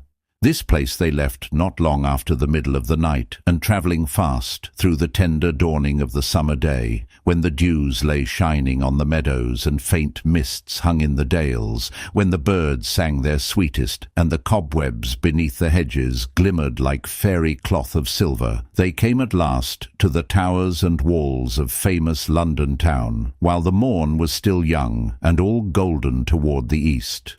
Queen Eleanor sat in her royal bower, through the open casements of which poured the sweet yellow sunshine in great floods of golden light.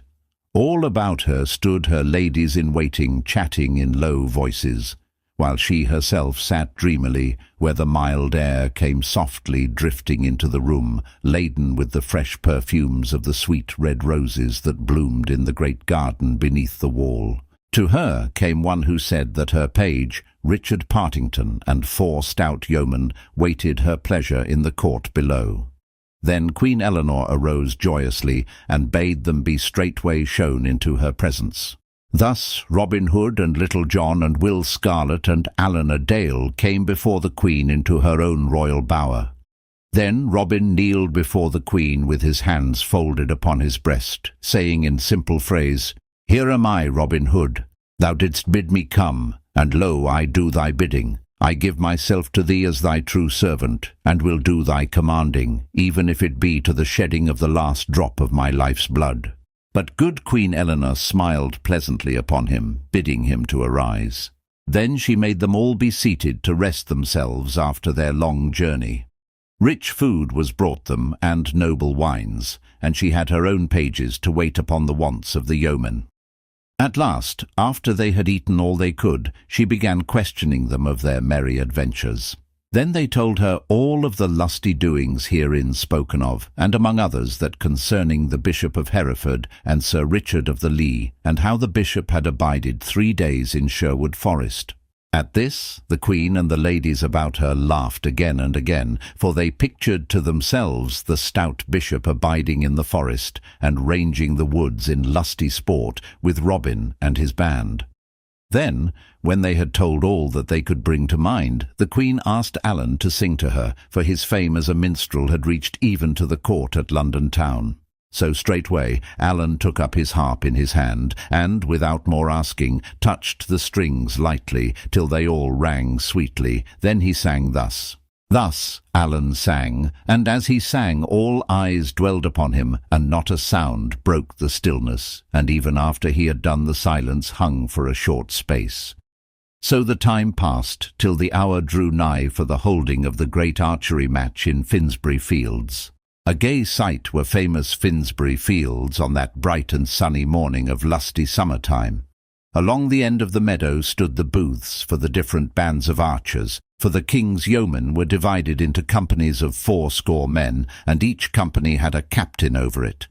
So on the bright greensward stood 10 booths of striped canvas, a booth for each band of the royal archers, and at the peak of each fluttered a flag in the mellow air, and the flag was the colour that belonged to the captain of each band. From the centre booth hung the yellow flag of Tepus, the famous bow-bearer of the king. Next to it, on one hand, was the blue flag of Gilbert of the White Hand, and on the other the blood-red pennant of stout young Clifton of Buckinghamshire. The 7 other archer captains were also men of great renown. Among them were Egbert of Kent and William of Southampton, but those first named were most famous of all. The noise of many voices in talk and laughter came from within the booths, and in and out ran the attendants like ants about an ant-hill. Some bore ale and beer, and some bundles of bowstrings or sheaves of arrows. On each side of the archery range were rows upon rows of seats reaching high aloft, and in the centre of the north side was a raised dais for the king and queen, shaded by canvas of gay colours, and hung about with streaming silken pennants of red and blue and green and white. As yet the king and queen had not come, but all the other benches were full of people, rising head above head high aloft, till it made the eye dizzy to look upon them. 80 yards distant from the mark from which the archers were to shoot stood 10 fair targets, each target marked by a flag of the colour belonging to the band that was to shoot thereat. So all was ready for the coming of the king and queen. At last a great blast of bugles sounded, and into the meadow came riding 6 trumpeters with silver trumpets, from which hung velvet banners heavy with rich workings of silver and gold thread. Behind these came stout King Henry upon a dapple-grey stallion, with his queen beside him upon a milk-white palfrey. On either side of them walked the yeomen of the guard, the bright sunlight flashing from the polished blades of the steel halberds they carried. Behind these came the court in a great crowd, so that presently all the lawn was alive with bright colours, with silk and velvet, with waving plumes and gleaming gold, with flashing jewels and sword hilts, a gallant sight on that bright summer day. Then all the people arose and shouted, so that their voices sounded like the storm upon the Cornish coast, when the dark waves run upon the shore and leap and break, surging amid the rocks. So, amid the roaring and the surging of the people, and the waving of scarfs and kerchiefs, the king and queen came to their place, and getting down from their horses, mounted the broad stairs that led to the raised platform, and there took their seats on 2 thrones bedecked with purple silks and cloths of silver and of gold. When all was quiet, a bugle sounded, and straightway the archers came marching in order from their tents. 40 they were in all, as stalwart a band of yeomen as could be found in all the wide world. So they came in orderly fashion, and stood in front of the dais, where King Henry and his queen sat. King Henry looked up and down their ranks right proudly, for his heart warmed within him at the sight of such a gallant band of yeomen. Then he bade his herald Sir Hugh de Mowbray stand forth and proclaim the rules governing the game. So Sir Hugh stepped to the edge of the platform and spoke in a loud, clear voice, and thus he said, that each man should shoot 7 arrows at the target that belonged to his band, and of the 80 yeomen of each band, the 3 that shot the best should be chosen. These 3 should shoot 3 arrows apiece, and the one that shot the best should again be chosen. Then each of these should again shoot 3 arrows apiece, and the one that shot the best should have the first prize, the one that shot the next best should have the second, and the one that shot the next best should have the third prize. Each of the others should have 80 silver pennies for his shooting. The first prize was to be 20 golden pounds, a silver bugle horn inlaid with gold, and a quiver with 10 white arrows tipped with gold and feathered with the white swan's wing therein. The second prize was to be 50 of the fattest bucks that run on Dallen Lear, to be shot when the yeoman that won them chose. The third prize was to be 2 tons of good Rhenish wine. So Sir Hugh spoke, and when he had done all, the archers waved their bows aloft and shouted. Then each band turned and marched in order back to its place. And now the shooting began, the captains first taking stand and speeding their shafts, and then making room for the men who shot, each in turn after them. 280 shafts were shot in all, and so deftly were they sped that when the shooting was done, each target looked like the back of a hedgehog when the farm dog snuffs at it. A long time was taken in this shooting, and when it was over, the judges came forward, looked carefully at the targets, and proclaimed in a loud voice which 3 had shot the best from the separate bands. Then a great hubbub of voices arose, each man among the crowd that looked on calling for his favourite archer. Then 10 fresh targets were brought forward, and every sound was hushed as the archers took their places once more. This time the shooting was more speedily done, for only 9 shafts were shot by each band. Not an arrow missed the targets, but in that of Gilbert of the White Hand, 5 arrows were in the small white spot that marked the centre. Of these 5, 3 were sped by Gilbert. Then the judges came forward again, and looking at the targets, called aloud the names of the archer chosen as the best bowman of each band. Of these, Gilbert of the White Hand led, for 6 of the 10 arrows he had shot had lodged in the centre, but stout Tepus and young Clifton trod close upon his heels, yet the others stood a fair chance for the 2nd or 3rd place. And now, amid the roaring of the crowd, those 10 stout fellows that were left went back to their tents to rest for a while and change their bowstrings, for naught must fail at this next round, and no hand must tremble or eye grow dim because of weariness. Then, while the deep buzz and hum of talking sounded all around like the noise of the wind in the leafy forest, Queen Eleanor turned to the king, and quoth she, "Thinkest thou that these yeomen so chosen are the very best archers in all merry England?" "Yea, truly," said the king, smiling, for he was well pleased with the sport that he had seen. "And I tell thee that not only are they the best archers in all merry England, but in all the wide world beside." "But what wouldst thou say," quoth Queen Eleanor, "if I were to find 3 archers to match the best 3 yeomen of all thy guard?" "I would say thou hast done what I could not do," said the king, laughing, "for I tell thee there lives not in all the world 3 archers to match Tepus and Gilbert and Clifton of Buckinghamshire." "Now," said the queen, "I know of 3 yeomen, and in truth I have seen them not long since, that I would not fear to match against any 3 that thou canst choose from among all thy 40 archers, and moreover I will match them here this very day. But I will only match them with thy archers, providing that thou wilt grant a free pardon to all that may come in my behalf." At this the king laughed loud and long. "Truly," said he, "thou art taking up with strange matters for a queen. If thou wilt bring those 3 fellows that thou speakest of, I will promise faithfully to give them free pardon for 40 days, to come or to go wheresoever they please, nor will I harm a hair of their heads in all that time. Moreover, if these that thou bringest shoot better than my yeomen, man for man, they shall have the prizes for themselves according to their shooting. But as thou hast so taken up of a sudden with sports of this kind, hast thou a mind for a wager?" "Why, in sooth," said Queen Eleanor, laughing, "I know naught of such matters, but if thou hast a mind to do somewhat in that way, I will strive to pleasure thee. What wilt thou wager upon thy men?" Then the merry king laughed again, for he dearly loved goodly jest. So he said amidst his laughter, I will wager thee 10 tons of Rhenish wine, 10 tons of the stoutest ale, and 10 score bows of tempered Spanish yew, with quivers and arrows to match. All that stood around smiled at this, for it seemed a merry wager for a king to give to a queen. But Queen Eleanor bowed her head quietly. I will take thy wager, said she, for I know right well where to place those things that thou hast spoken of. Now who will be on my side in this matter? And she looked around upon them that stood about, but no one spake or cared to wager upon the queen's side against such archers as Tepus and Gilbert and Clifton. Then the queen spoke again. Now, who will back me in this wager? Wilt thou, my lord bishop of Hereford?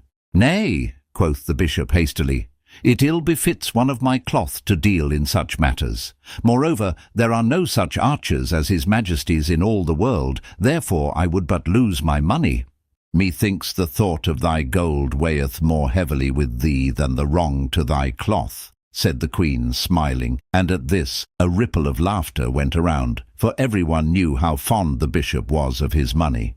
Then the queen turned to a knight who stood near, whose name was Sir Robert Lee. Wilt thou back me in this manner? Said she.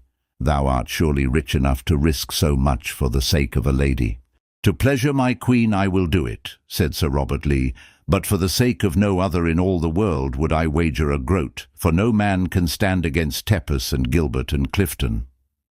Then, turning to the king, Queen Eleanor said, I want no such aid as Sir Robert giveth me, but against thy wine and beer and stout bows of yew I wager this girdle all set with jewels from around my waist, and surely that is worth more than thine.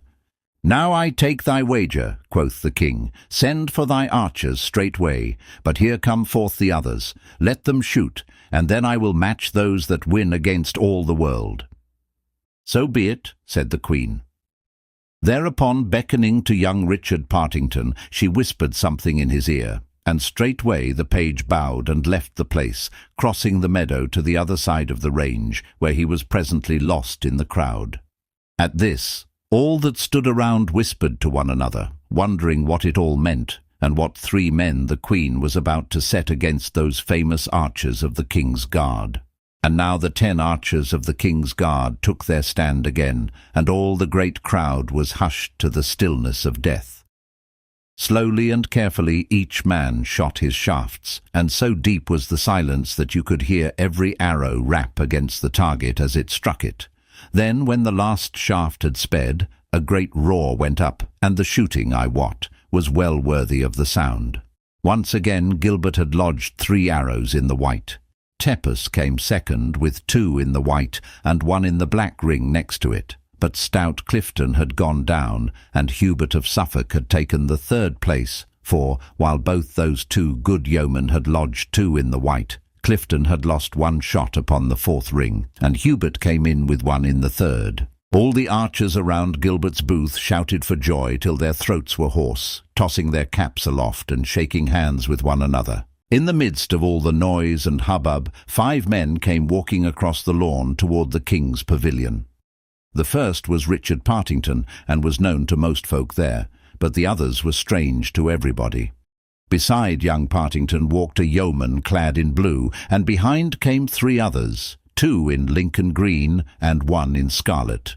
This last yeoman carried 3 stout bows of yew tree, 2 fancifully inlaid with silver, and 1 with gold. While these 5 men came walking across the meadow, a messenger came running from the king's booth, and summoned Gilbert and Tepus and Hubert to go with him. And now the shouting quickly ceased, for all saw that something unwonted was toward, so the folk stood up in their places and leaned forward to see what was the ado. When Partington and the others came before the spot where the king and queen sat, the 4 yeomen bent their knees and doffed their caps unto her. King Henry leaned far forward and stared at them closely, but the Bishop of Hereford, when he saw their faces, started as though stung by a wasp. He opened his mouth as though about to speak, but looking up, he saw the queen gazing at him with a smile upon her lips. So he said nothing, but bit his nether lip, while his face was as red as a cherry. Then the queen leaned forward and spake in a clear voice. "Locksley," said she, I have made a wager with the king that thou and 2 of thy men can outshoot any 3 that he can send against you. Wilt thou do thy best for my sake?" "Yea," quoth Robin Hood, to whom she spake, "I will do my best for thy sake, and if I fail, I make my vow never to finger bowstring more." Now, although Little John had been somewhat abashed in the Queen's bower, he felt himself the sturdy fellow he was when the soles of his feet pressed green grass again, so he said boldly, "Now, blessings on thy sweet face, say I. And there lived a man that would not do his best for thee. I will say naught, only I would like to have the cracking of his knave's pate." "Peace, Little John," said Robin Hood hastily in a low voice. But good Queen Eleanor laughed aloud, and a ripple of merriment sounded all over the booth. The Bishop of Hereford did not laugh, neither did the king, but he turned to the Queen, and quoth he, "Who are these men that thou hast brought before us?" Then up spoke the bishop hastily, for he could hold his peace no longer. "Your Majesty," quoth he, "yon fellow in blue is a certain outlawed thief of the mid-country named Robin Hood. Yon tall, strapping villain goeth by the name of Little John. The other fellow in green is a certain backsliding gentleman known as Will Scarlet. The man in red is a rogue of a northern minstrel, named Allan a Dale." At this speech the king's brows drew together blackly, and he turned to the Queen. "Is this true?" said he sternly. "Yea," said the Queen, smiling. "The bishop hath told the truth, and truly he should know them well, for he and 2 of his friars spent 3 days in merry sport with Robin Hood in Sherwood Forest. I did little think that the good bishop would so betray his friends, but bear in mind that thou hast pledged thy promise for the safety of these good yeomen for 40 days. "I will keep my promise," said the king, in a deep voice that showed the anger in his heart. "But when these 40 days are gone, let this outlaw look to himself, for mayhap things will not go so smoothly with him as he would like." Then he turned to his archers, who stood near the Sherwood yeomen, listening and wondering at all that passed. Quoth he, "Gilbert, and thou Tepus, and thou Hubert, I have pledged myself that ye shall shoot against these 3 fellows. If ye outshoot the knaves, I will fill your caps with silver pennies. If ye fail, ye shall lose your prizes that ye have won so fairly, and they go to them that shoot against you, man to man. Do your best, lads, and if ye win this bout, ye shall be glad of it to the last days of your life. Go now, and get you gone to the butts." Then the 3 archers of the king turned and went back to their booths, and Robin and his men went to their places at the mark from which they were to shoot. Then they strung their bows and made themselves ready, looking over their quivers of arrows, and picking out the roundest and the best feathered. But when the king's archers went to their tents, they told their friends all that had passed, and how that these 4 men were the famous Robin Hood, and 3 of his band, to wit, Little John, Will Scarlet, and Allan a Dale. The news of this buzzed around among the archers in the booths, for there was not a man there that had not heard of these great mid-country yeomen. From the archers the news was taken up by the crowd that looked on at the shooting, so that at last everybody stood up, craning their necks to catch sight of the famous outlaws. 6 fresh targets were now set up, 1 for each man that was to shoot, whereupon Gilbert and Tepus and Hubert came straightway forth from the booths. Then Robin Hood and Gilbert of the White Hand tossed a farthing aloft to see who should lead in the shooting, and the lot fell to Gilbert's side. Thereupon he called upon Hubert of Suffolk to lead. Hubert took his place, planted his foot firmly, and fitted a fair, smooth arrow. Then, breathing upon his fingertips, he drew the string slowly and carefully. The arrow sped true and lodged in the white. Again he shot, and again he hit the clout. A 3rd shaft he sped, but this time failed of the centre, and but struck the black, yet not more than a finger's breadth from the white. At this a shout went up, for it was the best shooting that Hubert had yet done that day. Merry Robin laughed, and quoth he, "Thou wilt have an ill time bettering that round, Will, for it is thy turn next. Brace thy thews, lad, and bring not shame upon Sherwood." Then Will Scarlet took his place. But because of over-caution, he spoiled his target with the very first arrow that he sped, for he hit the next ring to the black, the second from the centre. At this Robin bit his lips. "Lad, lad," quoth he, "hold not the string so long. Have I not often told thee what Gaffer Swanthold saith, that over-caution spilleth the milk?" To this Will Scarlet took heed, so the next arrow he shot lodged fairly in the centre ring. Again he shot, and again he smote the centre, but for all that stout Hubert had outshot him, and showed the better target. Then all those that looked on clapped their hands for joy, because that Hubert had overcome the stranger. Quoth the king grimly to the queen, "If thy archers shoot no better than that, thou art like to lose thy wager, lady." But Queen Eleanor smiled, for she looked for better things from Robinhood and Little John. And now Tepus took his place to shoot. He also took overheed to what he was about, and so he fell into Will Scarlet's error. The first arrow he struck into the centre ring, but the second missed its mark and smote the black. The last arrow was tipped with luck, for it smote the very centre of the clout, upon the black spot that marked it. Quoth Robin Hood, "That is the sweetest shot that hath been sped this day, but nevertheless, friend Tepus, thy cake is burned, methinks. Little John, it is thy turn next." So Little John took his place as bidden, and shot his 3 arrows quickly. He never lowered his bow-arm in all the shooting, but fitted each shaft with his longbow raised. Yet all 3 of his arrows smote the centre within easy distance of the black. At this no sound of shouting was heard, for, although it was the best shooting that had been done that day, the folk of London town did not like to see the stout Tepus overcome by a fellow from the countryside, even were he as famous as Little John. And now stout Gilbert of the White Hand took his place and shot with the greatest care, and again, for the 3rd time in one day, he struck all 3 shafts into the clout. "Well done, Gilbert," quoth Robin Hood, smiting him upon the shoulder. "I make my vow, thou art one of the best archers that ever mine eyes beheld. Thou shouldst be a free and merry ranger like us, lad, for thou art better fitted for the greenwood than for the cobblestones and grey walls of London town." So saying, he took his place, and drew a fair round arrow from his quiver, which he turned over and over ere he fitted it to his bowstring. Then the king muttered in his beard, "Now, blessed Saint Hubert, if thou wilt but jog that rogue's elbow so as to make him smite even the 2nd ring, I will give 80 waxen candles 3 fingers' breadth in thickness to thy chapel nigh matching." But it may be St. Hubert's ears were stuffed with tow, for he seemed not to hear the king's prayer this day. Having gotten 3 shafts to his liking, merry Robin looked carefully to his bowstring ere he shot. "Yea," quoth he to Gilbert, who stood nigh him to watch his shooting, "thou shouldst pay us a visit at merry Sherwood." Here he drew the bowstring to his ear. "In London," here he loosed his shaft, "thou canst find naught to shoot at but rooks and daws. There one can tickle the ribs of the noblest stags in England." So he shot, even while he talked, yet the shaft lodged not more than 1/2 inch from the very centre. "By my soul," cried Gilbert, "art thou the devil in blue to shoot in that wise?" "Nay," quoth Robin, laughing, "not quite so ill as that, I trust." And he took up another shaft, and fitted it to the string.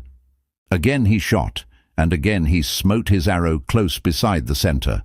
A 3rd time he loosed his bowstring, and dropped his arrow just betwixt the other 2, and into the very centre, so that the feathers of all 3 were ruffled together, seeming from a distance to be one thick shaft. And now a low murmur ran all among that great crowd, for never before had London seen such shooting as this, and never again would it see it after Robin Hood's day had gone. All saw that the king's archers were fairly beaten, and stout Gilbert clapped his palm to Robin's, owning that he could never hope to draw such a bowstring as Robin Hood or Little John. But the king, full of wrath, would not have it so, though he knew in his mind that his men could not stand against those fellows. "Nay," cried he, clenching his hands upon the arms of his seat, "Gilbert is not yet beaten. Did he not strike the clout thrice? Although I have lost my wager, he hath not yet lost the first prize. They shall shoot again, and still again, till either he or that knave Robin Hood cometh off the best. Go thou, Sir Hugh, and bid them shoot another round, and another, until one or the other is overcome." Then Sir Hugh, seeing how wroth the king was, said never a word, but went straightway to do his bidding. So he came to where Robinhood and the other stood, and told them what the king had said. "With all my heart," quoth merry Robin, "I will shoot from this time till tomorrow day, if it can pleasure my most gracious lord and king. Take thy place, Gilbert lad, and shoot." So Gilbert took his place once more, but this time he failed, for, a sudden little wind arising, his shaft missed the centre ring, but by not more than the breadth of a barley straw. "Thy eggs are cracked, Gilbert," quoth Robin, laughing, and straightway he loosed a shaft, and once more smote the white circle of the centre. Then the king arose from his place, and not a word said he, but he looked around with a baleful look, and it would have been an ill day for anyone that he saw with a joyous or a merry look upon his face. Then he and his queen and all the court left the place, but the king's heart was brimming full of wrath. After the king had gone, all the yeomen of the archer guard came crowding around Robin and Little John and Will and Allan to snatch a look at these famous fellows from the mid-country, and with them came many that had been onlookers at the sport for the same purpose. Thus it happened presently that the yeomen to whom Gilbert stood talking were all surrounded by a crowd of people that formed a ring about them. After a while the 3 judges that had the giving away of the prizes came forward, and the chief of them all spake to Robin and said, "According to agreement, the first prize belongeth rightly to thee. So here I give thee the silver bugle, here the quiver of 10 golden arrows, and here a purse of 20 golden pounds." And as he spake, he handed those things to Robin, and then turned to Little John. "To thee," he said, "belongeth the second prize, to wit, 50 of the finest harts that run on Dallen Lee. Thou mayest shoot them whensoever thou dost list." Last of all he turned to stout Hubert. "Thou," said he, "hast held thine own against the yeomen with whom thou didst shoot, and so thou hast kept the prize duly thine, to wit, 2 tuns of good Rhenish wine. These shall be delivered to thee whensoever thou dost list." Then he called upon the other 7 of the king's archers who had last shot, and gave each 40 silver pennies. Then up spake Robin, and quoth he, "This silver bugle I keep in honour of this shooting match. But thou, Gilbert, art the best archer of all the king's guard, and to thee I freely give this purse of gold. Take it, man, and would it were 10 times as much, for thou art a right yeoman, good and true. Furthermore, to each of the 10 that last shot, I give one of these golden shafts apiece. Keep them always by you, so that ye may tell your grandchildren, and ye are ever blessed with them, that ye are the very stoutest yeomen in all the wide world." At this all shouted aloud, for it pleased them to hear Robin speak so of them. Then up spake Little John. "Good friend Tepus," said he, "I want not those hearts of Dallen Lear that yon stout judge spoke of but now, for in truth we have enow and more than enow in our own country. 20 I give to thee for thine own shooting, and 5 I give to each band for their pleasure." At this another great shout went up, and many tossed their caps aloft, and swore among themselves that no better fellows ever walked the sod than Robinhood and his stout yeomen. While they so shouted with loud voices, a tall, burly yeoman of the king's guard came forward and plucked Robin by the sleeve. "Good master," quoth he, "I have somewhat to tell thee in thine ear, a silly thing, God wot, for one stout yeoman to tell another. But a young peacock of a page, one Richard Partington, was seeking thee without avail in the crowd, and, not being able to find thee, told me that he bore a message to thee from a certain lady that thou wottest of. This message he bade me tell thee privily, word for word, and thus it was. Let me see, I trust I have forgot it not. Yea, thus it was. The lion growls, beware thy head." "Is it so?" quoth Robin, starting, for he knew right well that it was the queen sent the message, and that she spake of the king's wrath. "Now I thank thee, good fellow, for thou hast done me greater service than thou knowest of this day." Then he called his 3 yeomen together, and told them privately that they had best be jogging, as it was like to be ill for them so nigh merry London town. So, without tarrying longer, they made their way through the crowd until they had come out from the press. Then, without stopping, they left London town and started away northward. Gentle river, bright thy crystal waters flow, sliding where the aspens shiver, gliding where the lilies blow, singing over pebbled shallows, kissing blossoms bending low, breaking 'neath the dipping swallows, purpling where the breezes blow. Floating on thy breast forever, down thy current I could glide. Grief and pain should reach me never on thy bright and gentle tide. So my aching heart seeks thine, love, there to find its rest and peace. For through loving bliss is mine, love, and my many troubles cease. The Chase of Robin Hood. So Robin Hood and the others left the archery range at Finsbury Fields, and, tarrying not, set forth straightway upon their homeward journey. It was well for them that they did so, for they had not gone more than 3 or 4 miles upon their way, when 6 of the yeomen of the King's Guard came bustling among the crowd that still lingered, seeking for Robin and his men, to seize upon them and make them prisoners. Truly it was an ill-done thing in the king to break his promise, but it all came about through the Bishop of Hereford's doing.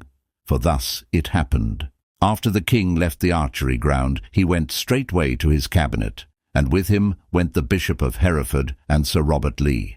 But the king said never a word to these two, but sat gnawing his nether lip, for his heart was galled within him by what had happened. At last the Bishop of Hereford spoke, in a low, sorrowful voice. "It is a sad thing, your Majesty, that this knavish outlaw should be let to escape in this wise. For let him but get back to Sherwood Forest safe and sound, and he may snap his fingers at king and king's men." At these words the king raised his eyes and looked grimly upon the bishop. "Sayest thou so?" quoth he.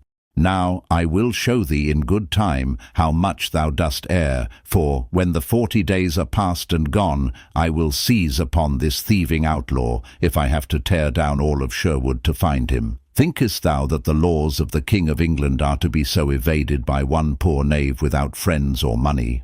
Then the bishop spoke again in his soft, smooth voice. "Forgive my boldness, your Majesty, and believe that I have naught but the good of England and your Majesty's desirings at heart. But what would it boot though my gracious lord did root up every tree of Sherwood? Are there not other places for Robin Hood's hiding? Cannock Chase is not far from Sherwood, and the great forest of Arden is not far from Cannock Chase. Beside these are many other woodlands in Nottingham and Derby, Lincoln and York, amid any of which your Majesty might as well think to seize upon Robin Hood as to lay finger upon a rat among the dust and broken things of a garret. Nay, my gracious lord, if he doth once plant foot in the woodland, he is lost to the law forever." At these words the king tapped his fingertips upon the table beside him with vexation. "What wouldst thou have me do, bishop?" quoth he. "Didst thou not hear me pledge my word to the queen? Thy talk is as barren as the wind from the bellows upon dead coals." "Far be it from me," said the cunning bishop, "to point the way to one so clear-sighted as your Majesty. But were I the King of England, I should look upon the matter in this wise. I have promised my queen, let us say, that for 40 days the cunningest rogue in all England shall have freedom to come and go. But lo, I find this outlaw in my grasp. Shall I then foolishly cling to a promise so hastily given? Suppose that I had promised to do her Majesty's bidding, whereupon she bade me to slay myself. Should I then shut mine eyes and run blindly upon my sword? Thus would I argue within myself. Moreover, I would say unto myself, a woman knoweth naught of the great things appertaining to state government. And likewise, I know a woman is ever prone to take up a fancy, even as she would pluck a daisy from the roadside, and then throw it away when the savour is gone. Therefore, though she hath taken a fancy to this outlaw, it will soon wane away and be forgotten. As for me, I have the greatest villain in all England in my grasp.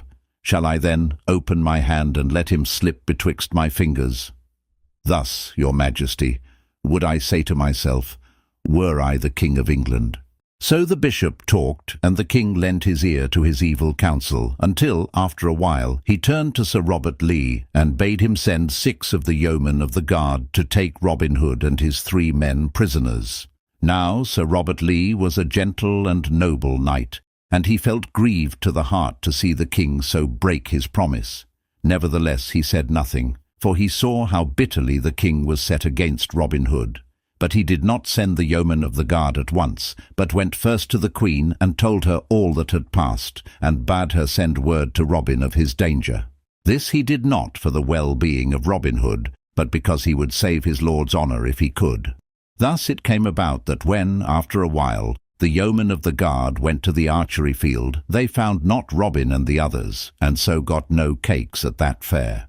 The afternoon was already well nigh gone when Robin Hood, Little John, Will and Allan set forth upon their homeward way, trudging along merrily through the yellow slanting light, which speedily changed to rosy red as the sun sank low in the heavens. The shadows grew long, and finally merged into the greyness of the mellow twilight. The dusty highway lay all white betwixt the dark hedgerows, and along it walked 4 fellows like 4 shadows, the pat of their feet sounding loud, and their voices, as they talked, ringing clear upon the silence of the air.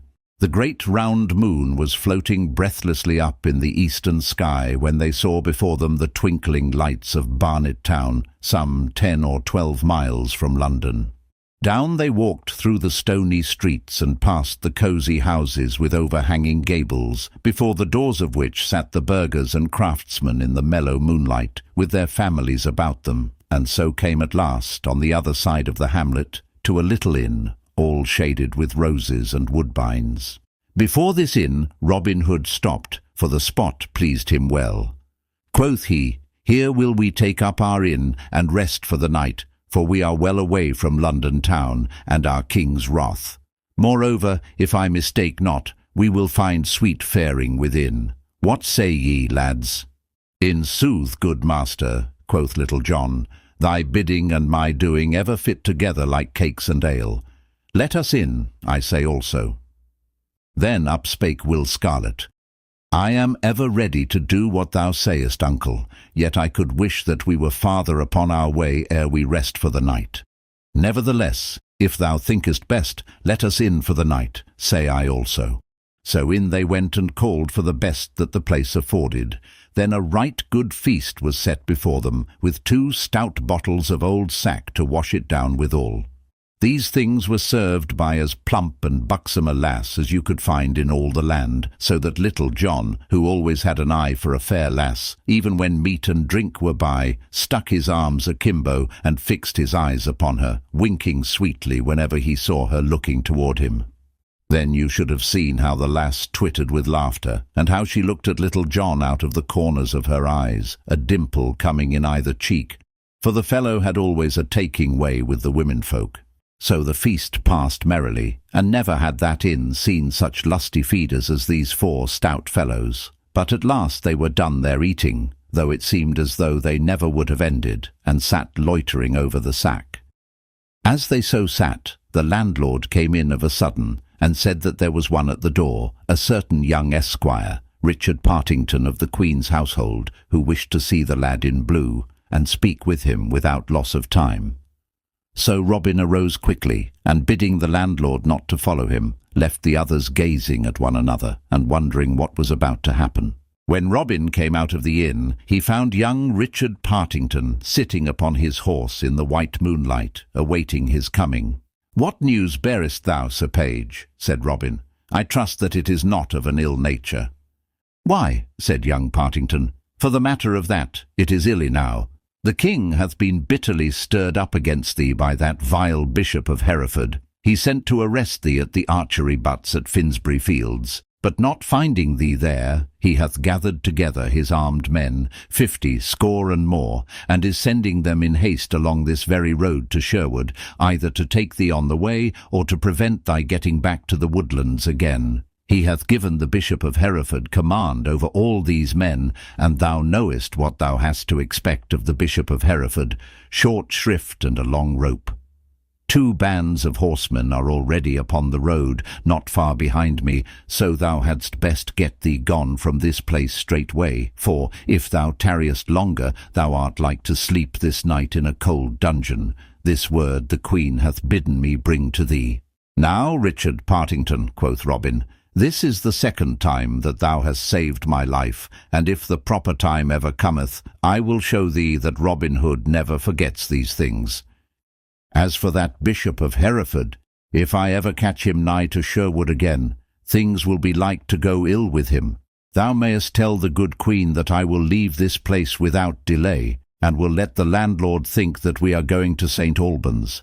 But when we are upon the high road again, I will go one way through the country, and will send my men the other, so that if one falleth into the king's hands, the others may haply escape. We will go by devious ways, and so I hope will reach Sherwood in safety. And now, Sir Page, I wish thee farewell." "Farewell, thou bold yeoman," said young Partington, "and mayst thou reach thy hiding in safety." So each shook the other's hand, and the lad, turning his horse's head, rode back toward London, while Robin entered the inn once more.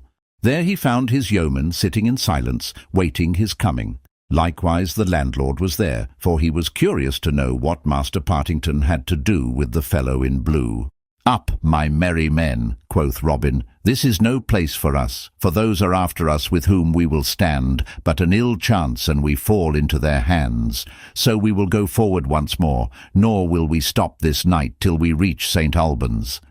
Hereupon, taking out his purse, he paid the landlord his score, and so they left the inn. When they had come to the high road without the town, Robin stopped and told them all that had passed between young Partington and himself, and how that the king's men were after them with hot heels. Then he told them that here they should part company, they 3 going to the eastward and he to the westward, and so, skirting the main high roads, would come by devious paths to Sherwood. "So be ye wily," said Robin Hood, "and keep well away from the northward roads till ye have gotten well to the eastward. And thou, Will Scarlet, take the lead of the others, for thou hast a cunning turn to thy wits." Then Robin kissed the 3 upon the cheeks, and they kissed him, and so they parted company. Not long after this, a score or more of the king's men came clattering up to the door of the inn at Barnet town. Here they leapt from their horses and quickly surrounded the place, the leader of the band and 4 others entering the room where the yeomen had been. But they found that their birds had flown again, and that the king had been balked a 2nd time. "Methought that they were naughty fellows," said the host, when he heard whom the men-at-arms sought. "But I heard that blue-clad knave say that they would go straight forward to St. Albans. So, an ye hurry forward, ye may perchance catch them on the high road betwixt here and there." For this news the leader of the band thanked mine host right heartily, and, calling his men together, mounted and set forth again, galloping forward to St. Albans upon a wild goose chase. After Little John and Will Scarlet and Allan a Dale had left the highway near Garnet, they travelled toward the eastward without stopping, as long as their legs could carry them, until they came to Chelmsford in Essex. Thence they turned northward and came through Cambridge and Lincolnshire to the good town of Gainsborough. Then, striking to the westward and the south, they came at last to the northern borders of Sherwood Forest, without in all that time having met so much as a single band of the king's men. 8 days they journeyed thus ere they reached the woodlands in safety, but when they got to the greenwood glade, they found that Robin had not yet returned. For Robin was not as lucky in getting back as his men had been, as you shall presently hear. After having left the great northern road, he turned his face to the westward, and so came past Aylesbury to fair Woodstock in Oxfordshire. Thence he turned his footsteps northward, travelling for a great distance by way of Warwick town, till he came to Dudley in Staffordshire. 7 days it took him to journey thus far, and then he thought he had gotten far enough to the north. So turning toward the eastward, shunning the main roads, and choosing byways and grassy lanes, he went, by way of Lichfield and Ashby de la Zouch, toward Sherwood, until he came to a place called Stanton. And now Robin's heart began to laugh aloud, for he thought that his danger had gone by, and that his nostrils would soon snuff the spicy air of the woodlands once again. but there is many a slip betwixt the cup and the lip, and this Robin was to find. For thus it was. When the king's men found themselves foiled at St. Albans, and that Robin and his men were not to be found high nor low, they knew not what to do. Presently another band of horsemen came, and another, until all the moonlit streets were full of armed men. Betwixt midnight and dawn another band came to the town, and with them came the Bishop of Hereford.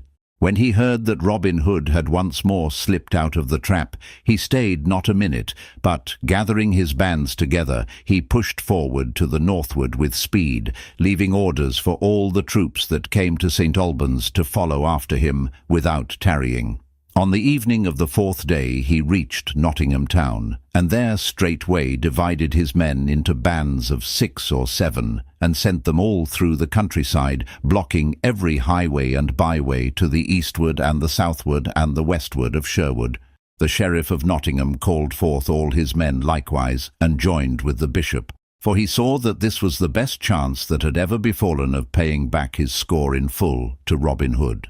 Will Scarlet and Little John and Allan a Dale had just missed the king's men to the eastward, for the very next day after they had passed the line and entered Sherwood, the roads through which they had travelled were blocked. So that, had they tarried in their journeying, they would surely have fallen into the bishop's hands. But of all this Robin knew not a whit, so he whistled merrily as he trudged along the road beyond Stanton, with his heart as free from care as the yolk of an egg is from cobwebs. At last he came to where a little stream spread across the road in a shallow sheet, tinkling and sparkling as it fretted over its bed of golden gravel. Here Robin stopped, being athirst, and, kneeling down, he made a cup of the palms of his hands and began to drink. On either side of the road, for a long distance, stood tangled thickets of bushes and young trees, and it pleased Robin's heart to hear the little birds singing therein, for it made him think of Sherwood, and it seemed as though it had been a lifetime since he had breathed the air of the woodlands. But of a sudden, as he thus stooped, drinking, something hissed past his ear and struck with a splash into the gravel and water beside him. Quick as a wink Robin sprang to his feet, and at one bound crossed the stream and the roadside, and plunged headlong into the thicket without looking around, for he knew right well that that which had hissed so venomously beside his ear was a grey goose-shaft, and that to tarry so much as a moment meant death. Even as he leaped into the thicket, 6 more arrows rattled among the branches after him, one of which pierced his doublet and would have struck deeply into his side but for the tough coat of steel that he wore. Then up the road came riding some of the king's men at headlong speed. They leaped from their horses and plunged straightway into the thicket after Robin. But Robin knew the ground better than they did, so crawling here, stooping there, and anon running across some little open, he soon left them far behind, coming out at last upon another road about 800 paces distant from the one he had left. Here he stood for a moment, listening to the distant shouts of the 7 men as they beat up and down in the thickets like hounds that had lost the scent of the quarry. Then, buckling his belt more tightly around his waist, he ran fleetly down the road toward the eastward and Sherwood. But Robin had not gone more than 3 furlongs in that direction when he came suddenly to the brow of a hill, and saw beneath him another band of the king's men seated in the shade along the roadside in the valley beneath. Then he paused, not a moment, but, seeing that they had not caught sight of him, he turned and ran back whence he had come, knowing that it was better to run the chance of escaping those fellows that were yet in the thickets than to rush into the arms of those in the valley. So back he ran with all speed, and had gotten safely past the thickets, when the 7 men came forth into the open road. They raised a great shout when they saw him, such as the hunter gives when the deer breaks cover, but Robin was then 1/4 of a mile and more away from them, coursing over the ground like a greyhound. He never slackened his pace, but ran along mile after mile till he had come nigh to Mackworth, over beyond the Derwent River, nigh to Derby town. Here, seeing that he was out of present danger, he slackened in his running, and at last sat him down beneath a hedge where the grass was the longest, and the shade the coolest, there to rest and catch his wind. "By my soul, Robin," quoth he to himself, that was the narrowest miss that e'er thou hadst in all thy life. I do say most solemnly that the feather of that wicked shaft tickled mine ear as it whizzed past. This same running hath given me a most craving appetite for victuals and drink. Now I pray St. Dunstan that he send me speedily some meat and beer." It seemed as though St. Dunstan was like to answer his prayer, for along the road came plodding a certain cobbler, one Quince of Derby, who had been to take a pair of shoes to a farmer nigh Kirk Langley, and was now coming back home again, with a fair boiled capon in his pouch and a stout pottle of beer by his side, which same the farmer had given him for joy of such a stout pair of shoon. Good Quince was an honest fellow, but his wits were somewhat of the heavy sort, like unbaked dough, so that the only thing that was in his mind was, 3 shillings 6pence halfpenny for thy shoon, good Quince, 3 shillings 6pence halfpenny for thy shoon, and this travelled round and round inside of his head, without another thought getting into his noddle, as a pea rolls round and round inside an empty quart pot. "Hallo, good friend," quoth Robin from beneath the hedge, when the other had gotten nigh enough, "whither away so merrily this bright day?" Hearing himself so called upon, the cobbler stopped, and seeing a well-clad stranger in blue, he spoke to him in seemly wise. "Give ye good den, fair sir, and I would say that I come from Kirk Langley, where I have sold my shoon and got 3 shillings 6pence halfpenny for them in as sweet money as ever thou sawest, and honestly earned too, I would have thee know. But an I may be so bold, thou pretty fellow, what dost thou there beneath the hedge?" "Marry," quoth merry Robin, "I sit beneath the hedge here to drop salt on the tails of golden birds, but in sooth thou art the first chick of any worth I have seen this blessed day." At these words the cobbler's eyes opened big and wide, and his mouth grew round with wonder, like a knot-hole in a board fence. "Slack a day," quoth he, "look ye now, I ha' never seen those same golden birds. And dost thou in sooth find them in these hedges, good fellow? Prithee, tell me, are there many of them? I would fain find them mine own self." "Ay, truly," quoth Robin, "they are as thick here as fresh herring in Cannock Chase." "Look ye now," said the cobbler, all drowned in wonder, "and dost thou in sooth catch them by dropping salt on their pretty tails?" "Yea," quoth Robin, "but this salt is of an odd kind, let me tell thee, for it can only be gotten by boiling down a quart of moonbeams in a wooden platter, and then one hath but a pinch. But tell me now, thou witty man, what hast thou gotten there in that pouch by thy side and in that pottle?" At these words the cobbler looked down at those things of which merry Robin spoke, for the thoughts of the golden bird had driven them from his mind, and it took him some time to scrape the memory of them back again. "Why," said he at last, "in the one is good March beer, and in the other is a fat capon. Truly, Quince the cobbler will have a fine feast this day, and I mistake not." "But tell me, good Quince," said Robin, "hast thou a mind to sell those things to me? For the hearing of them sounds sweet in mine ears. I will give thee these gay clothes of blue that I have upon my body, and 10 shillings to boot for thy clothes, and thy leather apron, and thy beer, and thy capon. What sayest thou, bully boy?" "Nay, thou dost jest with me," said the cobbler, "for my clothes are coarse and patched, and thine are of fine stuff and very pretty." "Never a jest do I speak," quoth Robin. "Come, strip thy jacket off, and I will show thee, for I tell thee I like thy clothes well. Moreover, I will be kind to thee, for I will feast straightway upon the good things thou hast with thee, and thou shalt be bidden to the eating." At these words he began slipping off his doublet, and the cobbler, seeing him so in earnest, began pulling off his clothes also, for Robin Hood's garb tickled his eye. So each put on the other fellow's clothes, and Robin gave the honest cobbler 10 bright new shillings. Quoth merry Robin, "I have been a many things in my life before, but never have I been an honest cobbler. Come, friend, let us fall to and eat, for something within me cackles aloud for that good fat capon." So both sat down and began to feast right lustily, so that when they were done the bones of the capon were picked as bare as charity. Then Robin stretched his legs out with a sweet feeling of comfort within him.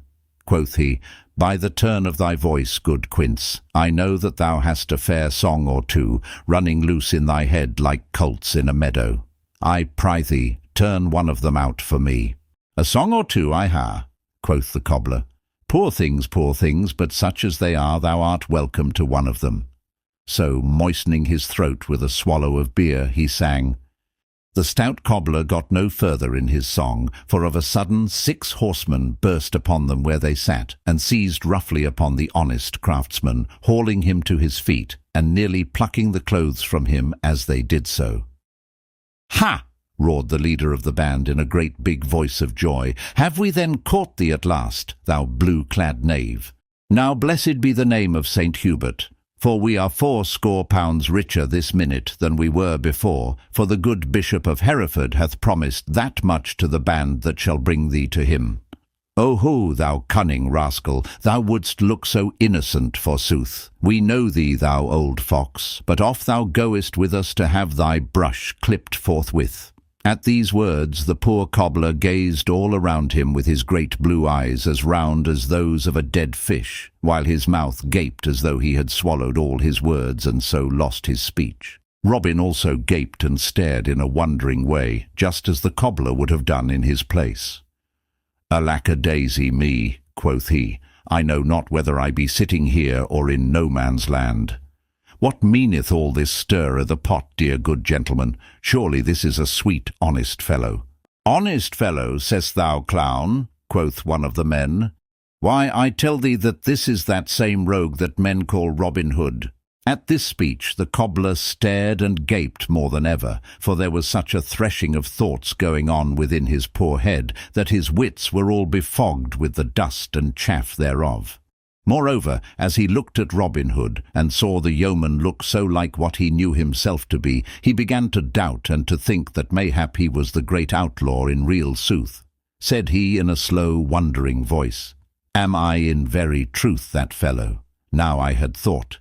But nay, Quince, thou art mistook. Yet am I. Nay, I must indeed be Robin Hood. Yet truly, I had never thought to pass from an honest craftsman to such a great yeoman." "Alas," quoth Robin Hood, "look ye there now, see how your ill treatment hath curdled the wits of this poor lad and turned them all sour. I myself am Quince, the cobbler of Derby town." "Is it so?" said Quince. "Then indeed I am somebody else, and can be none other than Robin Hood. Take me, fellows. But let me tell you that ye ha' laid hand upon the stoutest yeoman that ever trod the woodlands." "Thou wilt play madman, wilt thou?" said the leader of the band. "Here, Giles, fetch a cord and bind this knave's hands behind him. I warrant we will bring his wits back to him again when we get him safe before our good bishop at Tutbury town." Thereupon they tied the cobbler's hands behind him, and led him off with a rope, as the farmer leads off the calf he hath brought from the fair. Robin stood looking after them, and when they were gone he laughed till the tears rolled down his cheeks. For he knew that no harm would befall the honest fellow, and he pictured to himself the bishop's face when good Quince was brought before him as Robin Hood. Then, turning his steps once more to the eastward, he stepped out right foot foremost toward Nottinghamshire and Sherwood Forest. But Robin Hood had gone through more than he wotted of. His journey from London had been hard and long, and in a sea and night he had travelled 70 and more of miles. He thought now to travel on without stopping until he had come to Sherwood, but ere he had gone a 50 of miles, he felt his strength giving way beneath him like a river bank which the waters have undermined. He sat him down and rested, but he knew within himself that he could go no farther that day, for his feet felt like lumps of lead, so heavy were they with weariness. Once more he arose and went forward, but after travelling a couple of miles he was fain to give the matter up. So, coming to an inn just then, he entered and, calling the landlord, bade him show him to a room, although the sun was only then just sinking in the western sky. There were but 3 bedrooms in the place, and to the meanest of these the landlord showed Robin Hood. But little Robin cared for the looks of the place, for he could have slept that night upon a bed of broken stones. So, stripping off his clothes without more ado, he rolled into the bed and was asleep almost ere his head touched the pillow. Not long after Robin had so gone to his rest, a great cloud peeped blackly over the hills to the westward. Higher and higher it arose until it piled up into the night like a mountain of darkness.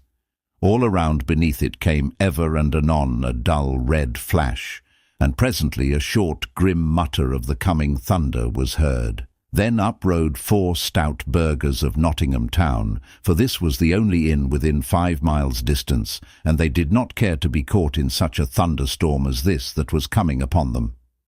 Leaving their nags to the stableman, they entered the best room of the inn, where fresh green rushes lay all spread upon the floor, and there called for the goodliest fare that the place afforded. After having eaten heartily, they bade the landlord show them to their rooms, for they were aweary, having ridden all the way from Dronfield that day. So off they went, grumbling at having to sleep 2 in a bed, but their troubles on this score, as well as all others, were soon lost in the quietness of sleep.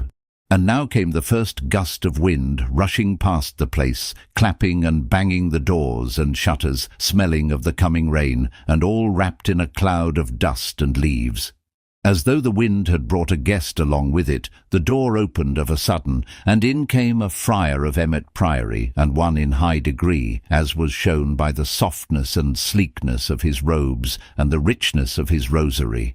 He called to the landlord, and bade him first have his mule well fed and bedded in the stable, and then to bring him the very best there was in the house. So presently a savoury stew of tripe and onions, with sweet little fat dumplings, was set before him, likewise a good stout pottle of malmsey, and straightway the holy friar fell to with great courage and heartiness, so that in a short time naught was left but a little pool of gravy in the centre of the platter, not large enough to keep the life in a starving mouse. In the meantime the storm broke. Another gust of wind went rushing by, and with it fell a few heavy drops of rain, which presently came rattling down in showers, beating against the casements like 100 little hands. Bright flashes of lightning lit up every raindrop, and with them came cracks of thunder that went away rumbling and bumping, as though St. Swithin were busy rolling great casks of water across rough ground overhead. The women folks screamed, and the merry wags in the tap-room put their arms around their waists to soothe them into quietness. At last the holy friar bade the landlord show him to his room, but when he heard that he was to bed with a cobbler, he was as ill-contented a fellow as you could find in all England. Nevertheless there was nothing for it, and he must sleep there or nowhere. So, taking up his candle, he went off, grumbling like the now distant thunder. When he came to the room where he was to sleep, he held the light over Robin and looked at him from top to toe. Then he felt better pleased, for instead of a rough, dirty, bearded fellow, he beheld as fresh and clean a lad as one could find in a week of Sundays. So, slipping off his clothes, he also huddled into the bed, where Robin, grunting and grumbling in his sleep, made room for him. Robin was more sound asleep, I wot, than he had been for many a day, else he would never have rested so quietly with one of the friar's sort so close beside him. As for the friar, had he known who Robinhood was, you may well believe he would almost as soon have slept with an adder as with the man he had for a bedfellow. So the night passed comfortably enough, but at the first dawn of day Robin opened his eyes and turned his head upon the pillow. Then how he gaped and how he stared, for there beside him lay one all shaven and shorn, so that he knew that it must be a fellow in holy orders. He pinched himself sharply, but finding he was awake, sat up in bed, while the other slumbered as peacefully as though he were safe and sound at home in Emmet Priory. "Now," quoth Robin to himself, "I wonder how this thing hath dropped into my bed during the night." So saying, he arose softly, so as not to waken the other, and looking about the room he espied the friar's clothes lying upon a bench near the wall. First he looked at the clothes, with his head on one side, and then he looked at the friar, and slowly winked one eye. Quoth he, "Good brother, whate'er thy name may be, as thou hast borrowed my bed so freely, I'll e'en borrow thy clothes in return." So saying, he straightway donned the holy man's garb, but kindly left the cobbler's clothes in the place of it. Then he went forth into the freshness of the morning, and the stableman that was up and about the stables opened his eyes as though he saw a green mouse before him. for such men as the friars of Emmet were not wont to be early risers. But the man bottled his thoughts, and only asked Robin whether he wanted his mule brought from the stable. "Yea, my son," quoth Robin, albeit he knew naught of the mule, "and bring it forth quickly, I pry thee, for I am late and must be jogging." So presently the stableman brought forth the mule, and Robin mounted it and went on his way rejoicing. As for the holy friar, when he arose he was in as pretty a stew as any man in all the world, for his rich soft robes were gone, likewise his purse with 10 golden pounds in it, and naught was left but patched clothes and a leathern apron. He raged and swore like any layman, but as his swearing mended nothing and the landlord could not aid him, and as, moreover, he was forced to be at Emmet Priory that very morning upon matters of business, he was fain either to don the cobbler's clothes or travel the road in nakedness. So he put on the clothes, and still raging and swearing vengeance against all the cobblers in Derbyshire, he set forth upon his way afoot. But his ills had not yet done with him, for he had not gone far ere he fell into the hands of the king's men, who marched him off, willy-nilly, to Tutbury town and the Bishop of Hereford. In vain he swore he was a holy man, and showed his shaven crown. Off he must go, for nothing would do but that he was Robin Hood. Meanwhile merry Robin rode along contentedly, passing safely by 2 bands of the king's men, until his heart began to dance within him because of the nearness of Sherwood. So he travelled ever on to the eastward, till of a sudden he met a noble knight in a shady lane. Then Robin checked his mule quickly and leaped from off its back. "Now well met, Sir Richard of the Lee," cried he, "for rather than any other man in England would I see thy good face this day." Then he told Sir Richard all the happenings that had befallen him, and that now at last he felt himself safe, being so nigh to Sherwood again. But when Robin had done, Sir Richard shook his head sadly.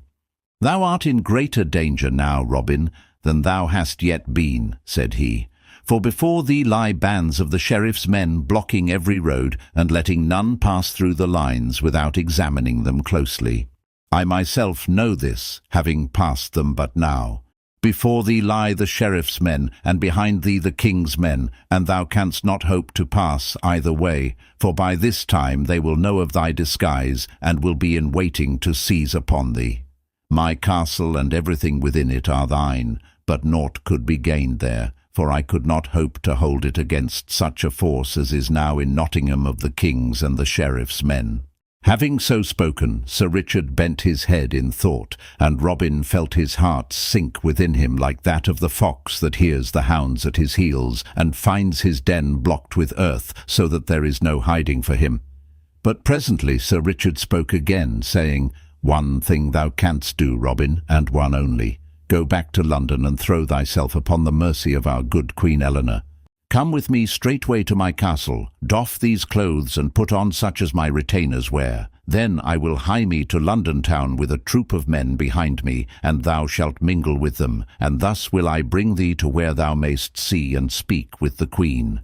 Thy only hope is to get to Sherwood, for there none can reach thee, and thou wilt never get to Sherwood but in this way." So Robin went with Sir Richard of the Lee, and did as he said, for he saw the wisdom of that which the knight advised, and that this was his only chance of safety.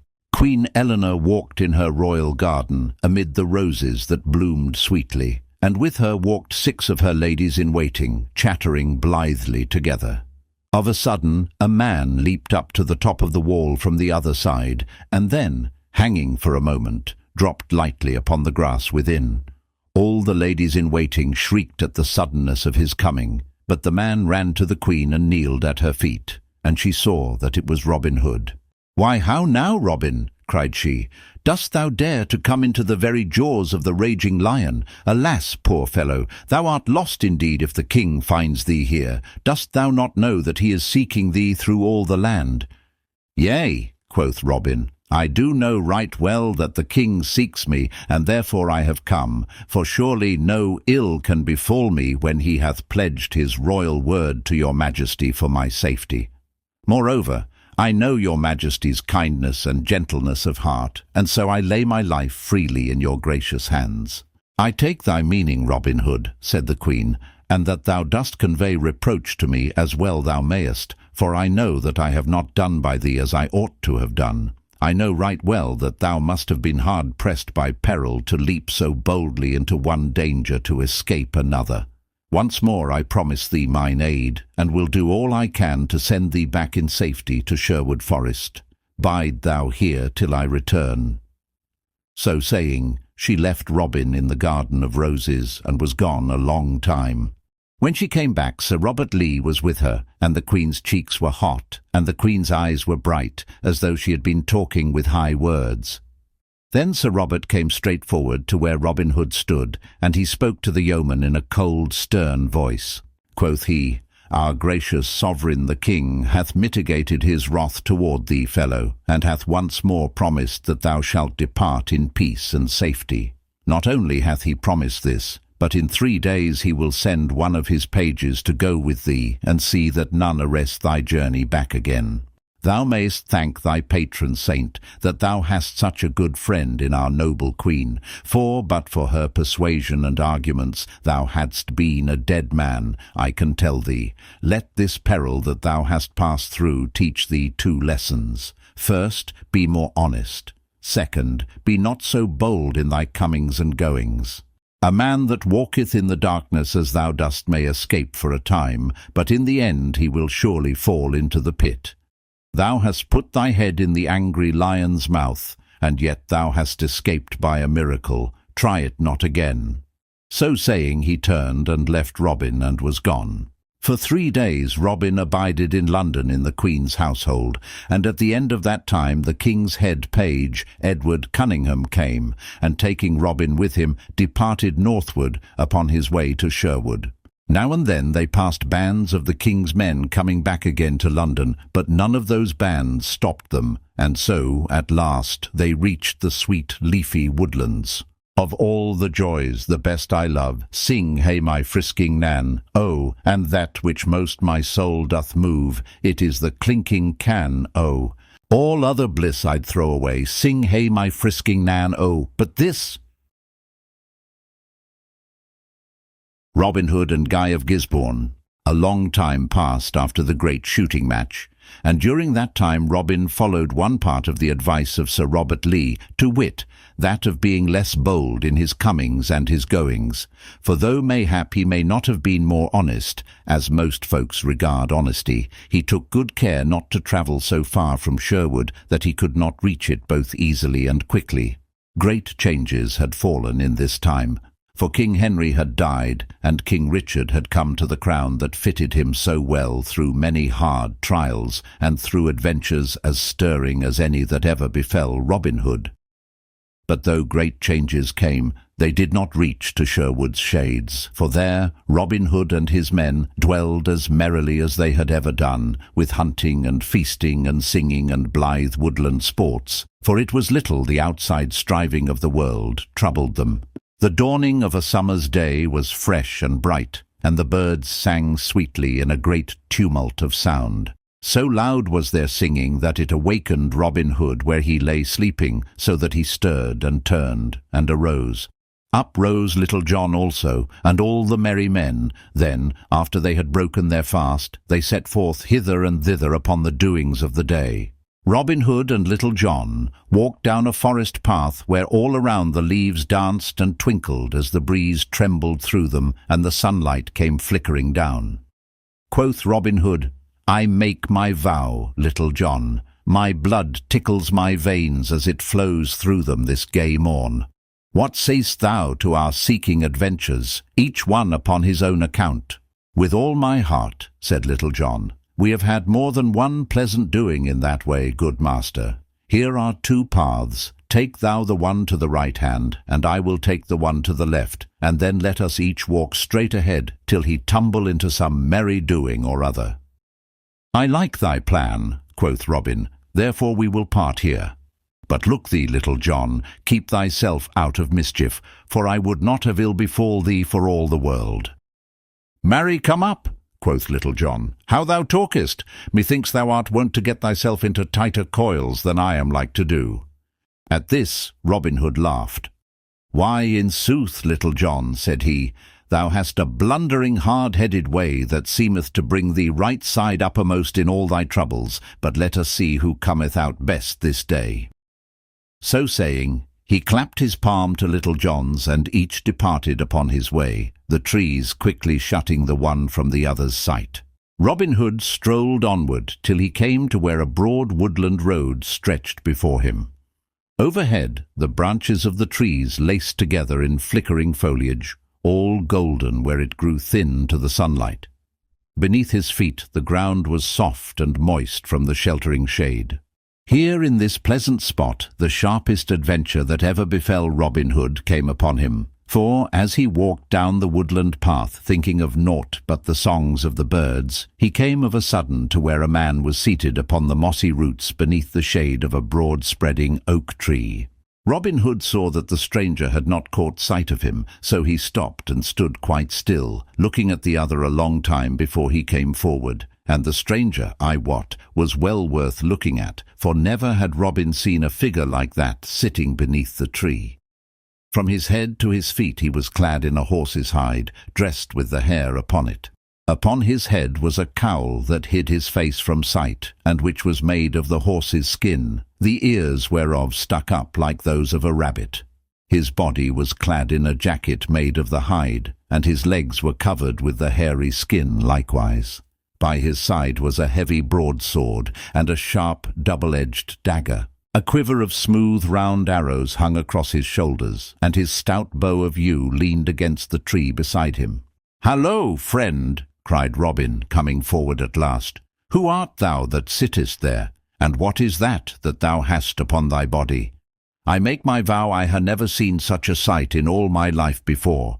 Had I done an evil thing, or did my conscience trouble me, I would be afraid of thee, thinking that thou wast someone from down below bringing a message bidding me come straightway to King Nicholas." To this speech the other answered not a word, but he pushed the cowl back from his head, and showed a knit brow, a hooked nose, and a pair of fierce, restless black eyes, which altogether made Robin think of a hawk as he looked on his face. But beside this there was something about the lines on the stranger's face, and his thin, cruel mouth, and the hard glare of his eyes, that made one's flesh creep to look upon. "Who art thou, rascal?" said he at last in a loud, harsh voice. "Tut, tut," quoth merry Robin, "speak not so sourly, brother. Hast thou fed upon vinegar and nettles this morning that thy speech is so stinging?" "And thou likest not my words," said the other fiercely. "Thou hadst best be jogging, for I tell thee plainly, my deeds match them." "Nay, but I do like thy words, thou sweet, pretty thing," quoth Robin, squatting down upon the grass in front of the other. "Moreover, I tell thee thy speech is witty and gamesome as any I ever heard in all my life." The other said not a word, but he glared upon Robin with a wicked and baleful look, such as a fierce dog bestows upon a man ere it springs at his throat. Robin returned the gaze with one of wide-eyed innocence, not a shadow of a smile twinkling in his eyes or twitching at the corners of his mouth. So they sat staring at one another for a long time, until the stranger broke the silence suddenly. "What is thy name, fellow?" said he. "Now," quoth Robin, "I am right glad to hear thee speak, for I began to fear the sight of me had stricken thee dumb. As for my name, it may be this or it may be that, but methinks it is more meet for thee to tell me thine, seeing that thou art the greater stranger in these parts. Prithee, tell me, sweet chuck, why wearest thou that dainty garb upon thy pretty body?" At these words the other broke into a short, harsh roar of laughter. "By the bones of the demon Odin," said he, "thou art the boldest spoken man that ever I have seen in all my life. I know not why I do not smite thee down where thou sittest, for only 2 days ago I skewered a man over back of Nottingham town for saying not half so much to me as thou hast done. I wear this garb, thou fool, to keep my body warm. Likewise it is near as good as a coat of steel against a common sword thrust. As for my name, I care not who knoweth it. It is Guy of Gisbourne, and thou mayst have heard it before. I come from the woodlands over in Herefordshire, upon the lands of the bishop of that ilk. I am an outlaw, and get my living by hook and by crook, in a manner it boots not now to tell of. Not long since the bishop sent for me, and said that if I would do a certain thing that the sheriff of Nottingham would ask of me, he would get me a free pardon and give me 10 pounds to boot. So straightway I came to Nottingham town and found my sweet sheriff. And what thinkest thou he wanted of me? Why, forsooth, to come here to Sherwood to hunt up one Robinhood, also an outlaw, and to take him alive or dead. It seemeth that they have no one here to face that bold fellow, and so sent all the way to Herefordshire, and to me, for thou knowest the old saying, set a thief to catch a thief. As for the slaying of this fellow, it galleth me not a whit, for I would shed the blood of my own brother for the half of 200 pounds. To all this Robin listened, and as he listened, his gorge rose. Well he knew of this Guy of Gisbourne, and of all the bloody and murderous deeds that he had done in Herefordshire, for his doings were famous throughout all the land. Yet, although he loathed the very presence of the man, he held his peace, for he had an end to serve. Truly, quoth he, I have heard of thy gentle doings. Methinks there is no one in all the world that Robin Hood would rather meet than thee. At this Guy of Gisbourne gave another harsh laugh. Why? Quoth he, it is a merry thing to think of one stout outlaw like Robin Hood meeting another stout outlaw like Guy of Gisbourne. Only in this case it will be an ill happening for Robin Hood, for the day he meets Guy of Gisbourne he shall die. But thou gentle merry spirit, quoth Robin, dost thou not think that mayhap this same Robin Hood may be the better man of the two? I know him right well, and many think that he is one of the stoutest men hereabouts. He may be the stoutest of men hereabouts, quoth Guy of Gisbourne. Yet, I tell thee, fellow, this sty of yours is not the wide world. I lay my life upon it I am the better man of the two. He an outlaw, forsooth. Why, I hear that he hath never let blood in all his life, saving when he first came to the forest. Some call him a great archer. Marry, I would not be afraid to stand against him all the days of the year with a bow in my hand. Why, truly some folk do call him a great archer, said Robin Hood, but we of Nottinghamshire are famous hands with the longbow. Even I, though but a simple hand at the craft, would not fear to try a bout with thee. At these words, Guy of Gisbourne looked upon Robin with wondering eyes, and then gave another roar of laughter till the woods rang. Now, quoth he, thou art a bold fellow to talk to me in this way. I like thy spirit in so speaking up to me, for few men have dared to do so. Put up a garland, lad, and I will try a bout with thee. Tut, tut, quoth Robin, only babes shoot at garlands hereabouts. I will put up a good Nottingham mark for thee. So saying, he arose, and going to a hazel thicket not far off, he cut a wand about twice the thickness of a man's thumb. From this he peeled the bark, and sharpening the point, stuck it up in the ground in front of a great oak tree. Thence he measured off 80 paces, which brought him beside the tree where the other sat. There, quoth he, is the kind of mark that Nottingham yeomen shoot at. Now let me see thee split that wand if thou art an archer. Then Guy of Gisbourne arose. Now out upon it, cried he. The devil himself could not hit such a mark as that. Mayhap he could, and mayhap he could not, quoth merry Robin, but that we shall never know till thou hast shot thereat. At these words, Guy of Gisbourne looked upon Robin with knit brows, but as the yeoman still looked innocent of any ill meaning, he bottled his words and strung his bow in silence. Twice he shot, but neither time did he hit the wand, missing it the first time by a span, and the second time by a good palm's breadth. Robin laughed and laughed. I see now, quoth he, that the devil himself could not hit that mark.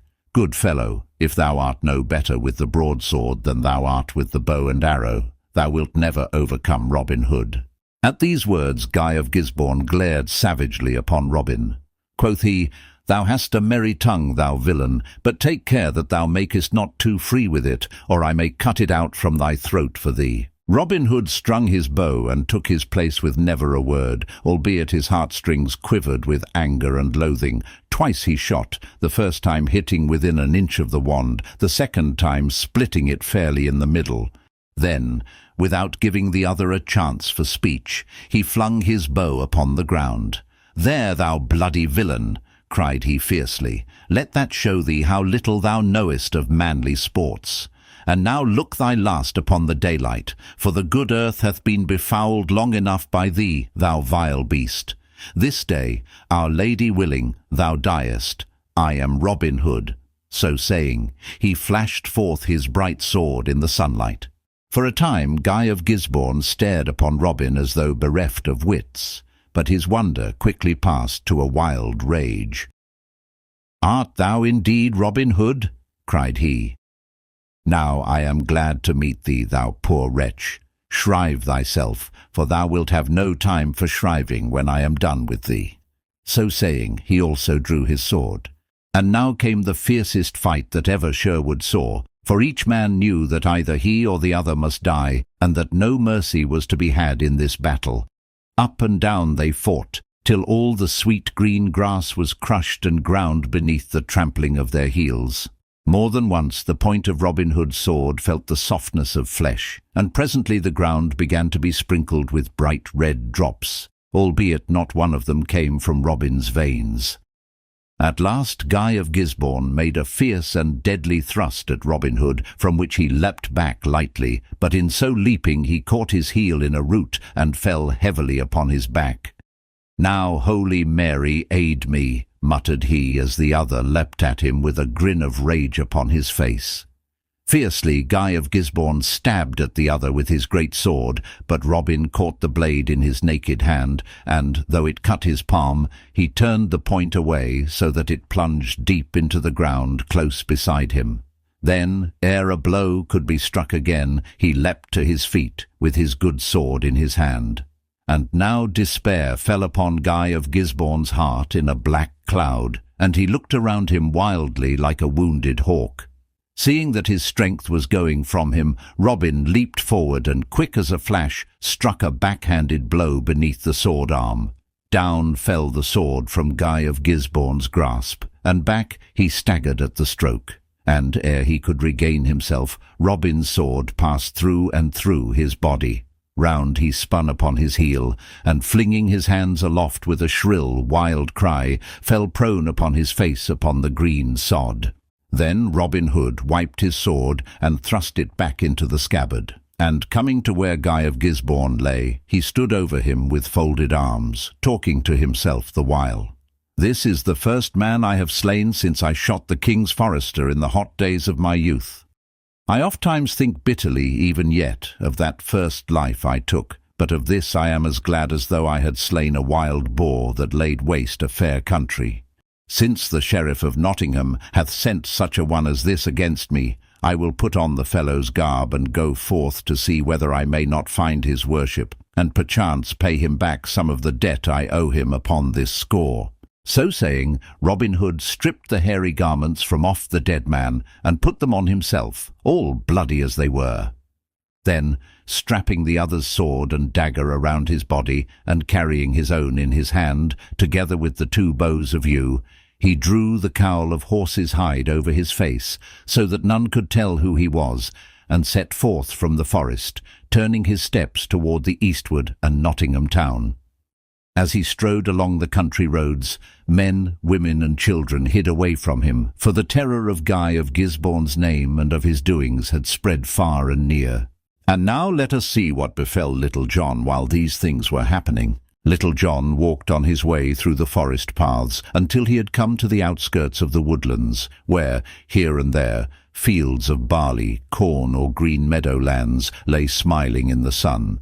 So he came to the high road, and to where a little thatched cottage stood back of a cluster of twisted crab trees with flowers in front of it. Here he stopped of a sudden, for he thought that he heard the sound of someone in sorrow. He listened, and found that it came from the cottage. So, turning his footsteps thither, he pushed open the wicket and entered the place. There he saw a grey-haired dame sitting beside a cold hearthstone, rocking herself to and fro and weeping bitterly. Now Little John had a tender heart for the sorrows of other folk, so, coming to the old woman and patting her kindly upon the shoulder, he spoke comforting words to her, bidding her cheer up and tell him her troubles, for that mayhap he might do something to ease them. At all this the good dame shook her head, but all the same his kind words did soothe her somewhat, so after a while she told him all that bore upon her mind. That morning she had 3 as fair, tall sons beside her as one could find in all Nottinghamshire, but that they were now taken from her, and were like to be hanged straightway. That, want having come upon them, her eldest boy had gone out the night before into the forest, and had slain a hind in the moonlight. That the king's rangers had followed the blood upon the grass until they had come to her cottage, and had there found the deer's meat in the cupboard. That, as neither of the younger sons would betray their brother, the foresters had taken all 3 away, in spite of the oldest saying that he alone had slain the deer. That, as they went, she had heard the rangers talking among themselves, saying that the sheriff had sworn that he would put a check upon the great slaughter of deer that had been going on of late, by hanging the very first rogue caught thereat upon the nearest tree, and that they would take the 3 youths to the King's Head Inn near Nottingham town, where the sheriff was abiding that day, there to await the return of a certain fellow he had sent into Sherwood to seek for Robinhood. To all this Little John listened, shaking his head sadly now and then. "Alas," quoth he, when the good dame had finished her speech, "this is indeed an ill case. But who is this that goeth into Sherwood after Robinhood, and why doth he go to seek him? But no matter for that now, only that I would that Robinhood were here to advise us. Nevertheless, no time may be lost in sending for him at this hour, if we would save the lives of thy 3 sons. Tell me, hast thou any clothes hereabouts that I may put on in place of these of Lincoln Green?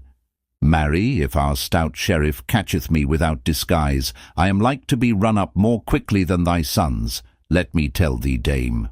Then the old woman told him that she had in the house some of the clothes of her good husband, who had died only 2 years before.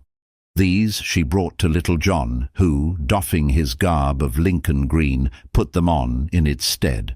Then, making a wig and false beard of uncarded wool, he covered his own brown hair and beard, and putting on a great tall hat that had belonged to the old peasant, he took his staff in one hand and his bow in the other, and set forth with all speed to where the sheriff had taken up his inn. A mile or more from Nottingham town, and not far from the southern borders of Sherwood Forest, stood the cosy inn bearing the sign of the King's Head. Here was a great bustle and stir on this bright morning, for the sheriff and a score of his men had come to stop there and await Guy of Gisbourne's return from the forest.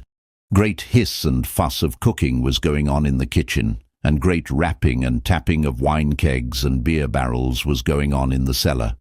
The sheriff sat within, feasting merrily of the best the place afforded, and the sheriff's men sat upon the bench before the door, quaffing ale, or lay beneath the shade of the broad-spreading oak trees, talking and jesting and laughing. All around stood the horses of the band, with a great noise of stamping feet and a great switching of tails. To this inn came the king's rangers, driving the widow's 3 sons before them. The hands of the 3 youths were tied tightly behind their backs, and a cord from neck to neck fastened them all together. So they were marched to the room where the sheriff sat at meat, and stood trembling before him as he scowled sternly upon them. "So," quoth he in a great, loud, angry voice, "ye have been poaching upon the king's deer, have you? Now I will make short work of you this day, for I will hang up all 3 of you as a farmer would hang up 3 crows to scare others of the kind from the field. Our fair county of Nottingham hath been too long a breeding place for such naughty knaves as ye are. I have put up with these things for many years, but now I will stamp them out once for all, and with you I will begin." Then one of the poor fellows opened his mouth to speak, but the sheriff roared at him in a loud voice to be silent, and bade the rangers to take them away till he had done his eating, and could attend to the matters concerning them. So the 3 poor youths were marched outside, where they stood with bowed heads and despairing hearts, till after a while the sheriff came forth. Then he called his men about him, and quoth he, "These 3 villains shall be hanged straightway, but not here, lest they breed ill luck to this goodly inn. We will take them over yonder to that belt of woodlands, for I would fain hang them upon the very trees of Sherwood itself, to show those vile outlaws therein what they may expect of me if I ever have the good luck to lay hands upon them." So saying, he mounted his horse, as did his men-at-arms likewise, and all together they set forth for the belt of woodlands he had spoken of, the poor youths walking in their midst, guarded by the rangers. So they came at last to the spot, and here nooses were fastened around the necks of the three, and the ends of the cords flung over the branch of a great oak tree that stood there. Then the three youths fell upon their knees and loudly besought mercy of the sheriff. But the sheriff of Nottingham laughed scornfully. "Now," quoth he, "I would that I had a priest here to shrive you. But as none is nigh, you must e'en travel your road with all your sins packed upon your backs, and trust to St. Peter to let you in through the gates of paradise like three pedlars into the town." In the meantime, while all this had been going forward, an old man had drawn near, and stood leaning on his staff, looking on.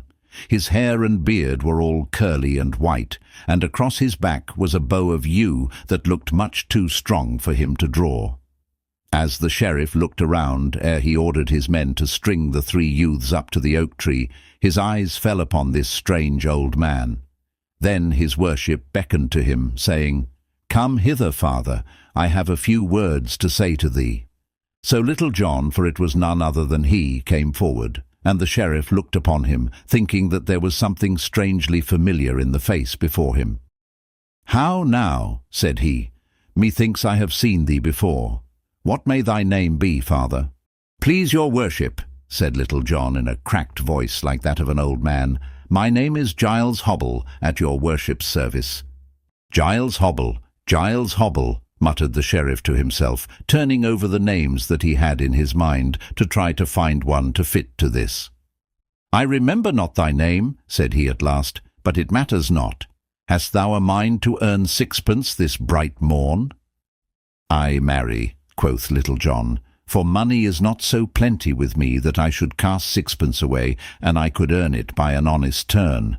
What is it your worship would have me do?" "Why this," said the sheriff, "here are three men that need hanging as badly as any e'er I saw. If thou wilt string them up, I will pay thee 2 pence apiece for them. I like not that my men-at-arms should turn hangmen. Wilt thou try thy hand?" "In sooth," said Little John, still in the old man's voice, "I ha' never done such a thing before. But an a sixpence is to be earned so easily, I might as well ha' it as anybody. But your worship, are these naughty fellows shrived?" "Nay," said the sheriff, laughing, "never a whit, but thou mayst turn thy hand to that also if thou art so minded. But hasten, I prythee, for I would get back to mine inn betimes."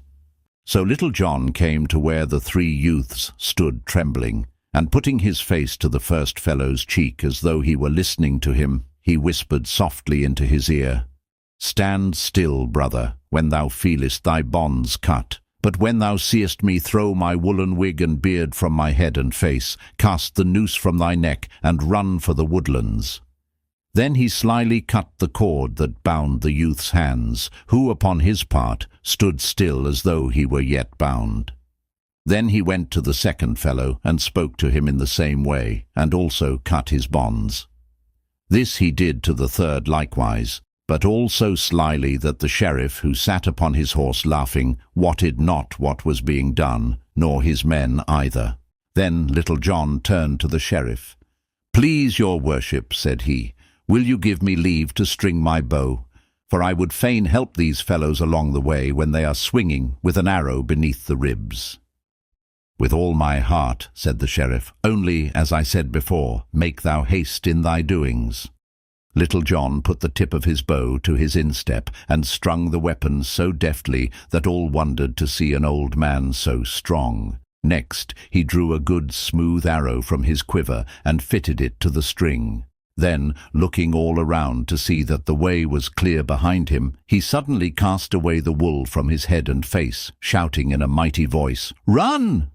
Quick as a flash, the three youths flung the nooses from their necks and sped across the open to the woodlands as the arrow speeds from the bow. Little John also flew toward the covert like a greyhound, while the sheriff and his men gazed after him, all bewildered with the sudden doing. But ere the yeoman had gone far, the sheriff roused himself. "After him!" he roared in a mighty voice. for he knew now who it was with whom he had been talking, and wondered that he had not known him before. Little John heard the sheriff's words, and seeing that he could not hope to reach the woodlands before they would be upon him, he stopped and turned suddenly, holding his bow as though he were about to shoot. "Stand back!" cried he fiercely. "The first man that cometh a foot forward, or toucheth finger to bowstring, dieth." At these words the sheriff's men stood as still as stocks, for they knew right well that Little John would be as good as his word, and that to disobey him meant death. In vain the sheriff roared at them, calling them cowards and urging them forward in a body. They would not budge an inch, but stood and watched Little John as he moved slowly away toward the forest, keeping his gaze fixed upon them. But when the sheriff saw his enemy thus slipping betwixt his fingers, he grew mad with his rage, so that his head swam, and he knew not what he did. Then, of a sudden, he turned his horse's head, and plunging his spurs into its sides, he gave a great shout, and rising in his stirrups, came down upon Little John like the wind. Then Little John raised his deadly bow, and drew the grey goose feather to his cheek. But alas for him! For, ere he could loose the shaft, the good bow that had served him so long split in his hands, and the arrow fell harmless at his feet. Seeing what had happened, the sheriff's men raised a shout, and following their master, came rushing down upon Little John. But the sheriff was ahead of the others, and so caught up with the yeoman before he reached the shelter of the woodlands. Then leaning forward, he struck a mighty blow.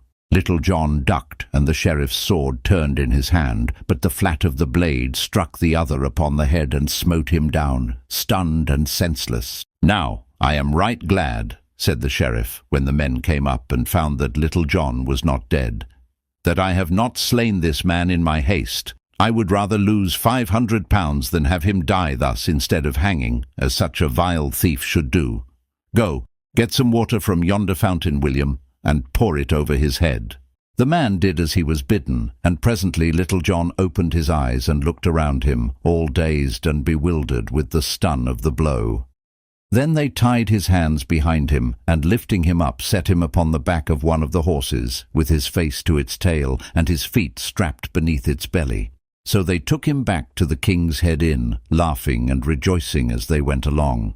But in the meantime, the widow's 3 sons had gotten safely away, and were hidden in the woodlands. Once more the Sheriff of Nottingham sat within the King's Head Inn.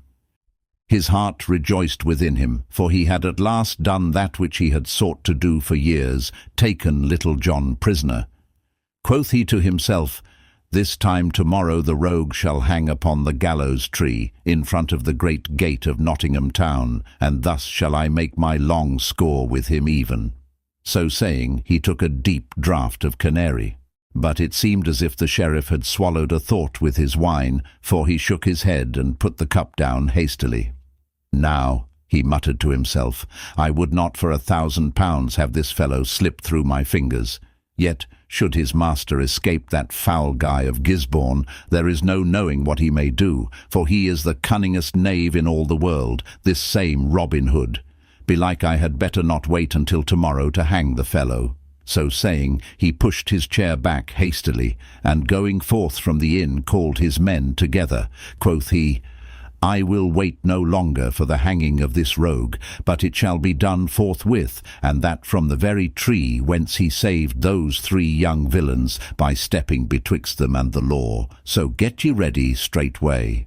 Then once more they sat Little John upon the horse, with his face to the tail, and so, one leading the horse whereon he sat, and the others riding around him, they went forward to that tree from the branches of which they had thought to hang the poachers. On they went, rattling and jingling along the road till they came to the tree. Here one of the men spake to the sheriff of a sudden. "Your worship," cried he, "is not yon fellow coming along toward us that same Guy of Gisbourne, whom thou didst send into the forest to seek Robin Hood?" At these words the sheriff shaded his eyes and looked eagerly. "Why, certes," quoth he, "yon fellow is the same. Now heaven send that he hath slain the master thief, as we will presently slay the man." When Little John heard this speech, he looked up, and straightway his heart crumbled away within him. for not only were the man's garments all covered with blood, but he wore Robin Hood's bugle horn and carried his bow and broadsword. "How now?" cried the sheriff, when Robin Hood, in Guy of Gisbourne's clothes, had come nigh to them. "What luck hath befallen thee in the forest? Why, man, thy clothes are all over blood." "And thou likest not my clothes," said Robin in a harsh voice like that of Guy of Gisbourne. "Thou mayest shut thine eyes. Marry, the blood upon me is that of the vilest outlaw that ever trod the woodlands, and one whom I have slain this day, albeit not without wound to myself." Then out spake Little John, for the first time since he had fallen into the sheriff's hands. "O thou vile bloody wretch! I know thee, Guy of Gisbourne, for who is there that hath not heard of thee, and cursed thee for thy vile deeds of blood and rapine? Is it by such a hand as thine that the gentlest heart that ever beat is stilled in death? Truly, thou art a fit tool for this coward sheriff of Nottingham. Now I die joyfully, nor do I care how I die, for life is naught to me." So spake Little John, the salt tears rolling down his brown cheeks. But the sheriff of Nottingham clapped his hands for joy. "Now, Guy of Gisbourne," cried he, "if what thou tellest me is true, it will be the best day's doings for thee that ever thou hast done in all thy life. What I have told thee is sooth, and I lie not," said Robin, still in Guy of Gisbourne's voice. "Look, is not this Robin Hood's sword, and is not this his good bow of yew, and is not this his bugle horn? Thinkest thou he would have given them to Guy of Gisbourne of his own free will?" Then the sheriff laughed aloud for joy. "This is a good day," cried he. "The great outlaw dead, and his right-hand man in my hands. Ask what thou wilt of me, Guy of Gisbourne, and it is thine." "Then this I ask of thee," said Robin. "As I have slain the master, I would now kill the man. Give this fellow's life into my hands, Sir Sheriff." "Now thou art a fool," cried the sheriff. "Thou mightst have had money enough for a knight's ransom if thou hadst asked for it. I like ill to let this fellow pass from my hands, but as I have promised, thou shalt have him." "I thank thee right heartily for thy gift," cried Robin. "Take the rogue down from the horsemen, and lean him against yonder tree, while I show you how we stick a porker whence I come." At these words, some of the sheriff's men shook their heads, for though they cared not a whit whether Little John were hanged or not, they hated to see him butchered in cold blood. But the sheriff called to them in a loud voice, ordering them to take the yeoman down from the horse and lean him against the tree, as the other bade. While they were doing this, Robin Hood strung both his bow and that of Guy of Gisbourne, albeit none of them took notice of his doing so. Then, when Little John stood against the tree, he drew Guy of Gisbourne's sharp, double-edged dagger. Fall back, cried he. "Would ye crowd so on my pleasure, ye unmannerly knaves? Back, I say, farther yet." So they crowded back as he ordered, many of them turning their faces away, that they might not see what was about to happen. "Come," cried Little John, "here is my breast. It is meet that the same hand that slew my dear master should butcher me also. I know thee, Guy of Gisbourne." "Peace, Little John," said Robin in a low voice. "Twice thou hast said thou knowest me, and yet thou knowest me not at all. Couldst thou not tell me beneath this wild beast's hide? Yonder, just in front of thee, lie my bow and arrows, likewise my broadsword. Take them when I cut thy bonds. Now, get them quickly." So saying, he cut the bonds, and Little John, quick as a wink, leaped forward and caught up the bow and arrows and the broadsword. At the same time Robin Hood threw back the cowl of horse's hide from his face and bent Guy of Gisbourne's bow with a keen barbed arrow fitted to the string. "Stand back," cried he sternly. "The first man that toucheth finger to bowstring dieth. I have slain thy man, Sheriff. Take heed that it is not thy turn next." Then, seeing that Little John had armed himself, he clapped his bugle horn to his lips and blew 3 blasts, both loud and shrill. Now when the Sheriff of Nottingham saw whose face it was beneath Guy of Gisbourne's hood, and when he heard those bugle notes ring in his ear, he felt as if his hour had come. "Robin Hood!" roared he, and without another word he wheeled his horse in the road and went off in a cloud of dust. The sheriff's men, seeing their master thus fleeing for his life, thought that it was not their business to tarry longer, so clapping spurs to their horses, they also dashed away after him. But though the sheriff of Nottingham went fast, he could not outstrip a cloth-yard arrow. Little John twanged his bowstring with a shout, and when the sheriff dashed in through the gates of Nottingham town at full speed, a grey goose shaft stuck out behind him like a moulting sparrow with one feather in its tail. For a month afterward the poor sheriff could sit upon naught but the softest cushions that could be gotten for him. Thus the sheriff and a score of men ran away from Robin Hood and Little John, so that when Will Stutely and a dozen or more of stout yeomen burst from out the covert, they saw naught of their master's enemies, for the sheriff and his men were scurrying away in the distance, hidden within a cloud of dust like a little thunderstorm.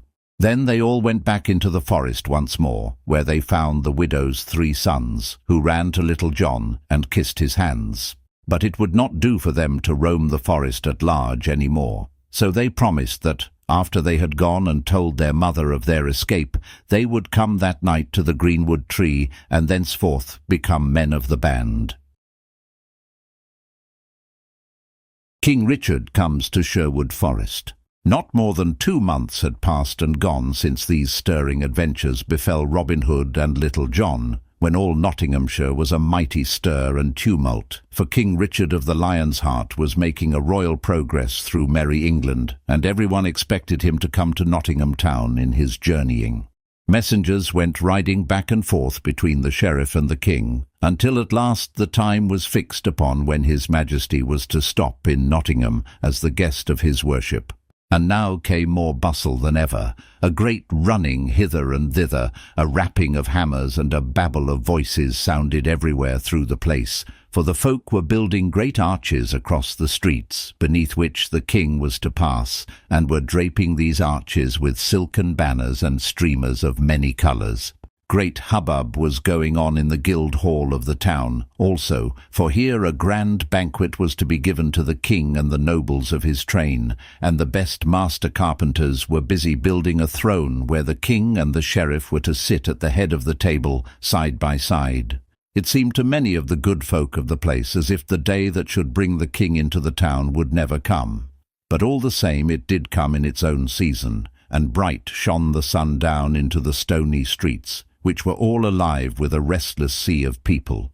On either side of the way, great crowds of town and country folk stood packed as close together as dried herring in a box, so that the sheriff's men, halberds in hands, could hardly press them back to leave space for the king's riding. "Take care whom thou pushest against," cried a great burly friar to one of these men. "Wouldst thou dig thine elbows into me, sirrah? By a lady of the fountain, and thou dost not treat me with more deference, I will crack thy knave's pate for thee, even though thou be one of the mighty sheriff's men." At this a great shout of laughter arose from a number of tall yeomen in Lincoln Green that were scattered through the crowd thereabouts. But one that seemed of more authority than the others nudged the holy man with his elbow. "Peace, Tuck," said he. "Didst thou not promise me, ere thou camest here, that thou wouldst put a check upon thy tongue?" "Ay, marry," grumbled the other, "but I did not think to have a hard-footed knave trample all over my poor toes, as though they were no more than so many acorns in the forest."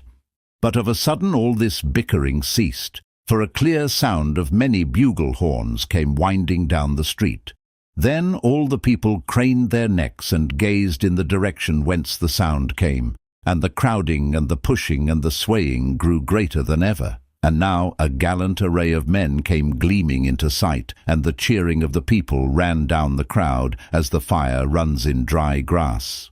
28 heralds in velvet and cloth of gold came riding forward. Over their heads fluttered a cloud of snow-white feathers, and each herald bore in his hand a long silver trumpet, which he blew musically. From each trumpet hung a heavy banner of velvet and cloth of gold, with the royal arms of England emblazoned thereon. After these came riding 50 noble knights, 2 by 2, all fully armed, saving that their heads were uncovered. In their hands they bore tall lances, from the tops of which fluttered pennons of many colours and devices. By the side of each knight walked a page clad in rich clothes of silk and velvet, and each page bore in his hands his master's helmet, from which waved long floating plumes of feathers. Never had Nottingham seen a fairer sight than those 50 noble knights, from whose armour the sun blazed in dazzling light as they came riding on their great war-horses, with clashing of arms and jingling of chains. Behind the knights came the barons and the nobles of the mid-country, in robes of silk and cloth of gold, with golden chains about their necks and jewels at their girdles. Behind these again came a great array of men-at-arms, with spears and halberds in their hands, and in the midst of these 2 riders side by side. One of the horsemen was the Sheriff of Nottingham in his robes of office. The other, who was a head taller than the Sheriff, was clad in a rich but simple garb, with a broad, heavy chain about his neck. His hair and beard were like threads of gold, and his eyes were as blue as the summer sky. As he rode along, he bowed to the right hand and the left, and a mighty roar of voices followed him as he passed, for this was King Richard. Then, above all the tumult and the shouting, a great voice was heard roaring, "Heaven, its saints bless thee, our gracious King Richard, and likewise Our Lady of the Fountain, bless thee." Then King Richard, looking toward the spot whence the sound came, saw a tall, burly, strapping priest standing in front of all the crowd with his legs wide apart as he backed against those behind. "By my soul, Sheriff," said the king, laughing, "ye have the tallest priests in Nottinghamshire that e'er I saw in all my life. If heaven never answered prayers because of deafness, methinks I would nevertheless have blessings bestowed upon me. For that man yonder would make the great stone image of St. Peter rub its ears and hearken unto him. I would that I had an army of such as he." To this the Sheriff answered never a word, but all the blood left his cheeks, and he caught at the pommel of his saddle to keep himself from falling. For he also saw the fellow that so shouted, and knew him to be Friar Tuck.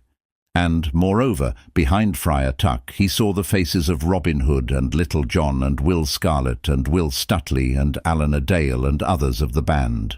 "How now," said the king hastily, "art thou ill, Sheriff, that thou growest so white?" "Nay, your majesty," said the Sheriff, "it was naught but a sudden pain that will soon pass by." Thus he spake, for he was ashamed that the king should know that Robin Hood feared him so little that he thus dared to come within the very gates of Nottingham town. Thus rode the king into Nottingham town on that bright afternoon in the early fall season, and none rejoiced more than Robin Hood and his merry men to see him come so royally unto his own. Eventide had come.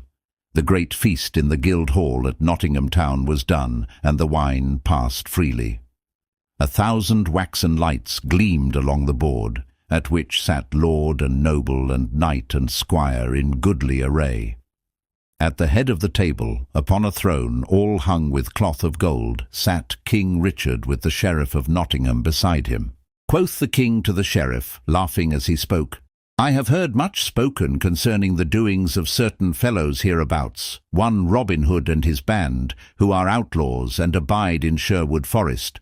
Canst thou not tell me somewhat of them, Sir Sheriff? For I hear that thou hast had dealings with them more than once." At these words the Sheriff of Nottingham looked down gloomily, and the Bishop of Hereford, who was present, gnawed his nether lip. Quoth the Sheriff, "I can tell your majesty but little concerning the doings of those naughty fellows, saving that they are the boldest lawbreakers in all the land." Then up spake young Sir Henry of the Lear, a great favourite with the king under whom he had fought in Palestine. "May it please your majesty," said he, "when I was away in Palestine I heard oft times from my father, and in most cases I heard of this very fellow Robin Hood. If your majesty would like, I will tell you a certain adventure of this outlaw." Then the king laughingly bade him tell his tale, whereupon he told how Robin Hood had aided Sir Richard of the Lear with money that he had borrowed from the Bishop of Hereford. Again and again the king and those present roared with laughter, while the poor bishop waxed cherry-red in the face with vexation, for the matter was a sore thing with him. When Sir Henry of the Lear was done, Others of those present, seeing how the king enjoyed this merry tale, told other tales concerning Robin and his merry men. "By the hilt of my sword," said stout King Richard, "this is as bold and merry a knave as ever I heard tell of. Marry, I must take this matter in hand, and do what thou couldst not do, Sheriff, to wit, clear the forest of him and his band." That night the king sat in the place that was set apart for his lodging while in Nottingham town. With him were young Sir Henry of the Lee, and 2 other knights and 3 barons of Nottinghamshire, but the king's mind still dwelled upon Robinhood. "Now," quoth he, "I would freely give £100 to meet this roguish fellow Robin Hood, and to see somewhat of his doings in Sherwood Forest." Then up spake Sir Hubert of Gingham, laughing, "If your majesty hath such a desire upon you, it is not so hard to satisfy. If your majesty is willing to lose £100, I will engage to cause you not only to meet this fellow, but to feast with him in Sherwood." "Marry, Sir Hubert," quoth the king, "this pleaseth me well. But how wilt thou cause me to meet Robin Hood?" "Why thus," said Sir Hubert, "let your majesty and us here present put on the robes of 7 of the order of Black Friars, and let your majesty hang a purse of £100 beneath your gown. Then let us undertake to ride from here to Mansfield town tomorrow, and without I am much mistaken, we will both meet with Robin Hood and dine with him before the day be past." "I like thy plan, Sir Hubert," quoth the king merrily, "and tomorrow we will try it and see whether there be virtue in it." So it happened that when early the next morning the sheriff came to where his liege lord was abiding to pay his duty to him, the king told him what they had talked of the night before, and what merry adventure they were set upon undertaking that morning. But when the sheriff heard this, he smote his forehead with his fist. "Alas," said he, "what evil counsel is this that hath been given thee, O my gracious lord and king? You know not what you do. This villain that you thus go to seek hath no reverence either for king or king's laws. But did I not hear aright when I was told that this Robin Hood hath shed no blood since he was outlawed, saving only that of that vile Guy of Gisbourne, for whose death all honest men should thank him?" "Yea, your majesty," said the sheriff, "you have heard aright. Nevertheless—" "Then," quoth the king, breaking in on the sheriff's speech, "what have I to fear in meeting him, having done him no harm? Truly there is no danger in this, but mayhap thou wilt go with us, Sir Sheriff." "Nay," quoth the sheriff hastily, "heaven forbid!" But now 7 habits such as Black Friars wear were brought, and the king and those about him having clad themselves therein, and his majesty having hung a purse with 100 golden pounds in it beneath his robes, they all went forth and mounted the mules that had been brought to the door for them. Then the king bade the sheriff be silent as to their doings, and so they set forth upon their way. Onward they travelled, laughing and jesting, until they passed through the open country, between bare harvest fields whence the harvest had been gathered home, through scattered glades that began to thicken as they went farther along, till they came within the heavy shade of the forest itself. They travelled in the forest for several miles without meeting anyone such as they sought, until they had come to that part of the road that lay nearest to Newstead Abbey. "By the holy Saint Martin," quoth the king, "I would that I had a better head for remembering things of great need. Here have we come away and brought never so much as a drop of anything to drink with us. Now I would give £100 for somewhat to quench my thirst withal." No sooner had the king so spoken than out from the covert at the roadside stepped a tall fellow with yellow beard and hair and a pair of merry blue eyes. "Truly, holy brother," said he, laying his hand upon the king's bridle rein, "it were an unchristian thing to not give fitting answer to so fair a bargain. We keep an inn hereabouts, and for £50 we will not only give thee a good draught of wine, but will give thee as noble a feast as ever thou didst tickle thy gullet withal." So saying, he put his fingers to his lips and blew a shrill whistle. Then straightway the bushes and branches on either side of the road swayed and crackled, and 60 broad-shouldered yeomen in Lincoln green burst out of the covert. "How now, fellow," quoth the king, "who art thou, thou naughty rogue? Hast thou no regard for such holy men as we are?" "Not a whit," quoth merry Robin Hood, for the fellow was he, For in sooth all the holiness belonging to rich friars, such as ye are, one could drop into a thimble, and the good wife would never feel it with the tip of her finger. As for my name, it is Robin Hood, and thou mayst have heard it before.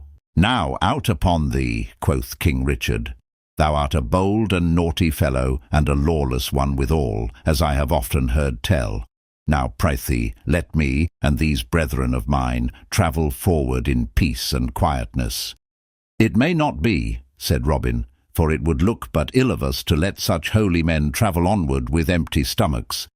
But I doubt not that thou hast a fat purse to pay thy score at our inn, since thou offerest freely so much for a poor draught of wine. Show me thy purse, reverend brother, or I may perchance have to strip thy robes from thee to search for it myself. Nay, use no force, said the king sternly. Here is my purse, but lay not thy lawless hands upon our person. Hut, tut, quoth merry Robin, what proud words are these? Art thou the King of England to talk so to me? Here, Will, take this purse and see what there is within. Will Scarlet took the purse and counted out the money. Then Robin bade him keep £50 for themselves, and put 50 back into the purse. This he handed to the king. Here, brother, quoth he, take this half of thy money, and thank St. Martin, on whom thou didst call before, that thou hast fallen into the hands of such gentle rogues that they will not strip thee bare, as they might do. But wilt thou not put back thy cowl? For I would fain see thy face. Nay, said the king, drawing back, I may not put back my cowl, for we 7 have vowed that we will not show our faces for 24 hours. Then keep them covered in peace, said Robin, and far be it from me to make you break your vows. So he called 7 of his yeomen and bade them each one take a mule by the bridle. Then, turning their faces toward the depths of the woodlands, they journeyed onward until they came to the open glade and the greenwood tree. Little John, with 80 yeomen at his heels, had also gone forth that morning to wait along the roads and bring a rich guest to Sherwood Glade, if such might be his luck, for many with fat purses must travel the roads at this time, when such great doings were going on in Nottinghamshire. But though Little John and so many others were gone, Friar Tuck and 20 or more stout yeomen were seated or lying around beneath the great tree, and when Robin and the others came, they leaped to their feet to meet him. By my soul, quoth merry King Richard, when he had gotten down from his mule and stood looking about him, thou hast in very truth a fine lot of young men about thee, Robin. Methinks King Richard himself would be glad of such a bodyguard. These are not all of my fellows, said Robin proudly, for 80 more of them are away on business with my good right-hand man, Little John. But as for King Richard, I tell thee, brother, there is not a man of us all but would pour out our blood like water for him. Ye churchmen cannot rightly understand our king, but we yeomen love him right loyally for the sake of his brave doings, which are so like our own. But now Friar Tuck came bustling up. Gi ye good den, brothers, said he. I am right glad to welcome some of my cloth in this naughty place.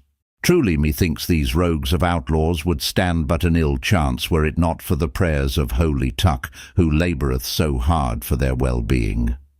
Here he winked one eye slyly, and stuck his tongue into his cheek. Who art thou, mad priest? Said the king in a serious voice, albeit he smiled beneath his cowl. At this Friar Tuck looked all around with a slow gaze. Look you now, quoth he, never let me hear you say again that I am no patient man. Here is a knave of a friar calleth me a mad priest, and yet I smite him not. My name is Friar Tuck, fellow, the holy Friar Tuck. There, Tuck, said Robin, thou hast said enow. Prithee, cease thy talk and bring some wine. These reverend men are athirst, and sin they have paid so richly for their score, they must e'en have the best.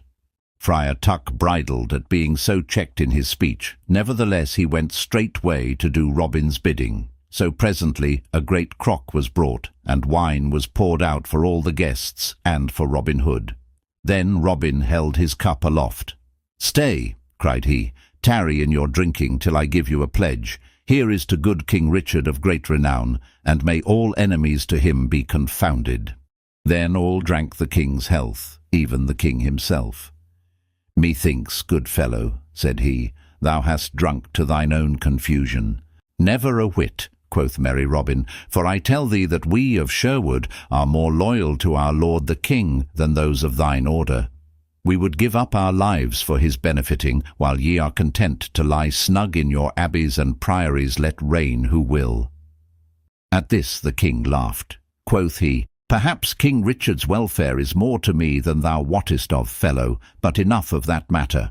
We have paid well for our fare, so canst thou not show us some merry entertainment? I have oft heard that ye are wondrous archers. Wilt thou not show us somewhat of your skill?" "With all my heart," said Robin. "We are always pleased to show our guests all the sport that is to be seen. As Gaffer Swanthold saith, 'tis a hard heart that will not give a caged starling of the best. And caged starlings ye are with us. Ho, lads, set up a garland at the end of the glade." Then, as the yeomen ran to do their master's bidding, Tuck turned to one of the mock friars. "Hearest thou our master?" quoth he with a sly wink.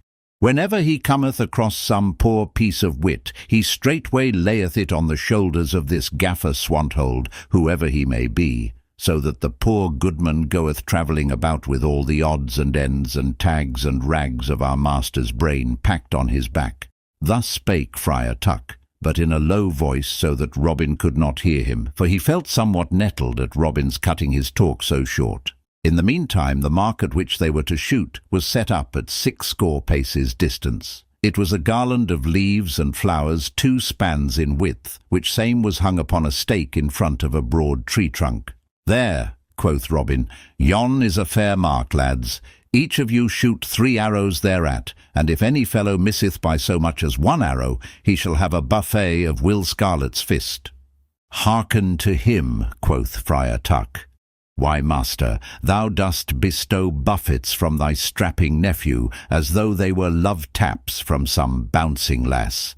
I warrant thou art safe to hit the garland thyself, or thou wouldst not be so free of his cuffing." First David of Doncaster shot, and lodged all 3 of his arrows within the garland. "Well done, David," cried Robin, "thou hast saved thine ears from a warming this day." Next Midge the miller shot, and he also lodged his arrows in the garland. Then followed Wat the tinker, but alas for him, for one of his shafts missed the mark by the breadth of 2 fingers. "Come hither, fellow," said Will Scarlet in his soft, gentle voice. "I owe thee somewhat that I would pay forthwith." Then Wat, the tinker, came forward and stood in front of Will Scarlet, screwing up his face and shutting his eyes tightly, as though he already felt his ears ringing with the buffet. Will Scarlet rolled up his sleeve, and standing on tiptoe to give the greater swing to his arm, he struck with might and main.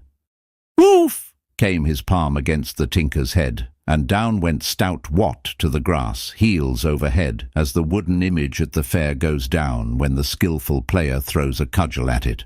Then, as the tinker sat up upon the grass, rubbing his ear and winking and blinking at the bright stars that danced before his eyes, the yeoman roared with mirth till the forest rang.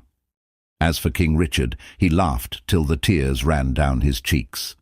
Thus the band shot, each in turn, some getting off scot-free, and some winning a buffet that always sent them to the grass. And now, last of all, Robin took his place, and all was hushed as he shot. The first shaft he shot split a piece from the stake on which the garland was hung, the second lodged within an inch of the other.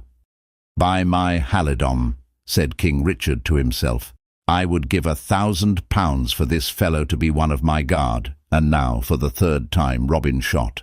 But alas for him, the arrow was ill-feathered, and wavering to one side, it smote an inch outside the garland. At this a great roar went up, those of the yeomen who sat upon the grass rolling over and shouting with laughter, for never before had they seen their master so miss his mark. But Robin flung his bow upon the ground with vexation. "Now out upon it," cried he. "That shaft had an ill feather to it, for I felt it as it left my fingers. Give me a clean arrow, and I will engage to split the wand with it."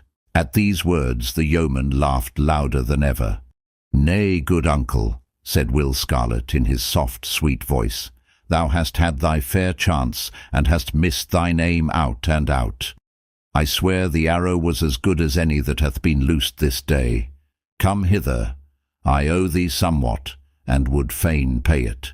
"Go, good master," roared Friar Tuck, "and may my blessing go with thee. Thou hast bestowed these love-taps of Will Scarlet's with great freedom. It were pity an thou gottest not thine own share." "It may not be," said merry Robin. "I am king here, and no subject may raise hand against the king. But even our great King Richard may yield to the holy Pope without shame, and even take a tap from him by way of penance. Therefore I will yield myself to this holy friar, who seemeth to be one in authority, and will take my punishment from him." Thus saying, he turned to the king. "I pry thee, brother, wilt thou take my punishing into thy holy hands?" "With all my heart," quoth merry King Richard, rising from where he was sitting. "I owe thee somewhat for having lifted a heavy weight of 50 pounds from my purse, so make room for him on the green, lads."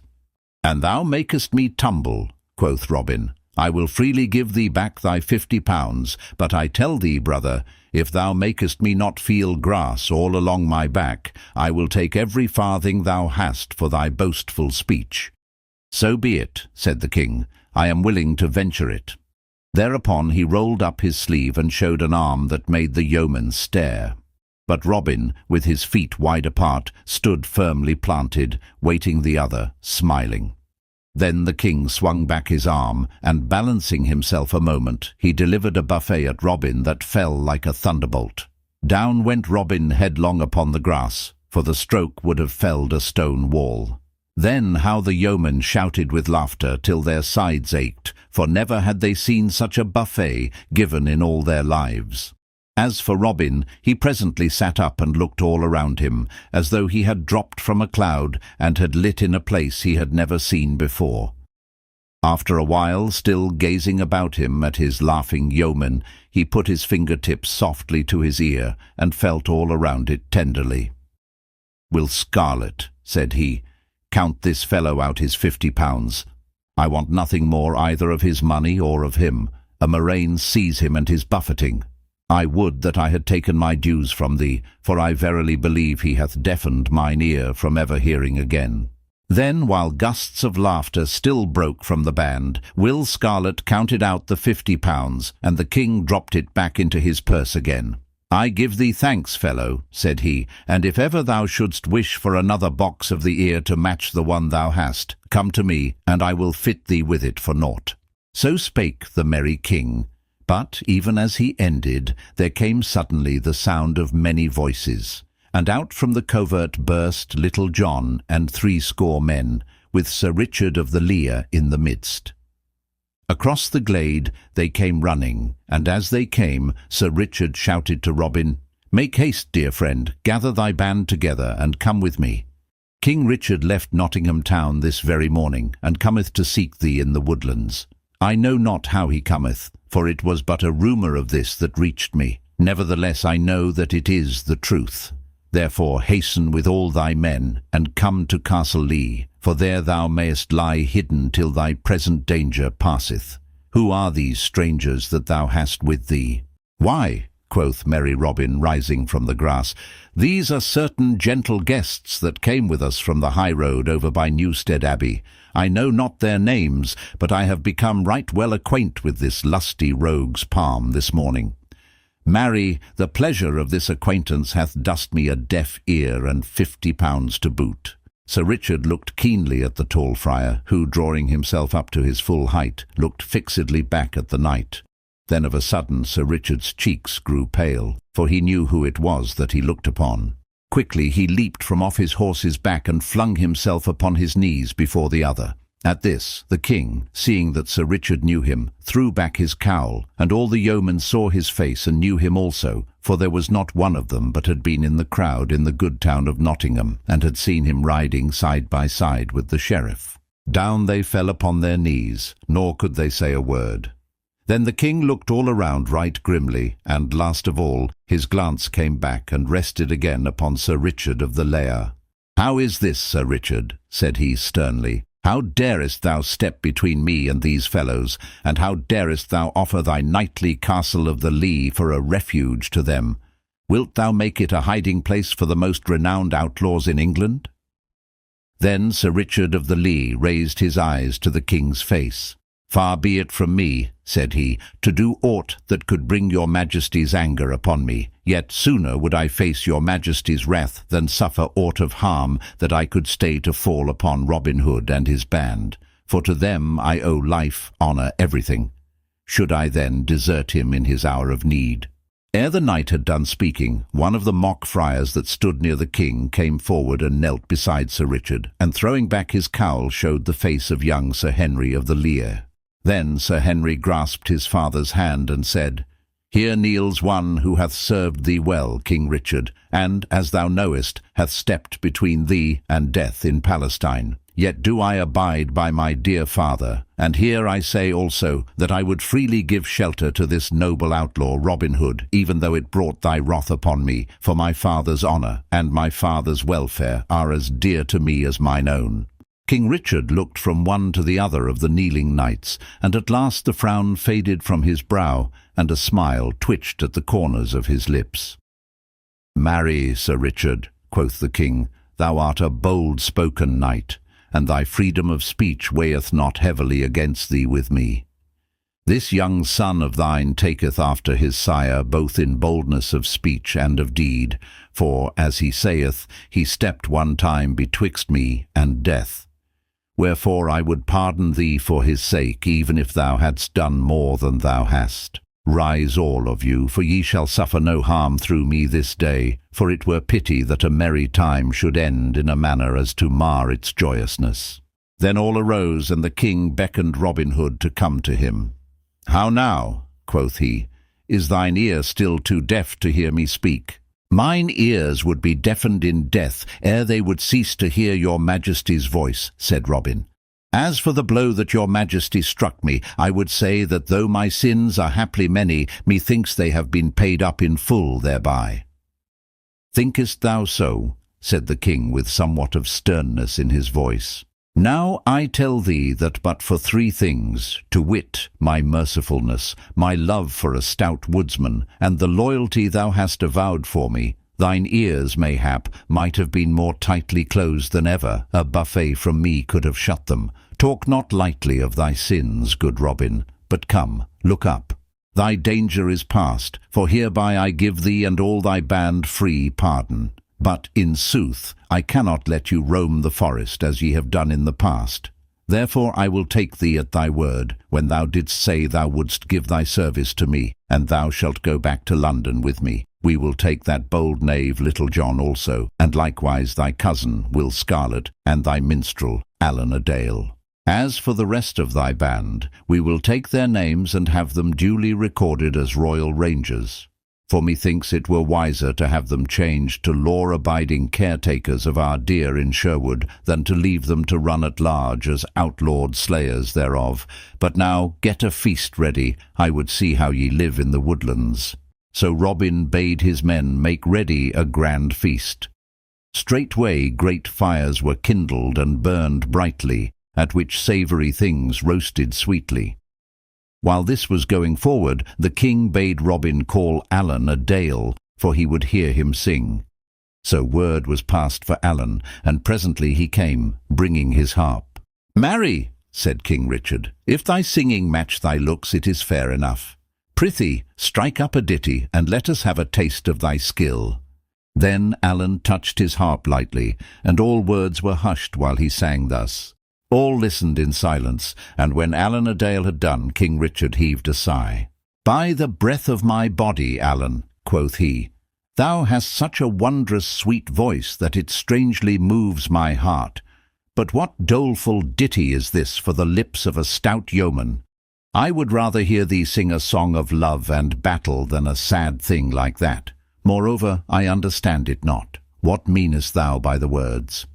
"I know not, your majesty," said Allan, shaking his head, "for oft times I sing that which I do not clearly understand mine own self." "Well, well," quoth the king, "let it pass. Only I tell thee this, Allan, thou shouldst turn thy songs to such matters as I spoke of, to wit, love, or war. For in sooth thou hast a sweeter voice than Blondel, and methought he was the best minstrel that ever I heard." But now one came forward and said that the feast was ready. So Robin Hood brought King Richard and those with him to where it lay, all spread out on fair white linen cloths, which lay upon the soft green grass. Then King Richard sat him down and feasted and drank, and when he was done he swore roundly that he had never sat at such a lusty repast in all his life before. That night he lay in Sherwood Forest upon a bed of sweet green leaves, and early the next morning he set forth from the woodlands for Nottingham town, Robin Hood and all of his band going with him. You may guess what a stir there was in the good town when all these famous outlaws came marching into the streets. As for the sheriff, he knew not what to say nor where to look when he saw Robin Hood in such high favour with the king, while all his heart was filled with gall because of the vexation that lay upon him. The next day the king took leave of Nottingham town, so Robin Hood and Little John and Will Scarlet and Allan a Dale shook hands with all the rest of the band, kissing the cheeks of each man, and swearing that they would often come to Sherwood and see them. Then each mounted his horse and rode away in the train of the king. "Oh, where hast thou been, my daughter? Oh, where hast thou been this day, daughter, my daughter? Oh, I have been to the river's side, where the waters lie all grey and wide, and the grey sky broods o'er the leaden tide, and the shrill wind sighs a-straining. What sawest thou there, my daughter? What sawest thou there this day, daughter, my daughter? Oh, I saw a boat come drifting nigh, where the quivering rushes hiss and sigh, and the water soars as it gurgles by, and the shrill wind sighs a-straining. What sailed in the boat, my daughter? What sailed in the boat this day, daughter, my daughter? Oh, there was one all clad in white, and about his face hung a pallid light, and his eyes gleamed sharp like the stars at night, and the shrill wind sighed a-straining. And what said he, my daughter? What said he to thee this day, daughter, my daughter? Oh, said he naught, but did he this: thrice on my lips did he press a kiss, and my heartstrings shrunk with an awful bliss, and the shrill wind sighed a-straining. Why growest thou so cold, my daughter? Why growest thou so cold and white, daughter, my daughter? Oh, never a word the daughter said, but she sat all straight with a drooping head, for her heart was stilled, and her face was dead, and the shrill wind sighed a-straining.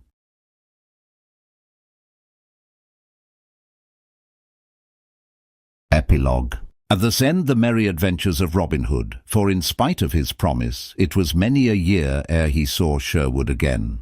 After a year or two at court, Little John came back to Nottinghamshire, where he lived in an orderly way, though within sight of Sherwood, and where he achieved great fame as the champion of all England with the quarterstaff. Will Scarlet after a time came back to his own home, whence he had been driven by his unlucky killing of his father's steward.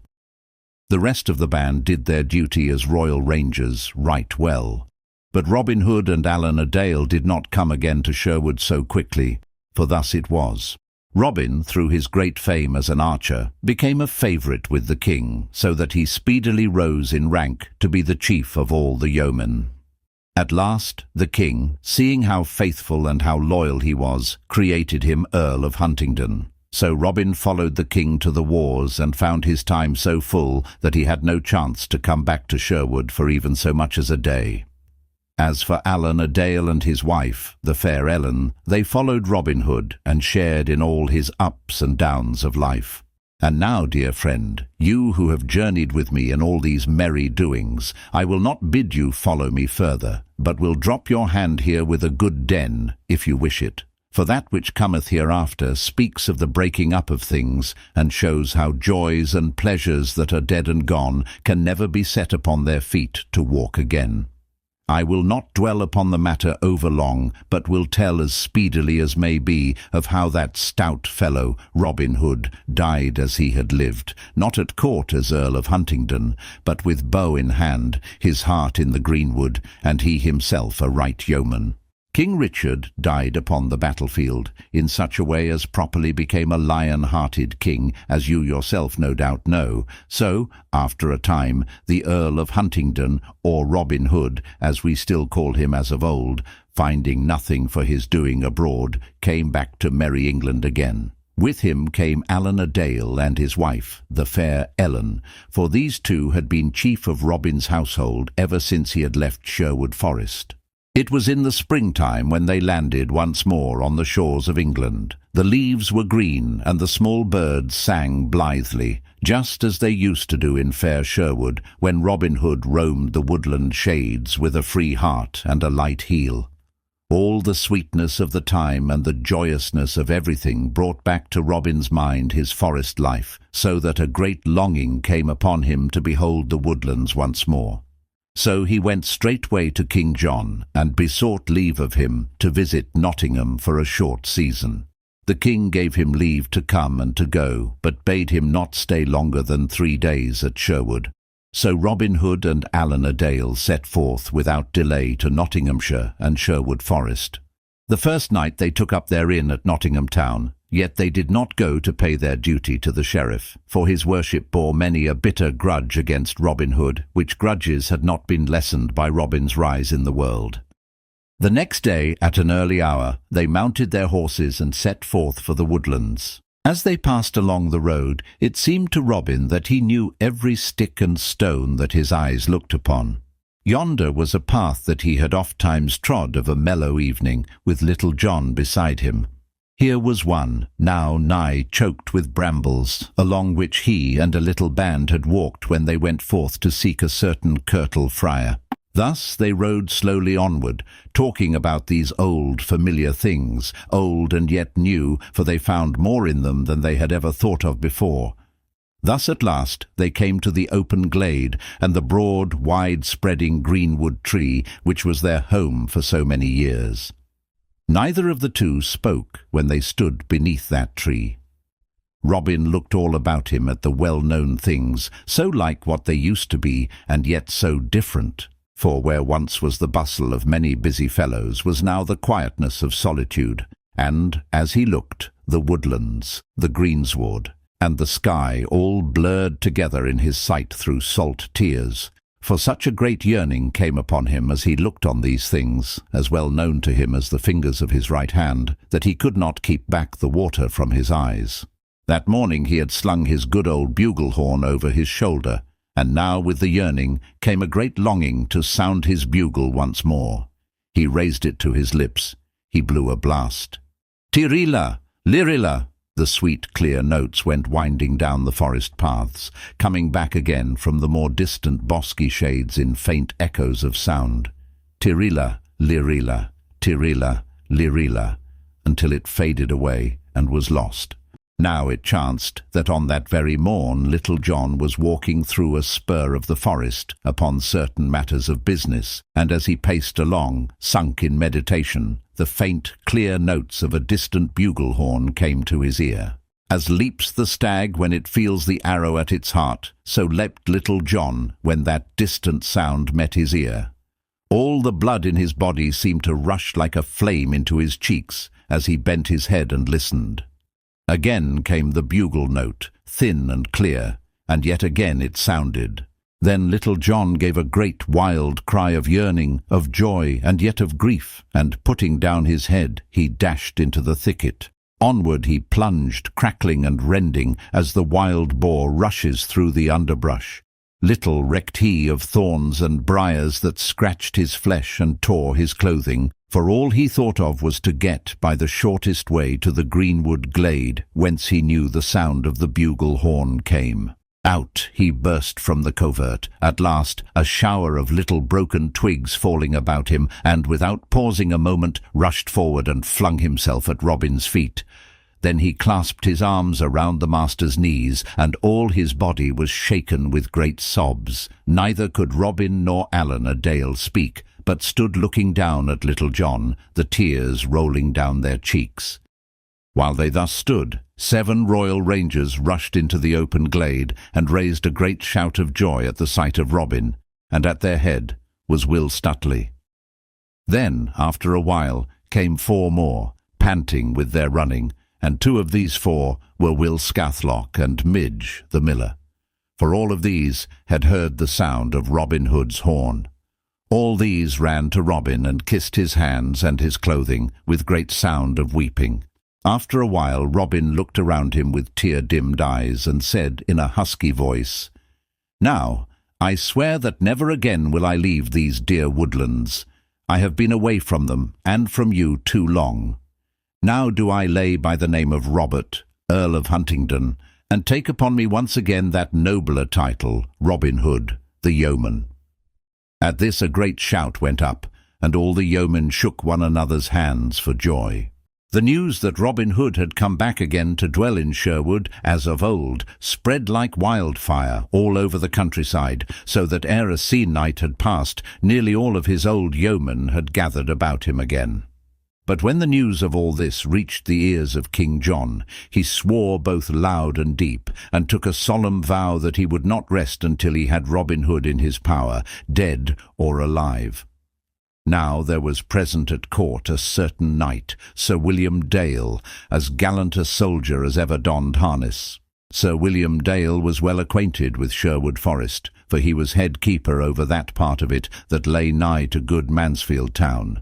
So to him the king turned, and bade him take an army of men and go straightway to seek Robin Hood. Likewise the king gave Sir William his signet ring to show to the sheriff, that he might raise all his armed men to aid the others in their chase of Robin. So Sir William and the sheriff set forth to do the king's bidding and to search for Robin Hood. And for 7 days they hunted up and down, yet found him not. Now, had Robin Hood been as peaceful as of old, everything might have ended in smoke, as other such ventures had always done before. But he had fought for years under King Richard, and was changed from what he used to be. It galled his pride to thus flee away before those sent against him, as a chased fox flees from the hounds. So thus it came about at last, that Robin Hood and his yeomen met Sir William and the sheriff and their men in the forest, and a bloody fight followed. The first man slain in that fight was the sheriff of Nottingham, for he fell from his horse with an arrow in his brain, ere 60 of shafts had been sped. Many a better man than the sheriff kissed the sod that day, but at last, Sir William Dale being wounded and most of his men slain, he withdrew, beaten, and left the forest. But scores of good fellows were left behind him, stretched out all stiff beneath the sweet green boughs. But though Robin Hood had beaten off his enemies in fair fight, all this lay heavily upon his mind, so that he brooded over it until a fever seized upon him. For 3 days it held him, and though he strove to fight it off, he was forced to yield at last. Thus it came that, on the morning of the 4th day, he called Little John to him, and told him that he could not shake the fever from him, and that he would go to his cousin, the prioress of the nunnery near Kirklees in Yorkshire, who was a skilful leech, and he would have her open a vein in his arm and take a little blood from him, for the bettering of his health. Then he bade Little John make ready to go also, for he might perchance need aid in his journeying. So Little John and he took their leave of the others, and Robin Hood bade Will Stutely be the captain of the band until they should come back. Thus they came by easy stages and slow journeying until they reached the nunnery of Kirklees. Now Robin had done much to aid this cousin of his, for it was through King Richard's love of him that she had been made prioress of the place. But there is naught in the world so easily forgot as gratitude. So, when the prioress of Kirklees had heard how her cousin, the Earl of Huntingdon, had thrown away his earldom and gone back again to Sherwood, she was vexed to the soul, and feared lest her cousinship with him should bring the king's wrath upon her also. Thus it happened that when Robin came to her and told her how he wished her services as leech, she began plotting ill against him in her mind, thinking that by doing evil to him she might find favour with his enemies. Nevertheless, she kept this well to herself, and received Robin with seeming kindness. She led him up the winding stone stair to a room which was just beneath the eaves of a high round tower, but she would not let Little John come with him. So the poor yeoman turned his feet away from the door of the nunnery, and left his master in the hands of the women. But, though he did not come in, neither did he go far away, for he laid him down in a little glade nearby, where he could watch the place that Robin abided, like some great faithful dog turned away from the door where his master has entered. After the women had gotten Robin Hood to the room beneath the eaves, the prioress sent all of the others away. Then, taking a little cord, she tied it tightly about Robin's arm, as though she were about to bleed him. And so she did bleed him, but the vein she opened was not one of those that lie close and blue beneath the skin. Deeper she cut than that, for she opened one of those veins through which the bright red blood runs leaping from the heart. Of this Robin knew not, for though he saw the blood flow, it did not come fast enough to make him think that there was anything ill in it. Having done this vile deed, the prioress turned and left her cousin, locking the door behind her. All that livelong day the blood ran from Robin Hood's arm, nor could he check it, though he strove in every way to do so. Again and again he called for help, but no help came, for his cousin had betrayed him, and Little John was too far away to hear his voice.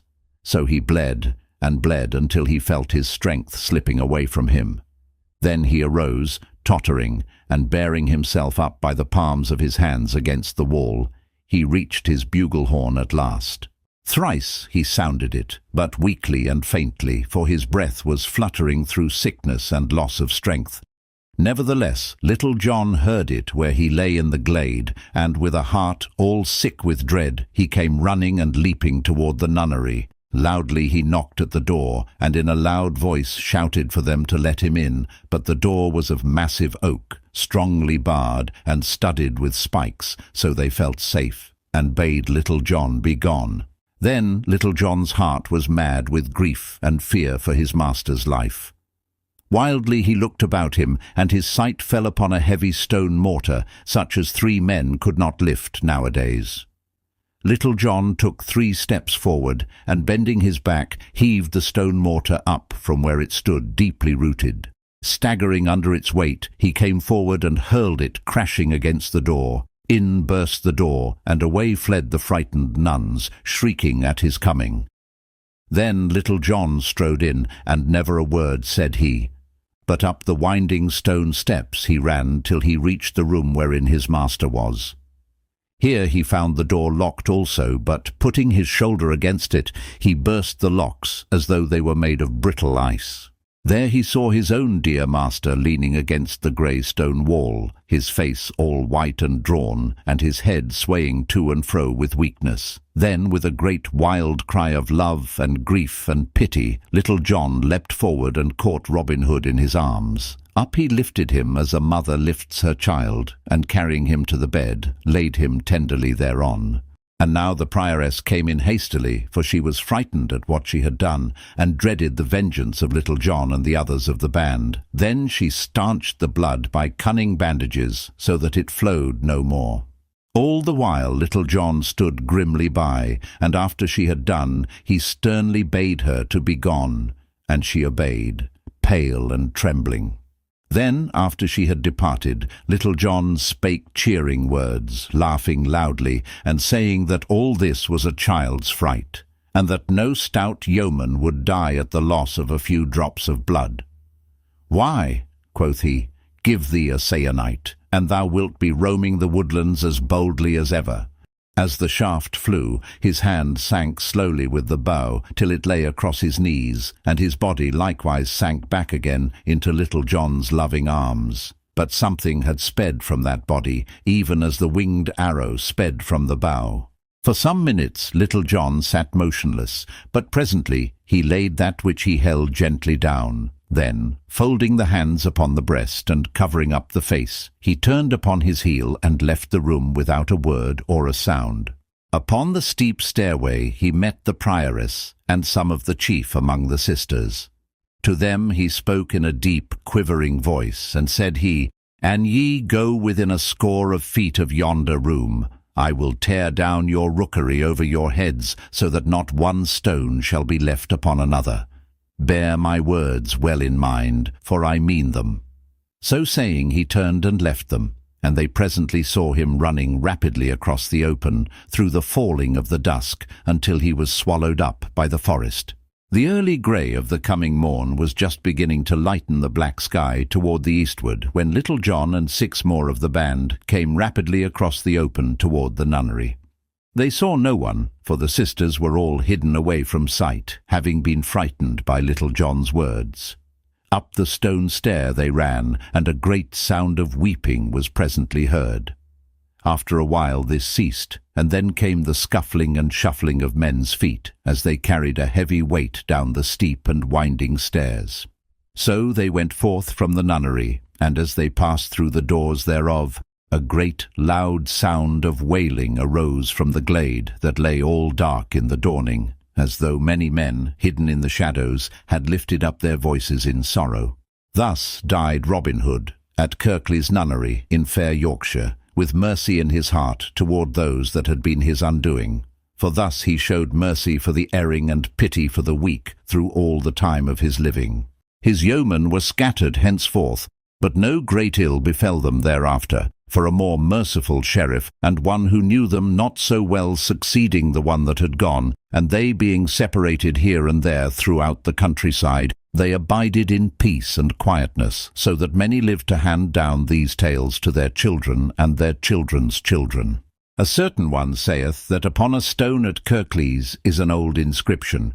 This I give in the ancient English in which it was written, and thus it runs: Here, under Nead, dis little stan lies Robert Earl of Huntington, near Artsia, whereas high say good and people called him Robin Hood sick outlaws, as high and his men will England, nidirsi agan obiet, 24 Cal Decembris, 1247. And now, dear friend, we also must part, for our merry journeyings have ended, and here at the grave of Robin Hood we turn, each going his own way. This concludes the end of the story. Thank you for listening to Classic Audiobooks Library. To hear more free stories like this, be sure to subscribe and turn on notifications. We hope you'll join us again for more timeless stories and original works. Until next time.